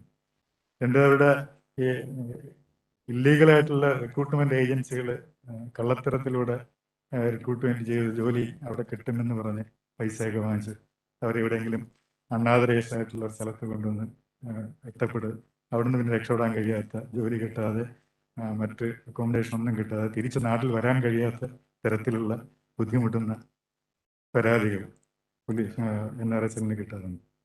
അതുപോലെ തന്നെ വർക്ക് പ്ലേസിലേക്ക്, ജോലി സ്ഥലത്തുള്ള ഫിസിക്കൽ ആൻഡ് മെന്റൽ ഹാരാസ്മെന്റ്, അതുപോലെ തന്നെ അവർക്ക് പറയുന്ന salary, non disbursement of salary or other allowances കൊടുക്കാതിരിക്കുക. അതുപോലെയാണ് വയലേഷൻ ഓഫ് വർക്ക് എഗ്രിമെന്റ്. ഒരു വർക്ക് എഗ്രിമെന്റിൽ നമുക്ക് വിസ തന്നെ വിടുമ്പോഴത്തേക്കും കുറേയധികം കാര്യങ്ങൾ പറയാം, അക്കോമഡേഷൻ കൊടുക്കാം, മറ്റ് സൗകര്യങ്ങളെല്ലാം ഉണ്ടാവും, സാലറി ഇത്രയും ഉണ്ടാകും. പക്ഷെ ആ എഗ്രിമെന്റ്സ് എല്ലാം വയലേറ്റ് ചെയ്യുന്ന, പിന്നെ ട്രാഫിക്കിങ്, അതും നമ്മുടെ ശ്രദ്ധയിൽ അല്ലെങ്കിൽ പരാതിയായിട്ട് വരാറുണ്ട്. ഇതൊക്കെ കൂടാതെ തന്നെ അവർക്ക് NRIs വെളിയിൽ നിൽക്കുമ്പോൾ അവരുടെ കുടുംബാംഗങ്ങൾക്ക് ഇവിടെ ഫേസ് ചെയ്യുന്ന വിഷയങ്ങൾ, അവരുടെ ഏജ്ഡ് ആയിട്ടുള്ള പാരൻസുകളൊക്കെ ഇവിടെ ഒറ്റയ്ക്കായിരിക്കും താമസിക്കും. അപ്പോൾ അവർക്കുണ്ടാവുന്ന അടുത്തുള്ള ആൾക്കാരുടെയോ റിലേറ്റീവ്സിൻ്റെയോ അല്ലെങ്കിൽ മറ്റേതെങ്കിലും തരത്തിലുള്ള അവർക്കുണ്ടാകുന്ന ഹെറാസ്മെന്റുകൾ അല്ലെങ്കിൽ ത്രെഡ് മറ്റുപദ്രവങ്ങൾ അത് ഒരു പരാതിയാണ്. അതുപോലെ തന്നെ അവരുടെ അവരുടെ ഇവിടുത്തെ വസ്തുവകകളും മറ്റു കാര്യങ്ങളും ഏതെങ്കിലും രീതിയിൽ മറ്റുള്ള ആൾക്കാർ കൈവശപ്പെടുത്തുകയോ ആക്രമിക്കുകയോ അത്തരത്തിൽ ഉള്ള പരാതികളും NRSL കിട്ടാറുണ്ട്. ഇതെല്ലാം തന്നെ വളരെ സീരിയസ് ആയിട്ട് ഈ പോലീസ് ഹെഡ്ക്വാർട്ടേഴ്സിൽ നിന്ന് പരിശോധിച്ച് ഈ വളരെ സീരിയസ് ആയിട്ടുള്ള പോലീസ് ഹെഡ്ക്വാർട്ടേഴ്സ് നേരിട്ട് SP NRSL വഴി നേരിട്ട് അന്വേഷിക്കേണ്ടതാണെങ്കിൽ ഇവിടെ തന്നെ അന്വേഷിക്കും. അല്ലാത്ത പരാതികൾ നമ്മൾ ജില്ലകളിൽ കൊടുത്ത് അന്വേഷണം നടത്തി അത് മോണിറ്റർ ചെയ്ത് റിപ്പോർട്ട് വാങ്ങി ഏത് ഏജൻസിക്കാണോ കൊടുക്കേണ്ടത്, അതിപ്പോൾ എംബസിയാണ്, എംബസി ഗവൺമെന്റാണ്, ഗവൺമെന്റ് സമയബന്ധിതമായി കൊടുക്കുകയും എന്ത് പരാതി തന്ന ആൾക്ക് അതിനെ സംബന്ധിച്ച് അദ്ദേഹം കൊടുത്ത പരാതിക്ക് എന്താണ് പോലീസിന്റെ നടപടി, എന്ത് ചെയ്തു എന്നത് നമ്മൾ തിരിച്ച് ആ വ്യക്തിയെ അറിയിക്കാറുണ്ട്. അത് അറിയിക്കണമെന്ന് കൃത്യമായും നോർക്ക ഇൻസിസ്റ്റ് ചെയ്യാറുണ്ട്, നമ്മളത് ചെയ്യാറുണ്ട്. പരാതികൾ നമുക്ക് ലഭിക്കാൻ ഇത്തരം പരാതികൾ നമുക്ക് മൈഗ്രൻസിനെ അയക്കാൻ വിപുലമായൊരു സംവിധാനം പോലീസ് ഏർപ്പെടുത്തിയിട്ടുണ്ട്. അത് നമ്മൾ നമ്മുടെ വെബ്സൈറ്റിൽ, പോലീസിന്റെ വെബ്സൈറ്റിൽ, കേരള പോലീസിന്റെ വെബ്സൈറ്റിൽ നമ്മൾ ഈ പരാതി എങ്ങനെ കൊടുക്കാം, SP NRSLന്റെയും SPCയുടെയും സ്റ്റേറ്റ് പോലീസ് ചീഫിന്റെയും മെയിലിലൂടെ പരാതികൾ അയക്കാം. അതുകൂടാതെ നമുക്ക് നോർക്കയ്ക്ക് നേരിട്ട് കിട്ടുന്ന പരാതികൾ നിങ്ങൾക്ക് അയച്ചു തരുന്നുണ്ട്. ബഹുമാനപ്പെട്ട മുഖ്യമന്ത്രിക്ക് കിട്ടുന്ന പരാതികൾ നമുക്ക് അയച്ചു തരാറുണ്ട്. ഈ പരാതികളെല്ലാം തന്നെ ഇത്തരത്തിൽ ഈ ഫോറൻസുകളുടെ എല്ലാം NRIസിനും അവരുടെ ഗ്രീവൻസസ് നമ്മളെ അഡ്രസ് ചെയ്യാവുന്നതാണ്. അത് പരിശോധിച്ച് വേണം നമ്മൾ സ്വീകരിക്കുന്നത്. ഒരു SP-യുടെ നേതൃത്വത്തിലാണ് NRSL ഫംഗ്ഷൻ ചെയ്യുന്നത്. അതിന്റെ മേൽനോട്ടം എന്ന് പറയുന്നത് അഡീഷണൽ ഡയറക്ടർ ജനറൽ പോലീസിനാണ്. വളരെ ഓരോ വർഷവും ഒരു 1000-ൽ പരം പരാതികൾ നമുക്ക് വിവിധ സ്ഥലങ്ങളിൽ നേരിട്ടും അതുപോലെ നോർക്ക വഴി ഗവൺമെന്റ് വഴി വരാറുണ്ട്. അതെല്ലാം തന്നെ അന്വേഷണം നടത്തി കേസെടുക്കേണ്ടതിന് കേസെടുക്കുക, നടപടി സ്വീകരിക്കുക എന്നുള്ള ഒരു രീതിയിലാണ് പോകുന്നത്. ഇതുവരെ വളരെ പ്രശംസനീയമായിട്ടുള്ള പല NRIs നമുക്ക് അവിടെ ഗ്രീവൻസസ് സെറ്റിൽ ചെയ്യാൻ. ഇത് കൂടാതെ നമ്മൾ ഇപ്പൊ 24 hours ഒരു കോൾ സെന്റർ കൂടി ആരംഭിച്ചിട്ടുണ്ട്. ഏത് പരാതിക്ക് വേണമെങ്കിലും ഏത് സമയത്ത് വേണമെങ്കിലും 24 മണിക്കൂറും ആ കോൾ സെന്ററിലേക്ക് വിളിക്കാം. ഇപ്പൊ ഇമ്മീഡിയറ്റ് ആയിട്ട് ഇപ്പോഴും വീട്ടിലൊരു പ്രശ്നമുണ്ട്, എന്റെ വീട്ടിൽ പ്രശ്നമുണ്ട് എന്ന് പറഞ്ഞാൽ ആ ഫോൺ എടുക്കുക, നമ്മൾ അത് കൺസേൺഡ് പോലീസിന് അപ്പോൾ തന്നെ വിളിച്ചു പറയുകയും അപ്പോൾ തന്നെ അവിടുന്ന് പോലീസ് പാർട്ടി പോയി നടപടി എടുക്കാൻ പറ്റുന്നതാണ്. അല്ലെങ്കിൽ സത്യമായ ഒരു പരിഹാരം സാക്ഷിതമാണെങ്കിൽ പോലും വിളിച്ച് പറയപ്പെടുന്ന ആ ആൾക്കാർക്ക് ആ സമയത്ത് ഒരു സമാശ്വാസം കൊടുക്കുന്ന രീതിയിലുള്ള പ്രവർത്തനം നടക്കുന്നു. അതും നമ്മുടെ കോൾ സെന്റർ ഉണ്ട്, അതും നമ്മുടെ വെബ്സൈറ്റിലുണ്ട്. ഇതെല്ലാം കേരള പോലീസ് വെബ്സൈറ്റ് പരിശോധിച്ച് കാണാവുന്നതാണ്. ഇത്രയുമാണ് പോലീസ് NRSLുമായി ബന്ധപ്പെട്ട് ചെയ്യുന്നത്. Thank you very much. Thanks Santhosh. അപ്പോൾ നമുക്ക് ഈ NRSL DGP ഓഫീസിലേക്ക് പോലീസ് ഹെഡ്ക്വാർട്ടേഴ്സ് ആണ് പരാതി അയക്കേണ്ടത്. അത് നമുക്ക് ഈ പ്രവാസികൾക്കുള്ള ഇഷ്യൂവിൽ കൃത്യമായിട്ട് എഴുതിയ ജില്ല, താലൂക്ക് എഴുതി കഴിഞ്ഞാൽ അന്വേഷിക്കാൻ പോലീസ് കുറച്ച് എളുപ്പമായിരിക്കും. അതുകൊണ്ട് ഇനിയും അതുപോലെ പരാതി അയക്കാൻ ഉദ്ദേശിക്കുന്നവർ NRSL പോലീസ് ഹെഡ്ക്വാർട്ടേഴ്സിൽ പറഞ്ഞ് അയച്ചാൽ കോപ്പി നിങ്ങൾ അയച്ചാലും മതി. അപ്പോൾ അവസാനമായിട്ട് അനൂപ് MD ഓഫ് ODP, നമുക്ക് 5 മണിക്ക് അടുത്ത സെഷൻ തുടങ്ങേണ്ടതായിരുന്നു. അതുകൊണ്ട് വളരെ ചുരുക്കത്തിൽ ഇല്ലീഗൽ മൈഗ്രേഷൻ അല്ലെങ്കിൽ ഇല്ലീഗൽ റിക്രൂട്ട്മെന്റ് കുറിച്ച് അദ്ദേഹത്തിന് 2 വാക്ക് പറയാം. Thank you, sir. Thank you very much. Actually, the points which I wrote was covered by Engor sir already. Certainly delayed and everything. So I'll be talking about the legal recruitments. Like governmental agencies on the talking about, but thousands of private agencies, registered and non-registered agencies. But they do registered agencies, they have sub-agents and local agents. ചെറിയ ഗ്രൂപ്പുകളുണ്ട്, ആ ഗ്രൂപ്പുകളുടെ agencies. അങ്ങനെ ഒരു ജോബിന് വേണ്ടി പോകുമ്പോൾ 4-5 ബ്രോക്കേഴ്സിന്റെ കൈമറിച്ചിട്ടാണ് employee will reach the employer. So there are so many players in between the employee and the employee. Only government agencies are doing the direct recruitment. I mean, we facilitate the recruitment between the employer and employee. So that awareness should be going to the public. Awareness നമുക്ക് maximum കൊടുക്കേണ്ടി വരും. പിന്നെ two, three things എനിക്ക് പറയാനുണ്ട്. കാരണം ഈ pre orientation, pre departure orientation അത് കൂടുതൽ we need to expand it.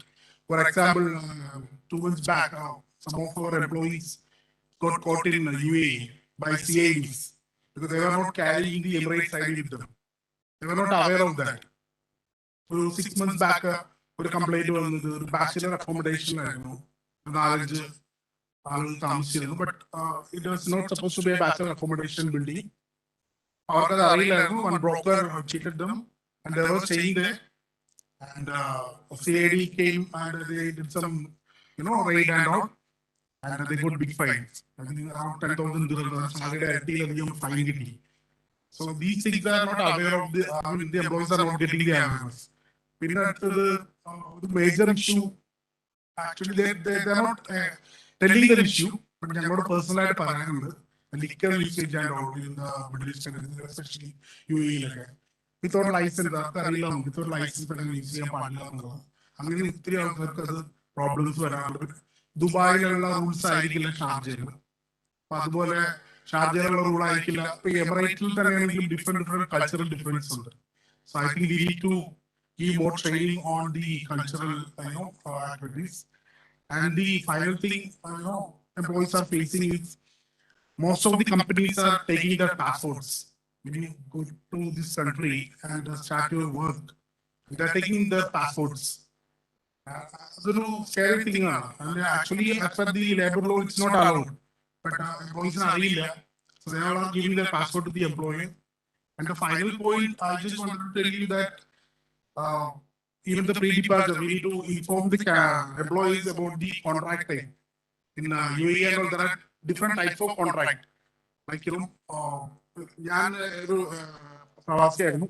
And I went to my first job in 2008 in UAE. I was not aware of the contract type. So there are limited contract and unlimited contract.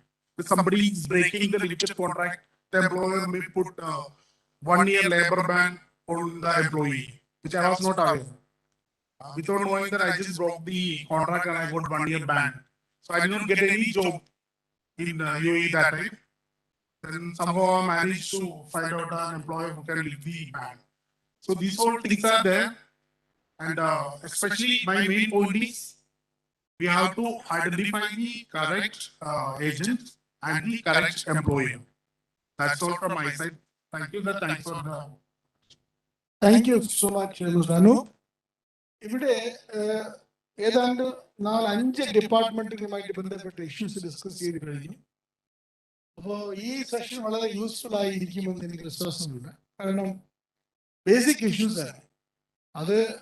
നമ്മുടെ recruitment process ആയാലും അല്ലെങ്കിൽ ഭൂമിയുമായിട്ട് ബന്ധപ്പെട്ട issue ആയാലും അല്ലെങ്കിൽ passport എടുക്കുന്നതും passport പുതുക്കൽ ആണെങ്കിലും അതേപോലെ പോലീസിനോട് കംപ്ലൈന്റ് ചെയ്യുന്ന രീതി അല്ലെങ്കിൽ കംപ്ലൈന്റുകൾ എങ്ങനെ ട്രാക്ക് ചെയ്യുന്നതും അവസാനമായിട്ട് ഇല്ലീഗൽ റിക്രൂട്ട്മെന്റ് എങ്ങനെ ഒഴിവാക്കണം അല്ലെങ്കിൽ അവിടെ ചെന്ന ശേഷം എന്തൊക്കെ നമുക്ക് മാനദണ്ഡങ്ങൾ നമുക്ക് പാലിക്കണം. ഇങ്ങനെ ഒരു പൊതുവായിട്ടുള്ള ചർച്ചയിൽ പ്രവാസികള് മിക്കവാറും പരമാവധി ബ്ലൂ കോളർ വർക്കേഴ്സ് ആയിട്ട് ഉള്ള ആൾക്കാർക്കുള്ള ദിനം നേടുന്ന പ്രശ്നങ്ങളെ കുറിച്ച് ഇവിടെ ചർച്ച ചെയ്യാൻ കഴിയും. ഇവിടെ പറഞ്ഞ എല്ലാ മാർഗനിർദ്ദേശങ്ങളും എല്ലാവർക്കും മനസ്സിലായി കാണുമെന്ന് വിചാരിക്കുന്നു. അതുകൊണ്ട് ഇനി വരും ദിവസങ്ങളിൽ നമുക്ക് ഈ പ്രവാസികൾക്ക് ഏതെങ്കിലും പ്രശ്നങ്ങൾ നാട്ടിലെ പ്രശ്നങ്ങൾ വന്നു കഴിഞ്ഞാൽ ആരെ സമീപിക്കണം എന്നതിന് ഒരു വ്യക്തത വന്ന് കാണും എന്ന് വിശ്വസിച്ചുകൊണ്ട് മാത്രം ഞാൻ ഇവിടെ പങ്കെടുത്ത എല്ലാ വകുപ്പ് തലവന്മാർ, K Biju, land revenue commissioner, Ashiq, regional passport officer, mister Santhosh, NRI cell police headquarters, Anoop, MDF audit, ഇതെല്ലാവർക്കും നാർക്കാ വകുപ്പിന്റെ കീഴിൽ നന്ദി രേഖപ്പെടുത്തിക്കൊണ്ട് ഈ സെഷൻ അവസാനിപ്പിച്ചത് അറിയിച്ചുകൊണ്ട് നിർത്തുന്നു. നമസ്കാരം. Thank you so much, sir. Expressing heartfelt gratitude to Dr. K. Elangovan, IAS, Principal Secretary, Industries and Norca, Government of Kerala, for moderating the session. I would like to also thank all the eminent speakers and dignitaries for the wonderful session. Once again, thank you very much.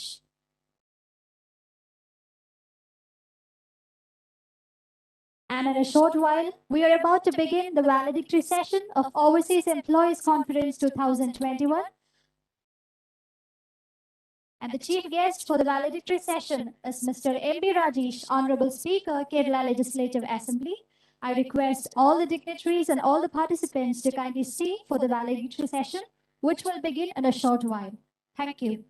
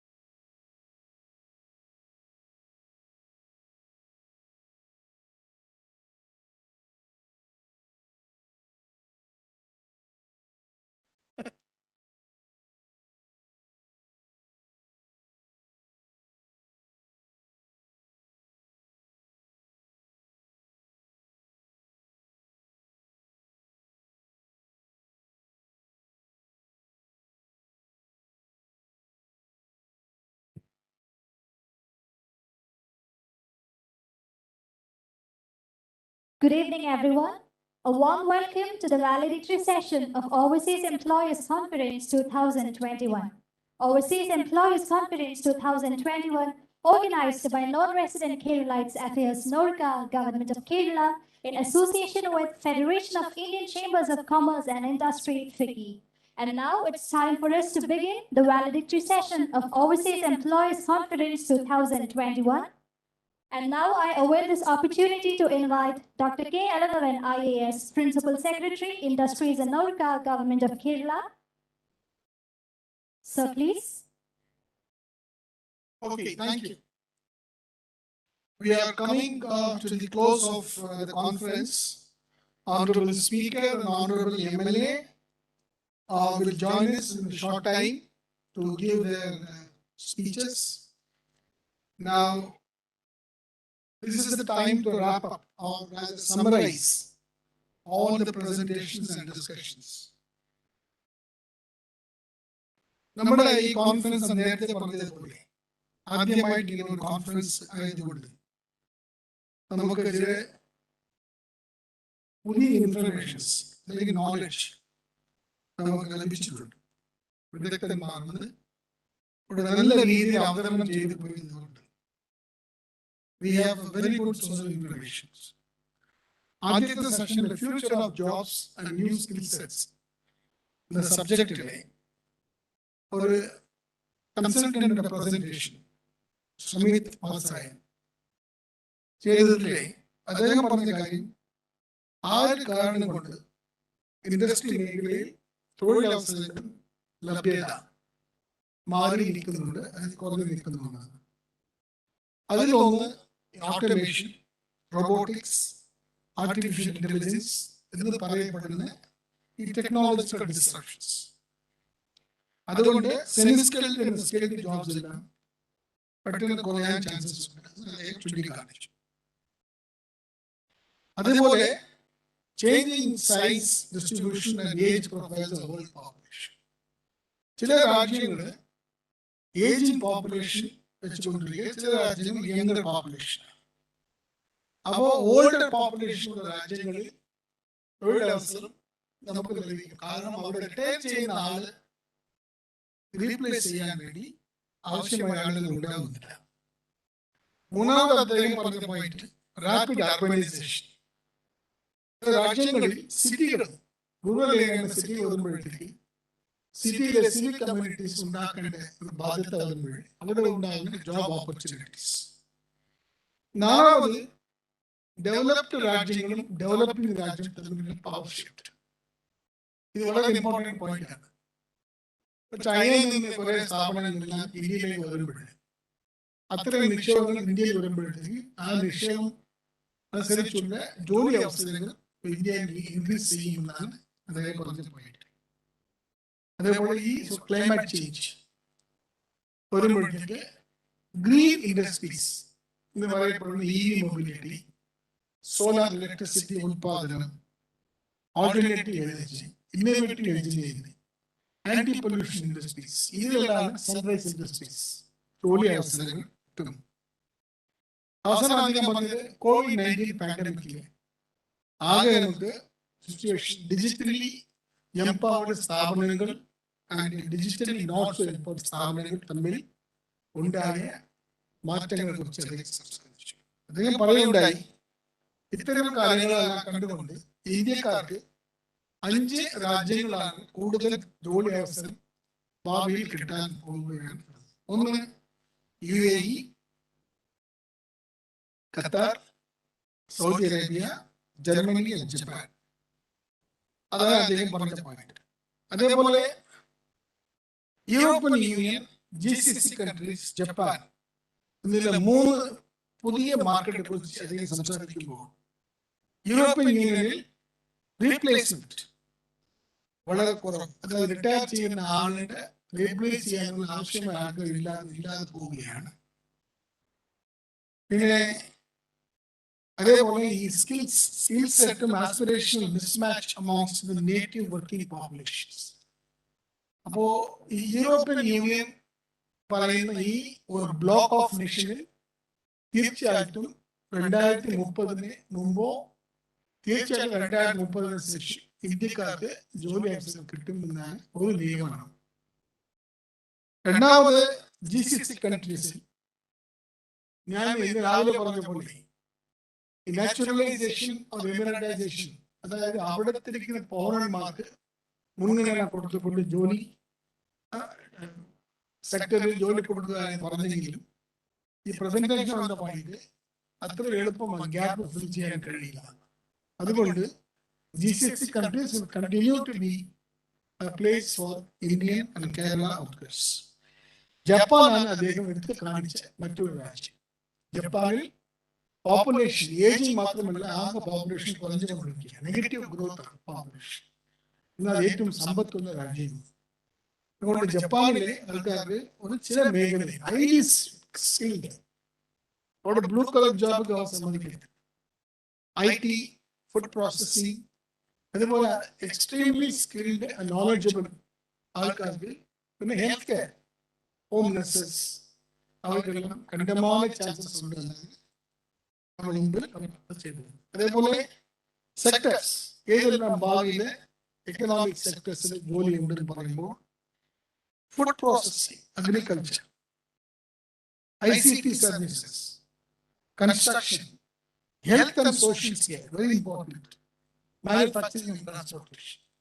ഇത്തരം കാര്യങ്ങളിലാണ് അദ്ദേഹം പറഞ്ഞത് ജോലികൾ ഭാവിയിൽ ഉണ്ടാകും.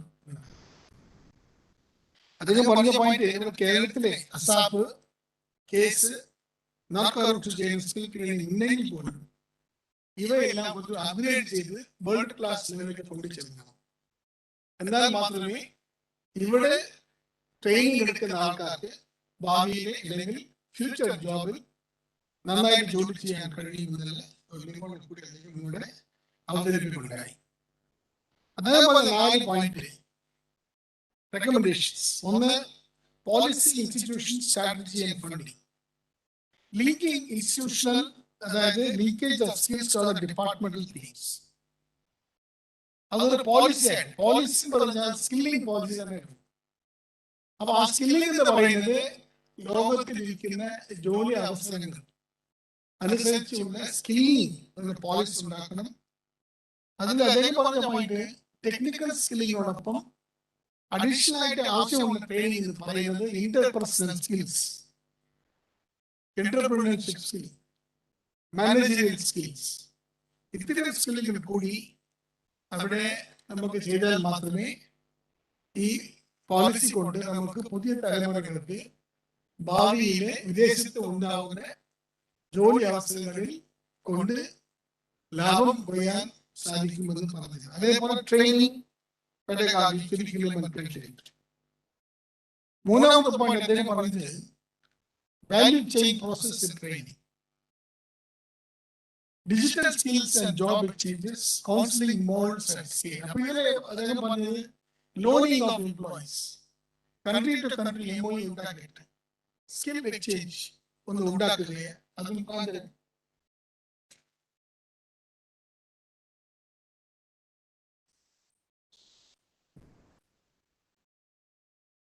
So അത് value chain process ഉണ്ടാക്കി കഴിഞ്ഞാൽ സ്കില്ലിംഗ് ഒരു നിശ്ചിത രൂപത്തിൽ യൂണിവേഴ്സിറ്റി മുതൽ സ്കൂൾ മുതൽ ഉണ്ടാവാൻ ചാൻസസ് ഉണ്ട്. അപ്പൊ അതുകൊണ്ട് നമുക്ക് ഏറ്റവും വലിയ ഒരു ടേക്ക് ഹോം പോയിന്റ് എന്ന് പറയുന്നത് നമുക്ക് ഈ ഫോർമൽ എഡ്യൂക്കേഷൻ ചെയ്യുന്ന അതേ ചെയിനിൽ വാല്യൂ ചെയിനിൽ സ്കില്ലിംഗ് കൂടെ ഉണ്ടാകും. Skill is the next big word for people in jobs. If you are not skilled, you will not get employed. നേരത്തെ if you are not qualified, you will not get job. The qualification was skilling. കാരണം അമേരിക്കയിലെ പഠനം നടത്തി ഈ top CEOs ഉണ്ടാവും, Google, Microsoft, Pepsi, അങ്ങനെ Fortune 500 കമ്പനിയിൽ CEO-മാർ കുറിച്ച് എല്ലാവർക്കും ഒരേ ക്വാളിഫിക്കേഷൻ, എല്ലാവരും MBA, ഹാർവേഡ്, MBA, പക്ഷേ ഒരാൾ മാത്രം CEO ആവുന്നു. അത് എന്താണ് ക്വാളിറ്റി?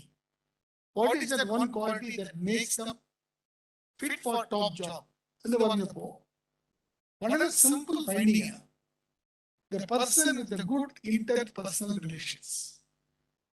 ഒരു ടീമിൽ പ്രവർത്തിക്കാൻ ഏറ്റവും നല്ല ആൾ, അതല്ലെങ്കിൽ ഒരു ടീം മെമ്പറായിട്ട് ഇന്റർ പേഴ്സണൽ മീൻസ് മനുഷ്യ തമ്മിലുള്ള ബന്ധങ്ങളിൽ ഏറ്റവും നല്ല ബന്ധം ഉണ്ടാക്കുന്ന അല്ലെങ്കിൽ സൃഷ്ടിക്കുന്ന ഒരു ബിഹേവിയർ ഉണ്ടെങ്കിൽ ഈസ് ദ മോസ്റ്റ്. അപ്പോ ഹൈയസ്റ്റ് ജോബിൽ വേണ്ടത് നോളജ് മാത്രമല്ല, സ്കിൽ വേണം, ഹ്യൂമൻ സ്കിൽസ്, അത് ലൈഫ് സ്കിൽസ് എന്ന് പറയും. അതുകൊണ്ട് നമുക്ക് one of the first recommendations ഈ കോൺഫറൻസ് എടുക്കുന്നത് നമുക്ക് ഒരു സ്കില്ലിംഗ് പോളിസി ഉണ്ടാക്കിയിട്ട് കേരളത്തിലെ വരുന്ന തലമുറകൾക്ക് സ്കില്ലിംഗ്, എഡ്യൂക്കേഷനോടൊപ്പം സ്കില്ലിംഗ്, അത് ടെക്നിക്കൽ സ്കില്ലാകുമ്പോൾ അത് വേറെ കാര്യം, പക്ഷേ ഹ്യൂമൻ സ്കിൽസ് അല്ലെങ്കിൽ ലൈഫ് സ്കിൽസ് അതിൽ പറയുന്നത് സിമ്പിൾ ആയിട്ട് പറയാം.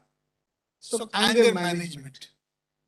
സോ നമ്മുടെ സൊസൈറ്റി കണ്ടു കഴിഞ്ഞാൽ ഫാമിലി ചെയ്ത് തീരെ കുറഞ്ഞു പോയി, 1 or 2 കുട്ടികൾ. അങ്ങനെ വരുമ്പോൾ ഒരു സൈഡ് കുട്ടികൾ എണ്ണം കുറയുകയും മറുസൈഡ് കുടുംബത്തിന്റെ വരുമാനം കൂടുമ്പോൾ ഈ പേരന്റ് ചിൽഡ്രൻ റിലേഷൻഷിപ്പ് മാറി അങ്ങനെ മാറി കിടക്കുക. അപ്പോ children will not take no from parents. Children അപ്പീസ് ചെയ്യും. കാരണം ഒറ്റ കുട്ടിയേ ഉള്ളൂ, ഭാര്യയും ഭർത്താവും രണ്ടുപേരും സമ്പാദിക്കും. ഇങ്ങനെ മാറ്റി വരുമ്പോ അത് ആർക്കും സക്സസ് ചെയ്യാൻ കഴിയുന്ന ആംഗർ മാനേജ്മെന്റ്. ഈ കുട്ടിക്ക് ഡിസപ്പോയിന്റ്മെന്റ് ഇല്ല എന്ന് പറഞ്ഞാൽ അത് എടുക്കാൻ തയ്യാറില്ല. That is why you see child suicides. That is why you see it. And the kind നമ്മുടെ ഫാമിലി അകത്ത് IT ഗാഡ്ജറ്റ്സ് വന്നു കഴിഞ്ഞാൽ കുടുംബാംഗങ്ങൾ തമ്മിൽ സംസാരിക്കുന്നത് ഒത്തിരി കുറഞ്ഞ് ഓരോരുത്തരും ഗാഡ്ജറ്റ് കൊണ്ട് സംസാരിച്ചു. അപ്പോൾ ഈ സ്കില്ലിംഗ് പറയുമ്പോൾ ഞാൻ ഈ ജോബ് മാത്രം പറയുന്നില്ല. ഭാവിയിലെ സ്കില്ലിംഗ് എന്ന് പറയുമ്പോൾ human skills, life skills, anger management വളരെ ഇമ്പോർട്ടൻ്റ് ആണ്. ഈ കുട്ടികൾക്ക് ആംഗർ മാനേജ്മെന്റ് അറിയാത്തത് കൊണ്ടാണ് ഈ ടീൻ ഏജിലെ പോയിട്ട് എല്ലാം ഡ്രഗ്സും പിന്നെ വയലൻസും ക്യാമ്പസ് വയലൻസും എല്ലാം നടക്കുന്നത്. അത് നമ്മൾ കണ്ടില്ല എന്ന് നമുക്ക് പറയാൻ പറ്റില്ല.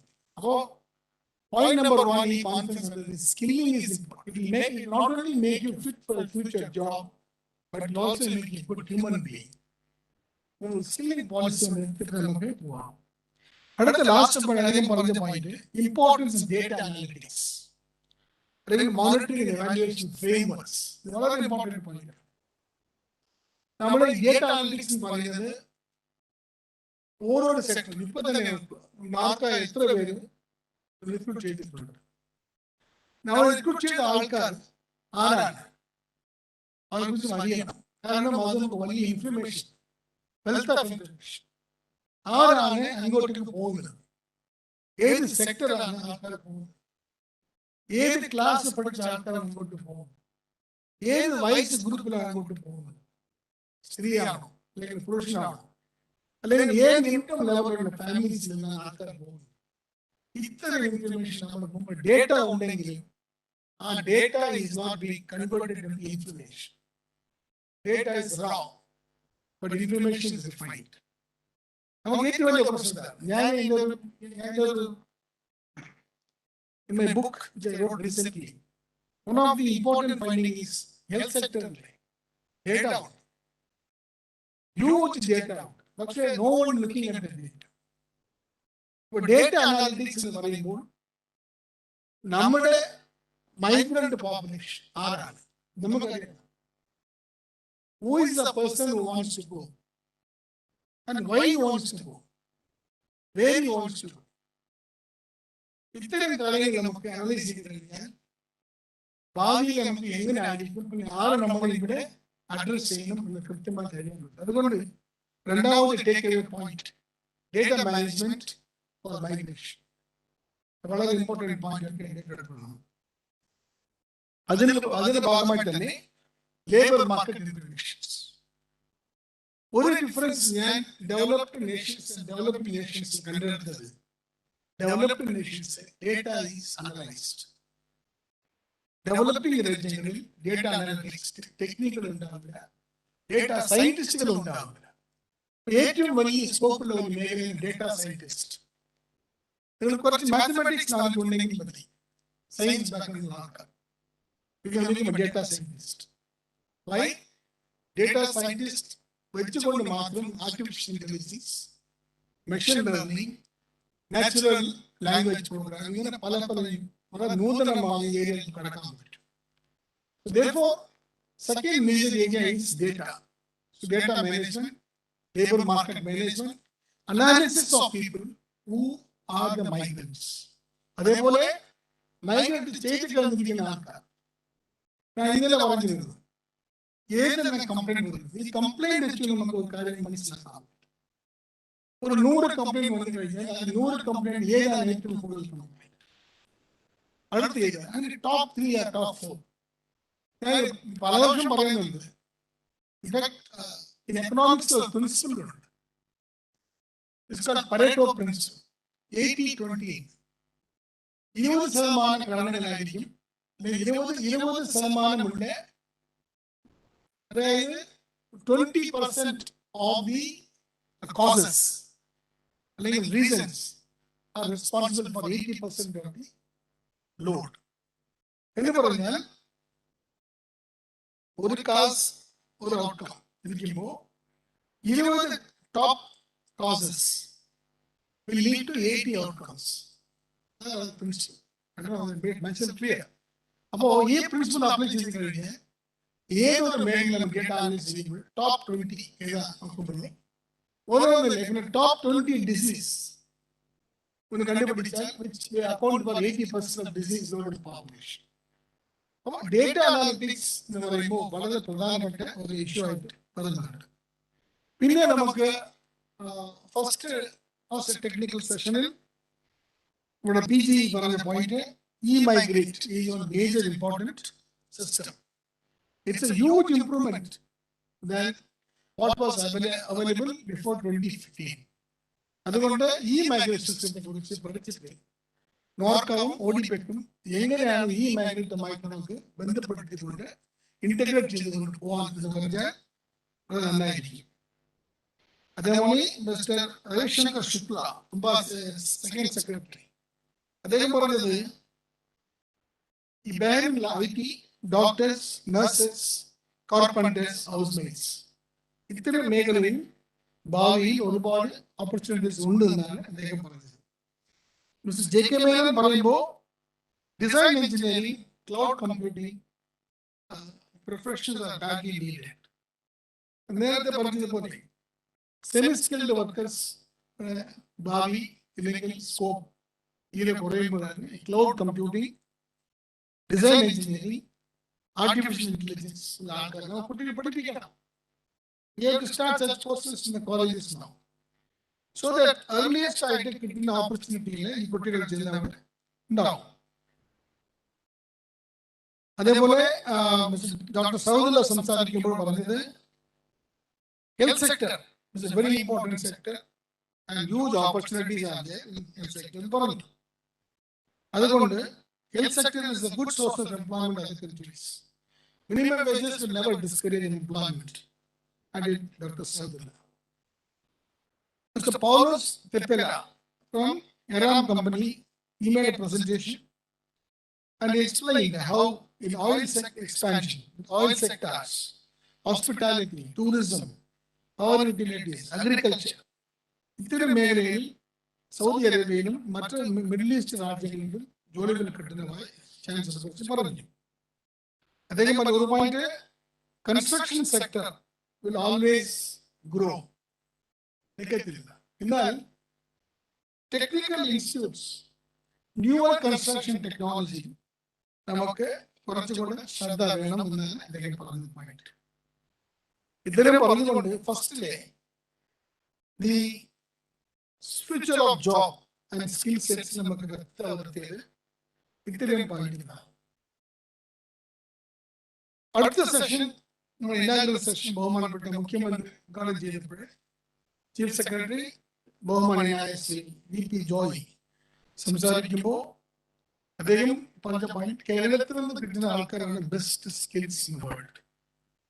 Skill levels are very high in Kerala. Therefore, it should be sustained and further improved. അദ്ദേഹം പിന്നും പറയുകയുണ്ടായി, എക്സിസ്റ്റിംഗ് മാർക്കറ്റ്സിനേക്കാൾ പുതിയ മാർക്കറ്റിൽ നമുക്ക് ജോലി അവസരം നേടാൻ ശ്രമത്തിൽ പോകും. അതനുസരിച്ച് പോളിസികളും നമ്മൾ പറയുകയും ചെയ്തു. മാത്രമല്ല ബാക്ക്വേർഡ് ലിങ്കേജസ് ആയിട്ട് മറ്റു ഡിപ്പാർട്ട്മെന്റുമായിട്ട് കോർഡിനേറ്റ് ചെയ്തുകൊണ്ട് ഇന്റർ ഡിപ്പാർട്ട്മെന്റൽ കോർഡിനേഷൻ മുഖാന്തരം നമുക്ക് ഇത്തരം സ്കില്ലുകൾ എങ്ങനെ ഇമ്പാർട്ട് ചെയ്യാമെന്നതിന് ഒരു പ്രോഗ്രാം കൂടി കേരള ഗവൺമെന്റ് ചെയ്യുന്നതുകൊണ്ട് അങ്ങനെ പറഞ്ഞിട്ടുണ്ട്. ഒരുപക്ഷെ ഇന്റർ ഡിപ്പാർട്ട്മെന്റൽ കോർഡിനേഷൻ കമ്മിറ്റി വേണ്ടി വരും. അദ്ദേഹത്തിന്റെ വാക്കുകളിൽ ഇത് ചിലവ് ഉണ്ടാവുമെന്നാണ് ഞാൻ വിശ്വസിക്കുന്നത്.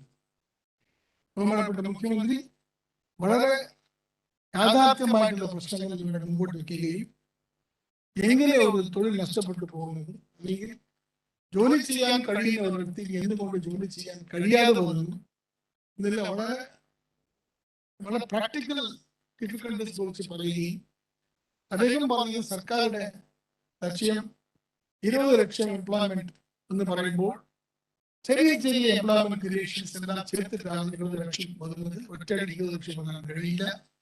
അതുകൊണ്ട് അദ്ദേഹം അടിയിട്ട് പറഞ്ഞ കാര്യമാണ് മൈക്രോ എംപ്ലോയ്മെന്റ് ഓപ്പർച്യൂണിറ്റീസ് ഉണ്ടെങ്കിൽ മാത്രമേ അത് മാക്രോ ബെനിഫിറ്റ് ആയിട്ട് വരൂ.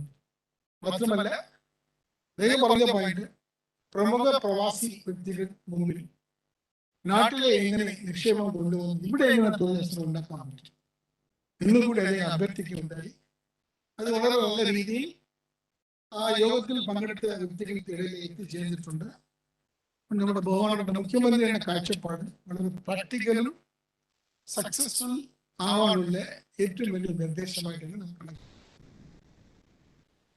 Sanjay Bhattacharya, secretary minister of external affairs, അദ്ദേഹം പ്രോസസ് ഓഫ് മൈഗ്രേഷൻ കുറിച്ച് ക്രോഡീകരിച്ചു. ഇമിഗ്രേഷൻ ആക്ട് 1983 പ്രകാരമാണ് ഇമിഗ്രേഷൻ നടന്നുകൊണ്ടിരിക്കുന്നതെങ്കിലും പുതിയ ബില്ല് ഡ്രാഫ്റ്റ് ഇമിഗ്രേഷൻ ബില്ലിനെ കുറിച്ച് അദ്ദേഹം പരാമർശിച്ചു. അതിൽ കുറച്ചുകൂടെ സ്ട്രീമിംഗ് ചെയ്തുകൊണ്ട് ഈ ഇല്ലീഗൽ റിക്രൂട്ട്മെന്റ് പരമാവധി കുറയ്ക്കാനുള്ള ശ്രമത്തിലാണ് എന്ന് ഗവൺമെന്റ് ഓഫ് ഇന്ത്യയുടെ ഓബ്ജക്റ്റീവ് കൂടി ചൂണ്ടിക്കാണിച്ചു.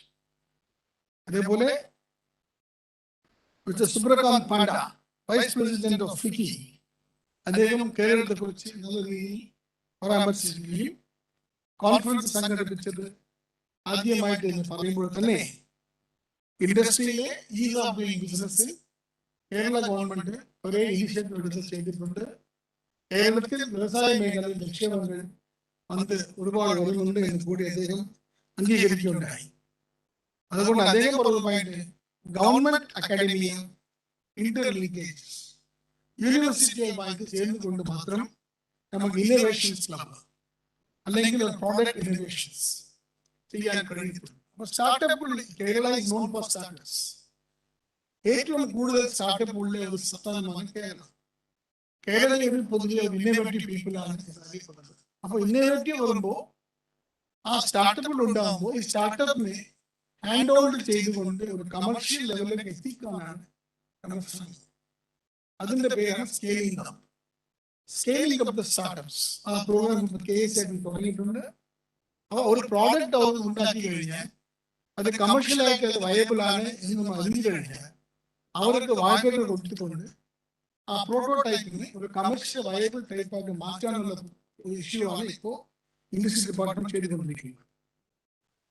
ഡോക്ടർ ആസാദ് മൂപ്പൻ പറയുമ്പോൾ അദ്ദേഹം വളരെ ഹാപ്പി ആയിട്ട് പറഞ്ഞെങ്കിലും അദ്ദേഹം അടുത്ത തലമുറകൾക്ക് അല്ലെങ്കിൽ അടുത്ത ഭാവിയിൽ എംപ്ലോയ്മെന്റ് നേടുന്നവർക്ക് വേണ്ടപ്പെട്ട സ്കില്ല് കുറിച്ച് പറയുന്നത് അദ്ദേഹം കേരളത്തിൽ തന്നെ ഒരു centre of excellence in skills ഉണ്ടാക്കുന്നുണ്ട് എന്ന് പറഞ്ഞു. അത് artificial intelligence, virtual learning, robotics കുറിച്ച് പഠിപ്പിക്കാൻ ഉദ്ദേശിക്കുന്നു എന്ന് പറയുന്നു. അത് ഏതാണ്ട് 100 കോടി രൂപ ഇൻവെസ്റ്റ്മെന്റിൽ നോർത്തേൺ കേരളയിൽ ഒരു സെന്റർ ഉണ്ടാക്കുന്നുണ്ടെന്ന് പറയുമ്പോൾ തീർച്ചയായിട്ടും അത് ഒരു ഫസ്റ്റ് ഇൻസ്റ്റിറ്റ്യൂഷൻ ആയിട്ട് വരും. അത് അവസാനമായിട്ട് മാറത്തില്ല. ഒരു പക്ഷെ അങ്ങനെ ഇൻസ്റ്റിറ്റ്യൂട്ട് വരുമ്പോഴേ അതേപോലെ വേറെ നിക്ഷേപക്കാർ അതേപോലെ വേറെ ഇൻസ്റ്റിറ്റ്യൂട്ട് തുടങ്ങാൻ ചാൻസസ് ഉണ്ട്.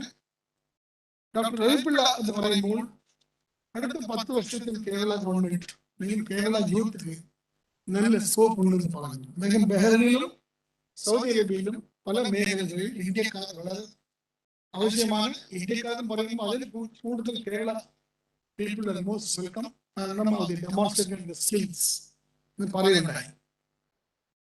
Mr. C. Rapai from Qatar. അദ്ദേഹം പറഞ്ഞ point, innovative technology and learning environment should be made to everybody. അപ്പോൾ അദ്ദേഹം ഇൻസിസ്റ്റ് ചെയ്ത വാക്കുകൾ innovative.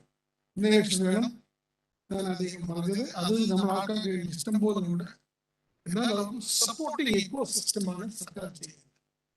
Innovation clubs, innovation institutes ഒന്ന് കൂടുതൽ ഉണ്ടാക്കും. രവി ഭാസ്കരൻ ഫ്രം ബ്രുണൈ, അദ്ദേഹം ആസിയാൻ കൺട്രീസിൽ എംപ്ലോയ്മെന്റ് ബിസിനസ് ഓപ്പർച്യൂണിറ്റീസ് സംസാരിച്ചിരുന്നു. അത് നല്ല യൂസ്ഫുൾ ടോക്ക് ആയിരുന്നു. നമ്മൾ കുറെ ഇൻഫർമേഷൻ കിട്ടിയിട്ടുണ്ട്. Mister Venu Rajaman, officer on special duty to government of Kerala. അദ്ദേഹം പറഞ്ഞു, the situation can only be changed in a sense of direction and employment opportunities can increase in collaboration of central and state governments, embassies, business personalities and Pravasi leaders. Skill development and element essential. Education system also change accordingly. ആ ചടങ്ങിൽ Shri K Varadarajan നന്ദി പ്രകടനം ചെയ്തു. ഉച്ചയ്ക്ക് session നടന്ന session വളരെ വളരെ നല്ല സെഷനായിരുന്നു. അതിലെ ആദ്യം സെഷൻ എന്ന് പറയുന്നത് existing markets new opportunities. Ambassador to UAE mister Pavan Kapoor അദ്ദേഹം സംസാരിക്കുമ്പോൾ ലാംഗ്വേജ് കോഴ്സസ് അദ്ദേഹം വളരെ ഇമ്പോർട്ടൻ്റ് ആയിട്ട് പറഞ്ഞു. Give better English training. English language training കുറച്ചുകൂടെ വേണം എന്ന് അദ്ദേഹം ഇൻസിസ്റ്റ് ചെയ്യുകയുണ്ടായി. Investors, entrepreneurs and experts in block chain, digital currencies and lot of opportunities. ഇതാണ് important. Artificial intelligence, virtual reality, robotics, automation കൂടെ block chain technology. Block chain technology എന്ന് പറയുന്നത് ഏറ്റവും അഡ്വാൻസ് എക്കണോമിക്സ് ഉള്ള ഒരു technology for monitoring several projects. അതുകൊണ്ട് block chain technology കൂടെ UAE ആവശ്യമുണ്ട് എന്ന് പറയുന്നത് വളരെ നല്ല പോയിന്റ് ആയിരുന്നു. വീണ്ടും അദ്ദേഹം റോബോട്ടിക്സ് ആൻഡ് ഡേറ്റ സയൻസ് മേഖലയിൽ ആൾക്കാർ ആവശ്യമുണ്ട് എന്ന് പറയുകയുണ്ടായി. Self sponsorship is coming to UAE. Abu Dhabi has declared golden visas for doctors. Now, students can also sponsor their families. There is growing potential in the area. So, UAE market, the visa might be but the restrictions are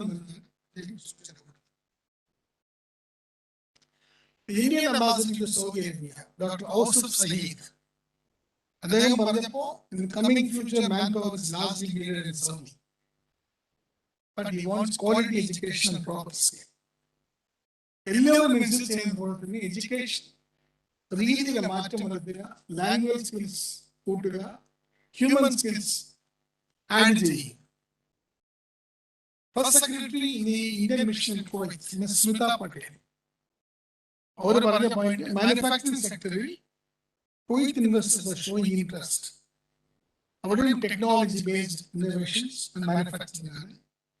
And digitization is going very fast in Kuwait.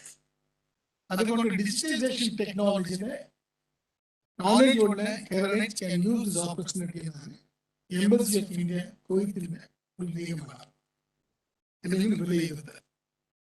Qatar എംബസിയിൽ നിന്ന് doctor Somu Soman അദ്ദേഹം പറഞ്ഞപ്പോൾ domestic service sector ഖത്താറിന്റെ huge demand ഉണ്ട് എന്ന് പറയുന്നത്. പിന്നെ Japan കുറിച്ച് സംസാരിക്കുമ്പോൾ mister Mike Joshi, deputy chief of mission embassy of India Japan, അതൊക്കെ നല്ല ഒരു പ്രസന്റേഷൻ നടത്തിയിരുന്നു. Special strategic and global partnership across various sectors and areas, high acceptance for India and Indian workers.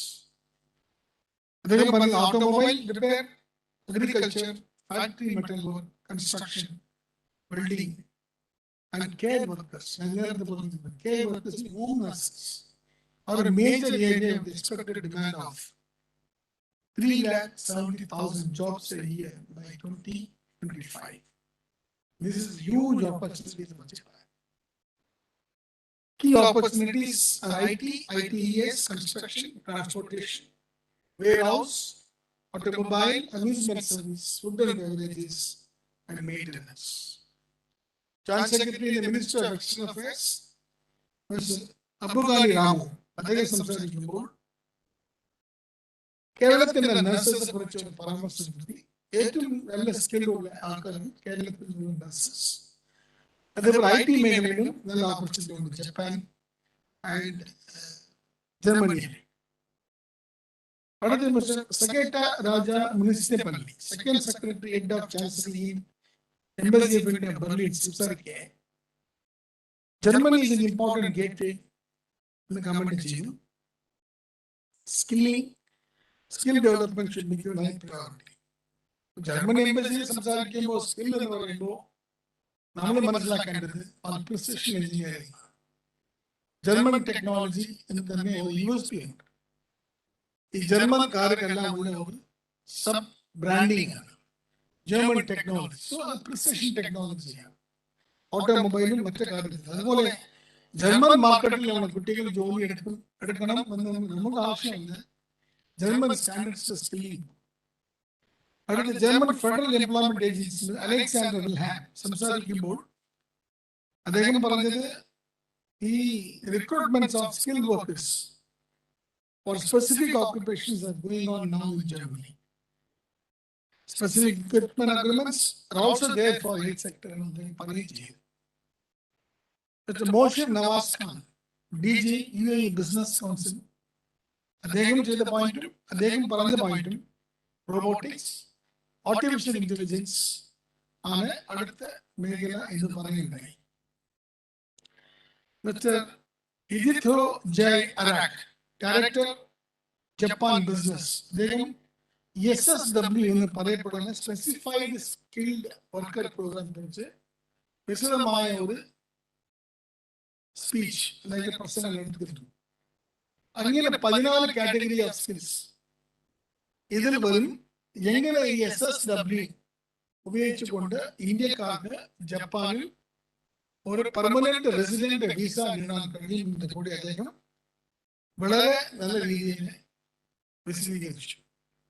അവസാനമായിട്ട് CA Jacob Kovoor, honorary secretary of Indo Japan chamber of commerce, പറഞ്ഞത് Japan ഒരു potential മാർക്കറ്റാണ്. Visit of Kerala's CM to Japan made a strong foundation in this regard. Electronics and artificial intelligence industry opening huge opportunities in Japan. Demand in IT is fast growing. India എന്ന് പറയപ്പെടുന്ന Indo Japan chamber of commerce നടത്തുന്ന pre departure training programmes വളരെ പ്രസിദ്ധമായി കൊണ്ടിരിക്കുകയാണ്. അത് ഒരുപാട് യുവാക്കൾക്ക് ജപ്പാനിലേക്ക് പോകാൻ വേണ്ടി സാധിച്ചിട്ടുണ്ട് എന്ന് കൂടി അദ്ദേഹം ആവശ്യപ്പെട്ടു. ഇത്തരം കാര്യങ്ങളാണ് ഇന്ന് നമ്മൾ ഇവിടെ വെച്ച് നടത്തിയ ഈ കോൺഫറൻസിൽ ഉണ്ടായ major highlights and major key points. അതേപോലെ ഈ ഓവർസീസ് എംപ്ലോയീസ് കോൺഫറൻസിൽ നമുക്ക് മൊത്തം 1035 പേര് പങ്കെടുത്തിട്ടുണ്ട്. 1035 മെമ്പേഴ്സ്. അതിൽ ഓവർസീസ് 260 പേരും ഇന്ത്യയിലകത്ത് കണ്ട് 850 പേരും. അപ്പൊ 850 പേരും നമുക്ക് ഇവരെല്ലാം പൊട്ടൻഷ്യൽ മൈഗ്രൻസ് ആയി കണക്കാക്കും. ഓവർസീസ് എംപ്ലോയീസ് കോൺഫറൻസ് എന്നാണ് പറയുന്നത് എന്ന് കേൾക്കാൻ വേണ്ടി ആഗ്രഹിച്ച ആൾക്കാരായിരിക്കണം. ഡൊമസ്റ്റിക് സെക്ടറിൽ വന്ന് 850 പേര്. അപ്പോ ഒരിക്കൽ കൂടി ഈ ഓവർസീസ് എംപ്ലോയീസ് കോൺഫറൻസിൽ നമുക്ക് ഒട്ടനവധി കാര്യങ്ങൾ ചർച്ച ചെയ്യാൻ കഴിഞ്ഞു. തീർച്ചയായിട്ടും സർക്കാർ ഒരു ഡയറക്ഷണൽ മെസ്സേജ് കിട്ടിയിട്ടുണ്ട്. എവിടേക്ക് ഫോക്കസ് ചെയ്യണം, എവിടേക്ക് ഇംപ്രൂവ് ചെയ്യണം, എവിടേക്ക് മാറ്റം കൊണ്ടുവരണം എന്ന കാര്യത്തിൽ എല്ലാവർക്കും നിയമനം എത്തിച്ചിട്ടുണ്ട്. ഇതിൽ പങ്കെടുത്ത എല്ലാ വിദഗ്ധന്മാർ അതായത് ഫീൽഡിൽ വിദഗ്ധരായതുകൊണ്ട് അവർ പറഞ്ഞ ശുപാർശകളും റെക്കമെൻഡേഷൻസുകളും നമുക്ക് കാര്യമായി ഏറ്റെടുത്തുകൊണ്ട് നമുക്ക് മുമ്പോട്ട് പോകണം എന്ന് മാത്രം എനിക്ക് പറയാനുണ്ട്. നോർക്ക ഡിപ്പാർട്ട്മെന്റിനെ ഇന്ന് ഇവിടെ വെച്ചൊരു പുതിയ ഡയറക്ഷൻ കിട്ടുകയും ചെയ്തിട്ടുണ്ട്. അതുകൊണ്ട് നോർക്ക ഡിപ്പാർട്ട്മെന്റിലെ ഇത്തരം സജഷൻ നോക്കുമ്പോൾ പറയുന്നത് ഒരു റിസർച്ച് ലാബ് അല്ലെങ്കിൽ റിസർച്ച് ഇൻസ്റ്റിറ്റ്യൂട്ട് നേരത്തെ പറഞ്ഞ ഡേറ്റ അനാലിറ്റിക്സ്, അത് സെല്ലാവാം, അതൊരു ചെറിയ ആവാം, അങ്ങനെ ഒരു ഡേറ്റ അനാലിറ്റിക്സ് സിസ്റ്റം നമുക്ക് ഉണ്ടാക്കാൻ വേണ്ടി വന്നു കഴിഞ്ഞാൽ നമുക്ക് നല്ല ഒരു സ്റ്റാർട്ടിംഗ് പോയിന്റ് ആയിരിക്കുമെന്നതിൽ യാതൊരു സംശയമില്ല. ഇവിടെ ഈ പാർട്ടിസിപ്പൻസ് കയ്യിൽ നിന്ന് കിട്ടിയ ചില ചോദ്യങ്ങളുണ്ട്, അതുകൂടി ഞാൻ ആ ചോദ്യങ്ങൾക്ക് ഉത്തരം കൊടുക്കാൻ ഞാൻ ശ്രമിക്കാം.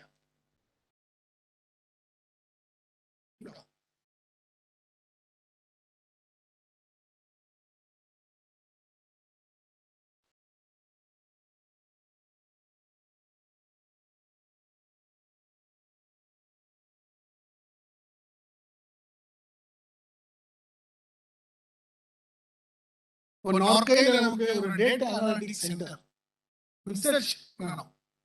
ഒന്ന്. രണ്ട്, ആ സെന്റർ തന്നെ നമുക്ക് ഒരു ലേബർ മാർക്കറ്റ്സ് സ്റ്റഡി നടത്താം. നമുക്ക് നേരിട്ട് ചെയ്യാൻ പറ്റില്ലെങ്കിലും ചില അതിനകത്ത് ആൾക്കാർ മുഖാന്തരം ഇവിടെ ഒരു ക്വസ്റ്റ്യൻ വന്നു രാവിലെ ലേബർ മാർക്കറ്റ്സ് കുറിച്ച്. അപ്പോൾ നോർക്കാക്ക്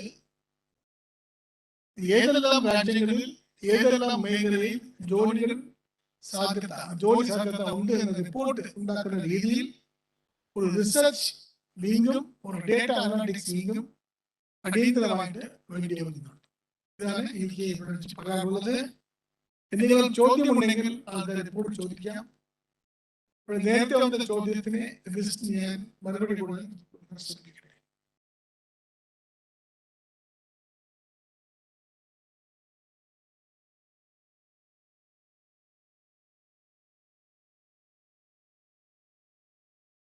ചോദ്യം ഉന്നയിച്ചാൽ മതി, അതെ ചോദ്യം അവിടെ പറഞ്ഞാൽ മതി. അവിടെ മൈക്ക് എടുത്തിട്ട് എന്താണ് ചോദ്യം വായിച്ചാൽ ഞാൻ പറയുന്നത്. Yes, sir. The questions will be provided in a minute, sir.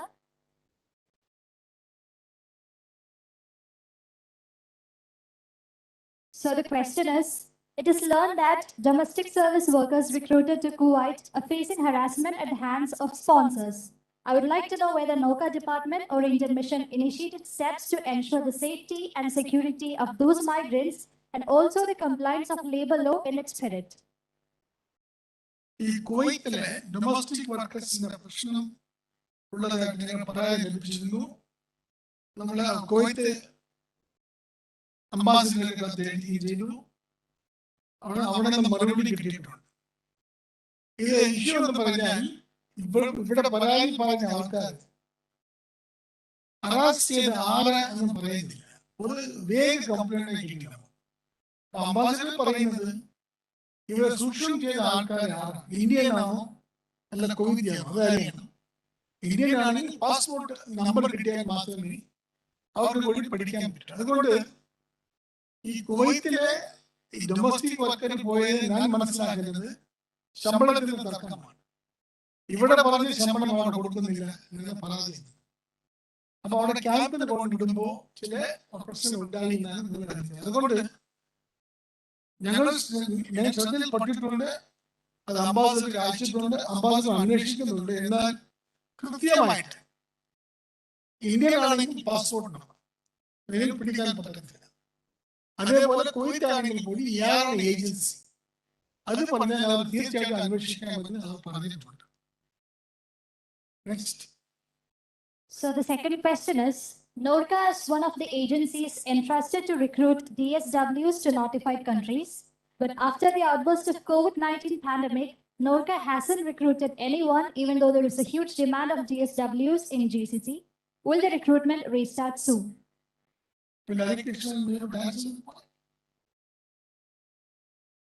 Will the recruitment restart soon? Yes. Because of COVID situations, we are not able to do. Because, see, the point is, you must understand, our huge demand on the recruit airlines were suspended, airlines restart issues COVID testing ചെയ്യണം. പിന്നെ ആൾക്കാരെ തന്നെ പേടിയാണ്. അതുകൊണ്ട് Covid സമയത്ത് എന്ത് recruit ചെയ്തിട്ടില്ല എന്ന് പറയുമ്പോൾ പല കാരണങ്ങളുണ്ട്. എന്നാൽ ഇപ്പോൾ കോവിഡ് കുറഞ്ഞു വരുന്ന സാഹചര്യത്തിൽ തീർച്ചയായിട്ടും നോർക്ക DSW റിക്രൂട്ട്മെന്റ് പുനരാരംഭിക്കും. അടുത്ത ചോദ്യം. So the next question is, can Indian mission abroad repatriate migrants to India free of cost? What is the question? Can Indian mission abroad repatriate migrants to India free of cost? എൻ്റെ അനുസരിച്ച് പറ്റത്തില്ല. കാരണം അങ്ങനെ ഫണ്ടില്ല. Please understand, the migrants in the Middle East almost close to 3 million, 30 ലക്ഷമാണ്. അത് UAE തന്നെ 1.2 million, അത് 12 ലക്ഷമുണ്ട്. As a policy, it is not possible to repatriate. എന്നാൽ during some crisis, during a war or during some crisis, emergency evacuation ഇപ്പോഴും ചെയ്യുന്നുണ്ട്. ഇപ്പൊ തന്നെ Covid വന്നപ്പോൾ തന്നെ എമർജൻസി ചെയ്യുന്നുണ്ട്. കുവൈത്ത് വാർ വന്നപ്പോൾ ഫ്രീ ഓഫ് കോസ്റ്റ് കൊണ്ടുവന്നിട്ടുണ്ട്. എന്നാൽ ഏതെങ്കിലും ഒരു പർട്ടിക്കുലർ വ്യക്തിക്ക് തിരിച്ചു വരാൻ കഴിയാത്ത ഒരു സാമ്പത്തിക സ്ഥിതി മോശമായി എന്ന് മനസ്സിലാക്കി കഴിഞ്ഞാൽ സർക്കാർ തീർച്ചയായിട്ടും റെക്കമെൻഡ് ചെയ്യും എംബസിക്ക് ICW പറയപ്പെടുന്ന ഇന്ത്യൻ കമ്മ്യൂണിറ്റി വെൽഫെയർ ഫണ്ട് നിന്ന് അവർക്ക് തിരിച്ചയക്കാൻ കഴിയും. എന്നാൽ ജനറൽ ആയിട്ടില്ല, only by exception they can set. അടുത്ത ചോദ്യം. So are there any mechanisms to ensure the proper functions of shelter homes of Indian missions, as several complaints in this regard were raised recently? Shelter homes are run by embassies. എംബസിയാണ് ചെയ്യുന്നത്. അത് സംസ്ഥാന സർക്കാർക്ക് ഒരു നിയന്ത്രണമില്ല. ഇതൊരു transit point, അതായത് റൺഅവേ maid's ഉണ്ടാവും. വീട്ടിൽ നിൽക്കാൻ കഴിയാതെ മെയ്ഡുകൾ അവിടെ നിന്ന് ഓടി ഒളിച്ചു വന്ന് വരുമ്പോൾ ഒരു transient accommodation shelter house, permanent residences. അവിടെ ചിലപ്പോ ചില സൗകര്യങ്ങൾ കുറവായിരിക്കും. Temporary system. അത് ചില മിഷനുകൾ പ്രത്യേക താല്പര്യം എടുത്തുകൊണ്ട് സ്ത്രീ വർക്കേഴ്സ് വേണ്ടി ചെയ്യുന്നതാണ് ഷെൽട്ടർ ഹോംസ്. അവിടെ പോരാളുണ്ടെങ്കിൽ ആ എംബസി ടേക്കപ്പ് ചെയ്യും. എന്നാൽ please understand transit places emergency pass or return ticket is booked. അത് എവിടെയെങ്കിലും സ്പെസിഫിക് ആയിട്ടുണ്ടെങ്കിൽ നമുക്ക് അങ്ങോട്ട് ആ മിഷനോട് പറയാം. Yes, next.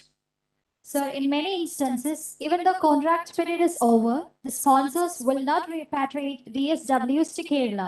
How can such issues be addressed? No, that can be addressed only by embassies. DSWs ne തിരിച്ചയക്കാൻ ഒരു ബുദ്ധിമുട്ടും ഉണ്ടാവില്ല, provided they approach the embassy. എംബസിയിലെ കമ്മ്യൂണിറ്റി വെൽഫെയർ സെക്ഷനിൽ പോയി പരാതി ചെയ്യും. അപ്പോൾ ഇതിന് തൊഴിൽ തർക്കമുണ്ടെങ്കിൽ ആ ഓണർ എന്തെങ്കിലും കേസ് കൊടുത്തിരുന്നെങ്കിൽ കേസ് അതാണ് പ്രശ്നം.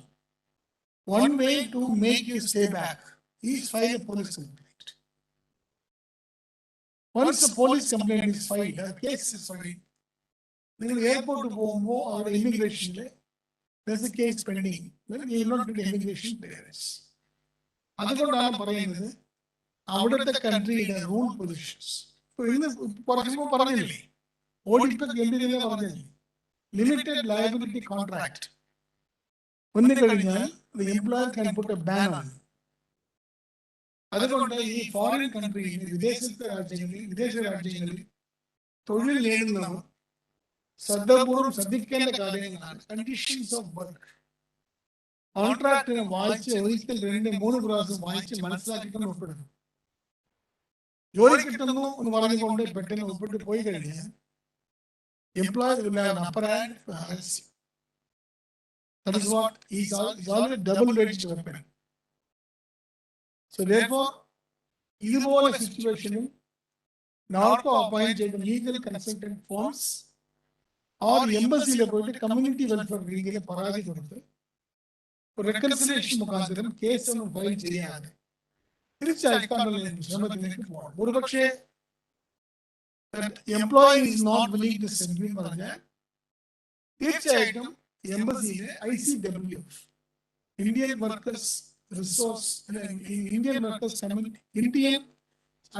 ഇന്ത്യൻ കമ്മ്യൂണിറ്റി വെൽഫെയർ ഫണ്ട്, അതിൽ ഉപയോഗിച്ചുകൊണ്ട് ടിക്കറ്റ് മേടിച്ചു കൊടുക്കാൻ എംബസികളുടെ എല്ലാ അധികാരങ്ങളും. So the next question is, the details of expatriates are not available with the state government, due to which the welfare activities are not formulated for the eligible population.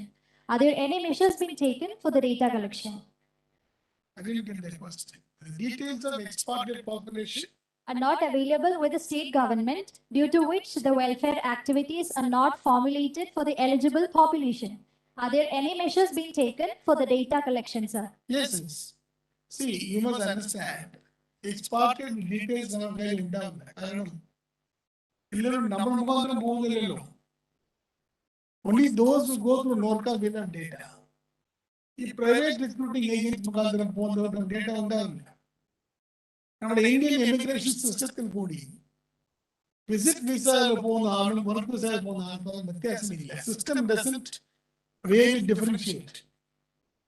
The systems are now changing. Work visa പോകുന്ന ആൾക്കാർക്കും visit visa പോകുന്ന ആൾക്കാർക്കും ഒരുപോലെയല്ല system recognise. മാത്രമല്ല എത്ര പേര് visit വിസയിൽ പോയിട്ട് അവിടെ ജോലി നേടി അവിടെ വിസ കൺവേർഷൻ ചെയ്യും. അതുകൊണ്ട് you can't blame the government for not having the details. കാരണം ഇവിടെ നിന്ന് പോകുന്ന ആൾക്കാർ അവർ സഹകരിച്ചില്ലെങ്കിൽ ആർക്കും ഡേറ്റ കിട്ടത്തില്ല. Root cause. അതുകൊണ്ട് കേരളത്തിലെ നിങ്ങൾ കുറെ ഇൻസെന്റീവ്സ് ചെയ്തുകൊണ്ട് ഓൺലൈൻ രജിസ്ട്രേഷൻ ചെയ്യാൻ കുറെ ശ്രമം എടുത്തു. അതുകൊണ്ട് 6 ലക്ഷം പേര് നോർക്ക കാർഡ് ഇപ്പോൾ കൈവച്ചിരിക്കുകയാണ്. ഒരു നല്ല മാറ്റമാണ്. ഇനിയും വരുന്ന ദിവസങ്ങളിൽ നമുക്ക് കൂടുതൽ ഇൻസെന്റീവൈസ് ചെയ്തുകൊണ്ട് അവിടെ ഇരിക്കുന്ന അസോസിയേഷൻസ് സാധനങ്ങൾ നോക്കിയുണ്ട് നമുക്ക് പരമാവധി എണ്ണങ്ങൾ ഉയർത്താൻ നോക്കാം. Yes, sir. The next question is, are there any pre-migration orientation projects, financial aid or rehabilitation projects at grassroots level for female domestic workers from Kerala to GCC countries? Sorry, you want to say that? Regarding PDOP only. Pre-departure training. No, we are doing pre-departure training, but see, as I told you, pre-departure training centers are now being opened up by Government of India in large numbers. ഇപ്പോൾ 3 സെന്ററിനോടൊപ്പം 6 centre കൂടി വരാൻ പോകും. 9 centre വന്നു കഴിഞ്ഞാൽ ഒരുപാട് ആൾക്കാർക്ക്, അതായത് വിദേശത്തേക്ക് പോകുന്ന ഓരോരുത്തർക്കും ട്രെയിനിങ് കിട്ടുന്ന ഒരു അവസരം വരും. പ്രീ ഡിപാർച്ചർ ട്രെയിനിങ് മാത്രം ഒരു സൊല്യൂഷൻ ഇല്ല. Please understand. റീഹാബിലിറ്റേഷൻ എന്ന് പറഞ്ഞ് ഇന്ന് വാക്ക് പറഞ്ഞിട്ടുണ്ട്. റീഹാബിലിറ്റേഷൻ ആണ് നേരത്തെ പറഞ്ഞത്. തിരിച്ച്, അതായത് പ്രവാസിയായിട്ടിരുന്ന് തിരിച്ച് നാട്ടിലെത്തി തൊഴിലില്ലായ്മ അല്ലെങ്കിൽ തൊഴിലില്ലാതെ ജീവിക്കുന്ന ആൾക്കാർക്ക് ഒരു റീഹാബിലിറ്റേഷൻ പ്രോഗ്രാമാണ് നമ്മൾ നേരത്തെ പറഞ്ഞത്. കുടുംബശ്രീ മുഖാന്തരം, കേരള ബാങ്ക് മുഖാന്തരം, KSIDC മുഖാന്തരം നമുക്ക് വായ്പകൾ കൊടുത്ത് അവർക്ക് ഒരു തൊഴിലവസരം ഉണ്ടാക്കാനുള്ള ശ്രമത്തിൽ നമ്മൾ ഉണ്ടാകും. Rehabilitation government is doing a lot of things. എന്നാൽ pre departure training is an incipient stage. It has to expand. We have to have more number of centers to have an effective things. Yes, sir. The next question is, land availability for setting up marine biotech. Land is not available in Kerala with the NORCA Bank. NORCA, but if there is a very specific project to set up a marine bank, they can approach Infra or KSIDC. These two institutions are responsible for creating industrial estates, അല്ലെങ്കിൽ industrial infrastructure. അപ്പൊ industrial infrastructure ഉണ്ടാക്കാൻ ശ്രമിക്കുന്നവർ വെറുതെ online class കഴിഞ്ഞ് കൊടുത്താൽ കിട്ടില്ല. ഭൂമി project ഉണ്ടായിരിക്കണം. Project നമുക്ക് കമേഴ്ഷ്യൽ വയബിൾ ആണ് എന്ന് ബോധ്യപ്പെട്ടാൽ മാത്രമേ റിക്വസ്റ്റ് ഫോർ ലാൻഡ് കൺസിഡർ. പ്രോജക്റ്റിൽ എത്ര തൊഴിലവസരം കിട്ടും എന്ന് നമുക്ക് ഐഡിയ ഉണ്ടെങ്കിൽ അതനുസരിച്ച് ഇൻസെന്റീവ് പാക്കേജ് മുഖാന്തരം ലാൻഡ് കൈവരിക്കണം at a concessional rate. So the next question is, request for Kerala House in Karnataka. We return to Kerala government. അതുകൊണ്ട് I cannot say anything more than that. Kerala House എന്ന് പറഞ്ഞാൽ അതായത് government should give land. We will not be able to buy land and construct Kerala border. ഇപ്പൊ കേരള ഭവൻ ആവശ്യമുണ്ടോ? ഇപ്പൊ എല്ലാം IT ആയില്ലേ? ഈ കേരള ഭവൻ എന്ന് പറയുന്നത് അന്ന് പണ്ട് IT ഫെസിലിറ്റീസ് ഇല്ലാത്ത സമയത്ത് പരാതി എഴുതാനും നേരിട്ട് ചെന്ന ആൾക്കാർ പരാതി കൊടുക്കാനാണ് ഉണ്ടായിരുന്നത്. ചിലപ്പോ ഒരു കൾച്ചറൽ ഈവന്റ് ഉണ്ടാക്കാൻ. ഇപ്പൊ എല്ലാം ഓൺലൈൻ കിട്ടിയല്ലോ. വിദേശത്ത് നിന്ന് ഡയറക്റ്റ് അതേ അടുത്ത മിനിറ്റ് പെട്ടിഷൻ നൽകിയില്ല. അതുകൊണ്ട് ആവശ്യമുണ്ടോ എന്ന് അറിയില്ല. എന്നാൽ ആവശ്യം ഉന്നയിച്ചവർക്ക് കേരള ഗവൺമെന്റ് വില്ലിംഗ് ആണെങ്കിലും കർണാടക ഗവൺമെന്റ് ലാൻഡ് കൊടുക്കാൻ ചെയ്യാൻ. Yes, sir. The next question is, what are the new projects or offers for returning Travasis as well as expatriates who live in the Gulf countries?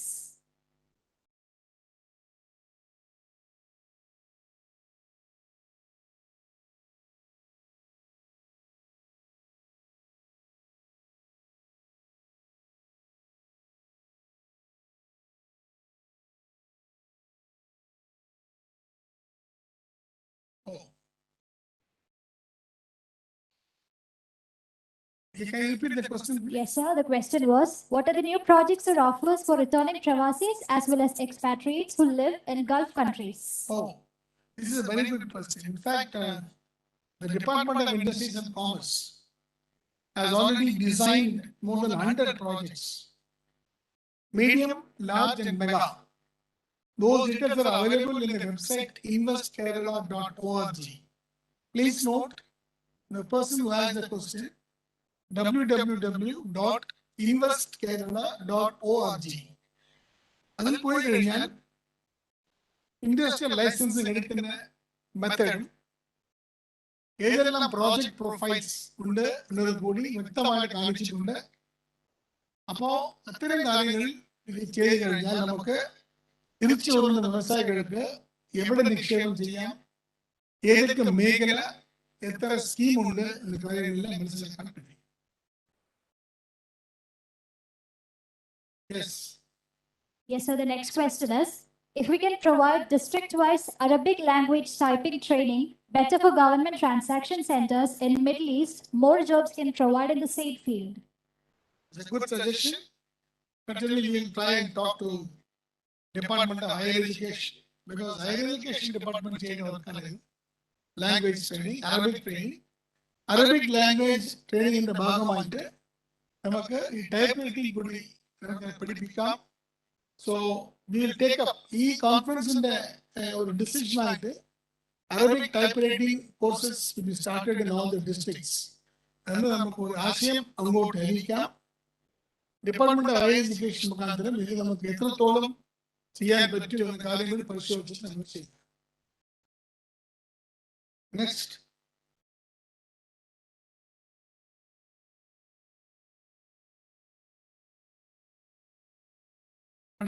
So the next query raised to us, the ease of doing business.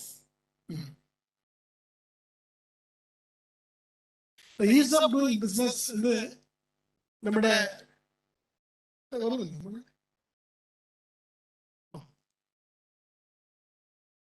ease of doing business എന്ന് പറയുന്ന ഒരു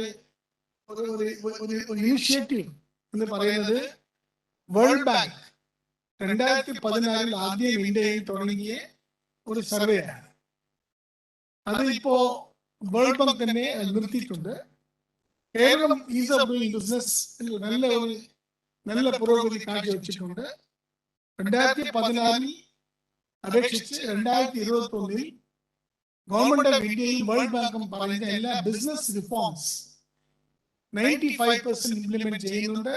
അതുകൂടാതെ കേരളത്തിൽ 3 പ്രധാനപ്പെട്ട നിയമങ്ങൾ, investment facilitation act 2018, single window clearance board industrial training act 2019, Kerala MSME facilitation act 2020, ഈ 3 നിയമങ്ങൾ മുഖാന്തരം ഏതാണ്ട് 30 ക്ലോസസ് എല്ലാം മാറ്റി ഇൻഡസ്ട്രിയൽ ലൈസൻസിങ് അല്ലെങ്കിൽ പെർമിറ്റ് കൊടുക്കുന്ന പരിപാടി ട്രാൻസ്പെറന്റ് സുതാര്യമായിട്ടും സമയബന്ധിതമായിട്ടും ചെയ്തത് കൊണ്ടാണ് ഇന്ന് കേരളത്തിൽ നമുക്ക് ഏറ്റവും വലിയ നേട്ടം നമുക്ക് കാണാൻ കഴിഞ്ഞത്.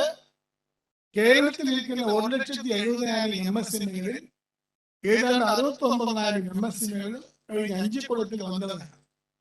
മാത്രമല്ല മാനുഫാക്ചറിംഗ് ഗ്രോത്ത് 11.2% എന്ന് പറയുമ്പോൾ ഇപ്പോഴും കാണാത്ത രീതിയിൽ ഒരു മാനുഫാക്ചറിംഗ് ഗ്രോത്തും വന്നു കഴിഞ്ഞിരിക്കുന്നു. അപ്പോൾ കേരളത്തിൽ ഒരു സൈലന്റ് ആയിട്ട് industrial investments are taking place. അതുകൊണ്ട് ease of doing business is one of the indicator of the investment climate. Any other questions left? Yes, sir. One more question. Yeah. NRIs are visiting Kerala for short vacation. Why not providing us a privilege in Revenue Department to collect some documents as early as possible? Should I repeat the question, sir? Yeah, slowly. NRIs are visiting Kerala for short vacation. Why not providing us a privilege in Revenue Department to collect some documents as early as possible? Okay.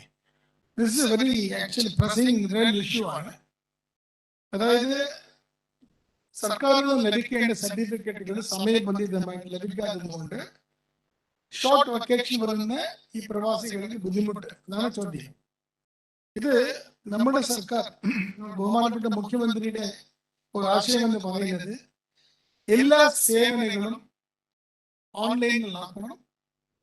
ഓരോരുത്തരും കേരള സർക്കാർ ഓഫീസിലേക്ക് വരേണ്ട കാര്യമില്ല, അങ്ങോട്ട് സേവനം കൊടുക്കണം എന്നൊരു ആശയം വെച്ചതുകൊണ്ട് ഒക്ടോബർ മാസം 2-ാം തീയതി 576 സർവീസുകളെല്ലാം ഓൺലൈൻ ആക്കിയിട്ടുണ്ട്. ഇതിൽ ബഹുഭൂരിപക്ഷം സർട്ടിഫിക്കറ്റ്സ് ആണ് ഉള്ളത്. അപ്പോ ഈ ചോദ്യം ചോദിച്ച പ്രവാസി നമ്മുടെ www.kerala.gov.in എന്ന ഡൊമൈനിൽ പോയി കഴിഞ്ഞാൽ ഓൺലൈൻ സർവീസസ് അതിൽ ക്ലിക്ക് അടിച്ചു കഴിഞ്ഞാൽ 526 സർവീസുകൾ ഇപ്പോൾ ഓൺലൈൻ ആയിട്ടുണ്ട്. അതുകൊണ്ട് ഒരു ഫിസിക്കൽ ടച്ച് പോയിന്റ്സ് ഒന്നും ഇല്ലാതെ ആരും ഫിസിക്കലായിട്ട് ഒരു സർക്കാർ ഓഫീസിലേക്ക് പോകാതെ തന്നെ ഇത്തരം സർവീസുകൾ നേടാനുള്ള അവസരത്തിൽ തീർച്ചയായിട്ടും പ്രവാസികൾക്ക് കൂടി ഈ സൗകര്യം ലഭ്യമാകുമ്പോൾ അവർക്ക് ഒരുപക്ഷെ നാട്ടിൽ വരേണ്ട കാര്യം കൂടിയല്ല, അവർ വിദേശത്ത് നിന്നുകൊണ്ട് തന്നെ അവർക്ക് ഓൺലൈൻ അപേക്ഷിച്ച് കഴിഞ്ഞാൽ ഒരു സർട്ടിഫിക്കറ്റും റിപ്ലൈയും വീണ്ടും ഓൺലൈനിൽ പോകുമ്പോൾ അവർക്ക് പ്രിന്റ് ഔട്ട്.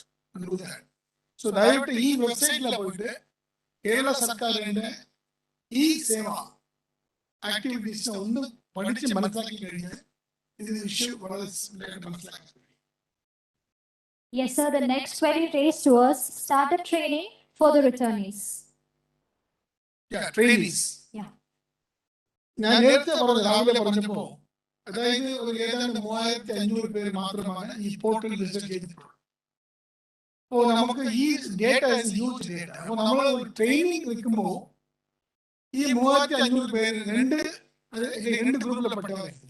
ഒന്ന് കുറച്ച് ദിവസം കഴിഞ്ഞ് വീണ്ടും റീമൈഗ്രേറ്റ് ചെയ്യുന്ന ആൾക്കാർ, റീമൈഗ്രേറ്റ്.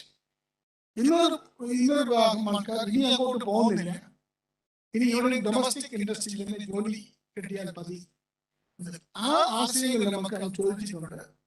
റീമൈഗ്രേറ്റ് ചെയ്യാനുള്ള ആൾക്കാർക്ക് എന്തൊക്കെ സ്കിൽ വേണം, റീസ്കില്ലിംഗ് അല്ലെങ്കിൽ അപ്സ്കില്ലിംഗ്. അവിടെയാണ് നമുക്ക് ലാംഗ്വേജ് ട്രെയിനിങ് വരുന്നത്. ഈ ഒറ്റ കോൺഫറൻസിൽ കുറെ ആൾക്കാർ പറഞ്ഞ കാര്യങ്ങൾ ജർമ്മനും ജപ്പാൻ ലാംഗ്വേജിൽ പഠിപ്പിച്ചു കഴിഞ്ഞാൽ ഈ പ്രവാസികൾ പുതിയ മാർക്കറ്റിലേക്ക് ജോലി നേടി പോകാൻ ചാൻസസ് ഉണ്ട് എന്ന് കണ്ടതുകൊണ്ട് ഗോർക്ക എത്ര വേഗം ഈ രണ്ട് ഗ്രൂപ്പായിട്ട് തിരിച്ചിട്ട് റീമൈഗ്രേറ്റ് ചെയ്യാൻ ഉദ്ദേശിക്കുന്നവർക്ക് ലാംഗ്വേജ് ട്രെയിനും അപ്സ്കില്ലിംഗ് ചെയ്യുക, മറ്റു ഗ്രൂപ്പുകൾക്ക് ഡൊമസ്റ്റിക് ഇൻഡസ്ട്രിയുമായിട്ട് ബന്ധപ്പെടുത്തി കൊടുക്കുന്നു. ഇതിൽ ആദ്യമായി ഞങ്ങൾ ചെയ്തത് ഈ പോപ്പുലർ ഓട്ടോമൊബൈൽസ് അവർ തന്നെ മുൻ വന്നു ഒരു 10 പേരിന് ജോലി എടുത്തു. റിട്ടയറായി വന്ന പ്രവാസികൾ തിരിച്ചു പോകാൻ താല്പര്യമില്ലാത്തവരും അല്ലെങ്കിൽ തിരിച്ചു പോകാൻ ആഗ്രഹിക്കാത്ത ആൾക്കാർക്ക് 10 പേർ ജോലി കൊടുത്തിട്ടുണ്ട്. അതുപോലെ ഈ വ്യവസായികളുടെ റെഡിയാണ്. Skill matching and skill mapping is A complex process. അതുകൊണ്ട് ഞങ്ങൾ ഒരു എംപ്ലോയേഴ്സ് ഡൊമസ്റ്റിക് എംപ്ലോയേഴ്സ് യോഗം വിളിച്ച് അവർ കൂടി എന്തൊക്കെ ആളുകൾ എന്ന കാര്യങ്ങൾ മനസ്സിലാക്കിയ ശേഷം സ്കില്ലിംഗ് തുടങ്ങാനാണ് ഉദ്ദേശിക്കുന്നത്.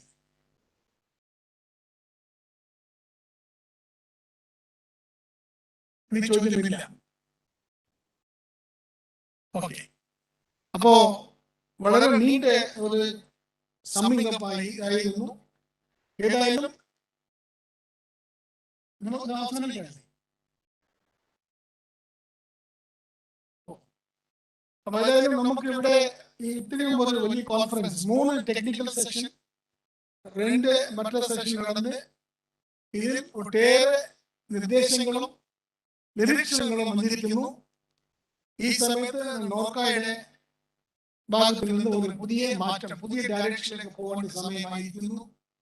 അതായത് ഭാവിയിലെ പ്രവാസികളിൽ എവിടെയെല്ലാം ജോലി കിട്ടും, എന്തൊക്കെ ജോലി കിട്ടും എന്നതിൽ ഒരു കാഴ്ചപ്പാട് ഒന്ന് കഴിഞ്ഞിരിക്കുന്നു.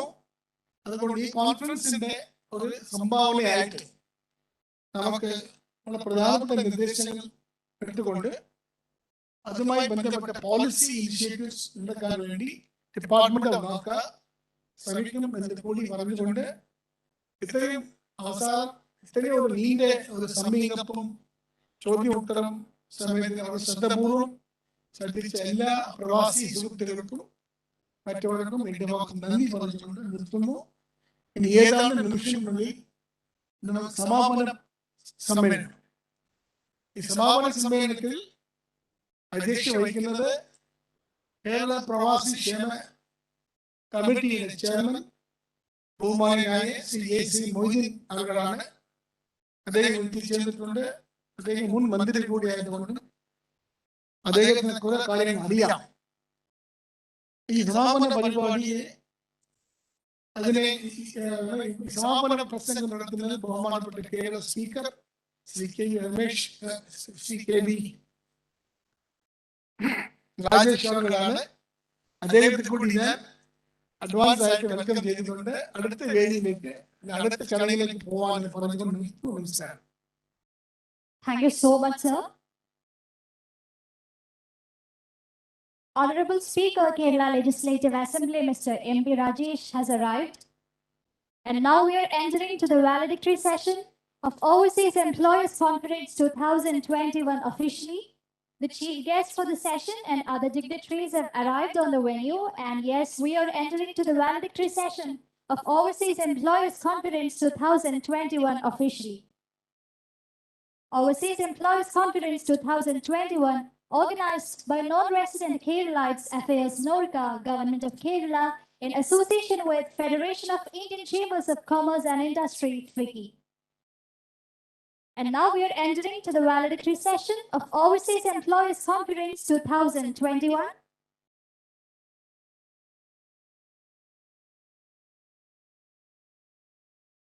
And now I avail this opportunity to invite Mr. Harikrishnan Nambudiri, CEO Norca Roots, for the welcome address. So please.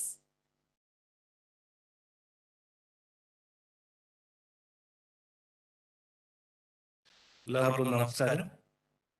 നമ്മുടെ ഈ ഓവർസീസ് എംപ്ലോയി കോൺഫറൻസിന്റെ വാലണ്ടറി സെഷനിലേക്ക് നമ്മൾ എത്തിയിരിക്കുകയാണ്. സേഫായും ലീഗലായും എത്തിക്കലായും എക്കണോമിക്കലായുമുള്ള മൈഗ്രേഷൻ പ്രോത്സാഹിപ്പിക്കുക എന്ന ലക്ഷ്യത്തോടു കൂടിയാണ് ഓവർസീസ് എംപ്ലോയേഴ്സ് കോൺഫറൻസ് ഇന്ന് ഇവിടെ സംഘടിപ്പിച്ചത്. ഇന്ന് കുടിയേറ്റത്തിന്റെ സമസ്ത തലങ്ങളെയും സ്പർശിക്കുന്ന ഒരു കോൺഫറൻസ് ആണ് ഇവിടെ നടന്നത്. ഞാൻ എന്റെ കർത്തവ്യത്തിലേക്ക് കടക്കട്ടെ. ഇന്ന് ഈ വാലണ്ടറി സെഷനിൽ മുഖ്യ അതിഥിയായി പങ്കെടുക്കുന്ന ബഹുമാനപ്പെട്ട കേരള നിയമസഭാ സ്പീക്കർ ശ്രീ MP രാജേഷ് അവരുടെ ഈ കോൺഫറൻസിലേക്ക്, സമാപന സമ്മേളനത്തിലേക്ക് ഹാർദവമായി സ്വാഗതം ചെയ്യുന്നു.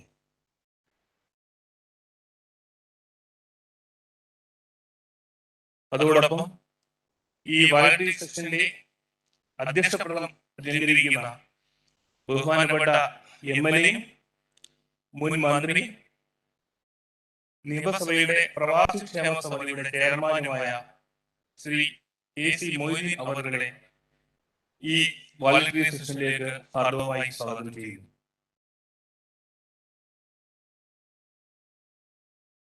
അതോടൊപ്പം ഇന്നത്തെ ഈ കോൺഫറൻസ് യാഥാർത്ഥ്യമായതിന്റെ പിന്നിലെ ചാലകശക്തിയായ ബഹുമാനപ്പെട്ട doctor K. Elangovan IAS sir, Norka secretary, അതോടൊപ്പം തന്നെ ഇൻഡസ്ട്രി സെക്രട്ടറിയുമായ സാറിനെയും ഈ യോഗത്തിലേക്ക് സ്വാഗതം ചെയ്യുന്നു. ഈ യോഗത്തിന്റെ നന്ദി അറിയിക്കുന്ന Norka Roots general manager Shri അജിത്തിനെയും യോഗത്തിലേക്ക് സ്വാഗതം ചെയ്യുന്നു. അതോടൊപ്പം ഈ പരിപാടി ലോകമെമ്പാടും നിന്ന് വീക്ഷിക്കുന്ന പ്രവാസി സുഹൃത്തുക്കൾക്കും അതോടൊപ്പം തന്നെ ഗവൺമെന്റ് ഓഫ് ഇന്ത്യ ഓഫീഷ്യൽസും സ്റ്റേറ്റ് ഓഫീഷ്യൽസിനും ഈ യോഗത്തിലേക്ക് സ്വാഗതം ചെയ്യുന്നു. നന്ദി, നമസ്കാരം. Thank you so much, sir. With utmost respect and honor, I invite Mr. A.C. Moideen MLA, Chairman, Committee on Welfare of Non-Resident Keralite Affairs, for the presidential address. Sir, please.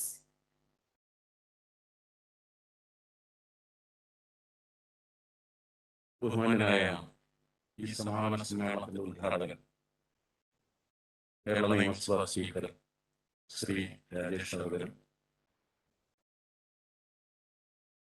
വ്യവസായ വകുപ്പ് secretary principal secretary Shri Elangovan, Shri Harikrishnan Namboothiri, Shri Ajith ഉൾപ്പെടെയുള്ള ഈ സമാപന സമ്മേളനത്തിൽ പങ്കെടുക്കുന്ന ബഹുമാന്യ സുഹൃത്തുക്കളെ, പ്രിയപ്പെട്ട സ്നേഹിതരെ, ഏകദേശം ലോകത്തിന്റെ നാനാഭാഗത്തു നിന്നുമായി ഈ പരിപാടിയിൽ 1500-ഓളം പേർ പങ്കെടുത്തു എന്നാണ് സൂചിപ്പിച്ചത്. ഒരു ഓവർസീസ് കോൺഫറൻസ് ഇങ്ങനെ കേരളത്തിലാദ്യമായി സംഘടിപ്പിച്ചു.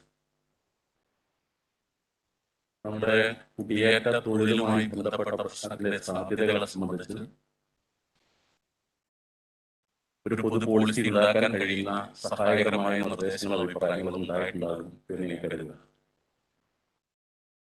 നോർക്ക റൂട്ട്സ് അതുമായി സഹകരിച്ചവർ മാതൃകാപരമായ ഒരു സംരംഭത്തിലാണ് ഇന്ന് പങ്കെടുത്തത് എന്നാണ് ഞാൻ കരുതുന്നത്.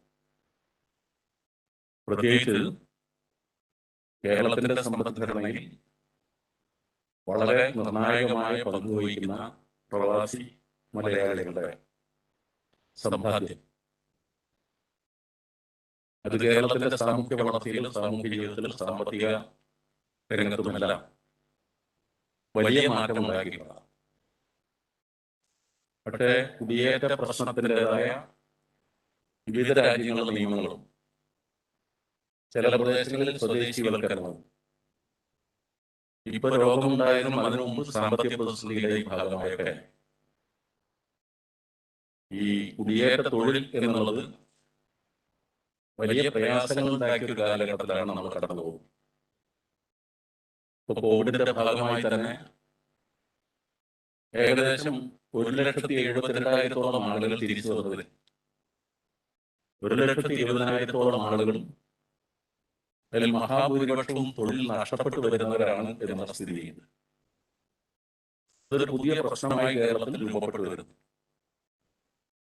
അപ്പോൾ പുതിയ സാധ്യതകൾ നമ്മുടെ കേരളം എന്ന് പറഞ്ഞാൽ ലോകത്തിന്റെ ഏത് സംരംഭങ്ങളിലും പങ്കാളിയാകാനും തൊഴിൽ ചെയ്യാനും ഭൗതികമായും കായികമായും ഒക്കെ ശേഷിയുള്ള ഒരു വലിയ സമൂഹം കേരളത്തിൽ. അവരുടെ തൊഴിലവസരങ്ങൾ കണ്ടെത്താൻ ലോകത്തിന്റെ വിവിധ ഭാഗങ്ങളിൽ അതിനാവശ്യമായ സംവിധാനം ഒരുക്കാൻ കഴിയുന്നതിന് കൂടി സഹായകമാകും ഇന്ന് നടന്ന ഈ ഓവർസീസ് കോൺഫറൻസ് എന്ന് ഞാൻ വിചാരിക്കുകയാണ്. ഇവിടെ വിദേശ രാജ്യങ്ങൾക്കോ സ്ഥാപനങ്ങൾക്കോ ആവശ്യമായ പരിജ്ഞാനമുള്ള സ്കില്ലുള്ള ആളുകളെ കണ്ടെത്താനും അല്ലെങ്കിൽ ആവശ്യമുള്ള തൊഴിലാളികളെ പരിശീലിപ്പിച്ചെടുക്കാനും കഴിയുന്ന സംവിധാനം. തൊഴിലാളി എന്നുള്ള വാക്ക് ഞാൻ അധ്വാനം, അത് കായികാധ്വാനമായാലും മറ്റേത് അധ്വാനമായാലും എന്നുള്ള വാക്കുകളാണ് ഞാൻ ഉപയോഗിക്കുന്നത്. അതോടൊപ്പം സംരംഭങ്ങൾ ആരംഭിക്കാൻ കഴിയുന്ന ഒരാളാണ്. അപ്പൊ ആ വിദേശ തൊഴിലവസരങ്ങളെ കണ്ടെത്തി അതിനുകൂടി സഹായകമാകുന്ന സംവിധാനം ഒരുക്കാൻ ഈ കോൺഫറൻസിന്റെ ലക്ഷ്യങ്ങളിലൊന്നായിട്ട് ഞാൻ കരുതുന്നു. ഞാൻ ഇവിടെ വരുമ്പോൾ ശ്രീ ഇളങ്കോവൻ സംസാരിച്ചുകൊണ്ടിരുന്നത് കേരളത്തെ നിക്ഷേപ സൗഹൃദമാക്കാൻ ഗവൺമെന്റ് സ്വീകരിക്കുന്ന നടപടികളെ സംബന്ധിച്ചാണ്. ഒട്ടേറെ നൂലാമാലകളുണ്ട് എന്നുള്ളത് മനസ്സിലാക്കിക്കൊണ്ട് തന്നെ കഴിഞ്ഞ സർക്കാരും ഇപ്പോഴത്തെ സർക്കാരും കേരളത്തിൽ വ്യവസായ സൗഹൃദമായ ഒരു അന്തരീക്ഷം ഉണ്ടാക്കാൻ ഈസ് ഓഫ് ഡൂയിങ് ബിസിനസിന്റെ ഭാഗമായി തന്നെ വലിയ മാറ്റങ്ങൾ കേരളത്തിൽ ഇപ്പോൾ നിയമം വഴിയും സർക്കാരിന്റെ സമീപനങ്ങളിലും ഉദ്യോഗസ്ഥന്മാരുടെ സമീപനത്തിലുമെല്ലാം ആ രീതിയിലുള്ള വലിയ മാറ്റങ്ങൾ കേരളത്തിലുണ്ടായി. അതിന്റെ ഭാഗമായി കേരളത്തിന്റെ ഇന്നത്തെ സാഹചര്യത്തിൽ അനുയോജ്യമായ വ്യവസായങ്ങളുടെ കടന്നുവരവും പുതിയ സംരംഭങ്ങൾ ആരംഭിക്കാനുള്ള സാഹചര്യവും കേരളത്തിലുണ്ടായി. അപ്പോൾ ലോകത്തിന്റെ നാനാഭാഗത്തുമുള്ള മലയാളി സഹോദരങ്ങൾ ഉൾപ്പെടെയുള്ള അതുപോലെ തന്നെ കേരളത്തിലേക്ക് വരാൻ ആഗ്രഹിക്കുന്ന സ്ഥാപനങ്ങൾക്കൊക്കെ വലിയ പിന്തുണയും സഹകരണവും ഉറപ്പാക്കുന്ന സമീപനമാണ് കേരളത്തിലെ ഗവൺമെന്റ് ഇപ്പോൾ സ്വീകരിച്ചുകൊണ്ടിരിക്കുന്നത്. തീർച്ചയായും ആ സൗകര്യങ്ങളെല്ലാം പ്രയോജനപ്പെടുത്തി നമ്മുടെ നാടിനെ ഏറ്റവും നല്ല തൊഴിൽ സംസ്കാരമുള്ള, അതിന് ശേഷിയുള്ള ജനവിഭാഗങ്ങളുള്ള ഈ കേരളത്തിൽ പുതിയ മാറ്റങ്ങളുടെ നൈരൂപീകരണത്തിന് കൂടി നിങ്ങളുടെ നിർദ്ദേശങ്ങൾ സഹായകമാകും എന്ന് ഞാൻ കരുതുന്നു. ഇത്തരത്തിലുള്ള ഒരു സെമിനാർ ലോകവ്യാപകമായിട്ടുള്ള എല്ലാവരെയും പങ്കെടുപ്പിച്ച് സംഘടിപ്പിച്ചതിന് നോർക്ക റൂട്ട്സിന്റെ ഭാരവാഹികളെ പ്രത്യേകിച്ച് അഭിവാദ്യവും അഭിനന്ദനവും അറിയിച്ചുകൊണ്ട് ഞാൻ എന്റെ അധ്യക്ഷ പ്രസംഗം അവസാനിപ്പിക്കുന്നു. നന്ദി. Thank you so much, sir. With utmost respect and honor, I avail this opportunity to invite Mr. M.P. Rajesh, Honorable Speaker, Kerala Legislative Assembly, the chief guest for the valedictory session, to address the gathering. Sir, please. ആദരണീയനായ അധ്യക്ഷൻ Shri AC Moidi MLA, Norka principal secretary Shri K. Elangovan IAS, Shri K. Varadarajan, Norka റൂട്ട്സിന്റെ CEO Harikrishnan Namboothiri, GM Ajith Kolassery, പ്രിയപ്പെട്ട സുഹൃത്തുക്കളെ, Norka Roots സംഘടിപ്പിച്ചിട്ടുള്ള overseas employees കോൺഫറൻസിന്റെ virtual പ്ലാറ്റ്ഫോമിൽ സംഘടിപ്പിച്ചിട്ടുള്ള ഈ കോൺഫറൻസിന്റെ സമാപന സമ്മേളനം ഉദ്ഘാടനം ചെയ്യുന്നതായി സന്തോഷത്തോടെ അറിയിക്കുകയാണ്. ഇങ്ങനെ ഒരു ഓവർസീസ് എംപ്ലോയീസ് കോൺഫറൻസ്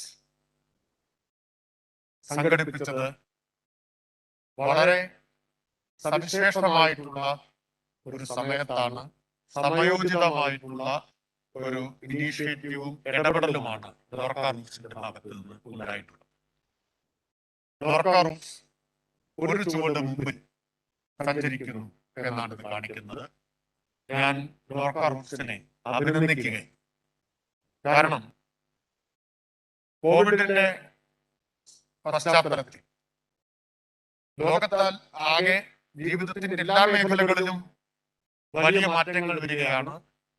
പ്രത്യേകിച്ച് തൊഴിൽ മേഖലയിൽ ദൂരവ്യാപകമായിട്ടുള്ള മാറ്റങ്ങളാണ് ഉണ്ടാകാൻ പോകുന്നത്. അത് മുൻകൂട്ടി കണ്ടുകൊണ്ട് ആ മാറ്റങ്ങളുടെ നേട്ടം എങ്ങനെ പരമാവധി കേരളത്തിന് പ്രയോജനപ്പെടുത്താം എന്ന ഒരു ആലോചനയിൽ നിന്നാണ് ഇങ്ങനെ ഒരു എംപ്ലോയീസ് കോൺഫറൻസ് സംഘടിപ്പിച്ചത്. തൊഴിൽ ലക്ഷ്യമാക്കി കുടിയേറുന്ന മലയാളികൾക്ക് ശരിയായിട്ടുള്ള ദിശാബോധം നൽകുന്നതിനും കുടിയേറ്റത്തിന് തന്നെ ശരിയായ ഒരു നയം രൂപവൽക്കരിക്കുന്നതിനും ഈ ഓവർസീസ് എംപ്ലോയീസ് കോൺഫറൻസിൽ നടന്നിട്ടുള്ള ചർച്ചകളും ആശയവിനിമയങ്ങളും സഹായകരമാകും എന്ന് ഞാൻ പ്രതീക്ഷിക്കുകയാണ്. മലയാളികളുടെ ചരിത്രത്തിന്റെ ഭാഗമാണ് കുടിയേറ്റം എന്ന്. ആദ്യം സിംഗപ്പൂരിലേക്കും മലേഷ്യയിലേക്കും ശ്രീലങ്കയിലേക്കും ഒക്കെ കുടിയേറിയിട്ടുണ്ട് മലയാളി. പിന്നെ പേർഷ്യയിലേക്ക് കുടിയേറി. ഒന്നാം തലമുറ കുടിയേറ്റങ്ങൾ അങ്ങനെ ഗൾഫിലേക്കുമൊക്കെ ആയിരുന്നുവെങ്കിൽ അതിനുശേഷം കുറെ കൂടി വിദ്യാസമ്പന്നരായ വൈദഗ്ധ്യമുള്ള ഒരു തലമുറ കടന്നു വന്നപ്പോൾ യൂറോപ്പിലേക്കും അമേരിക്കയിലേക്കും കുടിയേറ്റം മാറി. ഈ മാറ്റം ഇങ്ങനെ കുടിയേറ്റത്തിന്റെ കാര്യത്തിൽ ഉണ്ടായിട്ടുണ്ട്. അത് കേരളത്തിന്റെ സാമൂഹിക വികാസവുമായിട്ട് കൂടി ബന്ധപ്പെട്ട് കിടക്കുന്നതാണ് ആ മാറ്റം. ഇപ്പോ കോവിഡ് വലിയൊരു പ്രതിസന്ധി സൃഷ്ടിച്ചിട്ടുണ്ട് എന്നത് നമ്മൾ മറച്ചു വെച്ചിട്ട് കാര്യം. മിഡിൽ ഈസ്റ്റിൽ, ഗൾഫ് മേഖലയിലെല്ലാം ദശലക്ഷക്കണക്കിന് മലയാളികളാണുള്ളത്. അവിടെ നിന്ന് കോവിഡിനെ തുടർന്ന് ലോക്ക്ഡൌണും സാമ്പത്തിക മാന്ദ്യവും, കോവിഡിന് മുമ്പ് തന്നെ യഥാർത്ഥത്തിൽ സാമ്പത്തികമായിട്ടുള്ള ഒരു ഡൗൺ ടേൺ ആരംഭിച്ചു കഴിഞ്ഞിരുന്നു ലോകത്ത് പലയിടത്ത്. കോവിഡ് വന്നപ്പോൾ സ്ഥിതിഗതികൾ കൂടുതൽ രൂക്ഷമാണ്. അപ്പൊ ആളുകൾ തിരിച്ചു വരാൻ തുടങ്ങി. അപ്പൊ ഇത്തരം ഒരു സാഹചര്യത്തിൽ തീർച്ചയായും പുതിയ സാധ്യതകൾ നമ്മൾ കണ്ടെത്തേണ്ടതുണ്ട്. കുടിയേറ്റത്തെ സംബന്ധിച്ച് കൂടുതൽ ഗൗരവമുള്ള ആലോചനകൾ നമ്മൾ നടത്തേണ്ടതുണ്ട്. ഇന്ന് കേരളത്തിന്റെ ഏറ്റവും പ്രധാനപ്പെട്ട ശക്തി എന്നത്, അല്ലെങ്കിൽ കേരളത്തിന്റെ ഏറ്റവും പ്രധാനപ്പെട്ട വിഭവം എന്നത് മനുഷ്യ വിഭവശേഷിയാണ്. വിദ്യാസമ്പന്നരായിട്ടുള്ള, സാങ്കേതിക പരിജ്ഞാനമൊക്കെയുള്ള മനുഷ്യ വിഭവശേഷിയുടെ ബലമാണ് കേരളത്തിന്റെ ഏറ്റവും വലിയ കരുത്ത്.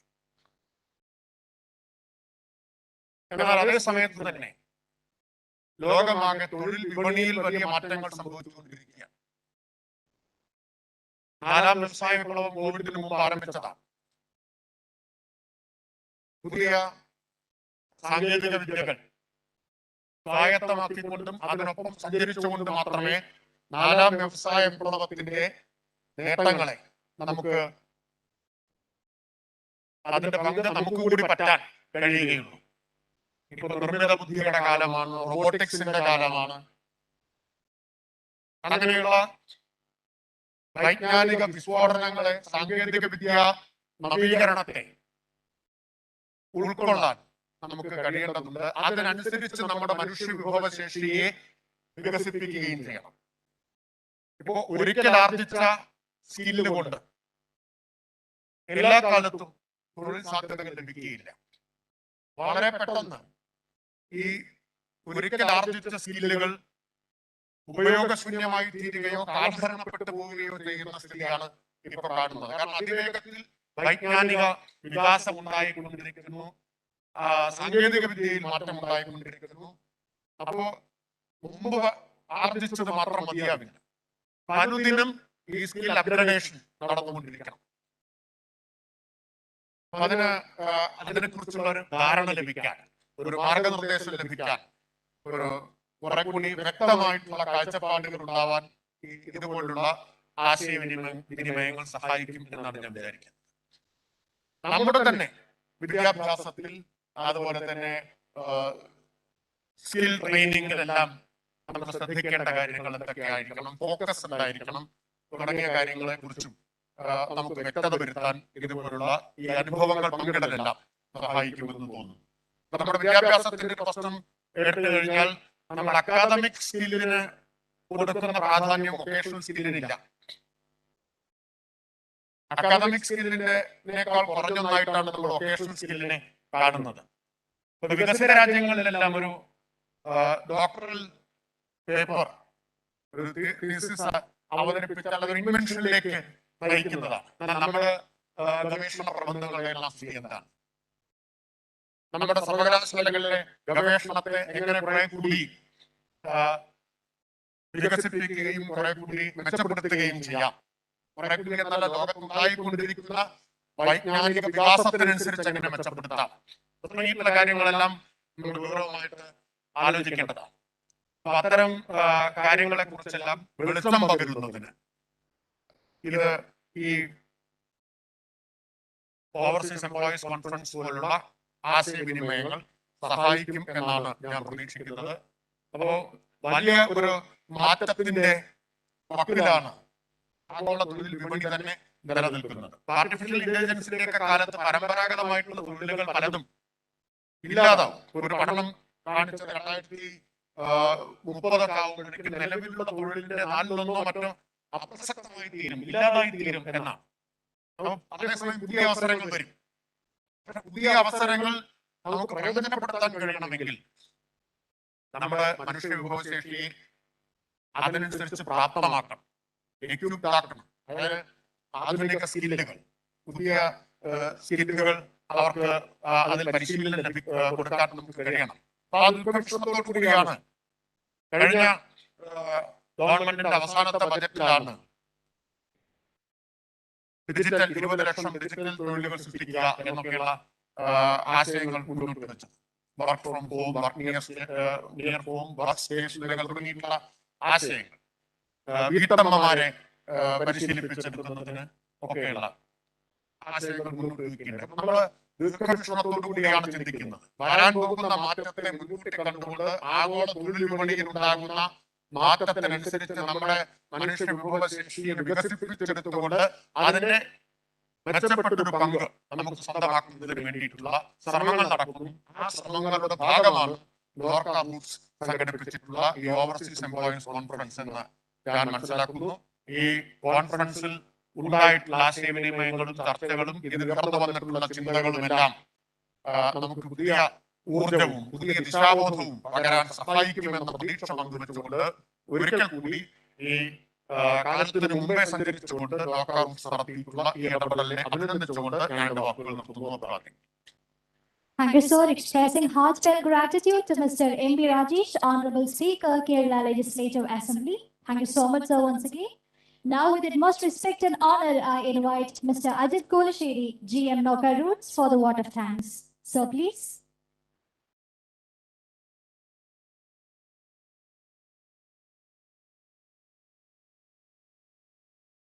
Honorable Speaker of the Kerala Legislative Assembly, Honorable MLA, respected Principal Secretary, Industries and Norca, CEO Norca Roots, and our most valued guests, ladies and gentlemen. It is my privilege to have been asked to propose a vote of thanks to this occasion. Today is an eventful day for the entire Norca team. The Department of Norca, Government of Kerala, organized this event to explain to both overseas job seekers and overseas employees how we can make migration fruitful and easy. To make this easy and fruitful, we have to find out its scope in the context of this pandemic. We have to examine whether the skills of our job seekers is compatible with the requirements and standards of the international job markets.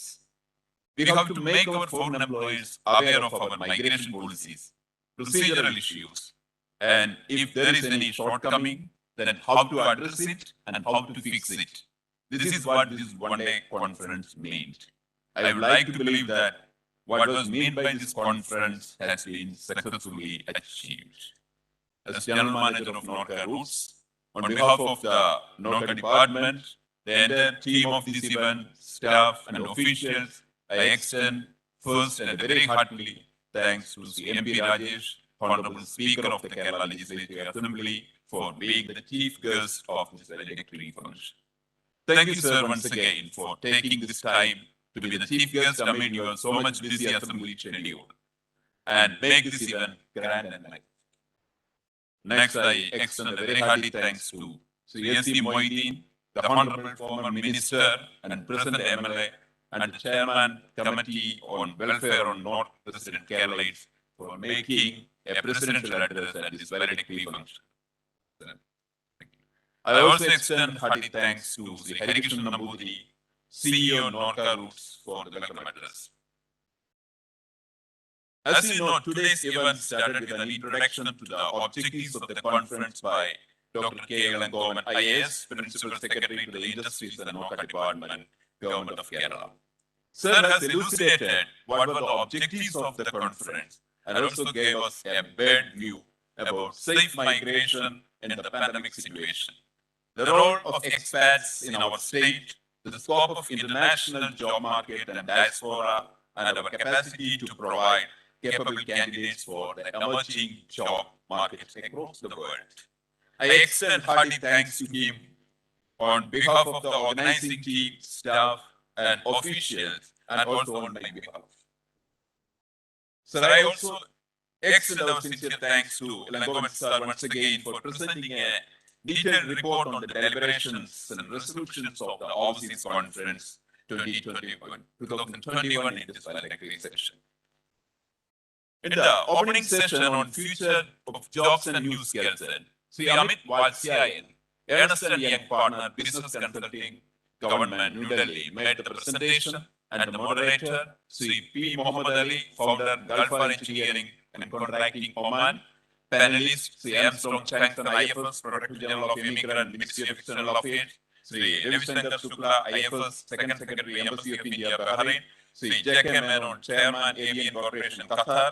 Dr. M.I. Sahadullah, Co-Chair, FICCI, Kerala State Council and MD, KIMS Healthcare Limited. Mr. Mohammed Al Markousi, Director, Project Development, MR Properties, Dubai.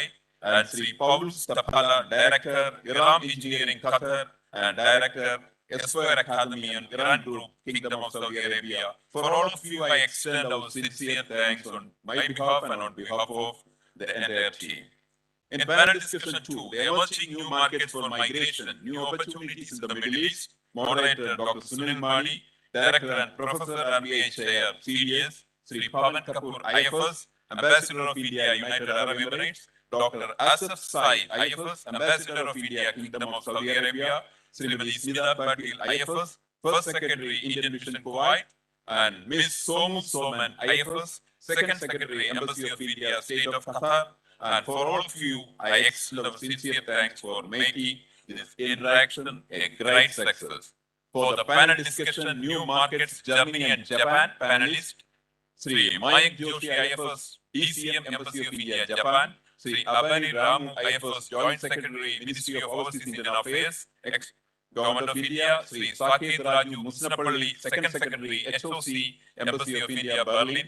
Mr. Alexander Wilhelm, Chief Federal Employment Agency, Germany. Sri Hidetu J. Arak, Director, Japan Business. And Dr. Joachim Sebold, Deputy Medical Director, Chinese University, Berlin, Germany. Sri C.A. Jacob Kogur, Honorable Secretary, Indo-Japan Chamber of Commerce, Kerala. To all, I extend hearty thanks for participating in the event and making it a grand success. Next panel discussion on the issues faced by migrant, moderated by our Principal Secretary, Dr. K. Elangovan, IAS, and the panelist dignitaries include Sri K. Biju, IAS, Commissioner of Land Revenue, Sri Ashik Karatil, IES, Regional Passport Officer, Thiruvananthapuram, Sri Santosh, Deputy Superintendent of Police, Headquarters, Thiruvananthapuram, Sri Anup K.A., Managing Director, Odefec Limited. Hearty thanks to all for making a vibrant panel discussion in this event.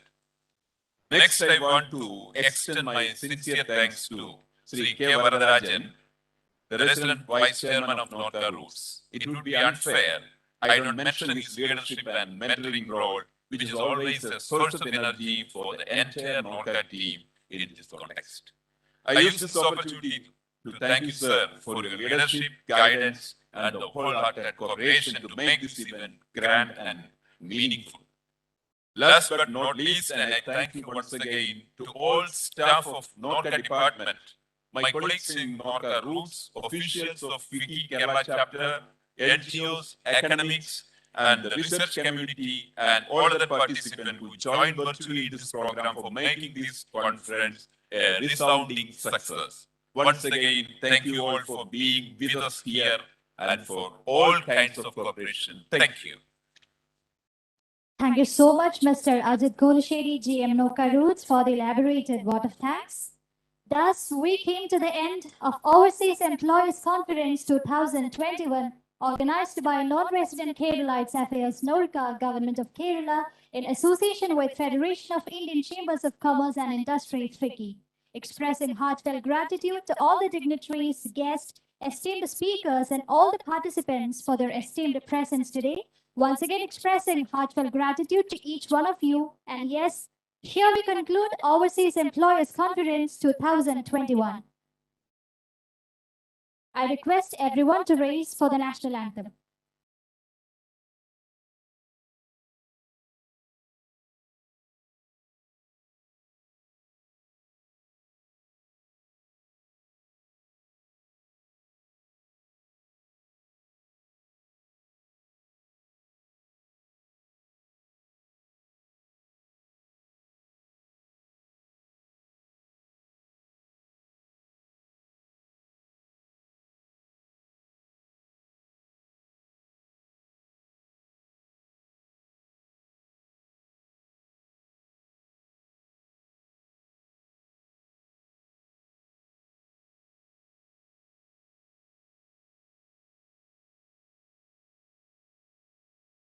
जनगण मन अधिनायक जय हे भारत भाग्य विधाता पंजाब सिंध गुजरात मराठा द्राविड उत्कल बंगा विंध्य हिमाचल यमुना गंगा उच्चल जलसित गंगा तब शुभ नामे जाहे तब शुभ आशीष माहे गाये तब से गाया जनगण मंगल दायक जय हे भारत भाग्य विधाता जय हे जय हे जय हे जय जय जय जय हे